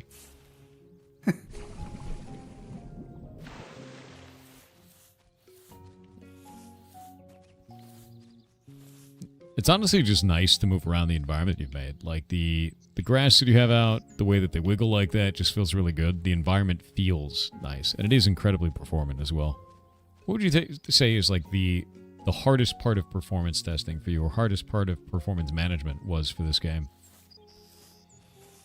Actually, the first thing I switched off was Lumen inside of Unreal Engine, and Nanite completely turned it off. So, because for this kind of game, you don't really need it. But the thing that really broke performance here inside this level was actually the foam of the waterfalls in the first place. Before I increased performance, 50% of performance was just the foam of the waterfalls. Is it all particles? Yeah, but Yeah. now they are not a problem. But the way I set them up in the beginning, they were eating the CPU. Oh. Not even the graphics part. It was just the CPU that was dying. So, and it happens easily that you implement something, you don't really think about it, you just put it in there, and it lives in the level, and you're like, why isn't that working? I don't know. It was good 1 week ago. Why isn't it good anymore? So you Yep. always have to check, and yeah, that's the thing about performance. Just always check on a very regular basis. Do a build, test it on Steam Deck if possible, stuff like that. And yeah, the way I set it up, I always try to think of performance. Like when I have those houses and rocks, etc., I try to make them simple. I had the rocks when I started working on that. The rocks were dynamically calculated when it comes to their shader, like with the grass on top being projected, etc.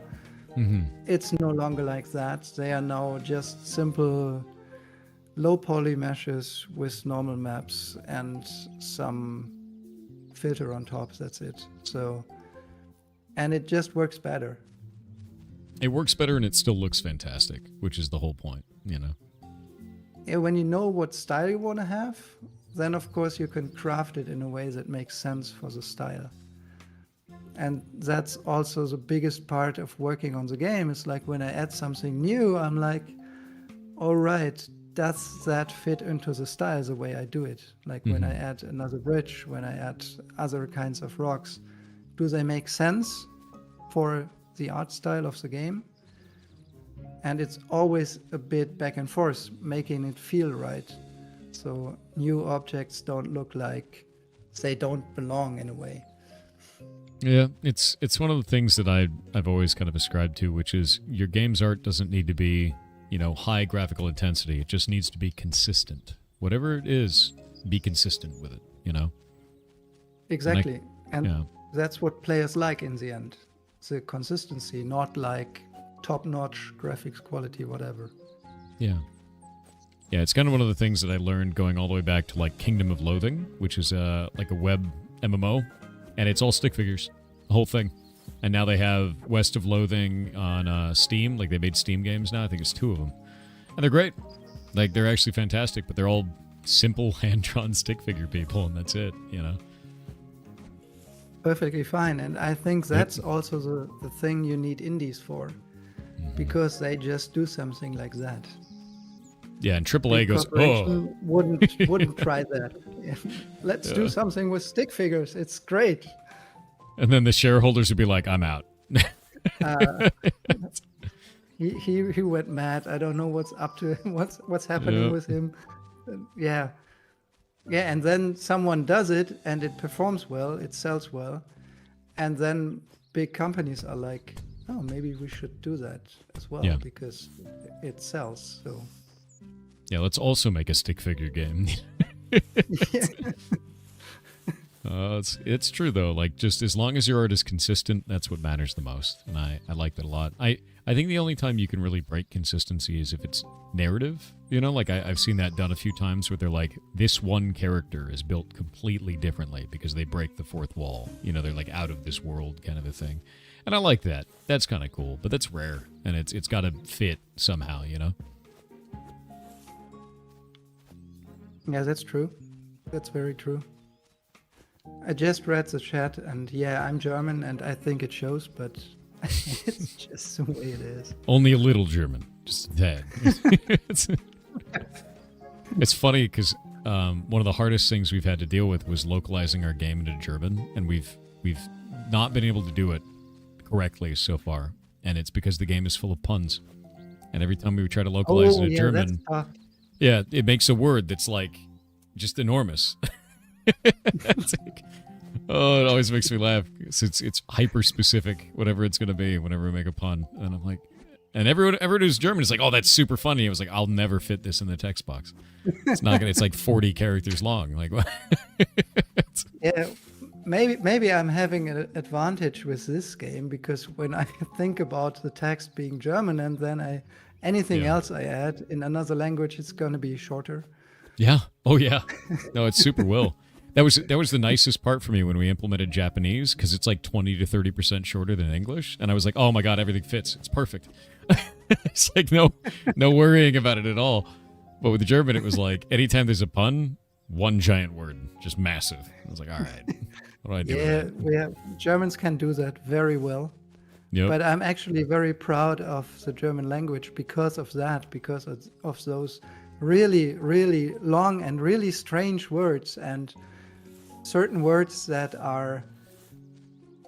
you don't have them in another language, and it's fine and it's cool, and they do have their living room inside of the German language, which is great. That's I think it was German. We were talking about it the other day. Does German have a word for the day before yesterday? Yes, it's vorgestern. So that's a specific word, specifically only for the day before yesterday. We don't have that. We have a phrase for it. Exactly. It's just amazing. It's just so incredible to me. I'm like, all right. That's very specific. Yep. Really cool words. Yeah, exactly. Dutch has it as well. That's cool. Yeah, we have a phrase. We have a sentence for that. Oh, now everybody has that word but us. Great. English is the odd one out now. Oh. Yeah, well, it's the specialties in certain languages that add all the fun, right? Yeah, 100% agree. Well, we are almost at time, but with that in mind, I was wondering if you have any advice for anybody who's just starting out that maybe wants to make something and is kind of on the fence.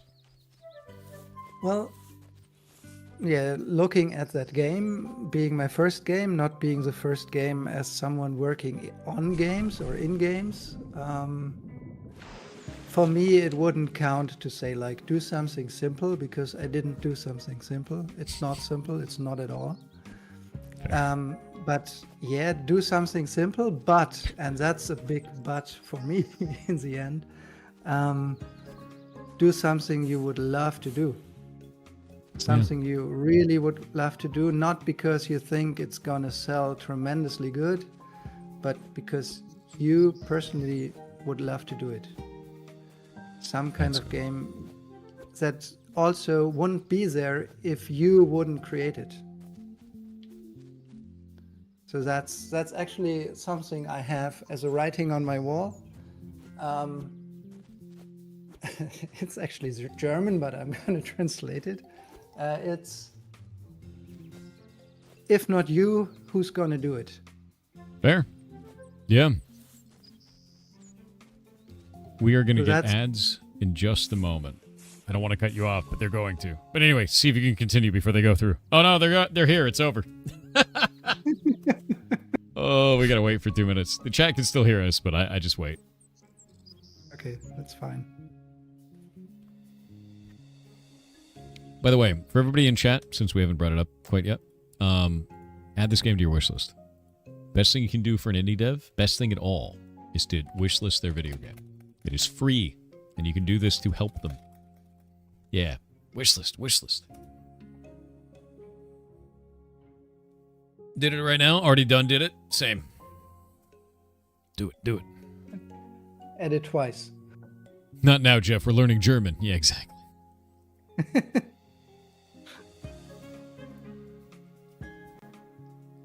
Yeah, but for someone who's starting to learn German, it's not so easy, actually. It's weird with English, too. Yeah. A lot of slang. Yeah. We have so much slang. We also have words that sound exactly the same, like there, and there. And they're spelled completely differently.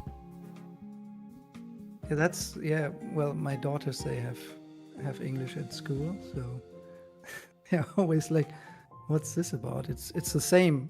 Why is it the same? Your, and your. That's a good one, too. It's just terrible. Oh, yeah, cool. Cool's another one. Or dude. Dude is the most versatile word. I came from California, and we use it all the time for everything.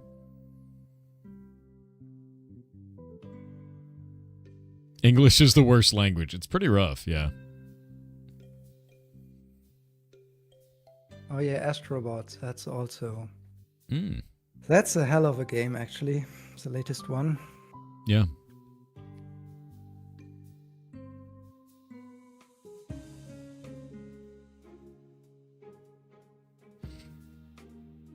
All right. Ads are over. But yeah, now that we're back from the ad break, for everybody out there, if you wanted to wishlist this, please do. Because you don't realize how much power you have as a consumer. Wishlisting games is a powerful tool that you have. If you want an indie to succeed, this is the best way to do that. 100%. With that in mind, would you be willing to reveal how many wishlists you have right now? I'm sitting at about 5K right now. Let's get him to 10K. Get him to 10K. Yes, tomorrow would be good, actually. Yeah, right. All at once, yeah. Actually, are you planning to be part of Steam Next Fest, or is it too early for that? Not the next one, but of course I'm gonna be part of one. Haven't been. Yeah, not sure which one of the next ones. Yeah. Of course, the one prior to release, but I haven't announced when I would like to release, so Fair. Need to wait a bit more. And also, But- one of the most... Yeah. Oh, sorry, go for it. I didn't realize you were done. No, My bad. I just wanted to say it really, it is a lot of power to gain wish lists and to get this, I'm missing the word right now. It's just nice when you have more wish lists and you see, okay, there's progress, there's things are moving forward. People would love to have this kind of game. It really, although it's just a number in the end, it won't translate into sales exactly like that. It is for Steam and for visibility a giant lever. Yeah, it is. And players have the control over that entirely. Steam will push a game based on those wish lists because Steam feels better about it because they know they're going to make more money off of it. They have limited slots. So what they do is they go, okay, there's a bunch of wish lists. I want to push that game more. And for the developer, they go, oh, people are wish listing it. People like the game that I'm putting forward. It's just positive all around. It's free for you, so do it. Wishlist games. People don't realize how strong that is. They have no idea. Yeah, true. So, But actually, I interrupted you. You wanted Oh. to say something. yeah, I'm actually really interested. And if you don't have an answer for this, that's okay. We always ask this, right? It's, what are you planning to sell the game for? And if you don't have a number, that's fine. And if you want to ask the community, that's also fine. A lot of people do. Actually, I don't have that number right now, but my plan is to give more value to the player than the price tag would suggest. That's good. So, What do you guys that's- think in chat? They're going to throw numbers out. Look at them go.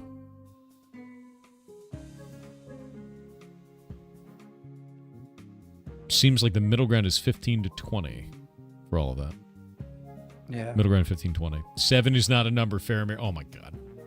7's their favorite number. Now that I've said it, it's over.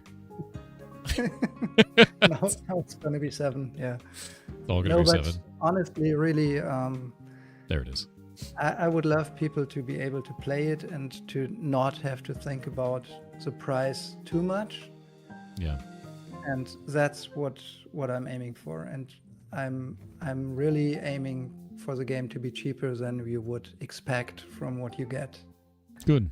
No, I think that's really good. I think it's always a tough thing too, like because you have to put a price on subjective material, right? Like everybody's going to have a different experience. They're all going to feel one way or another about something, and there's no real, true price there that makes sense. It's not like, I don't know, it's not like a meal, right? It's tough. It's really tough. Yeah, well, and in the end, like someone I know,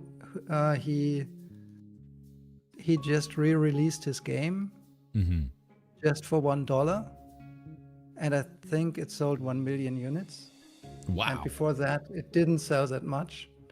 So price tag can also be the deal breaker in a way for the game to succeed or not.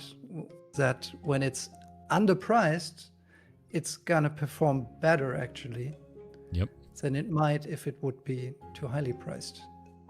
Something that I talk about quite a lot because I'm like, it's digital distribution.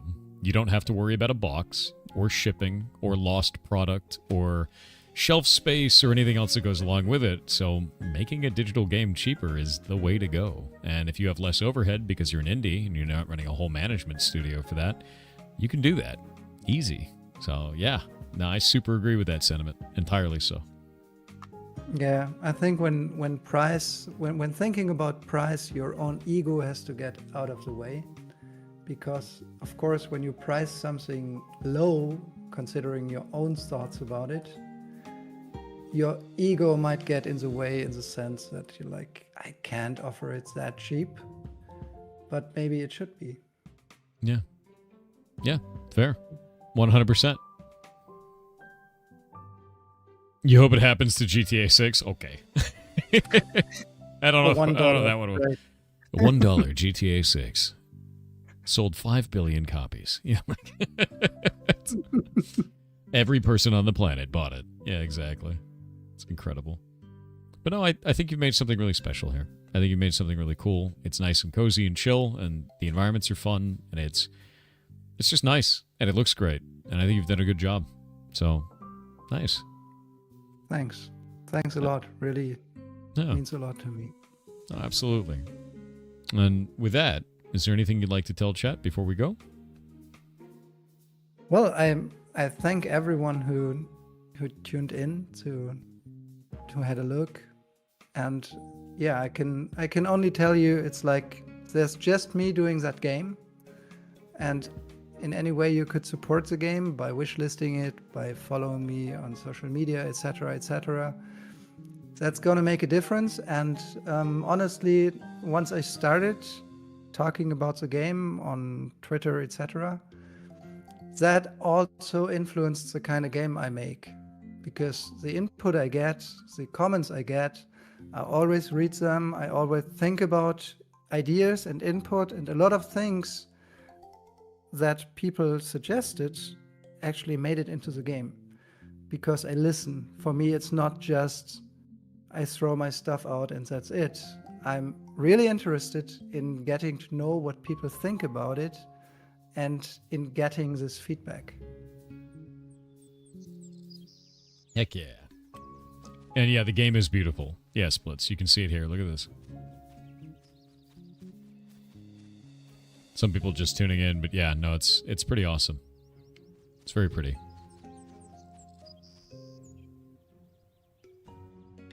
Thank you very much for showing us your game, by the way. This is great.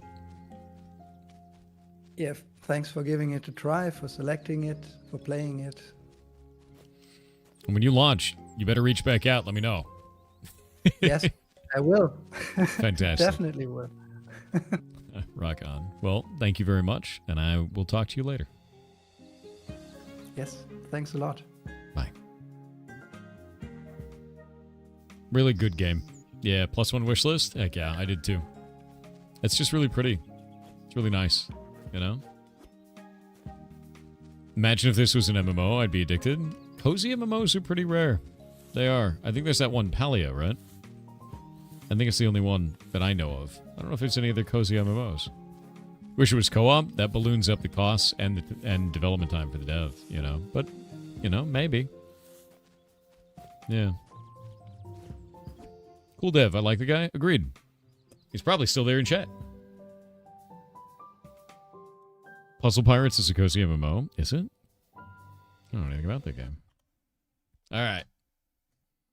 Now we're going to go from cozy game back to killing people in Ashes of Creation. As you do. Yeah, cozy to hardcore. Remember Fly for Fun? Yeah, Fly for Fun was great. Fliff. Good old Fliff, dude. Next year's going to be one hell of a year for indies. This year's going to be one hell of a year for indies, to be honest with you. It's quite a lot. I think it's the same thing that I've been saying for years is we're entering the indie renaissance. Well, we're there now. We're in the indie renaissance, right? And it's something that I guess a lot of people didn't realize was happening. And we're there now. And indie is preferable to AAA a lot of the times now. It just is. It's much more preferable to AAA, both because of the game content itself, but also because of the fact that there's less monetization, there's less storefronts, and the games are cheaper, you know? And that's just better. It's better for players entirely. Yeah. And now with the extra cost of hardware, the cost of things like RAM, dude, that's only going to get more so that way. Like, the real collapse that's coming for AAA games is the cost of hardware. With RAM going from $250 for 64 gigs to $1,000, like, with graphics cards doing the same, what do you get? Indie games. Because they run on a potato, right? That's the whole point. So, it's all coming together, right? Most indies are less demanding, 100%. Indies are also just better. Subjective, but I would agree with you. It's all coming up Millhouse.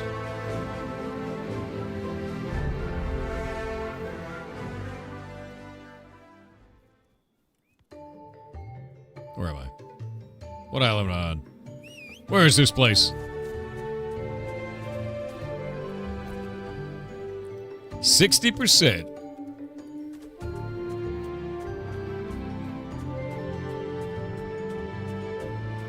With Steven funding Ashes, does that make it indie? Yes. I don't know if he's actually taken any investment for the game. Some people have claimed that he has, but I'm not sure if that's true or not, so it's hard to say. If he has taken investment for the game, and they have any type of commanding stake over the direction of it, then it's not indie anymore. But if it's just him, it's indie.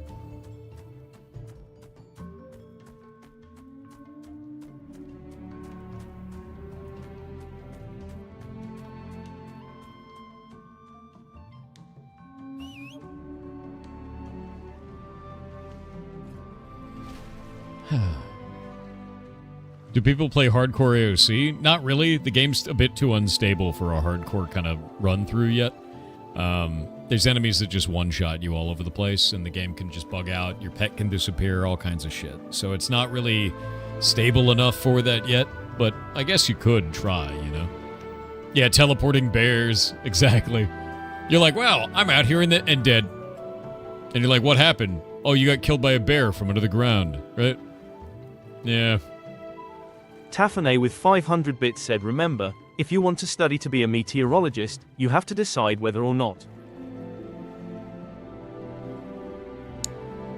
I just got it. God damn it. Dev say anything about pet healing for non-healers? What do you mean pet healing for non-healers? Dark matter. You gotta be more specific, man. Bear mole are crazy. Bear moles freak me out, dude.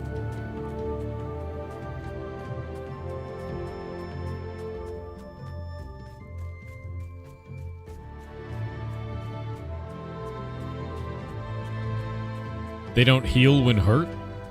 Mounts don't heal when hurt. Everything else heals when hurt. Yeah, no. Mounts don't. Pets are fine. Yeah. I don't know if mounts are meant to be like that. I'm not sure. Yeah. You get your chicken back? No. I can't be mayor yet. We're at 60%, and then I'm going to apply, and then people have to vote. So if they vote me mayor, then great. Yeah, for mount healing, though, that is... I don't know what the status of that is, because they broke it one day, and they've never changed it back, and people have complained for... I think it's been about a year. It's been about a year. Resistances, no, man.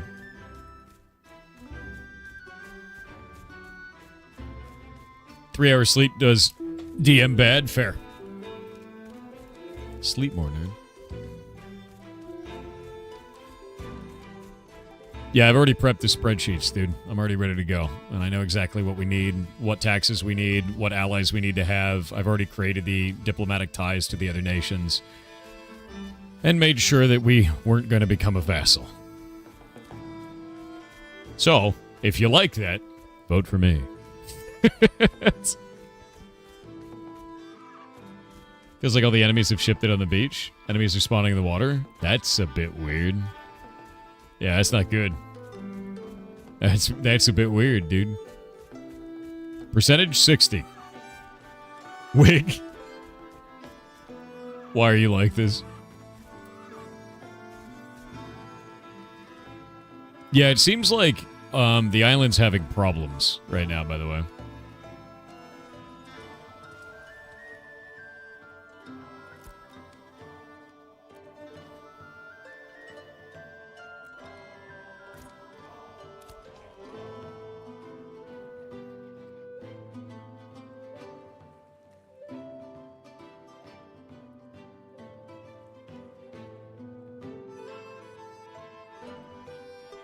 Alright, let's see. We got some Diplo tickets in today.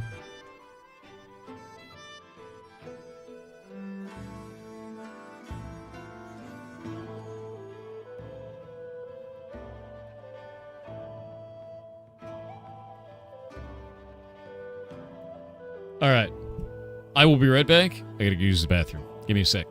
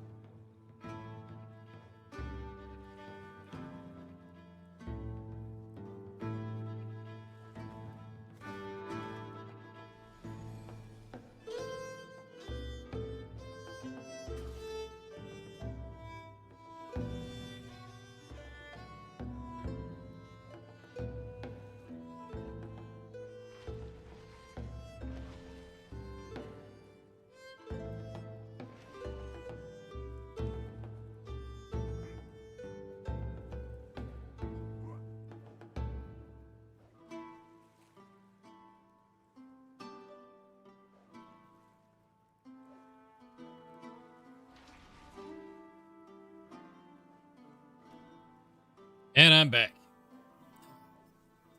We've done it. I survived.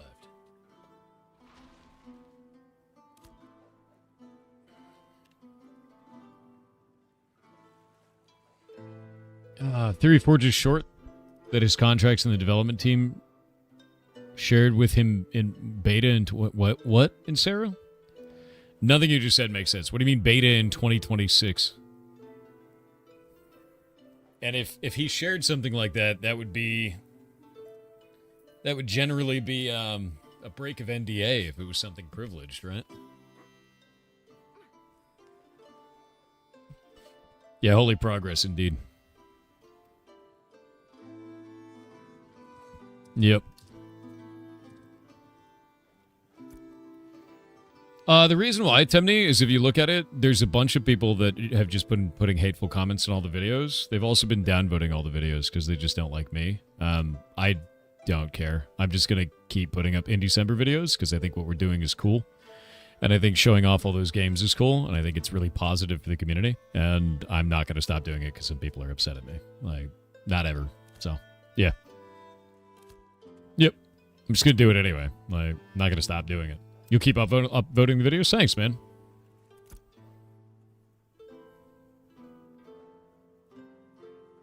All right. Get rid of these. Don't need those ones. Keep that. I need to go and help farm.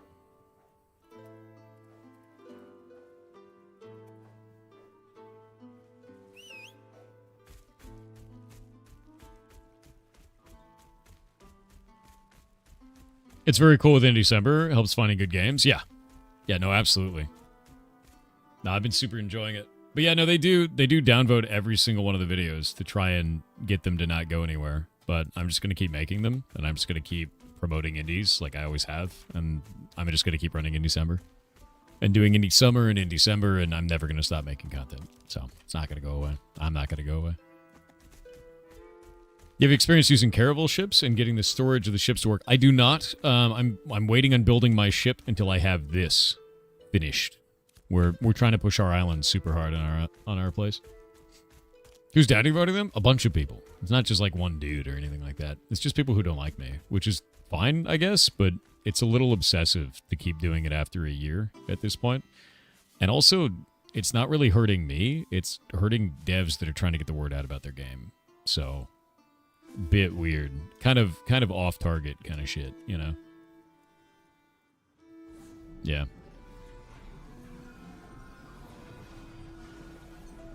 Yeah.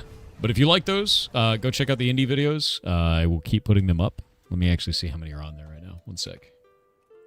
In December. Let me see. Grab that. Grab this. I actually should update this, but... What?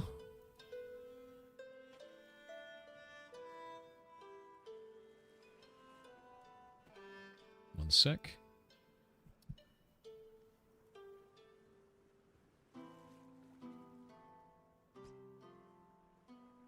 Oh, these are uploading still. Yeah, here you go. Boop. There's the playlist for Indie Summer. There's a couple of videos that are uploading right now. And they're in draft form, so they're not available yet. But that's the idea, is just keep putting that stuff out there and, like, helping people out, man. Because on stream, Indie Summer has been incredibly popular, right? Like, we're averaging about 3,000 average viewers over the entirety of the day, especially during Indie Summer. That's fantastic. Like, that's not a small amount of viewership. That's massive, you know? And doing that over the 12-hour span of doing all the Indie Summer stuff, like, that's huge viewership for those devs, man. Like, that's a big deal for them. And, like, I don't know. I just think that's good. That's a good thing to do. It's a good thing to do for indies. It's a good thing for you guys to be a part of. So I'm just going to keep doing it, right? It's like...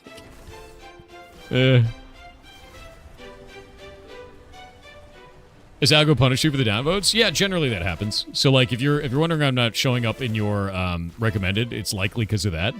What I've been doing instead is people wanted me to make a channel in the Discord and just, like, announce when I release videos. So I've been doing that, and people have been digging that. So I'm just going to keep doing it. I think that's like a weird YouTube algorithm thing. But not much I can do about it. So I'm just going to keep making shit. Sub to your YouTube channel since forever. None of the in December videos hit my recommended. No idea they existed. Yeah, we've put out about 20 of them so far. We've been releasing a video every day for in December and also releasing a short every day as normal. I've never stopped. It's funny because some people will see my stuff pop back up in their feed and they're like, I thought you stopped making videos. And I was like, no. It's like I've never stopped. Like I never will, you know? If there's even one of you watching, I'll just keep making things. You know? Ooh. Spellbook.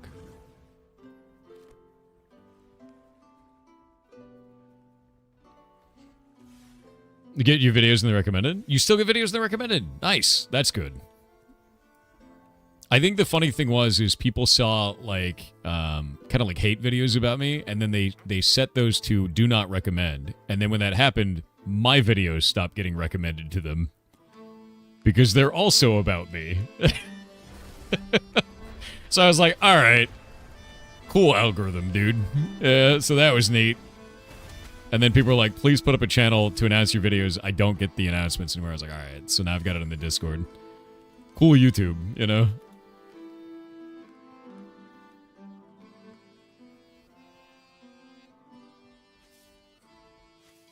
The algos are going to get weird. It'll settle out eventually, man. And I'm just not going to stop making stuff that I think is good, you know? Like stuff that I think is positive for the indie scene, stuff that I think is positive for you guys to be a part of. Like the same shit I've always made. And because of that, I'll just keep doing it. And that's it. And that's how it goes, you know? Yeah.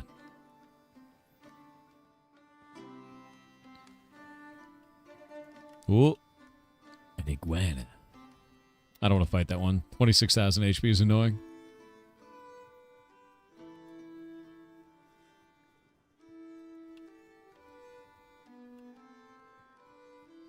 I mean, they can't really be anymore, Jeddah, unless they're just saying the same thing as each other at that point, right? There's nothing new. It's like... Algos are changing due to LLMs. That's true. We see a lot of that. It's really weird. Like AI generated... And AI curation is a thing, for sure. Yeah, if you want to leave comments and upvotes on the in December videos... That absolutely gets the word out about them. 100%. Same thing with the shorts, any of that. That's why I have that channel up on YouTube, or on Discord, so if you're on the Discord, you'll get them. You missed the third game for the day? You did, but it was really pretty. And we'll have the video out for it later, but good game. Really good game. Boop. Tafane with 500 bits said I used to work in a warehouse. I messaged my boss to ask, what is the safest way to lift a heavy box? He texts straight back.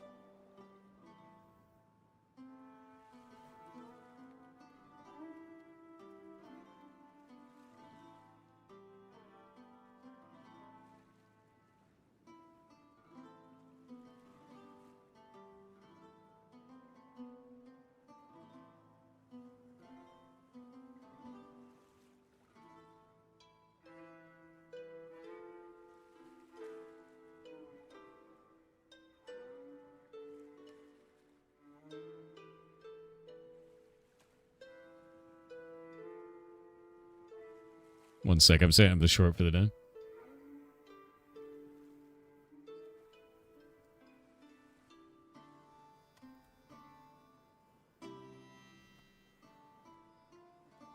Incredible. The short today is insane.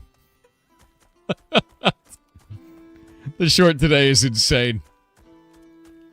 Oh my god. Tafane with 500 bits said just got my pre-order for Hightail. Nice. It breaks a personal rule, but I really want to see it succeed. Okay. Yeah, you don't like doing pre-orders. Yeah. No, that's fair. And to be real with you, I'm excited for it, and I pre-ordered it. I'm ready. And I usually don't like doing pre-orders either. But I did the same thing with Ashes, so. Yeah, no, I'm excited for Hightail. And you can use my code on it, and then it gives me money, which is cool, because then I can pay people with that money, which is also cool. And then I have to pay taxes with that money, which is not so cool. That part is not cool. The rest is cool. Yeah.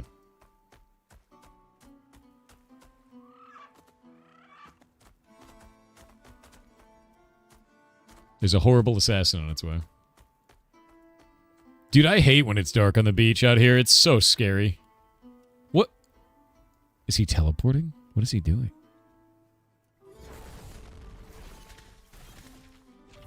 Is he broken? Oh. Oh, he's doing something. I don't know what he's doing. He's just running away. Okay, come back here. What's that guy doing out there, man? Is he resetting? I mean, kind of, maybe, sort of. I don't know. You know?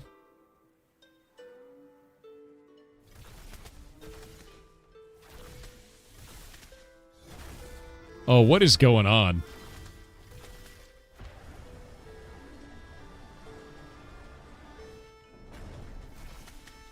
Everything is vibrating out here, dude. This is not good. Okay, we're leaving. Whatever is happening on the front of this island is bad. Yeah, everything is like not working. Like it's like lagging and moving like shit. I'm out of here. This is a dangerous area. It's really scuffed. I don't want to deal with it. Too much locusting? Yeah.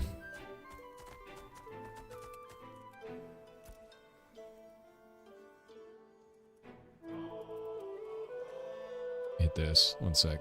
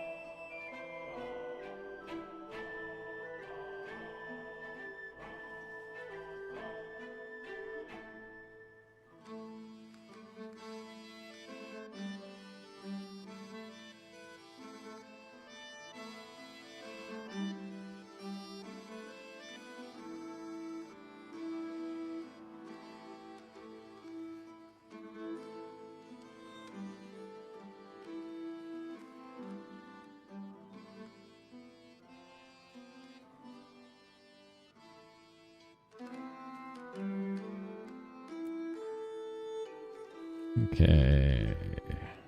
World performance. Yeah. That's a weird one. We've seen it before. Whenever it's like a server performance issue with a server worker, I hit page up to try and find out what server worker we're on and then give them the exact date, time, location, right?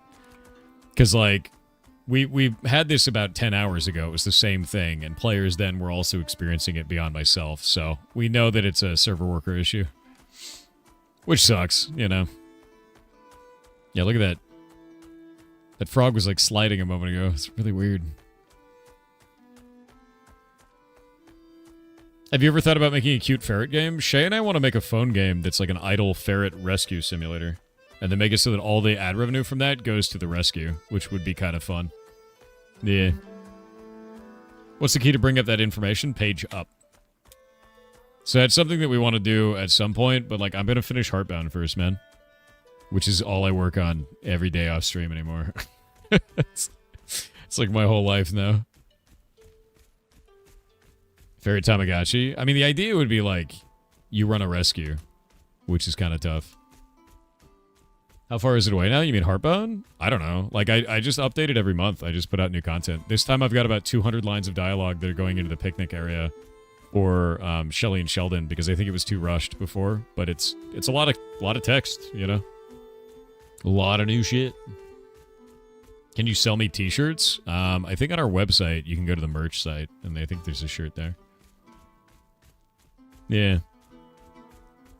You need to write? You try to write and it's hard? Yeah, no, it is. I think the most difficult thing about writing for Heartbound, for me, man, is like, there's so many options for the player, right? So, like, let's say that you... Here's the stupid one. Leave your bedroom in the start of Heartbound without putting on a sweater. Just do that. Just when Baron tells you should put on your sweater, just don't. The whole game changes.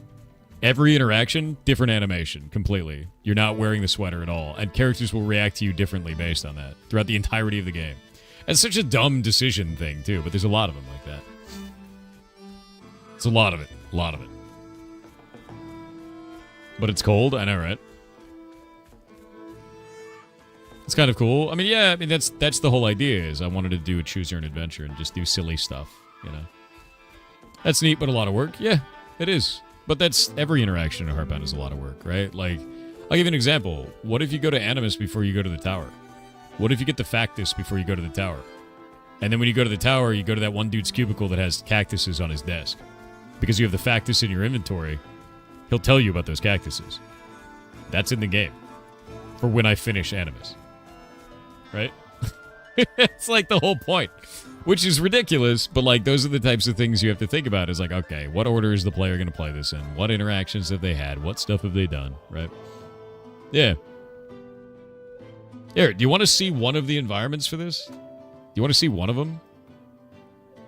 Let me go pull up Road. Do you want to see one of the interactions and like how absurd it can get? Where's Road Judge? There we go. You want to see it? You want to see it? So there's a scene where you fight Road. It's a secret area, but you can do it. You can find it. You could be a big piece of shit, and then you find this. So in order to find it, first you have to abandon Emilio. You have to go to lunch with Road. You have to treat Road and Fern so badly, right, that they leave and they break up. It's bad. And then after that, you have to tell Avocado that you hate jokes so much that she falls into a depression, and then you have a breakdown. It's like an insane route of just awful that you do. Then, when you get to the world that you're going to, you have to tell Emilio that, yeah, you really wanted it to be this way. And then when you meet Road, you have to fight Road. Now, depending on how you fought Road, or depending on how you interact with Road, there's a bunch of different ways to do this. Because you can choose to not hang out with Road, to hang out with Road, or to break her confidence, right? And like one of them is the antisocial route. So you choose not to hang out with her, then she's more antisocial.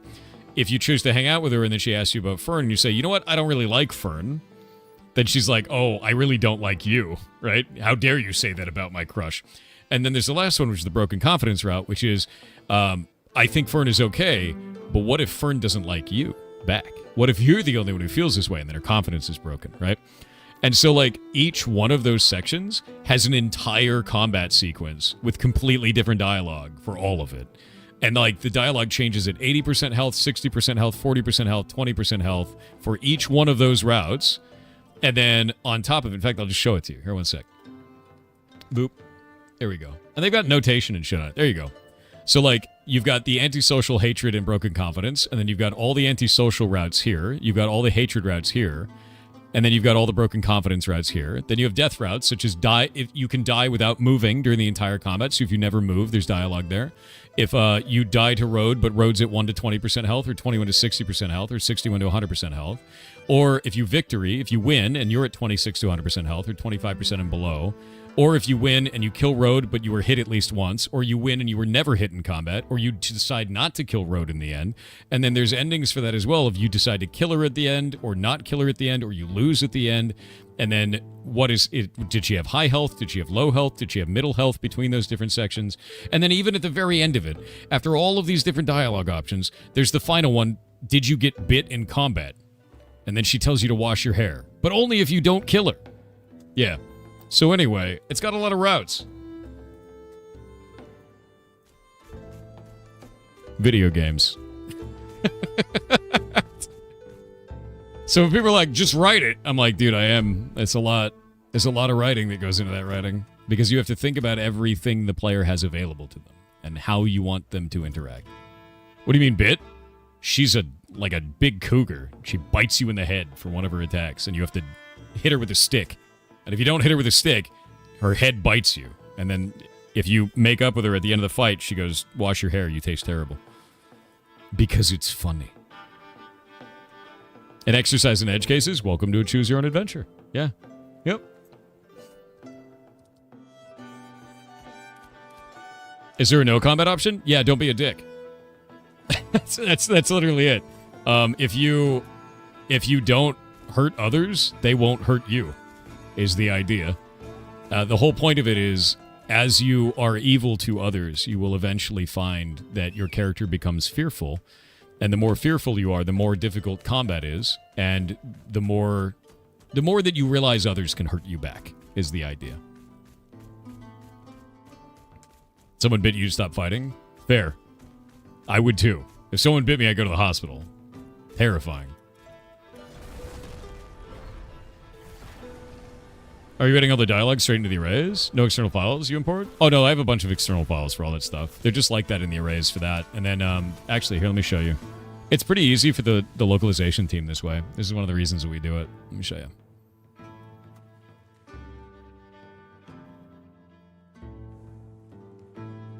Yeah, I write it all externally like a script, like a movie script, and then I put it into arrays afterwards. But when it's like this, it's really simple, and then you can do all the different languages, and they all have the exact same values for everything. And people are like, you should use enums and shit like that, but I have no reason to, because then you have thousands, and like literally it's like 50,000 lines of text with enums for every single one of them. It does not add any value or any efficiency for that, especially when you're doing all these different languages. And Japanese, too. You grab the Japanese. Boop. So yeah, all the languages are just set up like that.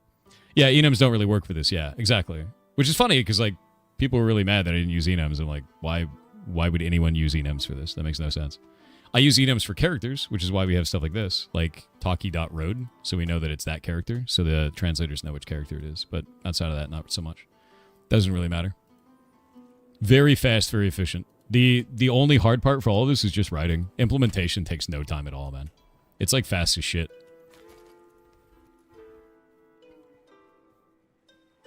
Yeah, enums for states is fine. That works. Yeah, hell yeah. I use it for characters like that, so I know which portrait's going to be up there, mostly because it helps expose that for the localization team, so they know exactly what character is interacting. Because otherwise, it's just rough for them, you know? It would be good to never see elephant or ear ever again. Bro, more elephant ears. We need them.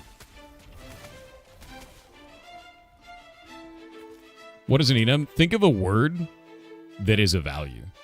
That's kind of the best way to put it, right? And then you can just write that word every time. It's simple to do that, right? So like, I guess for a layman, that's the best way to put it. It makes it descriptive. So instead of being like character number 5, you're like character road, right?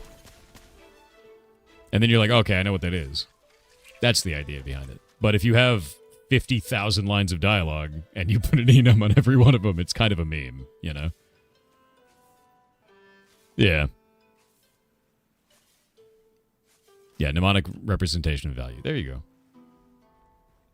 You think the node will level up tomorrow? If we get to 75% today, yes. We have to hit 75% by stream start tomorrow for us to hit it, you know? Yeah, it's the difference between doing north, south, east, west, or 1, 2, 3, 4. That is probably the best way to describe it.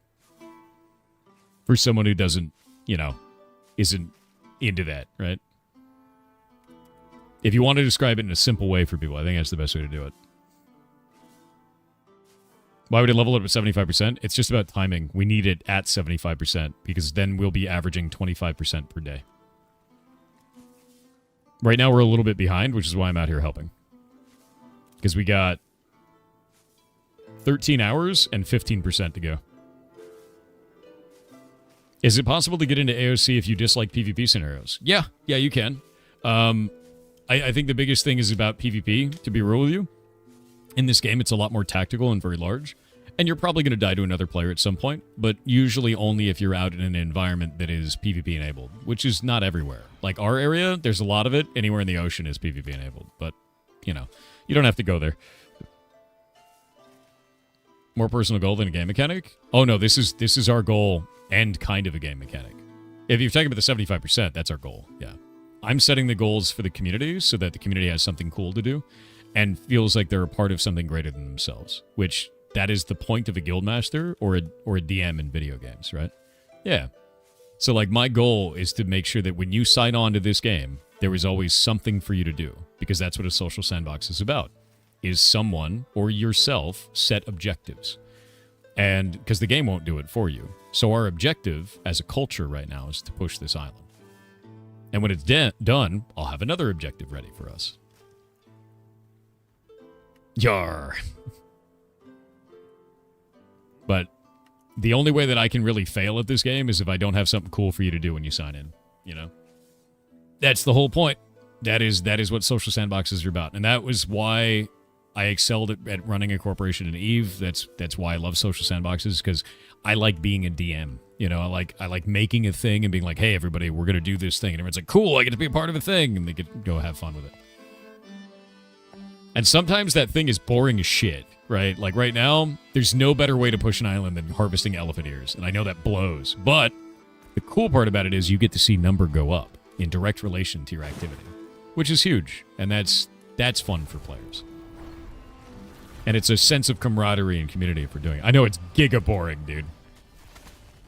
Which is why, if you want to make it less boring, go hop onto voice comms and Discord. I made some new raid channels for you guys, especially public ones. And then you can have, you know, sea shanties and ridiculous bullshit. It's fun that way.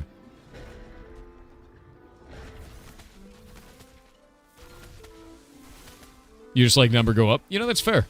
There's nothing wrong with number go up. VVVA with 500 bits said, hello Mr. Soft Hair. You talked about keeping the same style, but have you seen or played Evoland? You find Yes. upgrades that Yes. evolves the game into other games. And Evoland Link 2. incoming. 3, Yeah. 2. Evoland and Evoland 2 are freaking amazing, and they are an exception to that rule. 100%. Basically, the way that it works is as you play through the game, it explores all of the art styles going back to very early days games and then evolving all the way up to current day, like current graphics. It is one of the coolest games that I have seen. Yeah, Evoland and Evoland 2 are rad, dude. They're super good. Love it. You gotten from novice to journeyman, from herbing and lumberjacking, pushing the island. It's a win-win. I have as well. Yeah. I've got a shitload. We're getting miners now up to like 19, 20 as well. So like people in mining, someone in the guild just hit 19. It's basically an interactive museum. What is? Oh, you mean Evoland? Yeah, oh yeah. Ray is Grandmaster Herbalism? What? That's crazy. That's crazy, dude. I've gotten to level 17 alchemy doing this. Because I just turned all the plants into powder. It's crazy. Can't believe you got it that high. You're level 30 mining. Jesus. What is the module that I need to make it so my ship has the ramps out the back? Does anyone know? Democracy protects. When we get a certificate level upper on the island? Next level. That's the idea. And I think legitimately we should probably push alchemy based on the fact that we have 1 billion plants on the island. That'd be a thing. Well, what I'll probably do is, like, if you guys vote me a mayor, I'll just talk to the community and be like, what do we want to push? And then figure out what we want. I think having the ability to create arms and armor here would be a big deal. Carpentry would be a very big deal, so we can actually build ships. That's a big one, you know? So wood is huge. The other thing is we have a unique opportunity to make Dracenna armor out of tailoring, which is a big deal. Yeah, if we do eat shorefoot, we can always spread it there too. We will if we level up, so. Shipbuilding is what you want to do yourself. Yeah, I honestly think that carpentry is probably the first one we should do as a community. I think that's the right way to do it because carpentry and like wood processing is so big on this island because we have so many coconut trees. And those are really useful outside of elephant ear, which is not so useful. So I think it's a good idea. Yeah, we can build ships that way. A lot of ships. A lot of ships. Carpentry, armor, and weapons? Yeah, I think so. I think it's a good idea. But which classification of armor and weapons? Leatherworking, tailoring, or heavy armor, right? That's where it falls apart. So, like, we got to think about it. Heavy armor not biased? Yeah, I mean, that's the thing, though, is we got to think about what we want to do. And heavy armor is probably going to be the one that wins. Tailoring is used for sales. That is true. We would need that. Percent is 60 right now. Might be a little bit higher. Let me see. 61! 61.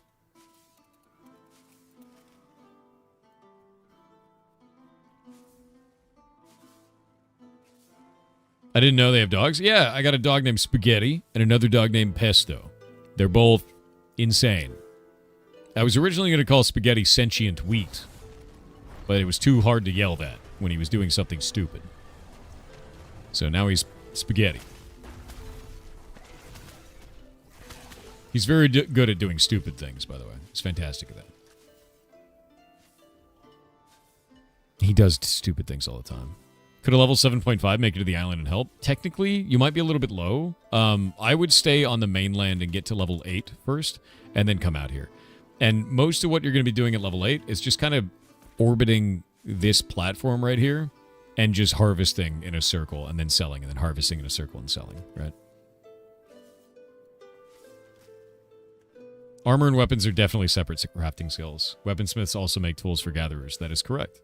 Having a weaponsmith on the island will allow us to have tools created for any craft, which is kind of a big deal. So that is huge. Also, we might be able to lure Tarmok away from the mainland. Maybe. Put out like a jingle jangle key ring, and maybe he'll come back out. We'll see. Gia Mustin said pro tip: don't buy gear when tired. Used physical codex 13 weapon levels like an actual goblin. I didn't just sneak to Joeva to buy gear. Must be somebody else. Yargloo, yargloo, yargloo. Save that money, dude. You're gonna need it. Still need your apprentice sickle. Yeah, I need to get my journeyman one for herbalism. That's my big goal after this, but this comes first, you know.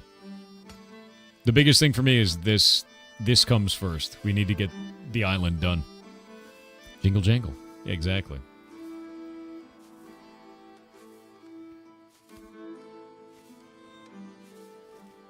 You feel the gathering needs to be a bit faster, in your opinion?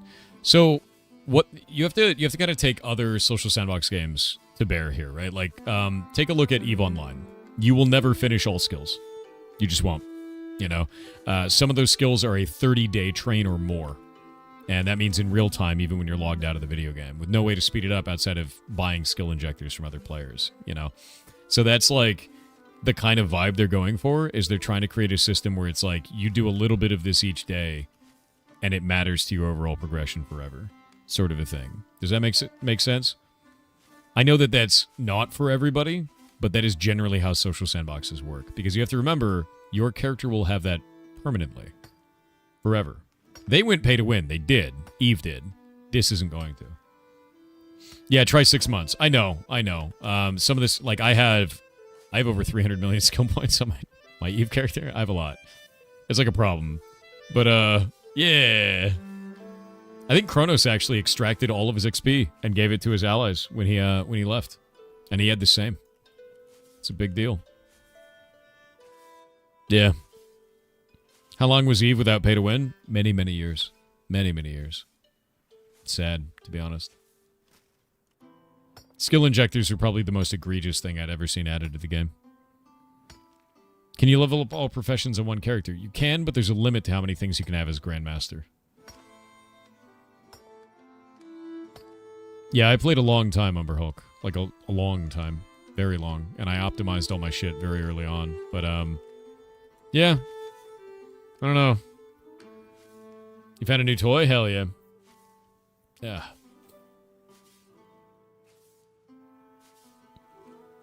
Why mine an Eve when you can mine the miners? Why mine the miners when you can mine stars? Why do you think we were Triglavians, dude? Yoink! Mine now. Can't connect to Lyneth. Error code 37. That's a useless error code? Okay. They need to put descriptive errors. If that's happening to you, try to, verify integrity of your game files. Try to fully close Steam, and then restart it. If you're on Linux, you will need to play in experimental mode, and then you're good to go. I would try all those things first.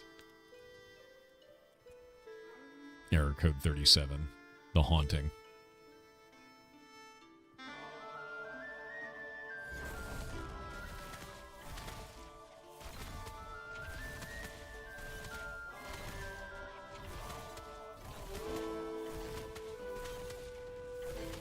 Bozilla_SWE said most dust indoors is made up of human skin flakes. Great. Therefore, Roombas are carnivorous robots, and one day the dust won't satisfy them anymore and they will rise up and devour our all. Yar bongos. That's why I keep a shotgun. Yeah, that's what it's for. I think it's important, personally. Yeah. El Janush said, "Hey Thor, Kit and I have started working on my game. So whatever Nice. horribleness, I managed to make it's gonna be on you. No, Wish me no. luck. I know nothing about making a game, but the box moves." The box moves! Make the box move. No matter what it is that you want to do, no matter what kind of game you want to build, open any engine, make a box, and make it move. That is the hello world of video games. Do it. Do it. That's all you need to do. Don't focus on anything else at first. Make the box move. Make the box move.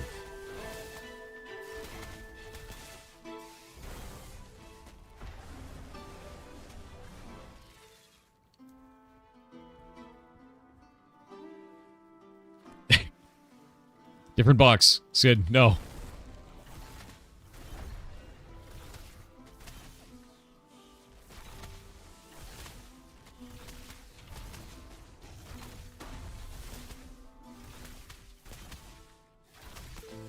Oh god, wait, what? Roof room? God damn it. He's got so many emotes, man. Your 5 moving boxes, you're at least 7. That's right.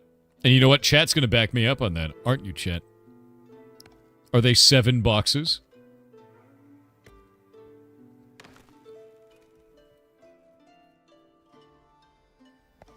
It looks like they agree.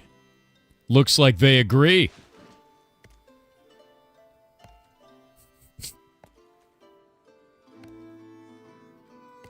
It's very funny. Nope, never did Art Poop. Funny name, by the way. Hope you're having a good day, bud.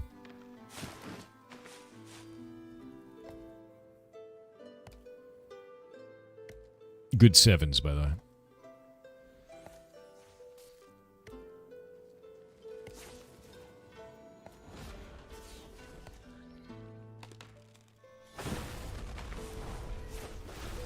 Rainbow Six Siege hacked as attackers give players billions of in-game currency. Oh no, dude. Let me see what happened here. Attackers give players billions of in-game currency. Ubisoft responds. Yikes.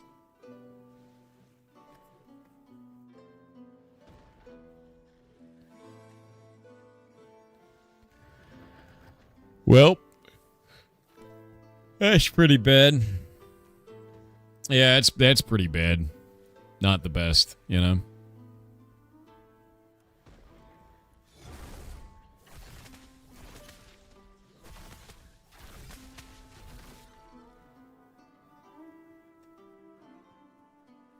Yeah, group with non-guildies to increase their survival odds. I mean, I'm just killing everything in the area.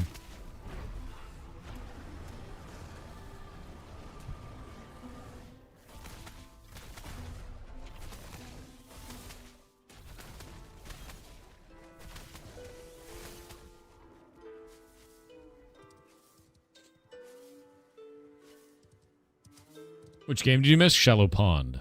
It's quite good.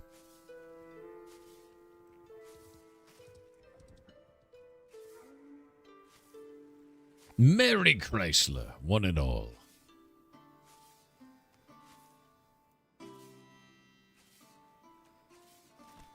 I've been locusting all day at level 6. Dude, that's wild. Have you gained any levels? Because at level 6, that's pretty crazy, dude.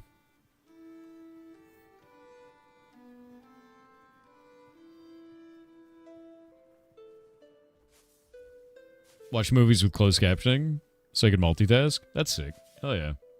You started at level 4? Oh my god, dude.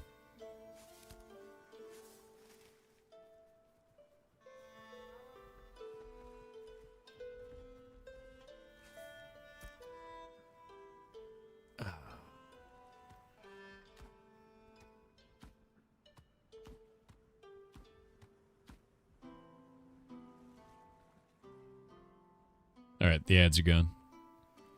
Be gone, ads.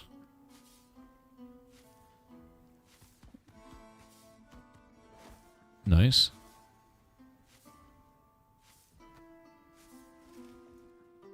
The problem I'm having right now is the server's shitting itself over in the area I need to farm. You locust from level 7 to 11 with weeds. That's so much XP. Like, it's so much. The Mad Lad. How's the progress? It's great. I went from level 10 all the way to level... I think it was like level 10, level 11, all the way to level 25 on this island. I've lived here the whole time. Yeah, we're at 61% right now, which is great.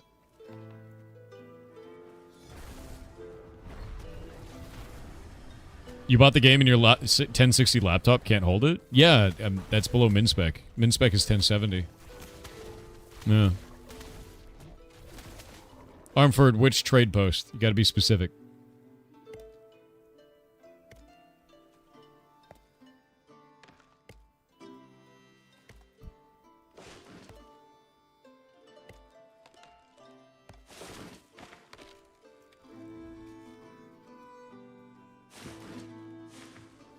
You gonna be specific? Are you there?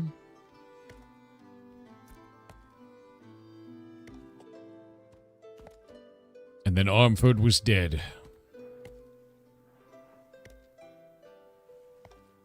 Do you mean the harbor? Is that what you're trying to say? You're saying like one word at a time, so I'm like, what's like what's up, man?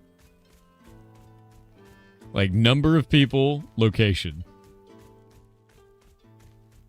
That's what we need.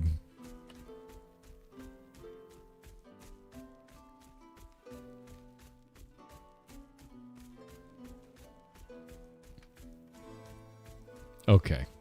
Very cool.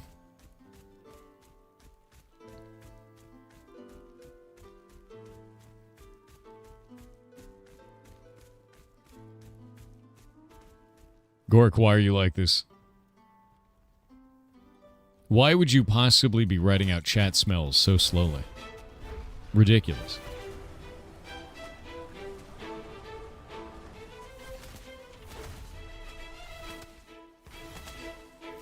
Yeah. When you look at that, you'll see that the peak views for this channel was 200,000. It's because I kept getting view botted. It's like kind of ridiculous, to be honest. Yeah. Really absurd. Yeah, I got view botted really hard, and then we had to report it to Twitch every time. Yeah, super annoying. It's happened many, many times. You can see all the spikes in there, like, they're insane, dude. But yeah, no, every time it happened, you gotta reach out to Twitch and be like, yo, this is happening again, please don't ban me. And they're like, cool. You know, all the archetypes will have access to any weapon technically, but are there any magic themed that function well using melee weapons? Yeah, so scepters are really good for melee, and they are magic, and they also deal magic damage, so they'll scale with your magic power. Scepters are really cool for that. They're awesome, actually. There are spellblades, but the spellblades deal physical damage, but scepters actually deal magical damage, which is neat, you know? Very different thing. Yeah. Like, I use a two-handed spell greatsword, which is cool, but does physical damage with its basic attacks.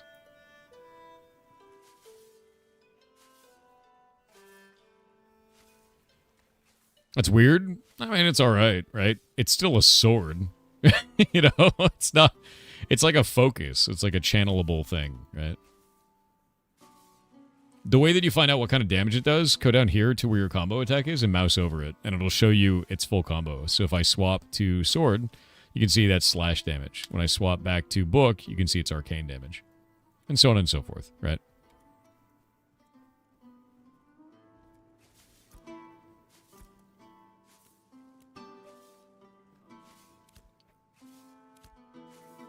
What about emotional damage? Kuno does that. Yeah, from Disco Elysium. He calls you a bitch and then you die. It's pretty much the whole game.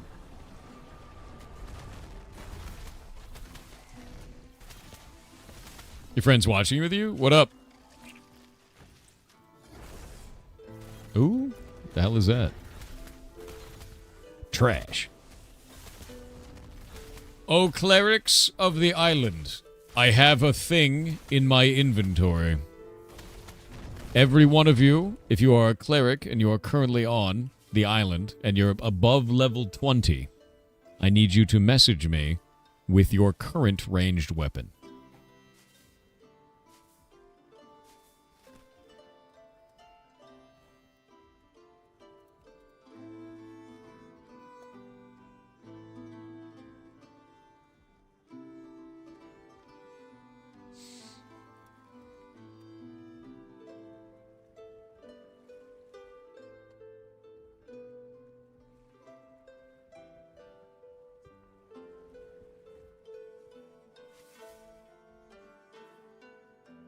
Tideglint shortbow, huh?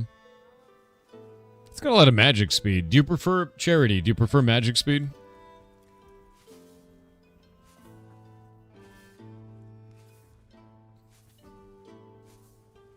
What are clerics whispering you for? Whisper me your ranged weapon if you're above level 20 and a cleric.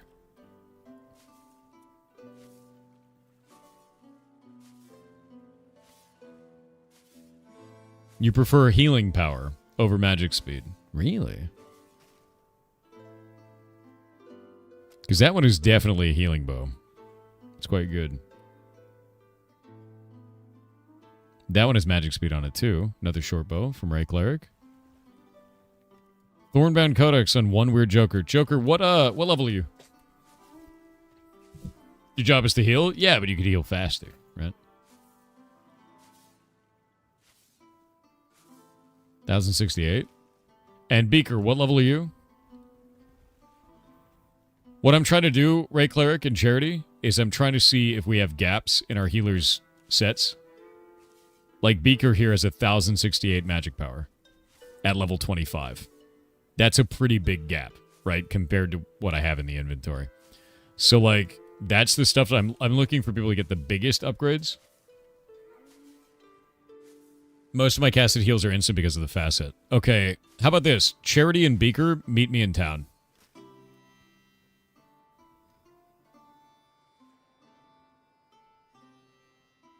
Charity, Ray Cleric, and Beaker. You guys. We could do hand-me-downs is what I'm talking about, Ray Cleric. Whoever needs it more, what I'm talking about is we can give one of you guys the cannon one, because you guys are out there in the field super hard, and give the shortbow one to Beaker, if that makes sense.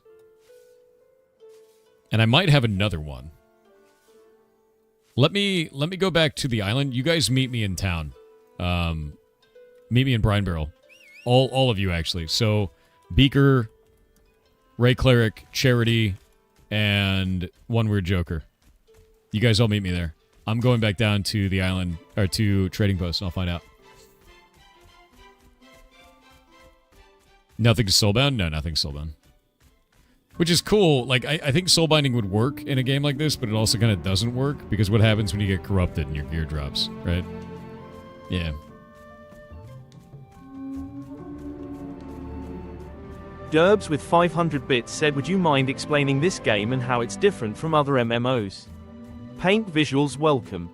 Sure. Yeah, so one of the biggest things about this MMO that's different is that in a normal theme park MMO like World of Warcraft, you are assigned objectives. And the objectives are like, today here's your dailies, here's your weekly, here's your raid, right? And you have to do those because it'll pop up a little thing and say this is what your objectives always are. In a social sandbox game, those are very light. Like, these commissions are pretty light. Kill 20 of this dude, and that's it. You set up objectives for yourself. So this island, there was no quest for us to take it. There was no quest for us to push it like this. We set that objective as players. And we're allowed to control aspects of the map and areas of the world because we set those objectives to ourselves, or for ourselves, and then set up the political situation to be able to execute on them. So, like, social sandboxes, you have more ownership over your goals and progression. And theme parks, the game's systems have more ownership over that than you do. And I think that's the big difference between the two. Both games are valid, both games are fun, but I prefer social sandboxes.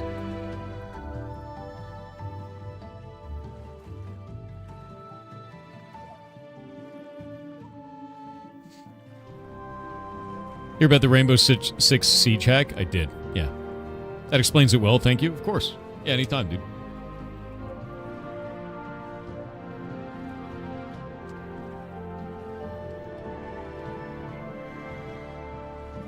Peace out. Have a good rest of your stream. Take care, everyone. You too, man. You have a good day. You have a wonderful day. And happy holidays, and hope you have a good new year, too.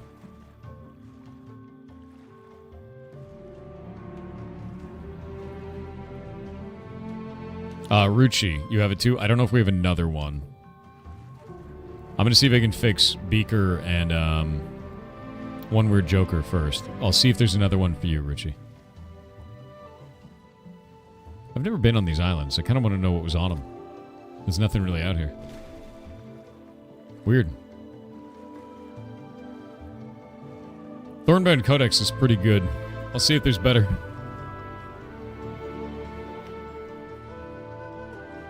Do you need a stack of chicken salad? Is it medium rare?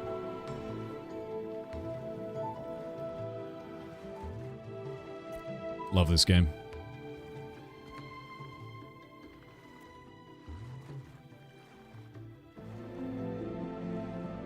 Bunch of crap in my inventory right now. What?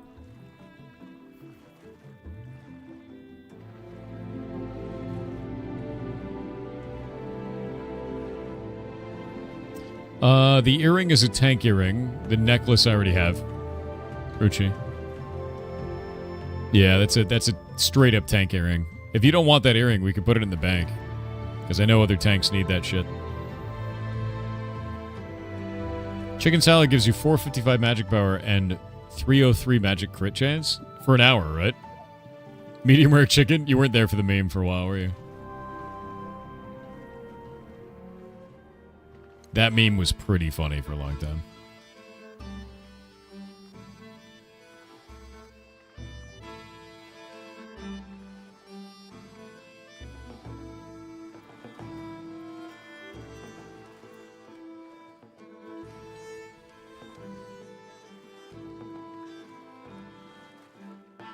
Chicken salad is soggy? Hell yeah. D-Block, were you ever here before? Because it seems like you weren't. Like, the only time I ever had that many is when we were getting view-botted, man. Yeah, that's not a thing. People view-botted my channel up to 200k viewers. It was really dumb. It made no sense. Dry chicken salad is bae. Dry chicken salad? What is dry chicken? Like, how do you cook it? I like barbecue chicken salad. Yeah.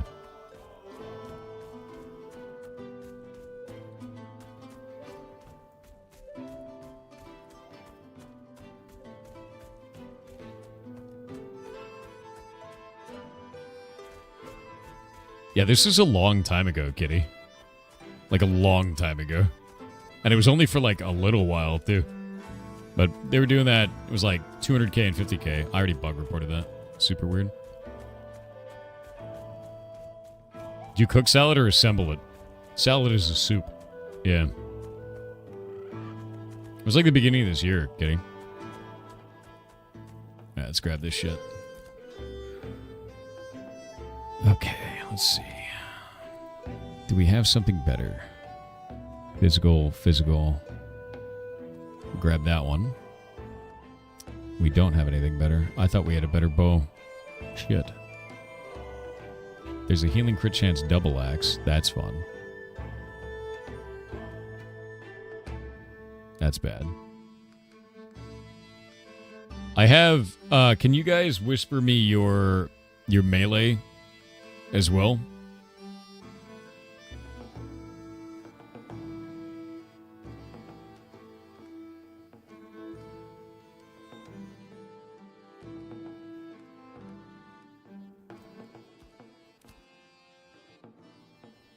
Yeah, we'll get some upgrades out to you guys right now. That Sunfire Scepter is fantastic, Charity. Yeah, I found in the bank we've got an Ashbrand Great Ember Mace. So, two-handed mace with 1282 magic power, but also healing crit chance on it, which is enormous. You have to have adept daggers. Let me go look to see what we got in there. I'm just gonna do a guild armor and weapon run. We'll see what's up. We can guild bank on island once we get to the next level. We're at 61% right now. So, as soon as we harvest all of the elephant ear. is basically what it comes down to.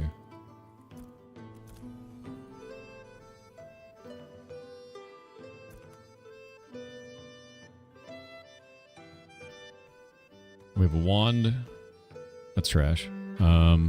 That's trash. There's a lot of stuff in here that's just very not good. Let me see. Hunting bows as a journeyman. Apprentice lumberjack axe. Charlotte Creed pauldrons. Some tank rings is kind of huge. Sunfire shortbow. Magic shortbow. It's a physical shortbow. So you got a physical longbow, a physical shortbow, a physical or a magic longbow and a magic shortbow. But they're all very good. 3 of those are radiant, so that's kind of huge. I don't think we have any daggers, man. No, it doesn't look like we do. Saltwoven rings are pretty huge for tanks, though. Iron Hearth Focus, and it's heroic. Weird. Halo-bound Aegis pauldrons. Also weird. We got a caster in the brig with a physical focus. That's awful. I've got this piece of shit. The Iron Hearth Focus. It's initiate tier, though, dude. It's not good. Could you link the shortbow? It's not as good as yours. It's like an adept one, man. Like, this is bad. Was there a JM sickle in the bank? No, there's not. There's not a JM sickle. I gotta talk to Tarmok about making one. But it's not in there. It's not good.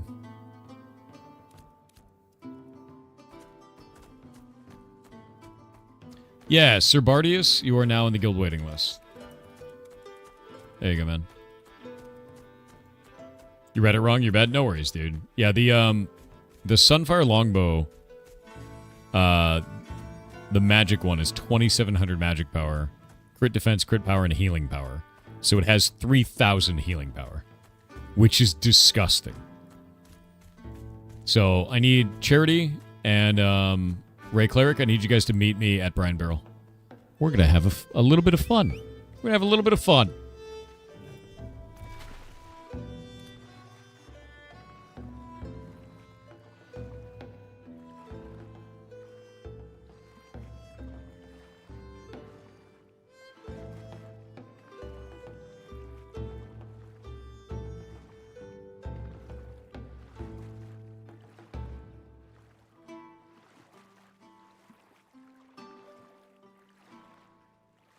Medium rare chicken and deviled eggs. You think you'd prefer glue? Why do you like this? Oh my god. Amiyashi. I don't have a better one on you right now. I was saying the initiate one as a meme. What is that? I might have some in my bank, dude. Holy shit. That is rough. We're gonna have to fix you.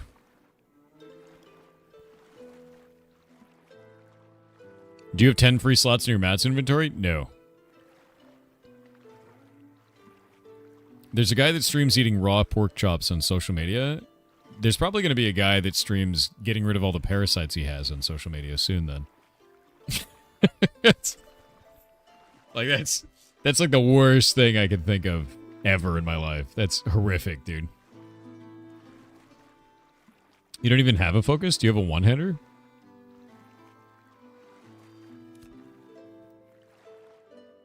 You hate all of that. What guilds are allied enemy? We don't have any official stances for enemies right now.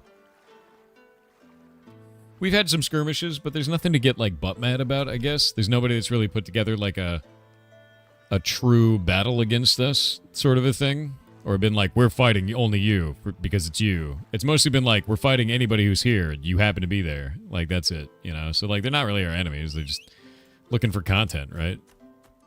And I get that. Like, I'm going to be looking for content once this island's done. I'm going to be hunting people. You know? I'm excited for that.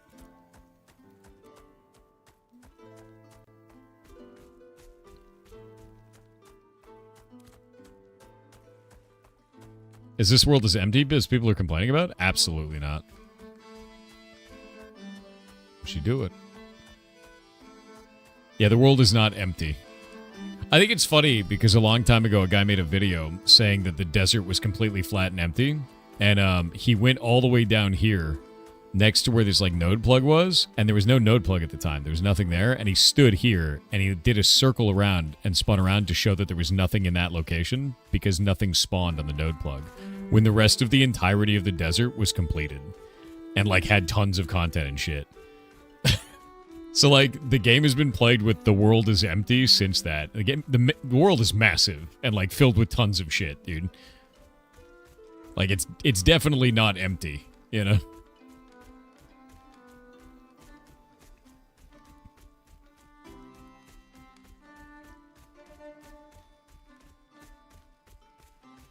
Yeah, the world doesn't feel empty when you play and wander, though. No, not at all. The world doesn't feel empty at all. What are you talking about, shenanigans? What?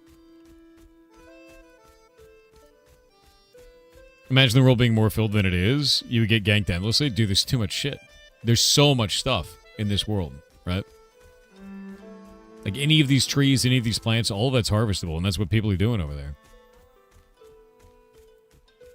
Nothing? Alright. Just drinking some copium? Alright.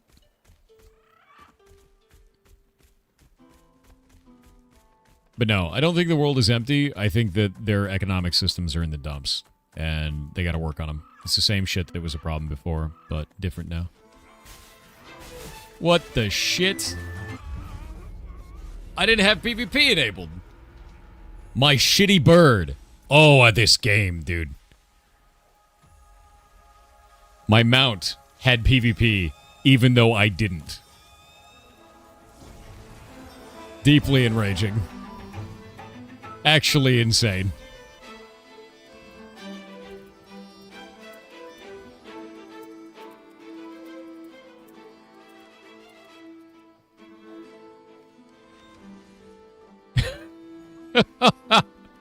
My mount was somehow still flagged for PvP, dude. What the shit? What a mess.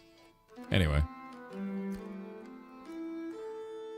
gonna bug report that in a second. Oh, I lost a bunch of crap.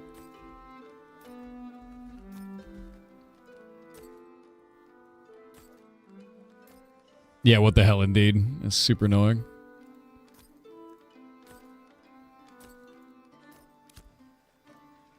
Government drone deleted. I know, dude.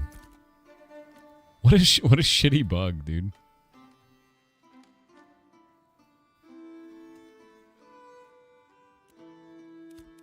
This is why you can't play hardcore in this game. Because it's broken. Alright. Ray Cleric. Come over here. Charity, come over here. Ray Cleric, hit me with your biggest heal. The largest one imaginable. Just one. Singular.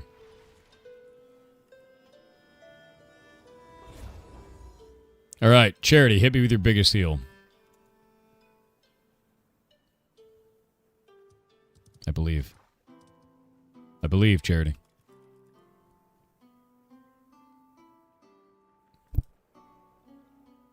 There we go. Jesus Christ. Neither of those crit.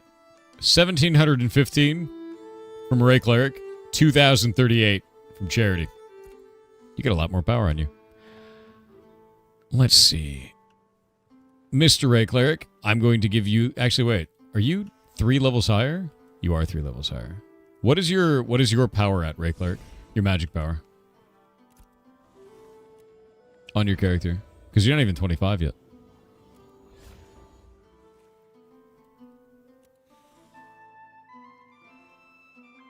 Mr. Ray Cleric. Healing power is 101.6, healing crit 19.3. You're at 153, Ray Cleric. What is yours, Charity? My magic power is very high. Like, very, very high.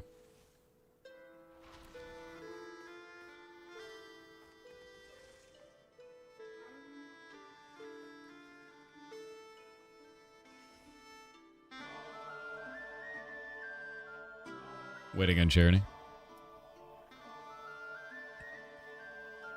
Your Magic's 190 and healing 136. I think we should probably give this to Ray Cleric then, because he is 40 behind you. And then we can kind of go from there. We will get more of these. But I would like to fill up people on that. Ray, if you could hand me your weapon, and then I will start handing those out to others. My hope is that we just keep producing these, by the way. This was a drop. We can get more of them. So if Ray, you could throw your weapon up. And that does not mean anything about your performance or your niceness to the guild or any of that kind of shit. I'm just trying to get more people geared up so we can do more content. That is all. And I think you both are doing a stellar job doing everything. 100%. There is no favoritism here. It is just math. Let's see some more people. It was a craft from someone. I don't recall the name. For that bow, I thought it was a drop, is what I was told. We have a physical power bow. All right, I need...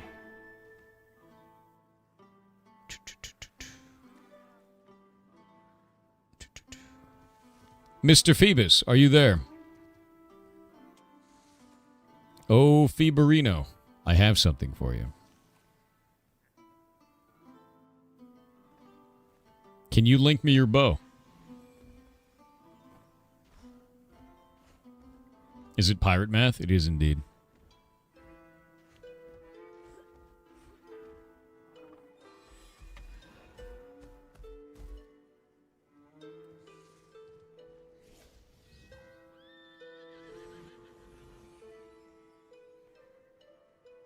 Oh, that's a sick one. Crit power, crit defense. Do you want... Oh, another man down. It just happened to Charity. What the hell? Did you hit Alt? Did you tab Alt? Oh, no. Do you want that one, Phoebus? Because that seems like it'd be an upgrade for you. But it's up to you. You know your class better than me. Because accuracy is busted.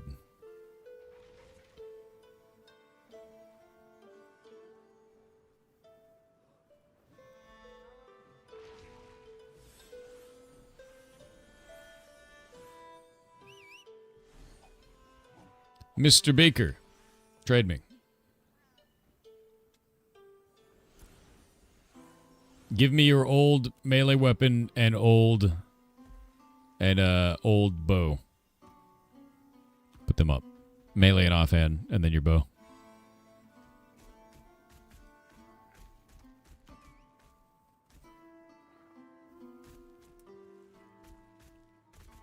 No, the guards are terrifying. They actually scale with your level, so they always kill you.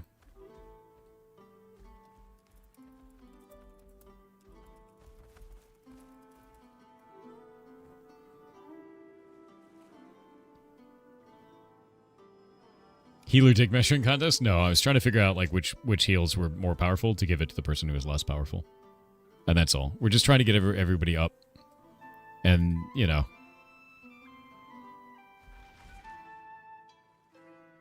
Oh, that greatsword is awesome. Hold up. Is that greatsword better than my greatsword? Jesus. Your greatsword is literally better than mine. Oh, wait, no, it's got healing. Never mind. The magic speed is huge, though. Let me see if this bow is better than yours. Okay, put your bow up.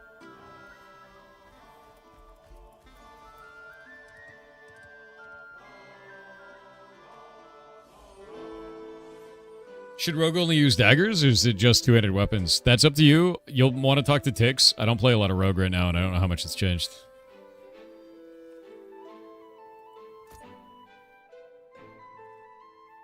Beaker has become powerful. Good luck, Beaker. Okay, I have a two-hander.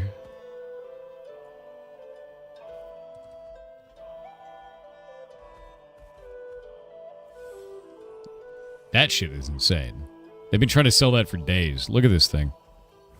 3,143 physical power. Physical speed, disable accuracy, and look at that strength. What an insane item.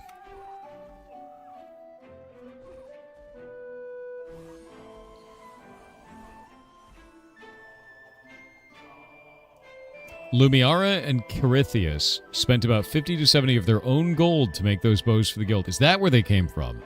I didn't know that. Well, thank you to them. Lumiara and Carithius, that is huge. That is absolutely enormous.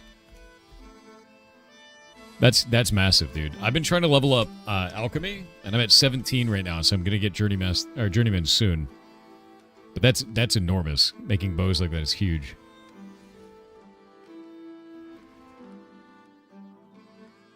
Mr. Coats and Boats. We have one more physical Sunfire longbow. I need somebody like Phoebus. Is this better for you? Do you want to see this thing on stream? Bandito hooked him up with your journeyman mounts for their troubles as well. That's huge. That's really nice.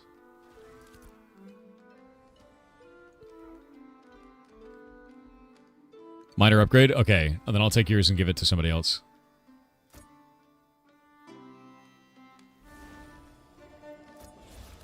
Is the bow Constitution? No. These are DPS bows.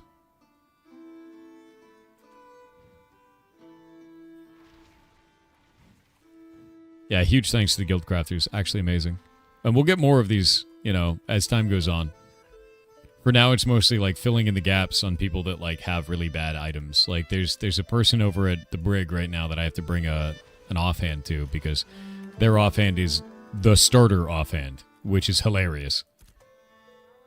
And we don't have any more offhands. Great.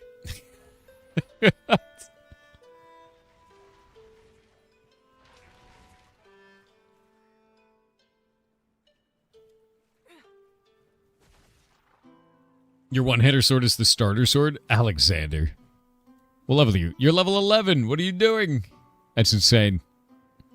That is insane. Complete lack of ability to get gear is wild. No, we have a lot of ways of getting gear. It's just random, you know?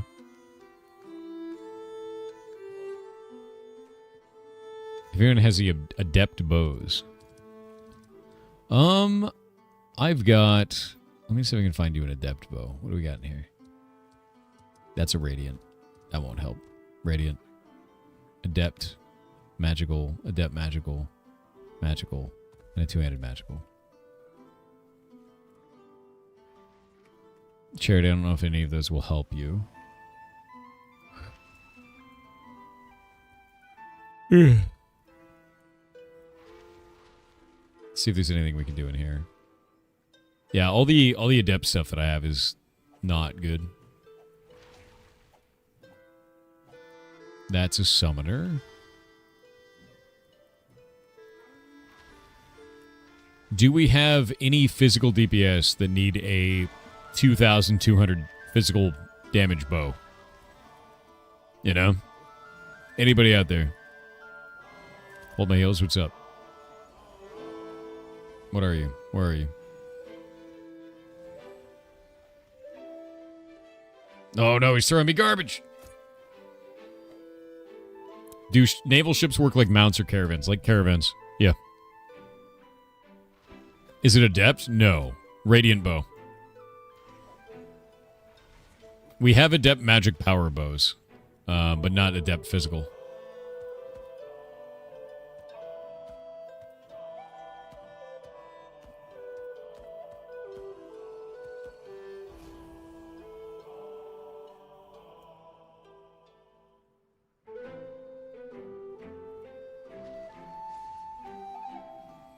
Adept for Ranger.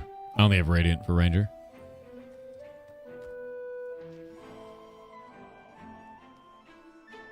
Nice. You played WoW since release? Thinking about trying this game?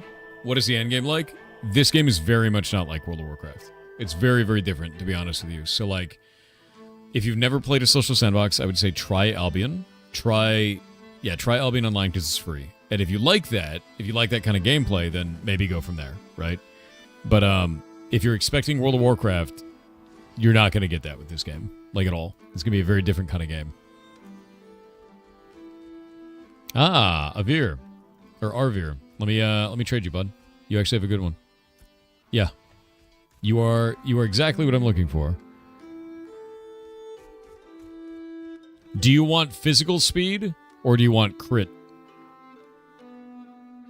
Actually, I think yours is going to be physical speed.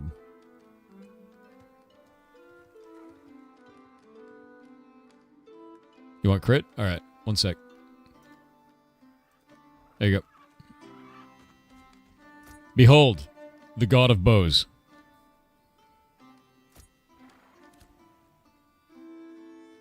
Okay, now I have an adept physical bow. Adept physical.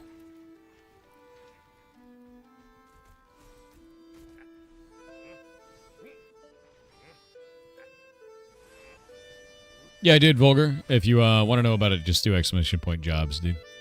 My whole job experience is there on LinkedIn, if you're so interested.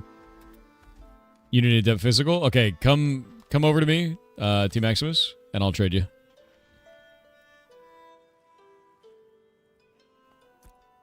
T Maximus whispered me first.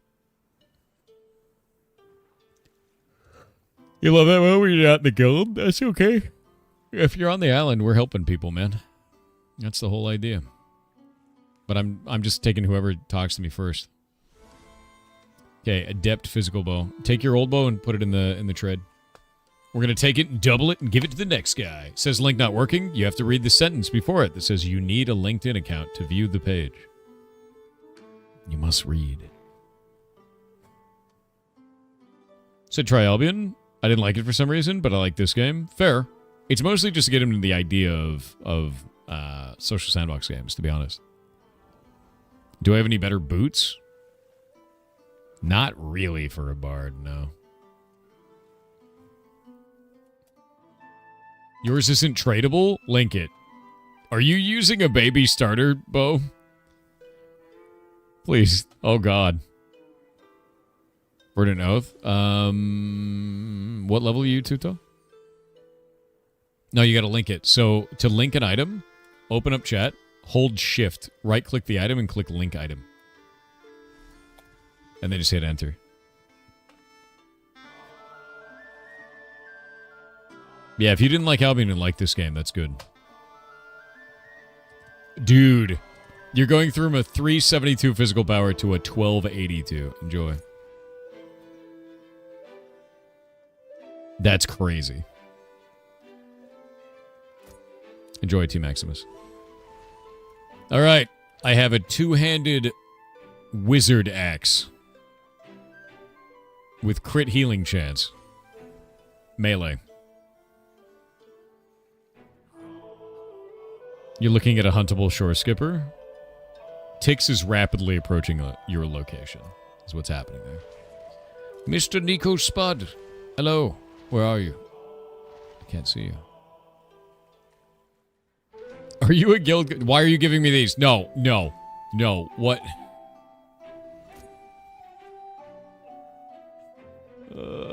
Nico Spud, why? Why? Why am I a trash can? No, there's no daggers, Violent Mango. I will turn this into something. You were going to do alchemy, but you changed plans. Okay, fair. Any radiant tank rings? No. I've not seen a single radiant tank ring. The salt rings, these ones, the adept ones, salt wovens, are like the best in the game that I've seen. They're phenomenal, but that's about it. There's also some earrings that people are finding that are magic resist for tanks. What class are you? What is all of this shit? What is all of this? Are you just becoming naked now? Like what? Okay. Well, I'm going to spend 50 years figuring this out now. Thank you. Yo, healers. Adept necklace. Full healing stats. Shit's amazing. Like, it's a perfect healer neck. That's crazy. Let me see if I got anything for you. Wait, you're just giving me... Oh, damn it. No, wait. No. It wasn't supposed to be this way. I was supposed to get things out of the guild bank and then give them to you. And now, I have more items in my inventory than when I left. God damn it. This is not supposed to go this way. I am not the guild bank. No. Not like this. This is not the way it's supposed. I was clearing the guild bank. My inventory is full. God damn it. Oh, God damn it. I need to go throw things in the bank now. But yeah. Charity. Can you use this neck? Is this a thing that you could use, Charity?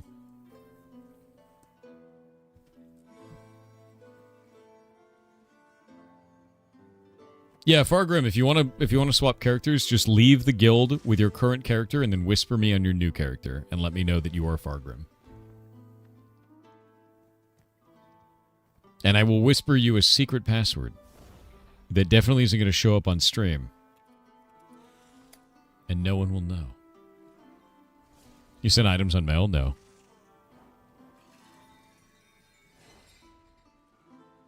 Oh, you're like full Kindle trays. Okay, you're already good. Ray Cleric, do you need a Kindle Trace necklace? Charity is busting damage, dude. That's crazy. Was that an Adept Physical Bow? Probably. I have a Radiant one. I have 2 Adept Magical ones. I have an Adept Physical Bow, yes. Disco, where are you? Oh, glorious Disco, where are you? I can't see shit. There's too many nerds. Too many nerds. Alright, let's see, man.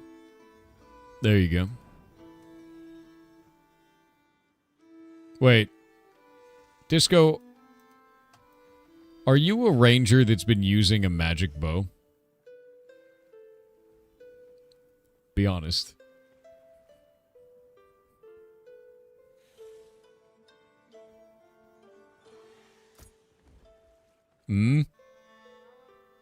Don't worry about it? Okay. That's ridiculous, dude. Don't worry about it. Oh my god. Physical offhand focus radiant. That's a weird one, man. That's a really weird item. It's just a naked guy over there. His name is Chaotic Sam, and he's just running around naked. All right. While you're handing out stuff, can I have the Ferrari you promised? Yeah, definitely. I may have crushed it into a cube already, though, so you'll have to, like, unfold it.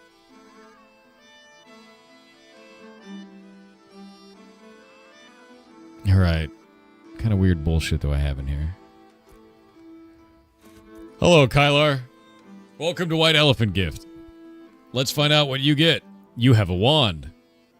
Let me, find a wand that doesn't suck. What class are you? What are you? You're a rogue. Why do you have a wand? Why do you have a wand?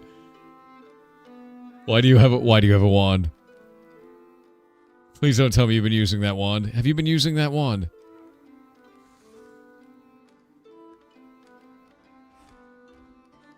Can you use this? Is that good for you? Can you use that? No?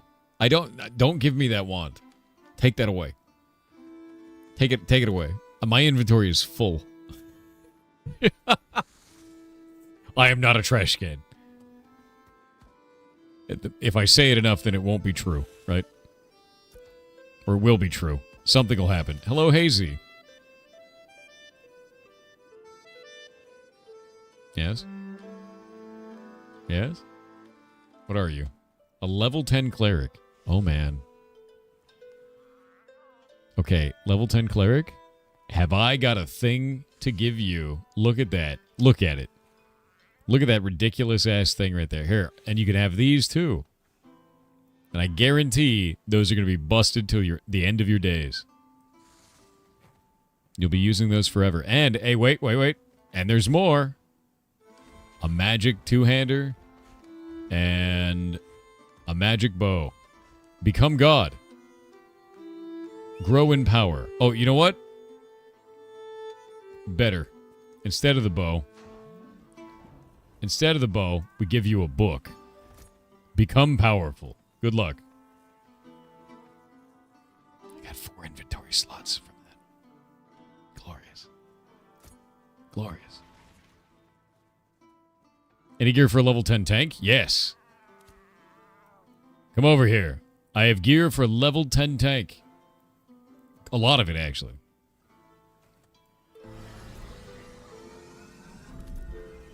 Behold. Rings. Rings of massive defense. And...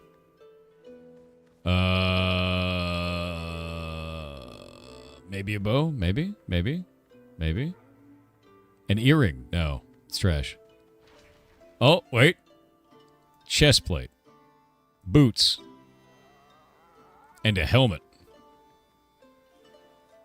You need boots desperately? I will take these boots back and give them to you instead. And I think we're good. Wait. Magic power. God damn it. Magic power. I have so many magic bows. We have too many magic bows. Take those. Become powerful. Alexander. Trade me.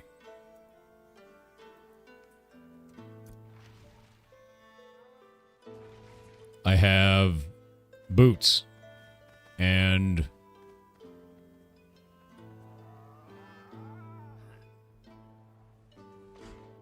I don't think there's anything else I can give you because you need a one-handed weapon. Yeah.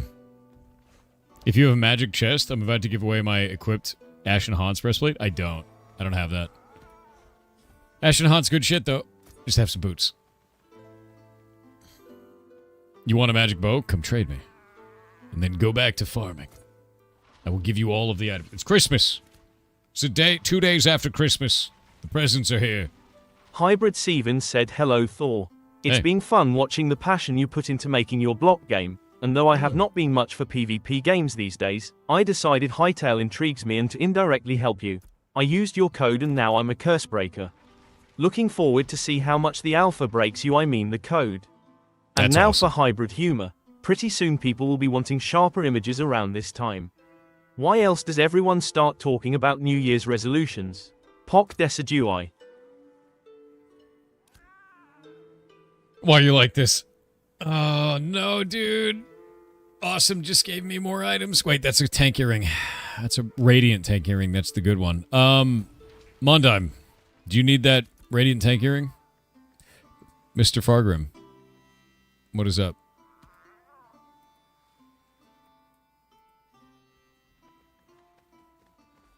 Anything for me, Santa? You just said you don't want to play that character anymore. Oh, wait. Wait a minute. How many characters do you have? Wait, what?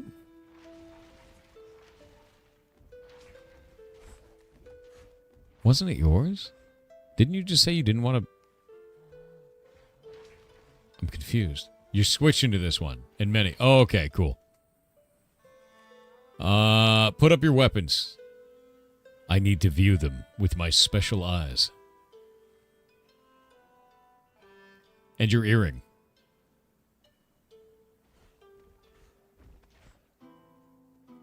Here.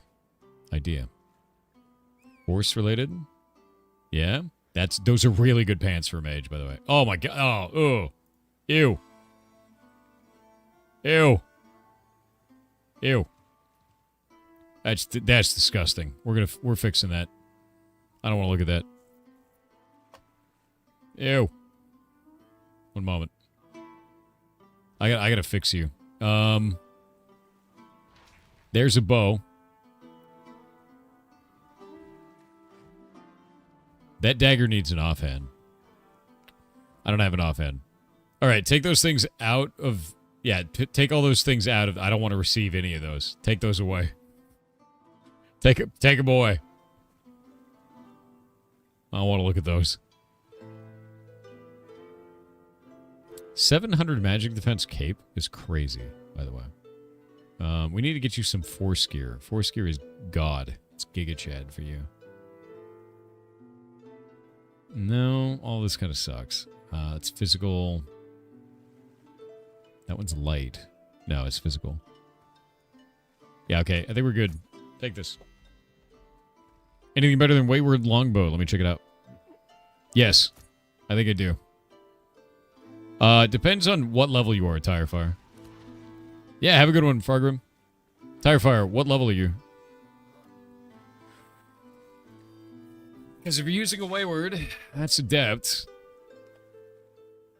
Do you have Adept leggings? Depends on the class. You're level 13. Okay, you're very far away. Mr. Gimsley. What do you got? Hey, that's Radiant. Those boots are great. I think I'm wearing those boots, actually. Let me look. No, those are the boots I've been trying to get. Wait a minute.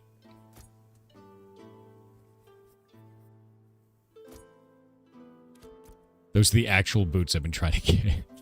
I've lost the roll on those boots like 6 times. God damn it. I'm wearing those boots.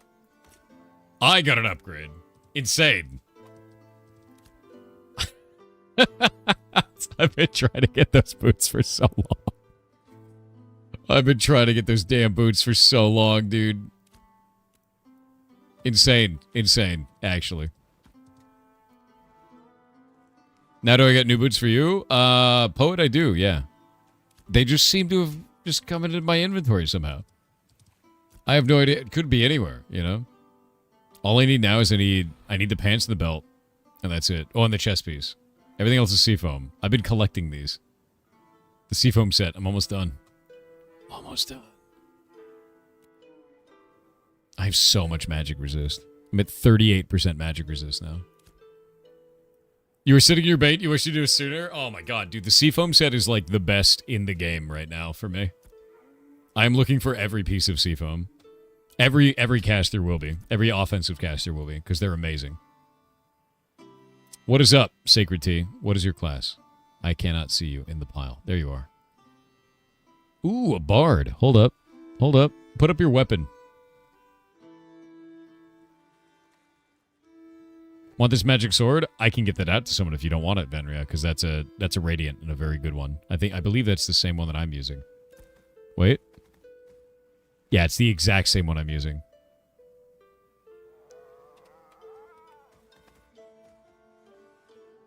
Yeah.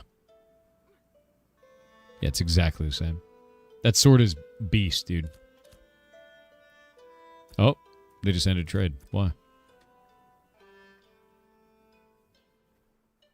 I can get that out to somebody because I'm using the exact same one. It's so strong. It's like one of the best two-handed... I think it's the best two-handed sword for casters in the game right now. Like, that is just a drop. It's just a shitty gray. I love this stuff in a social sandbox. I love it too. It's super fun because like we're trying to get everybody geared out. And like, it's working. Sacred Tea. Put up your weapons. And then I can look. Academic Ages? Oh my god, dude. We have to fix you. That's terrible. Light armor waist, light armor head. And a spear. What is your ranged weapon, Sacred? Shit, we really gotta fix you. That's bad.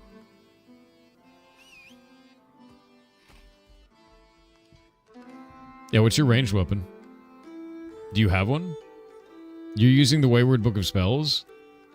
Wait, that means you crafted that. That thing is such a bitch to craft? What?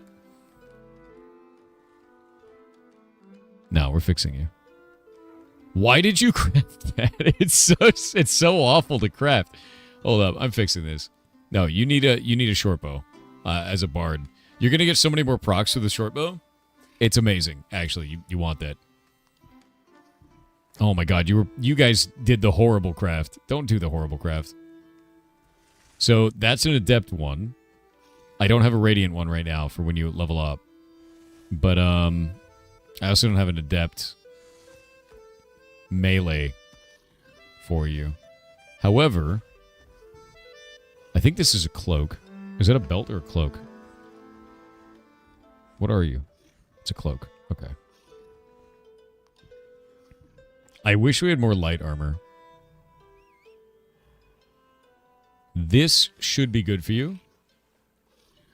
Yeah, that should be really good for you. That's a waist. This one's a legs. So that's probably going to be better for you.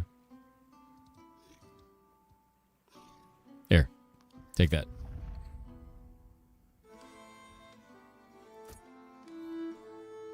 Is Christmas come late for the guild? Yeah, I was just cleaning out the guild bank, and then everybody came by and was like, hey, I got a bunch of cool shit. And I was like, God damn it. Now I have a pile of stuff, and I'm trying to trade it around. Thank you. Absolutely. Nezric, what do you got? They gave me more items than I brought out. Nezric, show me your stuff. Actually, I think we could just give you that. That's huge for you. You're using a two-handed axe. How is that two-handed axe? And then depth. That's all physical power for you.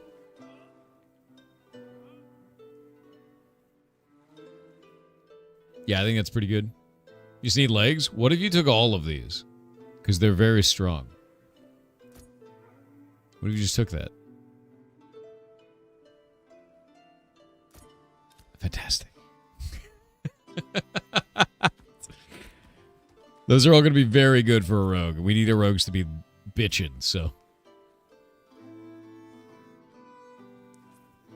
Physical boots and bow. Nandaman? Yeah, we can do that. Nemarok, what are you? Where are you? Mr. Nemarok. Where is Mr. Nemarok? I am blind. You must move so that my streamer blindness ends.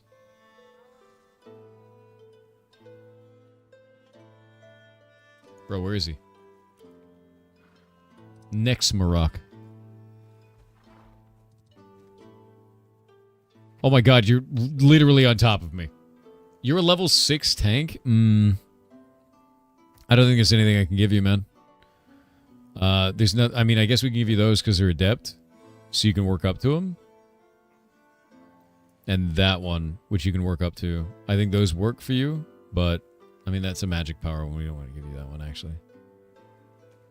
Yeah, I think that's it. I think that's all you can have, because you got to work up to it at level 10. Any physical stuff for you? Self? Yes. Honestly, you're just saying hi? Thanks, bud. Yeah, I managed to see him, exactly. Wait. Let me get stuff to self. Wait. God damn it, guys.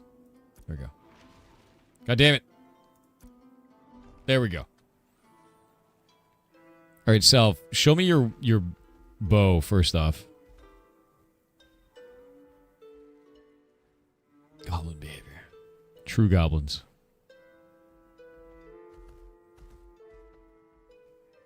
Yeah, show me your bow and show me your... just put it in trade and put up your weapon, too. Like, all your weapons. I'll see what I can find in here.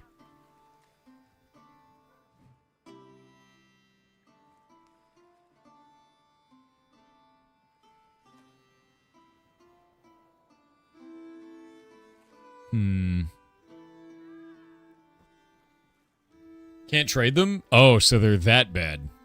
Is this one better than yours?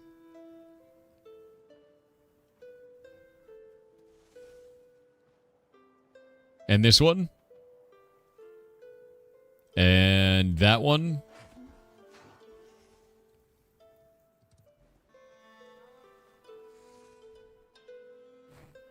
All right. Yeah, we're gonna gear you out. There you go. Yeah, because if you can't trade it, it's like starting shit. Been here since level 8. That'd do it.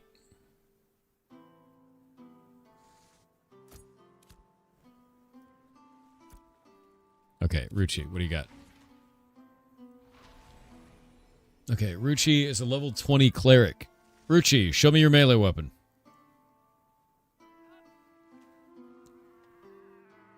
Okay, you have a Thornbound Codex. That's actually really good. I don't think I have a better magic weapon for you. The two-handed sword.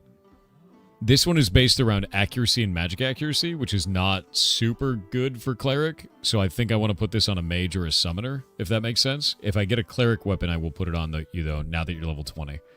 So I got to get something for you that works. Does that make sense? Ah, you have boots, though. You need these boots. That'll help you a lot, actually. I ran these for a long time. What? All right, that works. You're handing me even more problems. I give you 1 item, you give me 4. All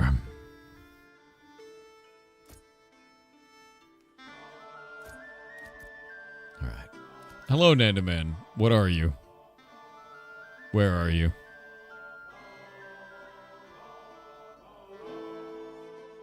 It was a fair trade. Nandaman, where are you? I can't see him. There's too many names. There you are. You're wiggling. Okay, you're level 13 ranger. Let me see what we got here. Dude, I don't think I have anything for you. Mondiler, are you here? I got boots for you. Boots are cool.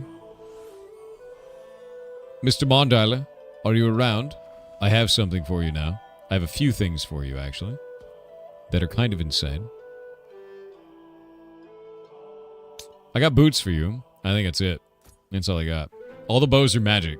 Like, yeah, I'm a garage, dude. My job is to be a garage. Do you have any caster gloves? I do not. No caster gloves. Mr. Draz, put your weapon up. You've been around long enough to know what's up. Oh, Draz, the level 25 summoner, I bless upon you a non-shit weapon. Behold, you now also have the same weapon as me. It's insane. You'll enjoy it. Outside of that, what do you got for a chest piece? That's awful. We gotta fix that. Show me your cloak, actually. Yeah, show me your cloak.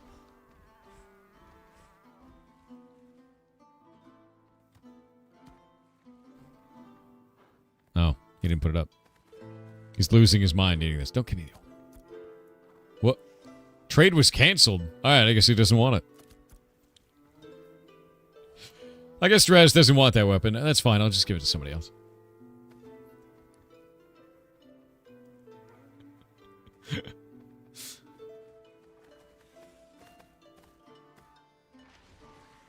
What is this? That's a cool weapon, Prescott, but I don't have a physical weapon for you. We had one, and now I'm covered in weird magic shit. A lot of weird magic shit. I'm sorry to say. I wish I had something for you. Yeah, nothing. Unfortunate. I don't have any physical gear at all anymore. It's all magic gear. Oh, look, it's Ruchi. What is that? You know, I actually used that for a while, that same headpiece. Hollow Shade Boots. Radiant Physical Boots. Interesting. Draz clicked wrong? No, he just didn't want the gear. Hey, Draz. Draz, what's your necklace? Need your necklace, too. That's your cloak? 27 int is huge, actually. That's just better than mine. You got the Soul Seeker one, you lucky bastard. I was going to give you an Arcane Aegis. Or the other one, I forget what it is. Yeah, I have Unfallen Raiment. What's your neck piece? What's that one look like? You have Salt Woven? Oh, you have the green one. Wait, I remember when you won that.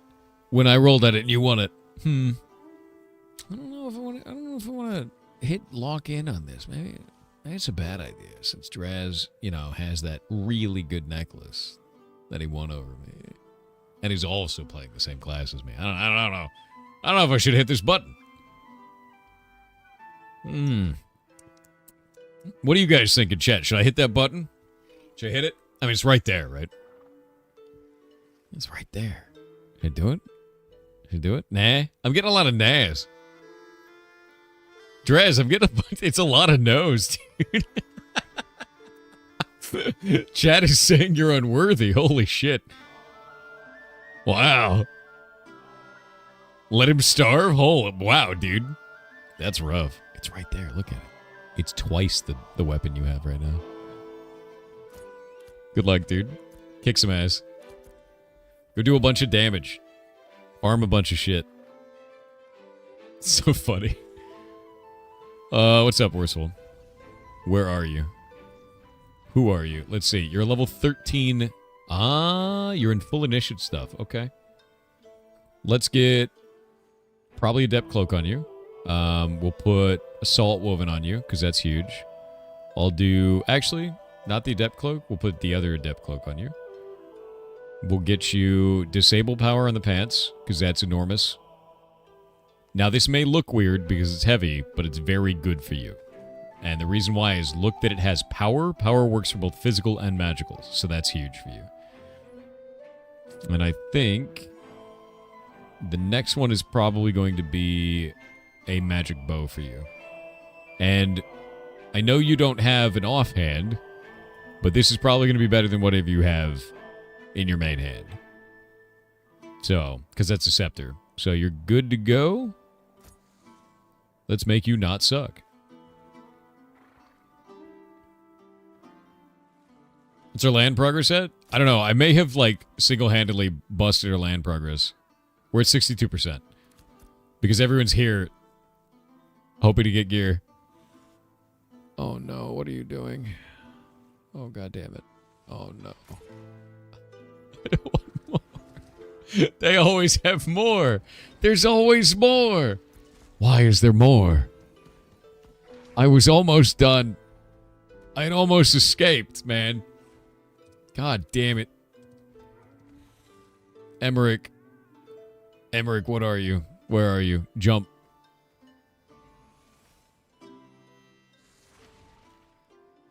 There's too many of them.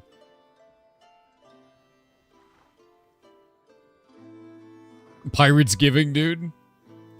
Oh, there you are. You're like right next to me. Okay, you're a mage. What do you got? What do you got on you? Let's think about this. We can give you Salt Woven. That's really good for mage. Thornbound is a meme. We'll put that up there. Probably a magic bow of some kind. You have all initiate gear. Okay, let's fix you. That's physical. That's a chest piece. We can give you Sanctus Skulker. Brain Tread is a tanking piece, so we can't really give you that. Sanctus Skulker may not be the right way. I mean, crit is really good. Yeah, you know what? Screw it. That's a good idea, actually. That'll be better than nothing for now. Yeah, that's good.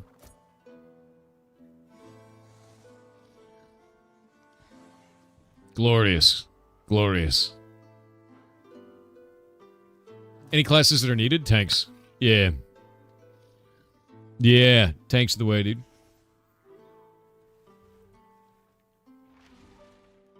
Let's see here.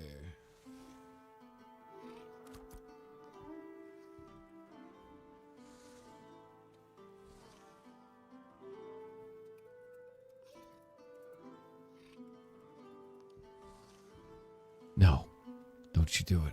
Oh, I can at least put some of these in the bank. Yeah, I can at least put some of them in there. Tank gang. Yeah, there's a lot of tanking stuff now. I have tanking gear. I have adept tanking gear. I have it. It happened. It's real. Xander, what's up?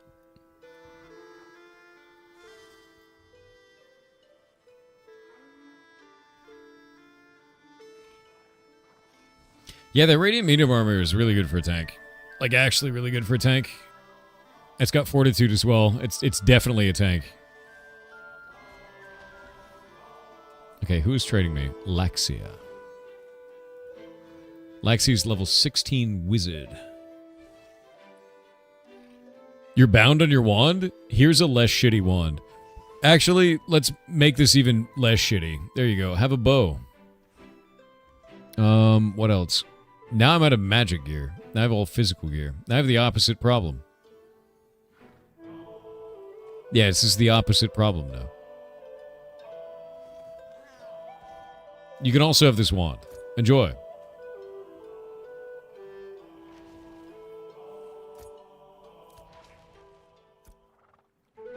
Yeah, Draz, you gave me Radiant Medium. I need to make sure this goes on somebody who's a tank because it's very good. 195 Constitution is not a joke, dude. Yeah.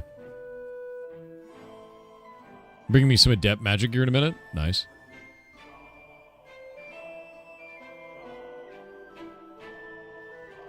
All right. Who are you? Honda.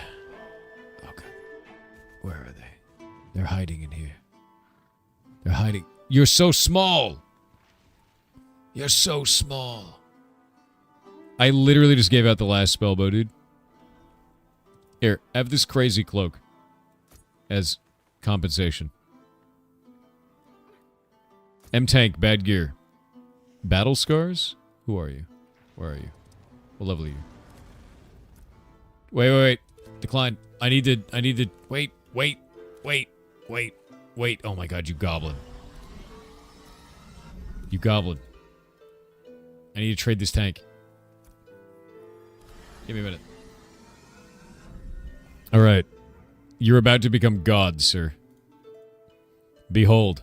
Behold the might that is happening to you. A shield. A god of shields. Look at it. It's like a turtle skin. It's terrifying. What else can we do for you? Yeah. Yeah, that's good. That's radiant. We can't give you that. Adept. Done. And then a main hand physical weapon. There you go. Become God. There you go, Battle Scars. Enjoy all of your new gear. We get those rings all the time on the island, and they're amazing for tanks, dude. They're so freaking good. Okay, Amyashi, what's up?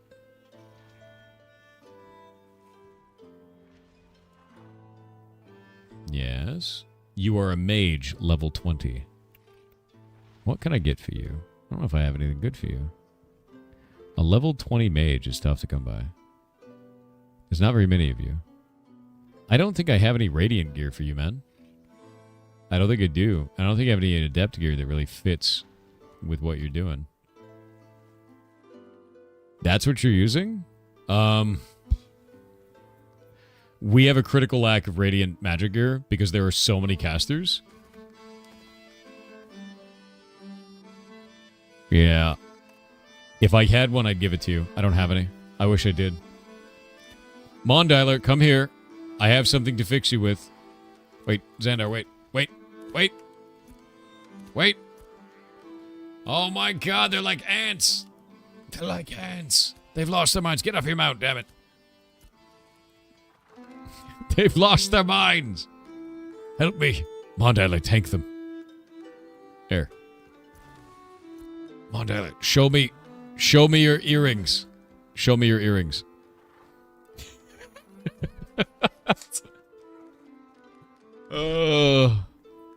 Oh, god damn it. You already have the earrings. Wait. Show me your cloak. Show me your cloak.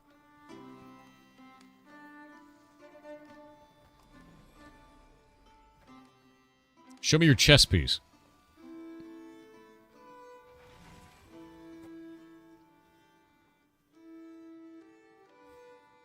Fine. I can't give you anything. Don't worry about it. Come on, Dolly, with all the gear in the game. I was having to just like offload all of this amazing tank gear on him, and he's like, nah, I already got it. I got better. What a physical focus is the weirdest item in the game. Physical focuses, I think, are the strangest item that exists. If you're gonna have a physical item in your offhand, like, just use a two-hander.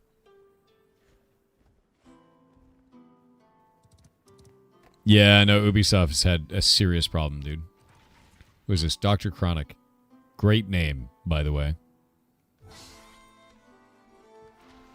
Are you just a weird, naked golem over there? Like, what? Bro, what is happening?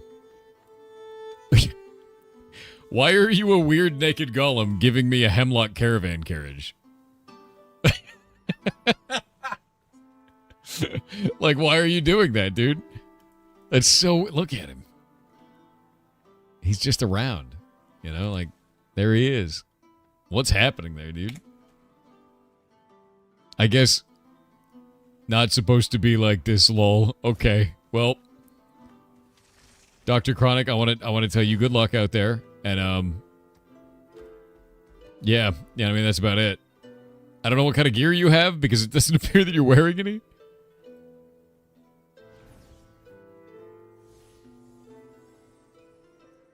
Prax is a great tank. Prax, where are you? I don't actually need this. I will build another one. Prax, where are you? Praxis. My man. Trade. No. All right, Praxis. Show me your earrings. I wish to view upon them. Give me those. You will become strong. And now, show me your cloak. No, your cloak. Okay, whatever. We'll do this first. Trade you again. Show me your cloak and your rings.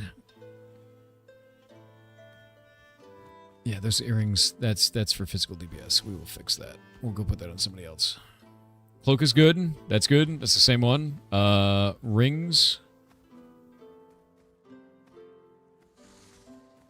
You have the exact same rings that I'd have available for you, so you're good there. Chest piece. Nope. This man. Chest piece.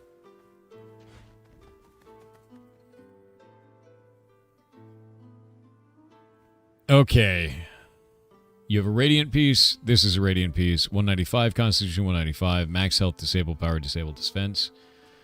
Constitution, dexterity, physical crit chance, max mana. Yours is going to end up being better. Yep. All right, rockin'.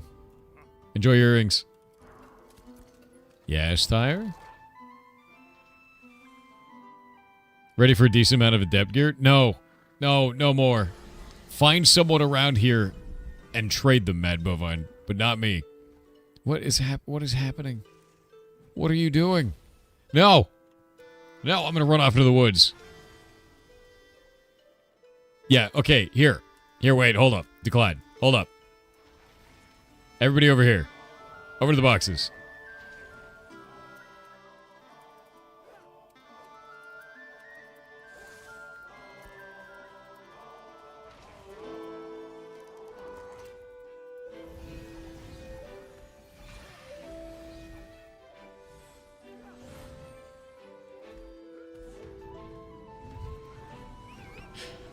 I said, if you have old gear to trade to others, link it at local and find trade partners. There are simply too many of you, and it... Of course it bleeped out simp and simply. Great. There. Just link your gear in local. The way you do it is you open chat, you hold shift, you right-click on an item, and you click link item. Which is terrible and stupid, but... You do it that way. There's too many of you. I can't trade everyone. I'm gonna go put stuff at the guild bank. I'm running away! You'll never catch me, Charity.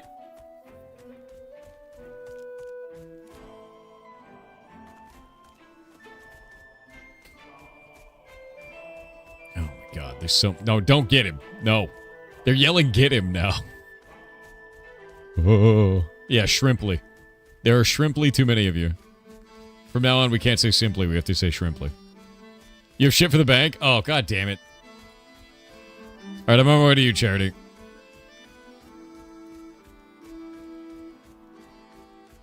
They think I went west. Great.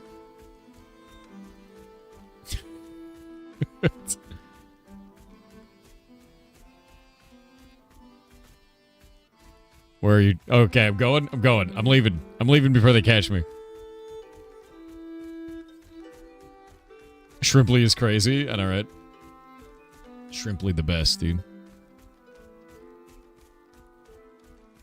All right, chat. It's 12:24. I have to go. And the reason I have to go is because I got shit to work on. But you guys are awesome. I will see you tomorrow. And then I will make more things and do more stuff. And hopefully by then we'll be at 75%. Likely more like 70 based on current trends. Oh my god. Oh my god, you guys have the lions. The lions are so fast. How did you get those? They're so fast. Oh, it's Bandito Loco. Of course it is. Insane, actually.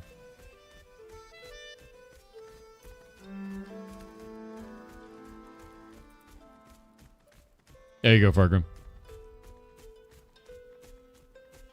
W gift exchange. Yeah, I'm trying to set that up more because we just have a lot of stuff in the guild that kind of like accumulates, and there's a lot of people that just don't have gear. So if I can get everybody like trading with each other and like teach them like, hey, you should do this and like do that, and maybe even just set up an event of like, hey, this is trades time event. That's like the way to do it. Once we get a town, we'll have a market, and then people will be able to put stuff up on the market and sell it to each other.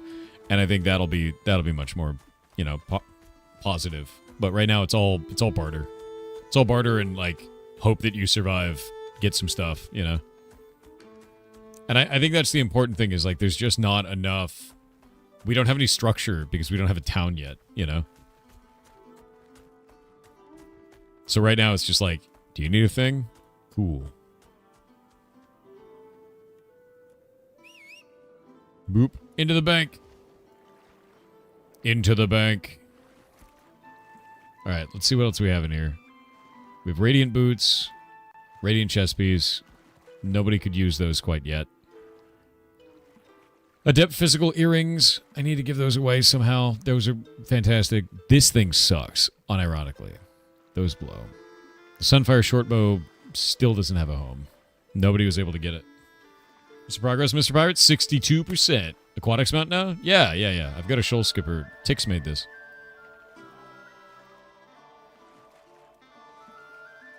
Ah, there they are. All right.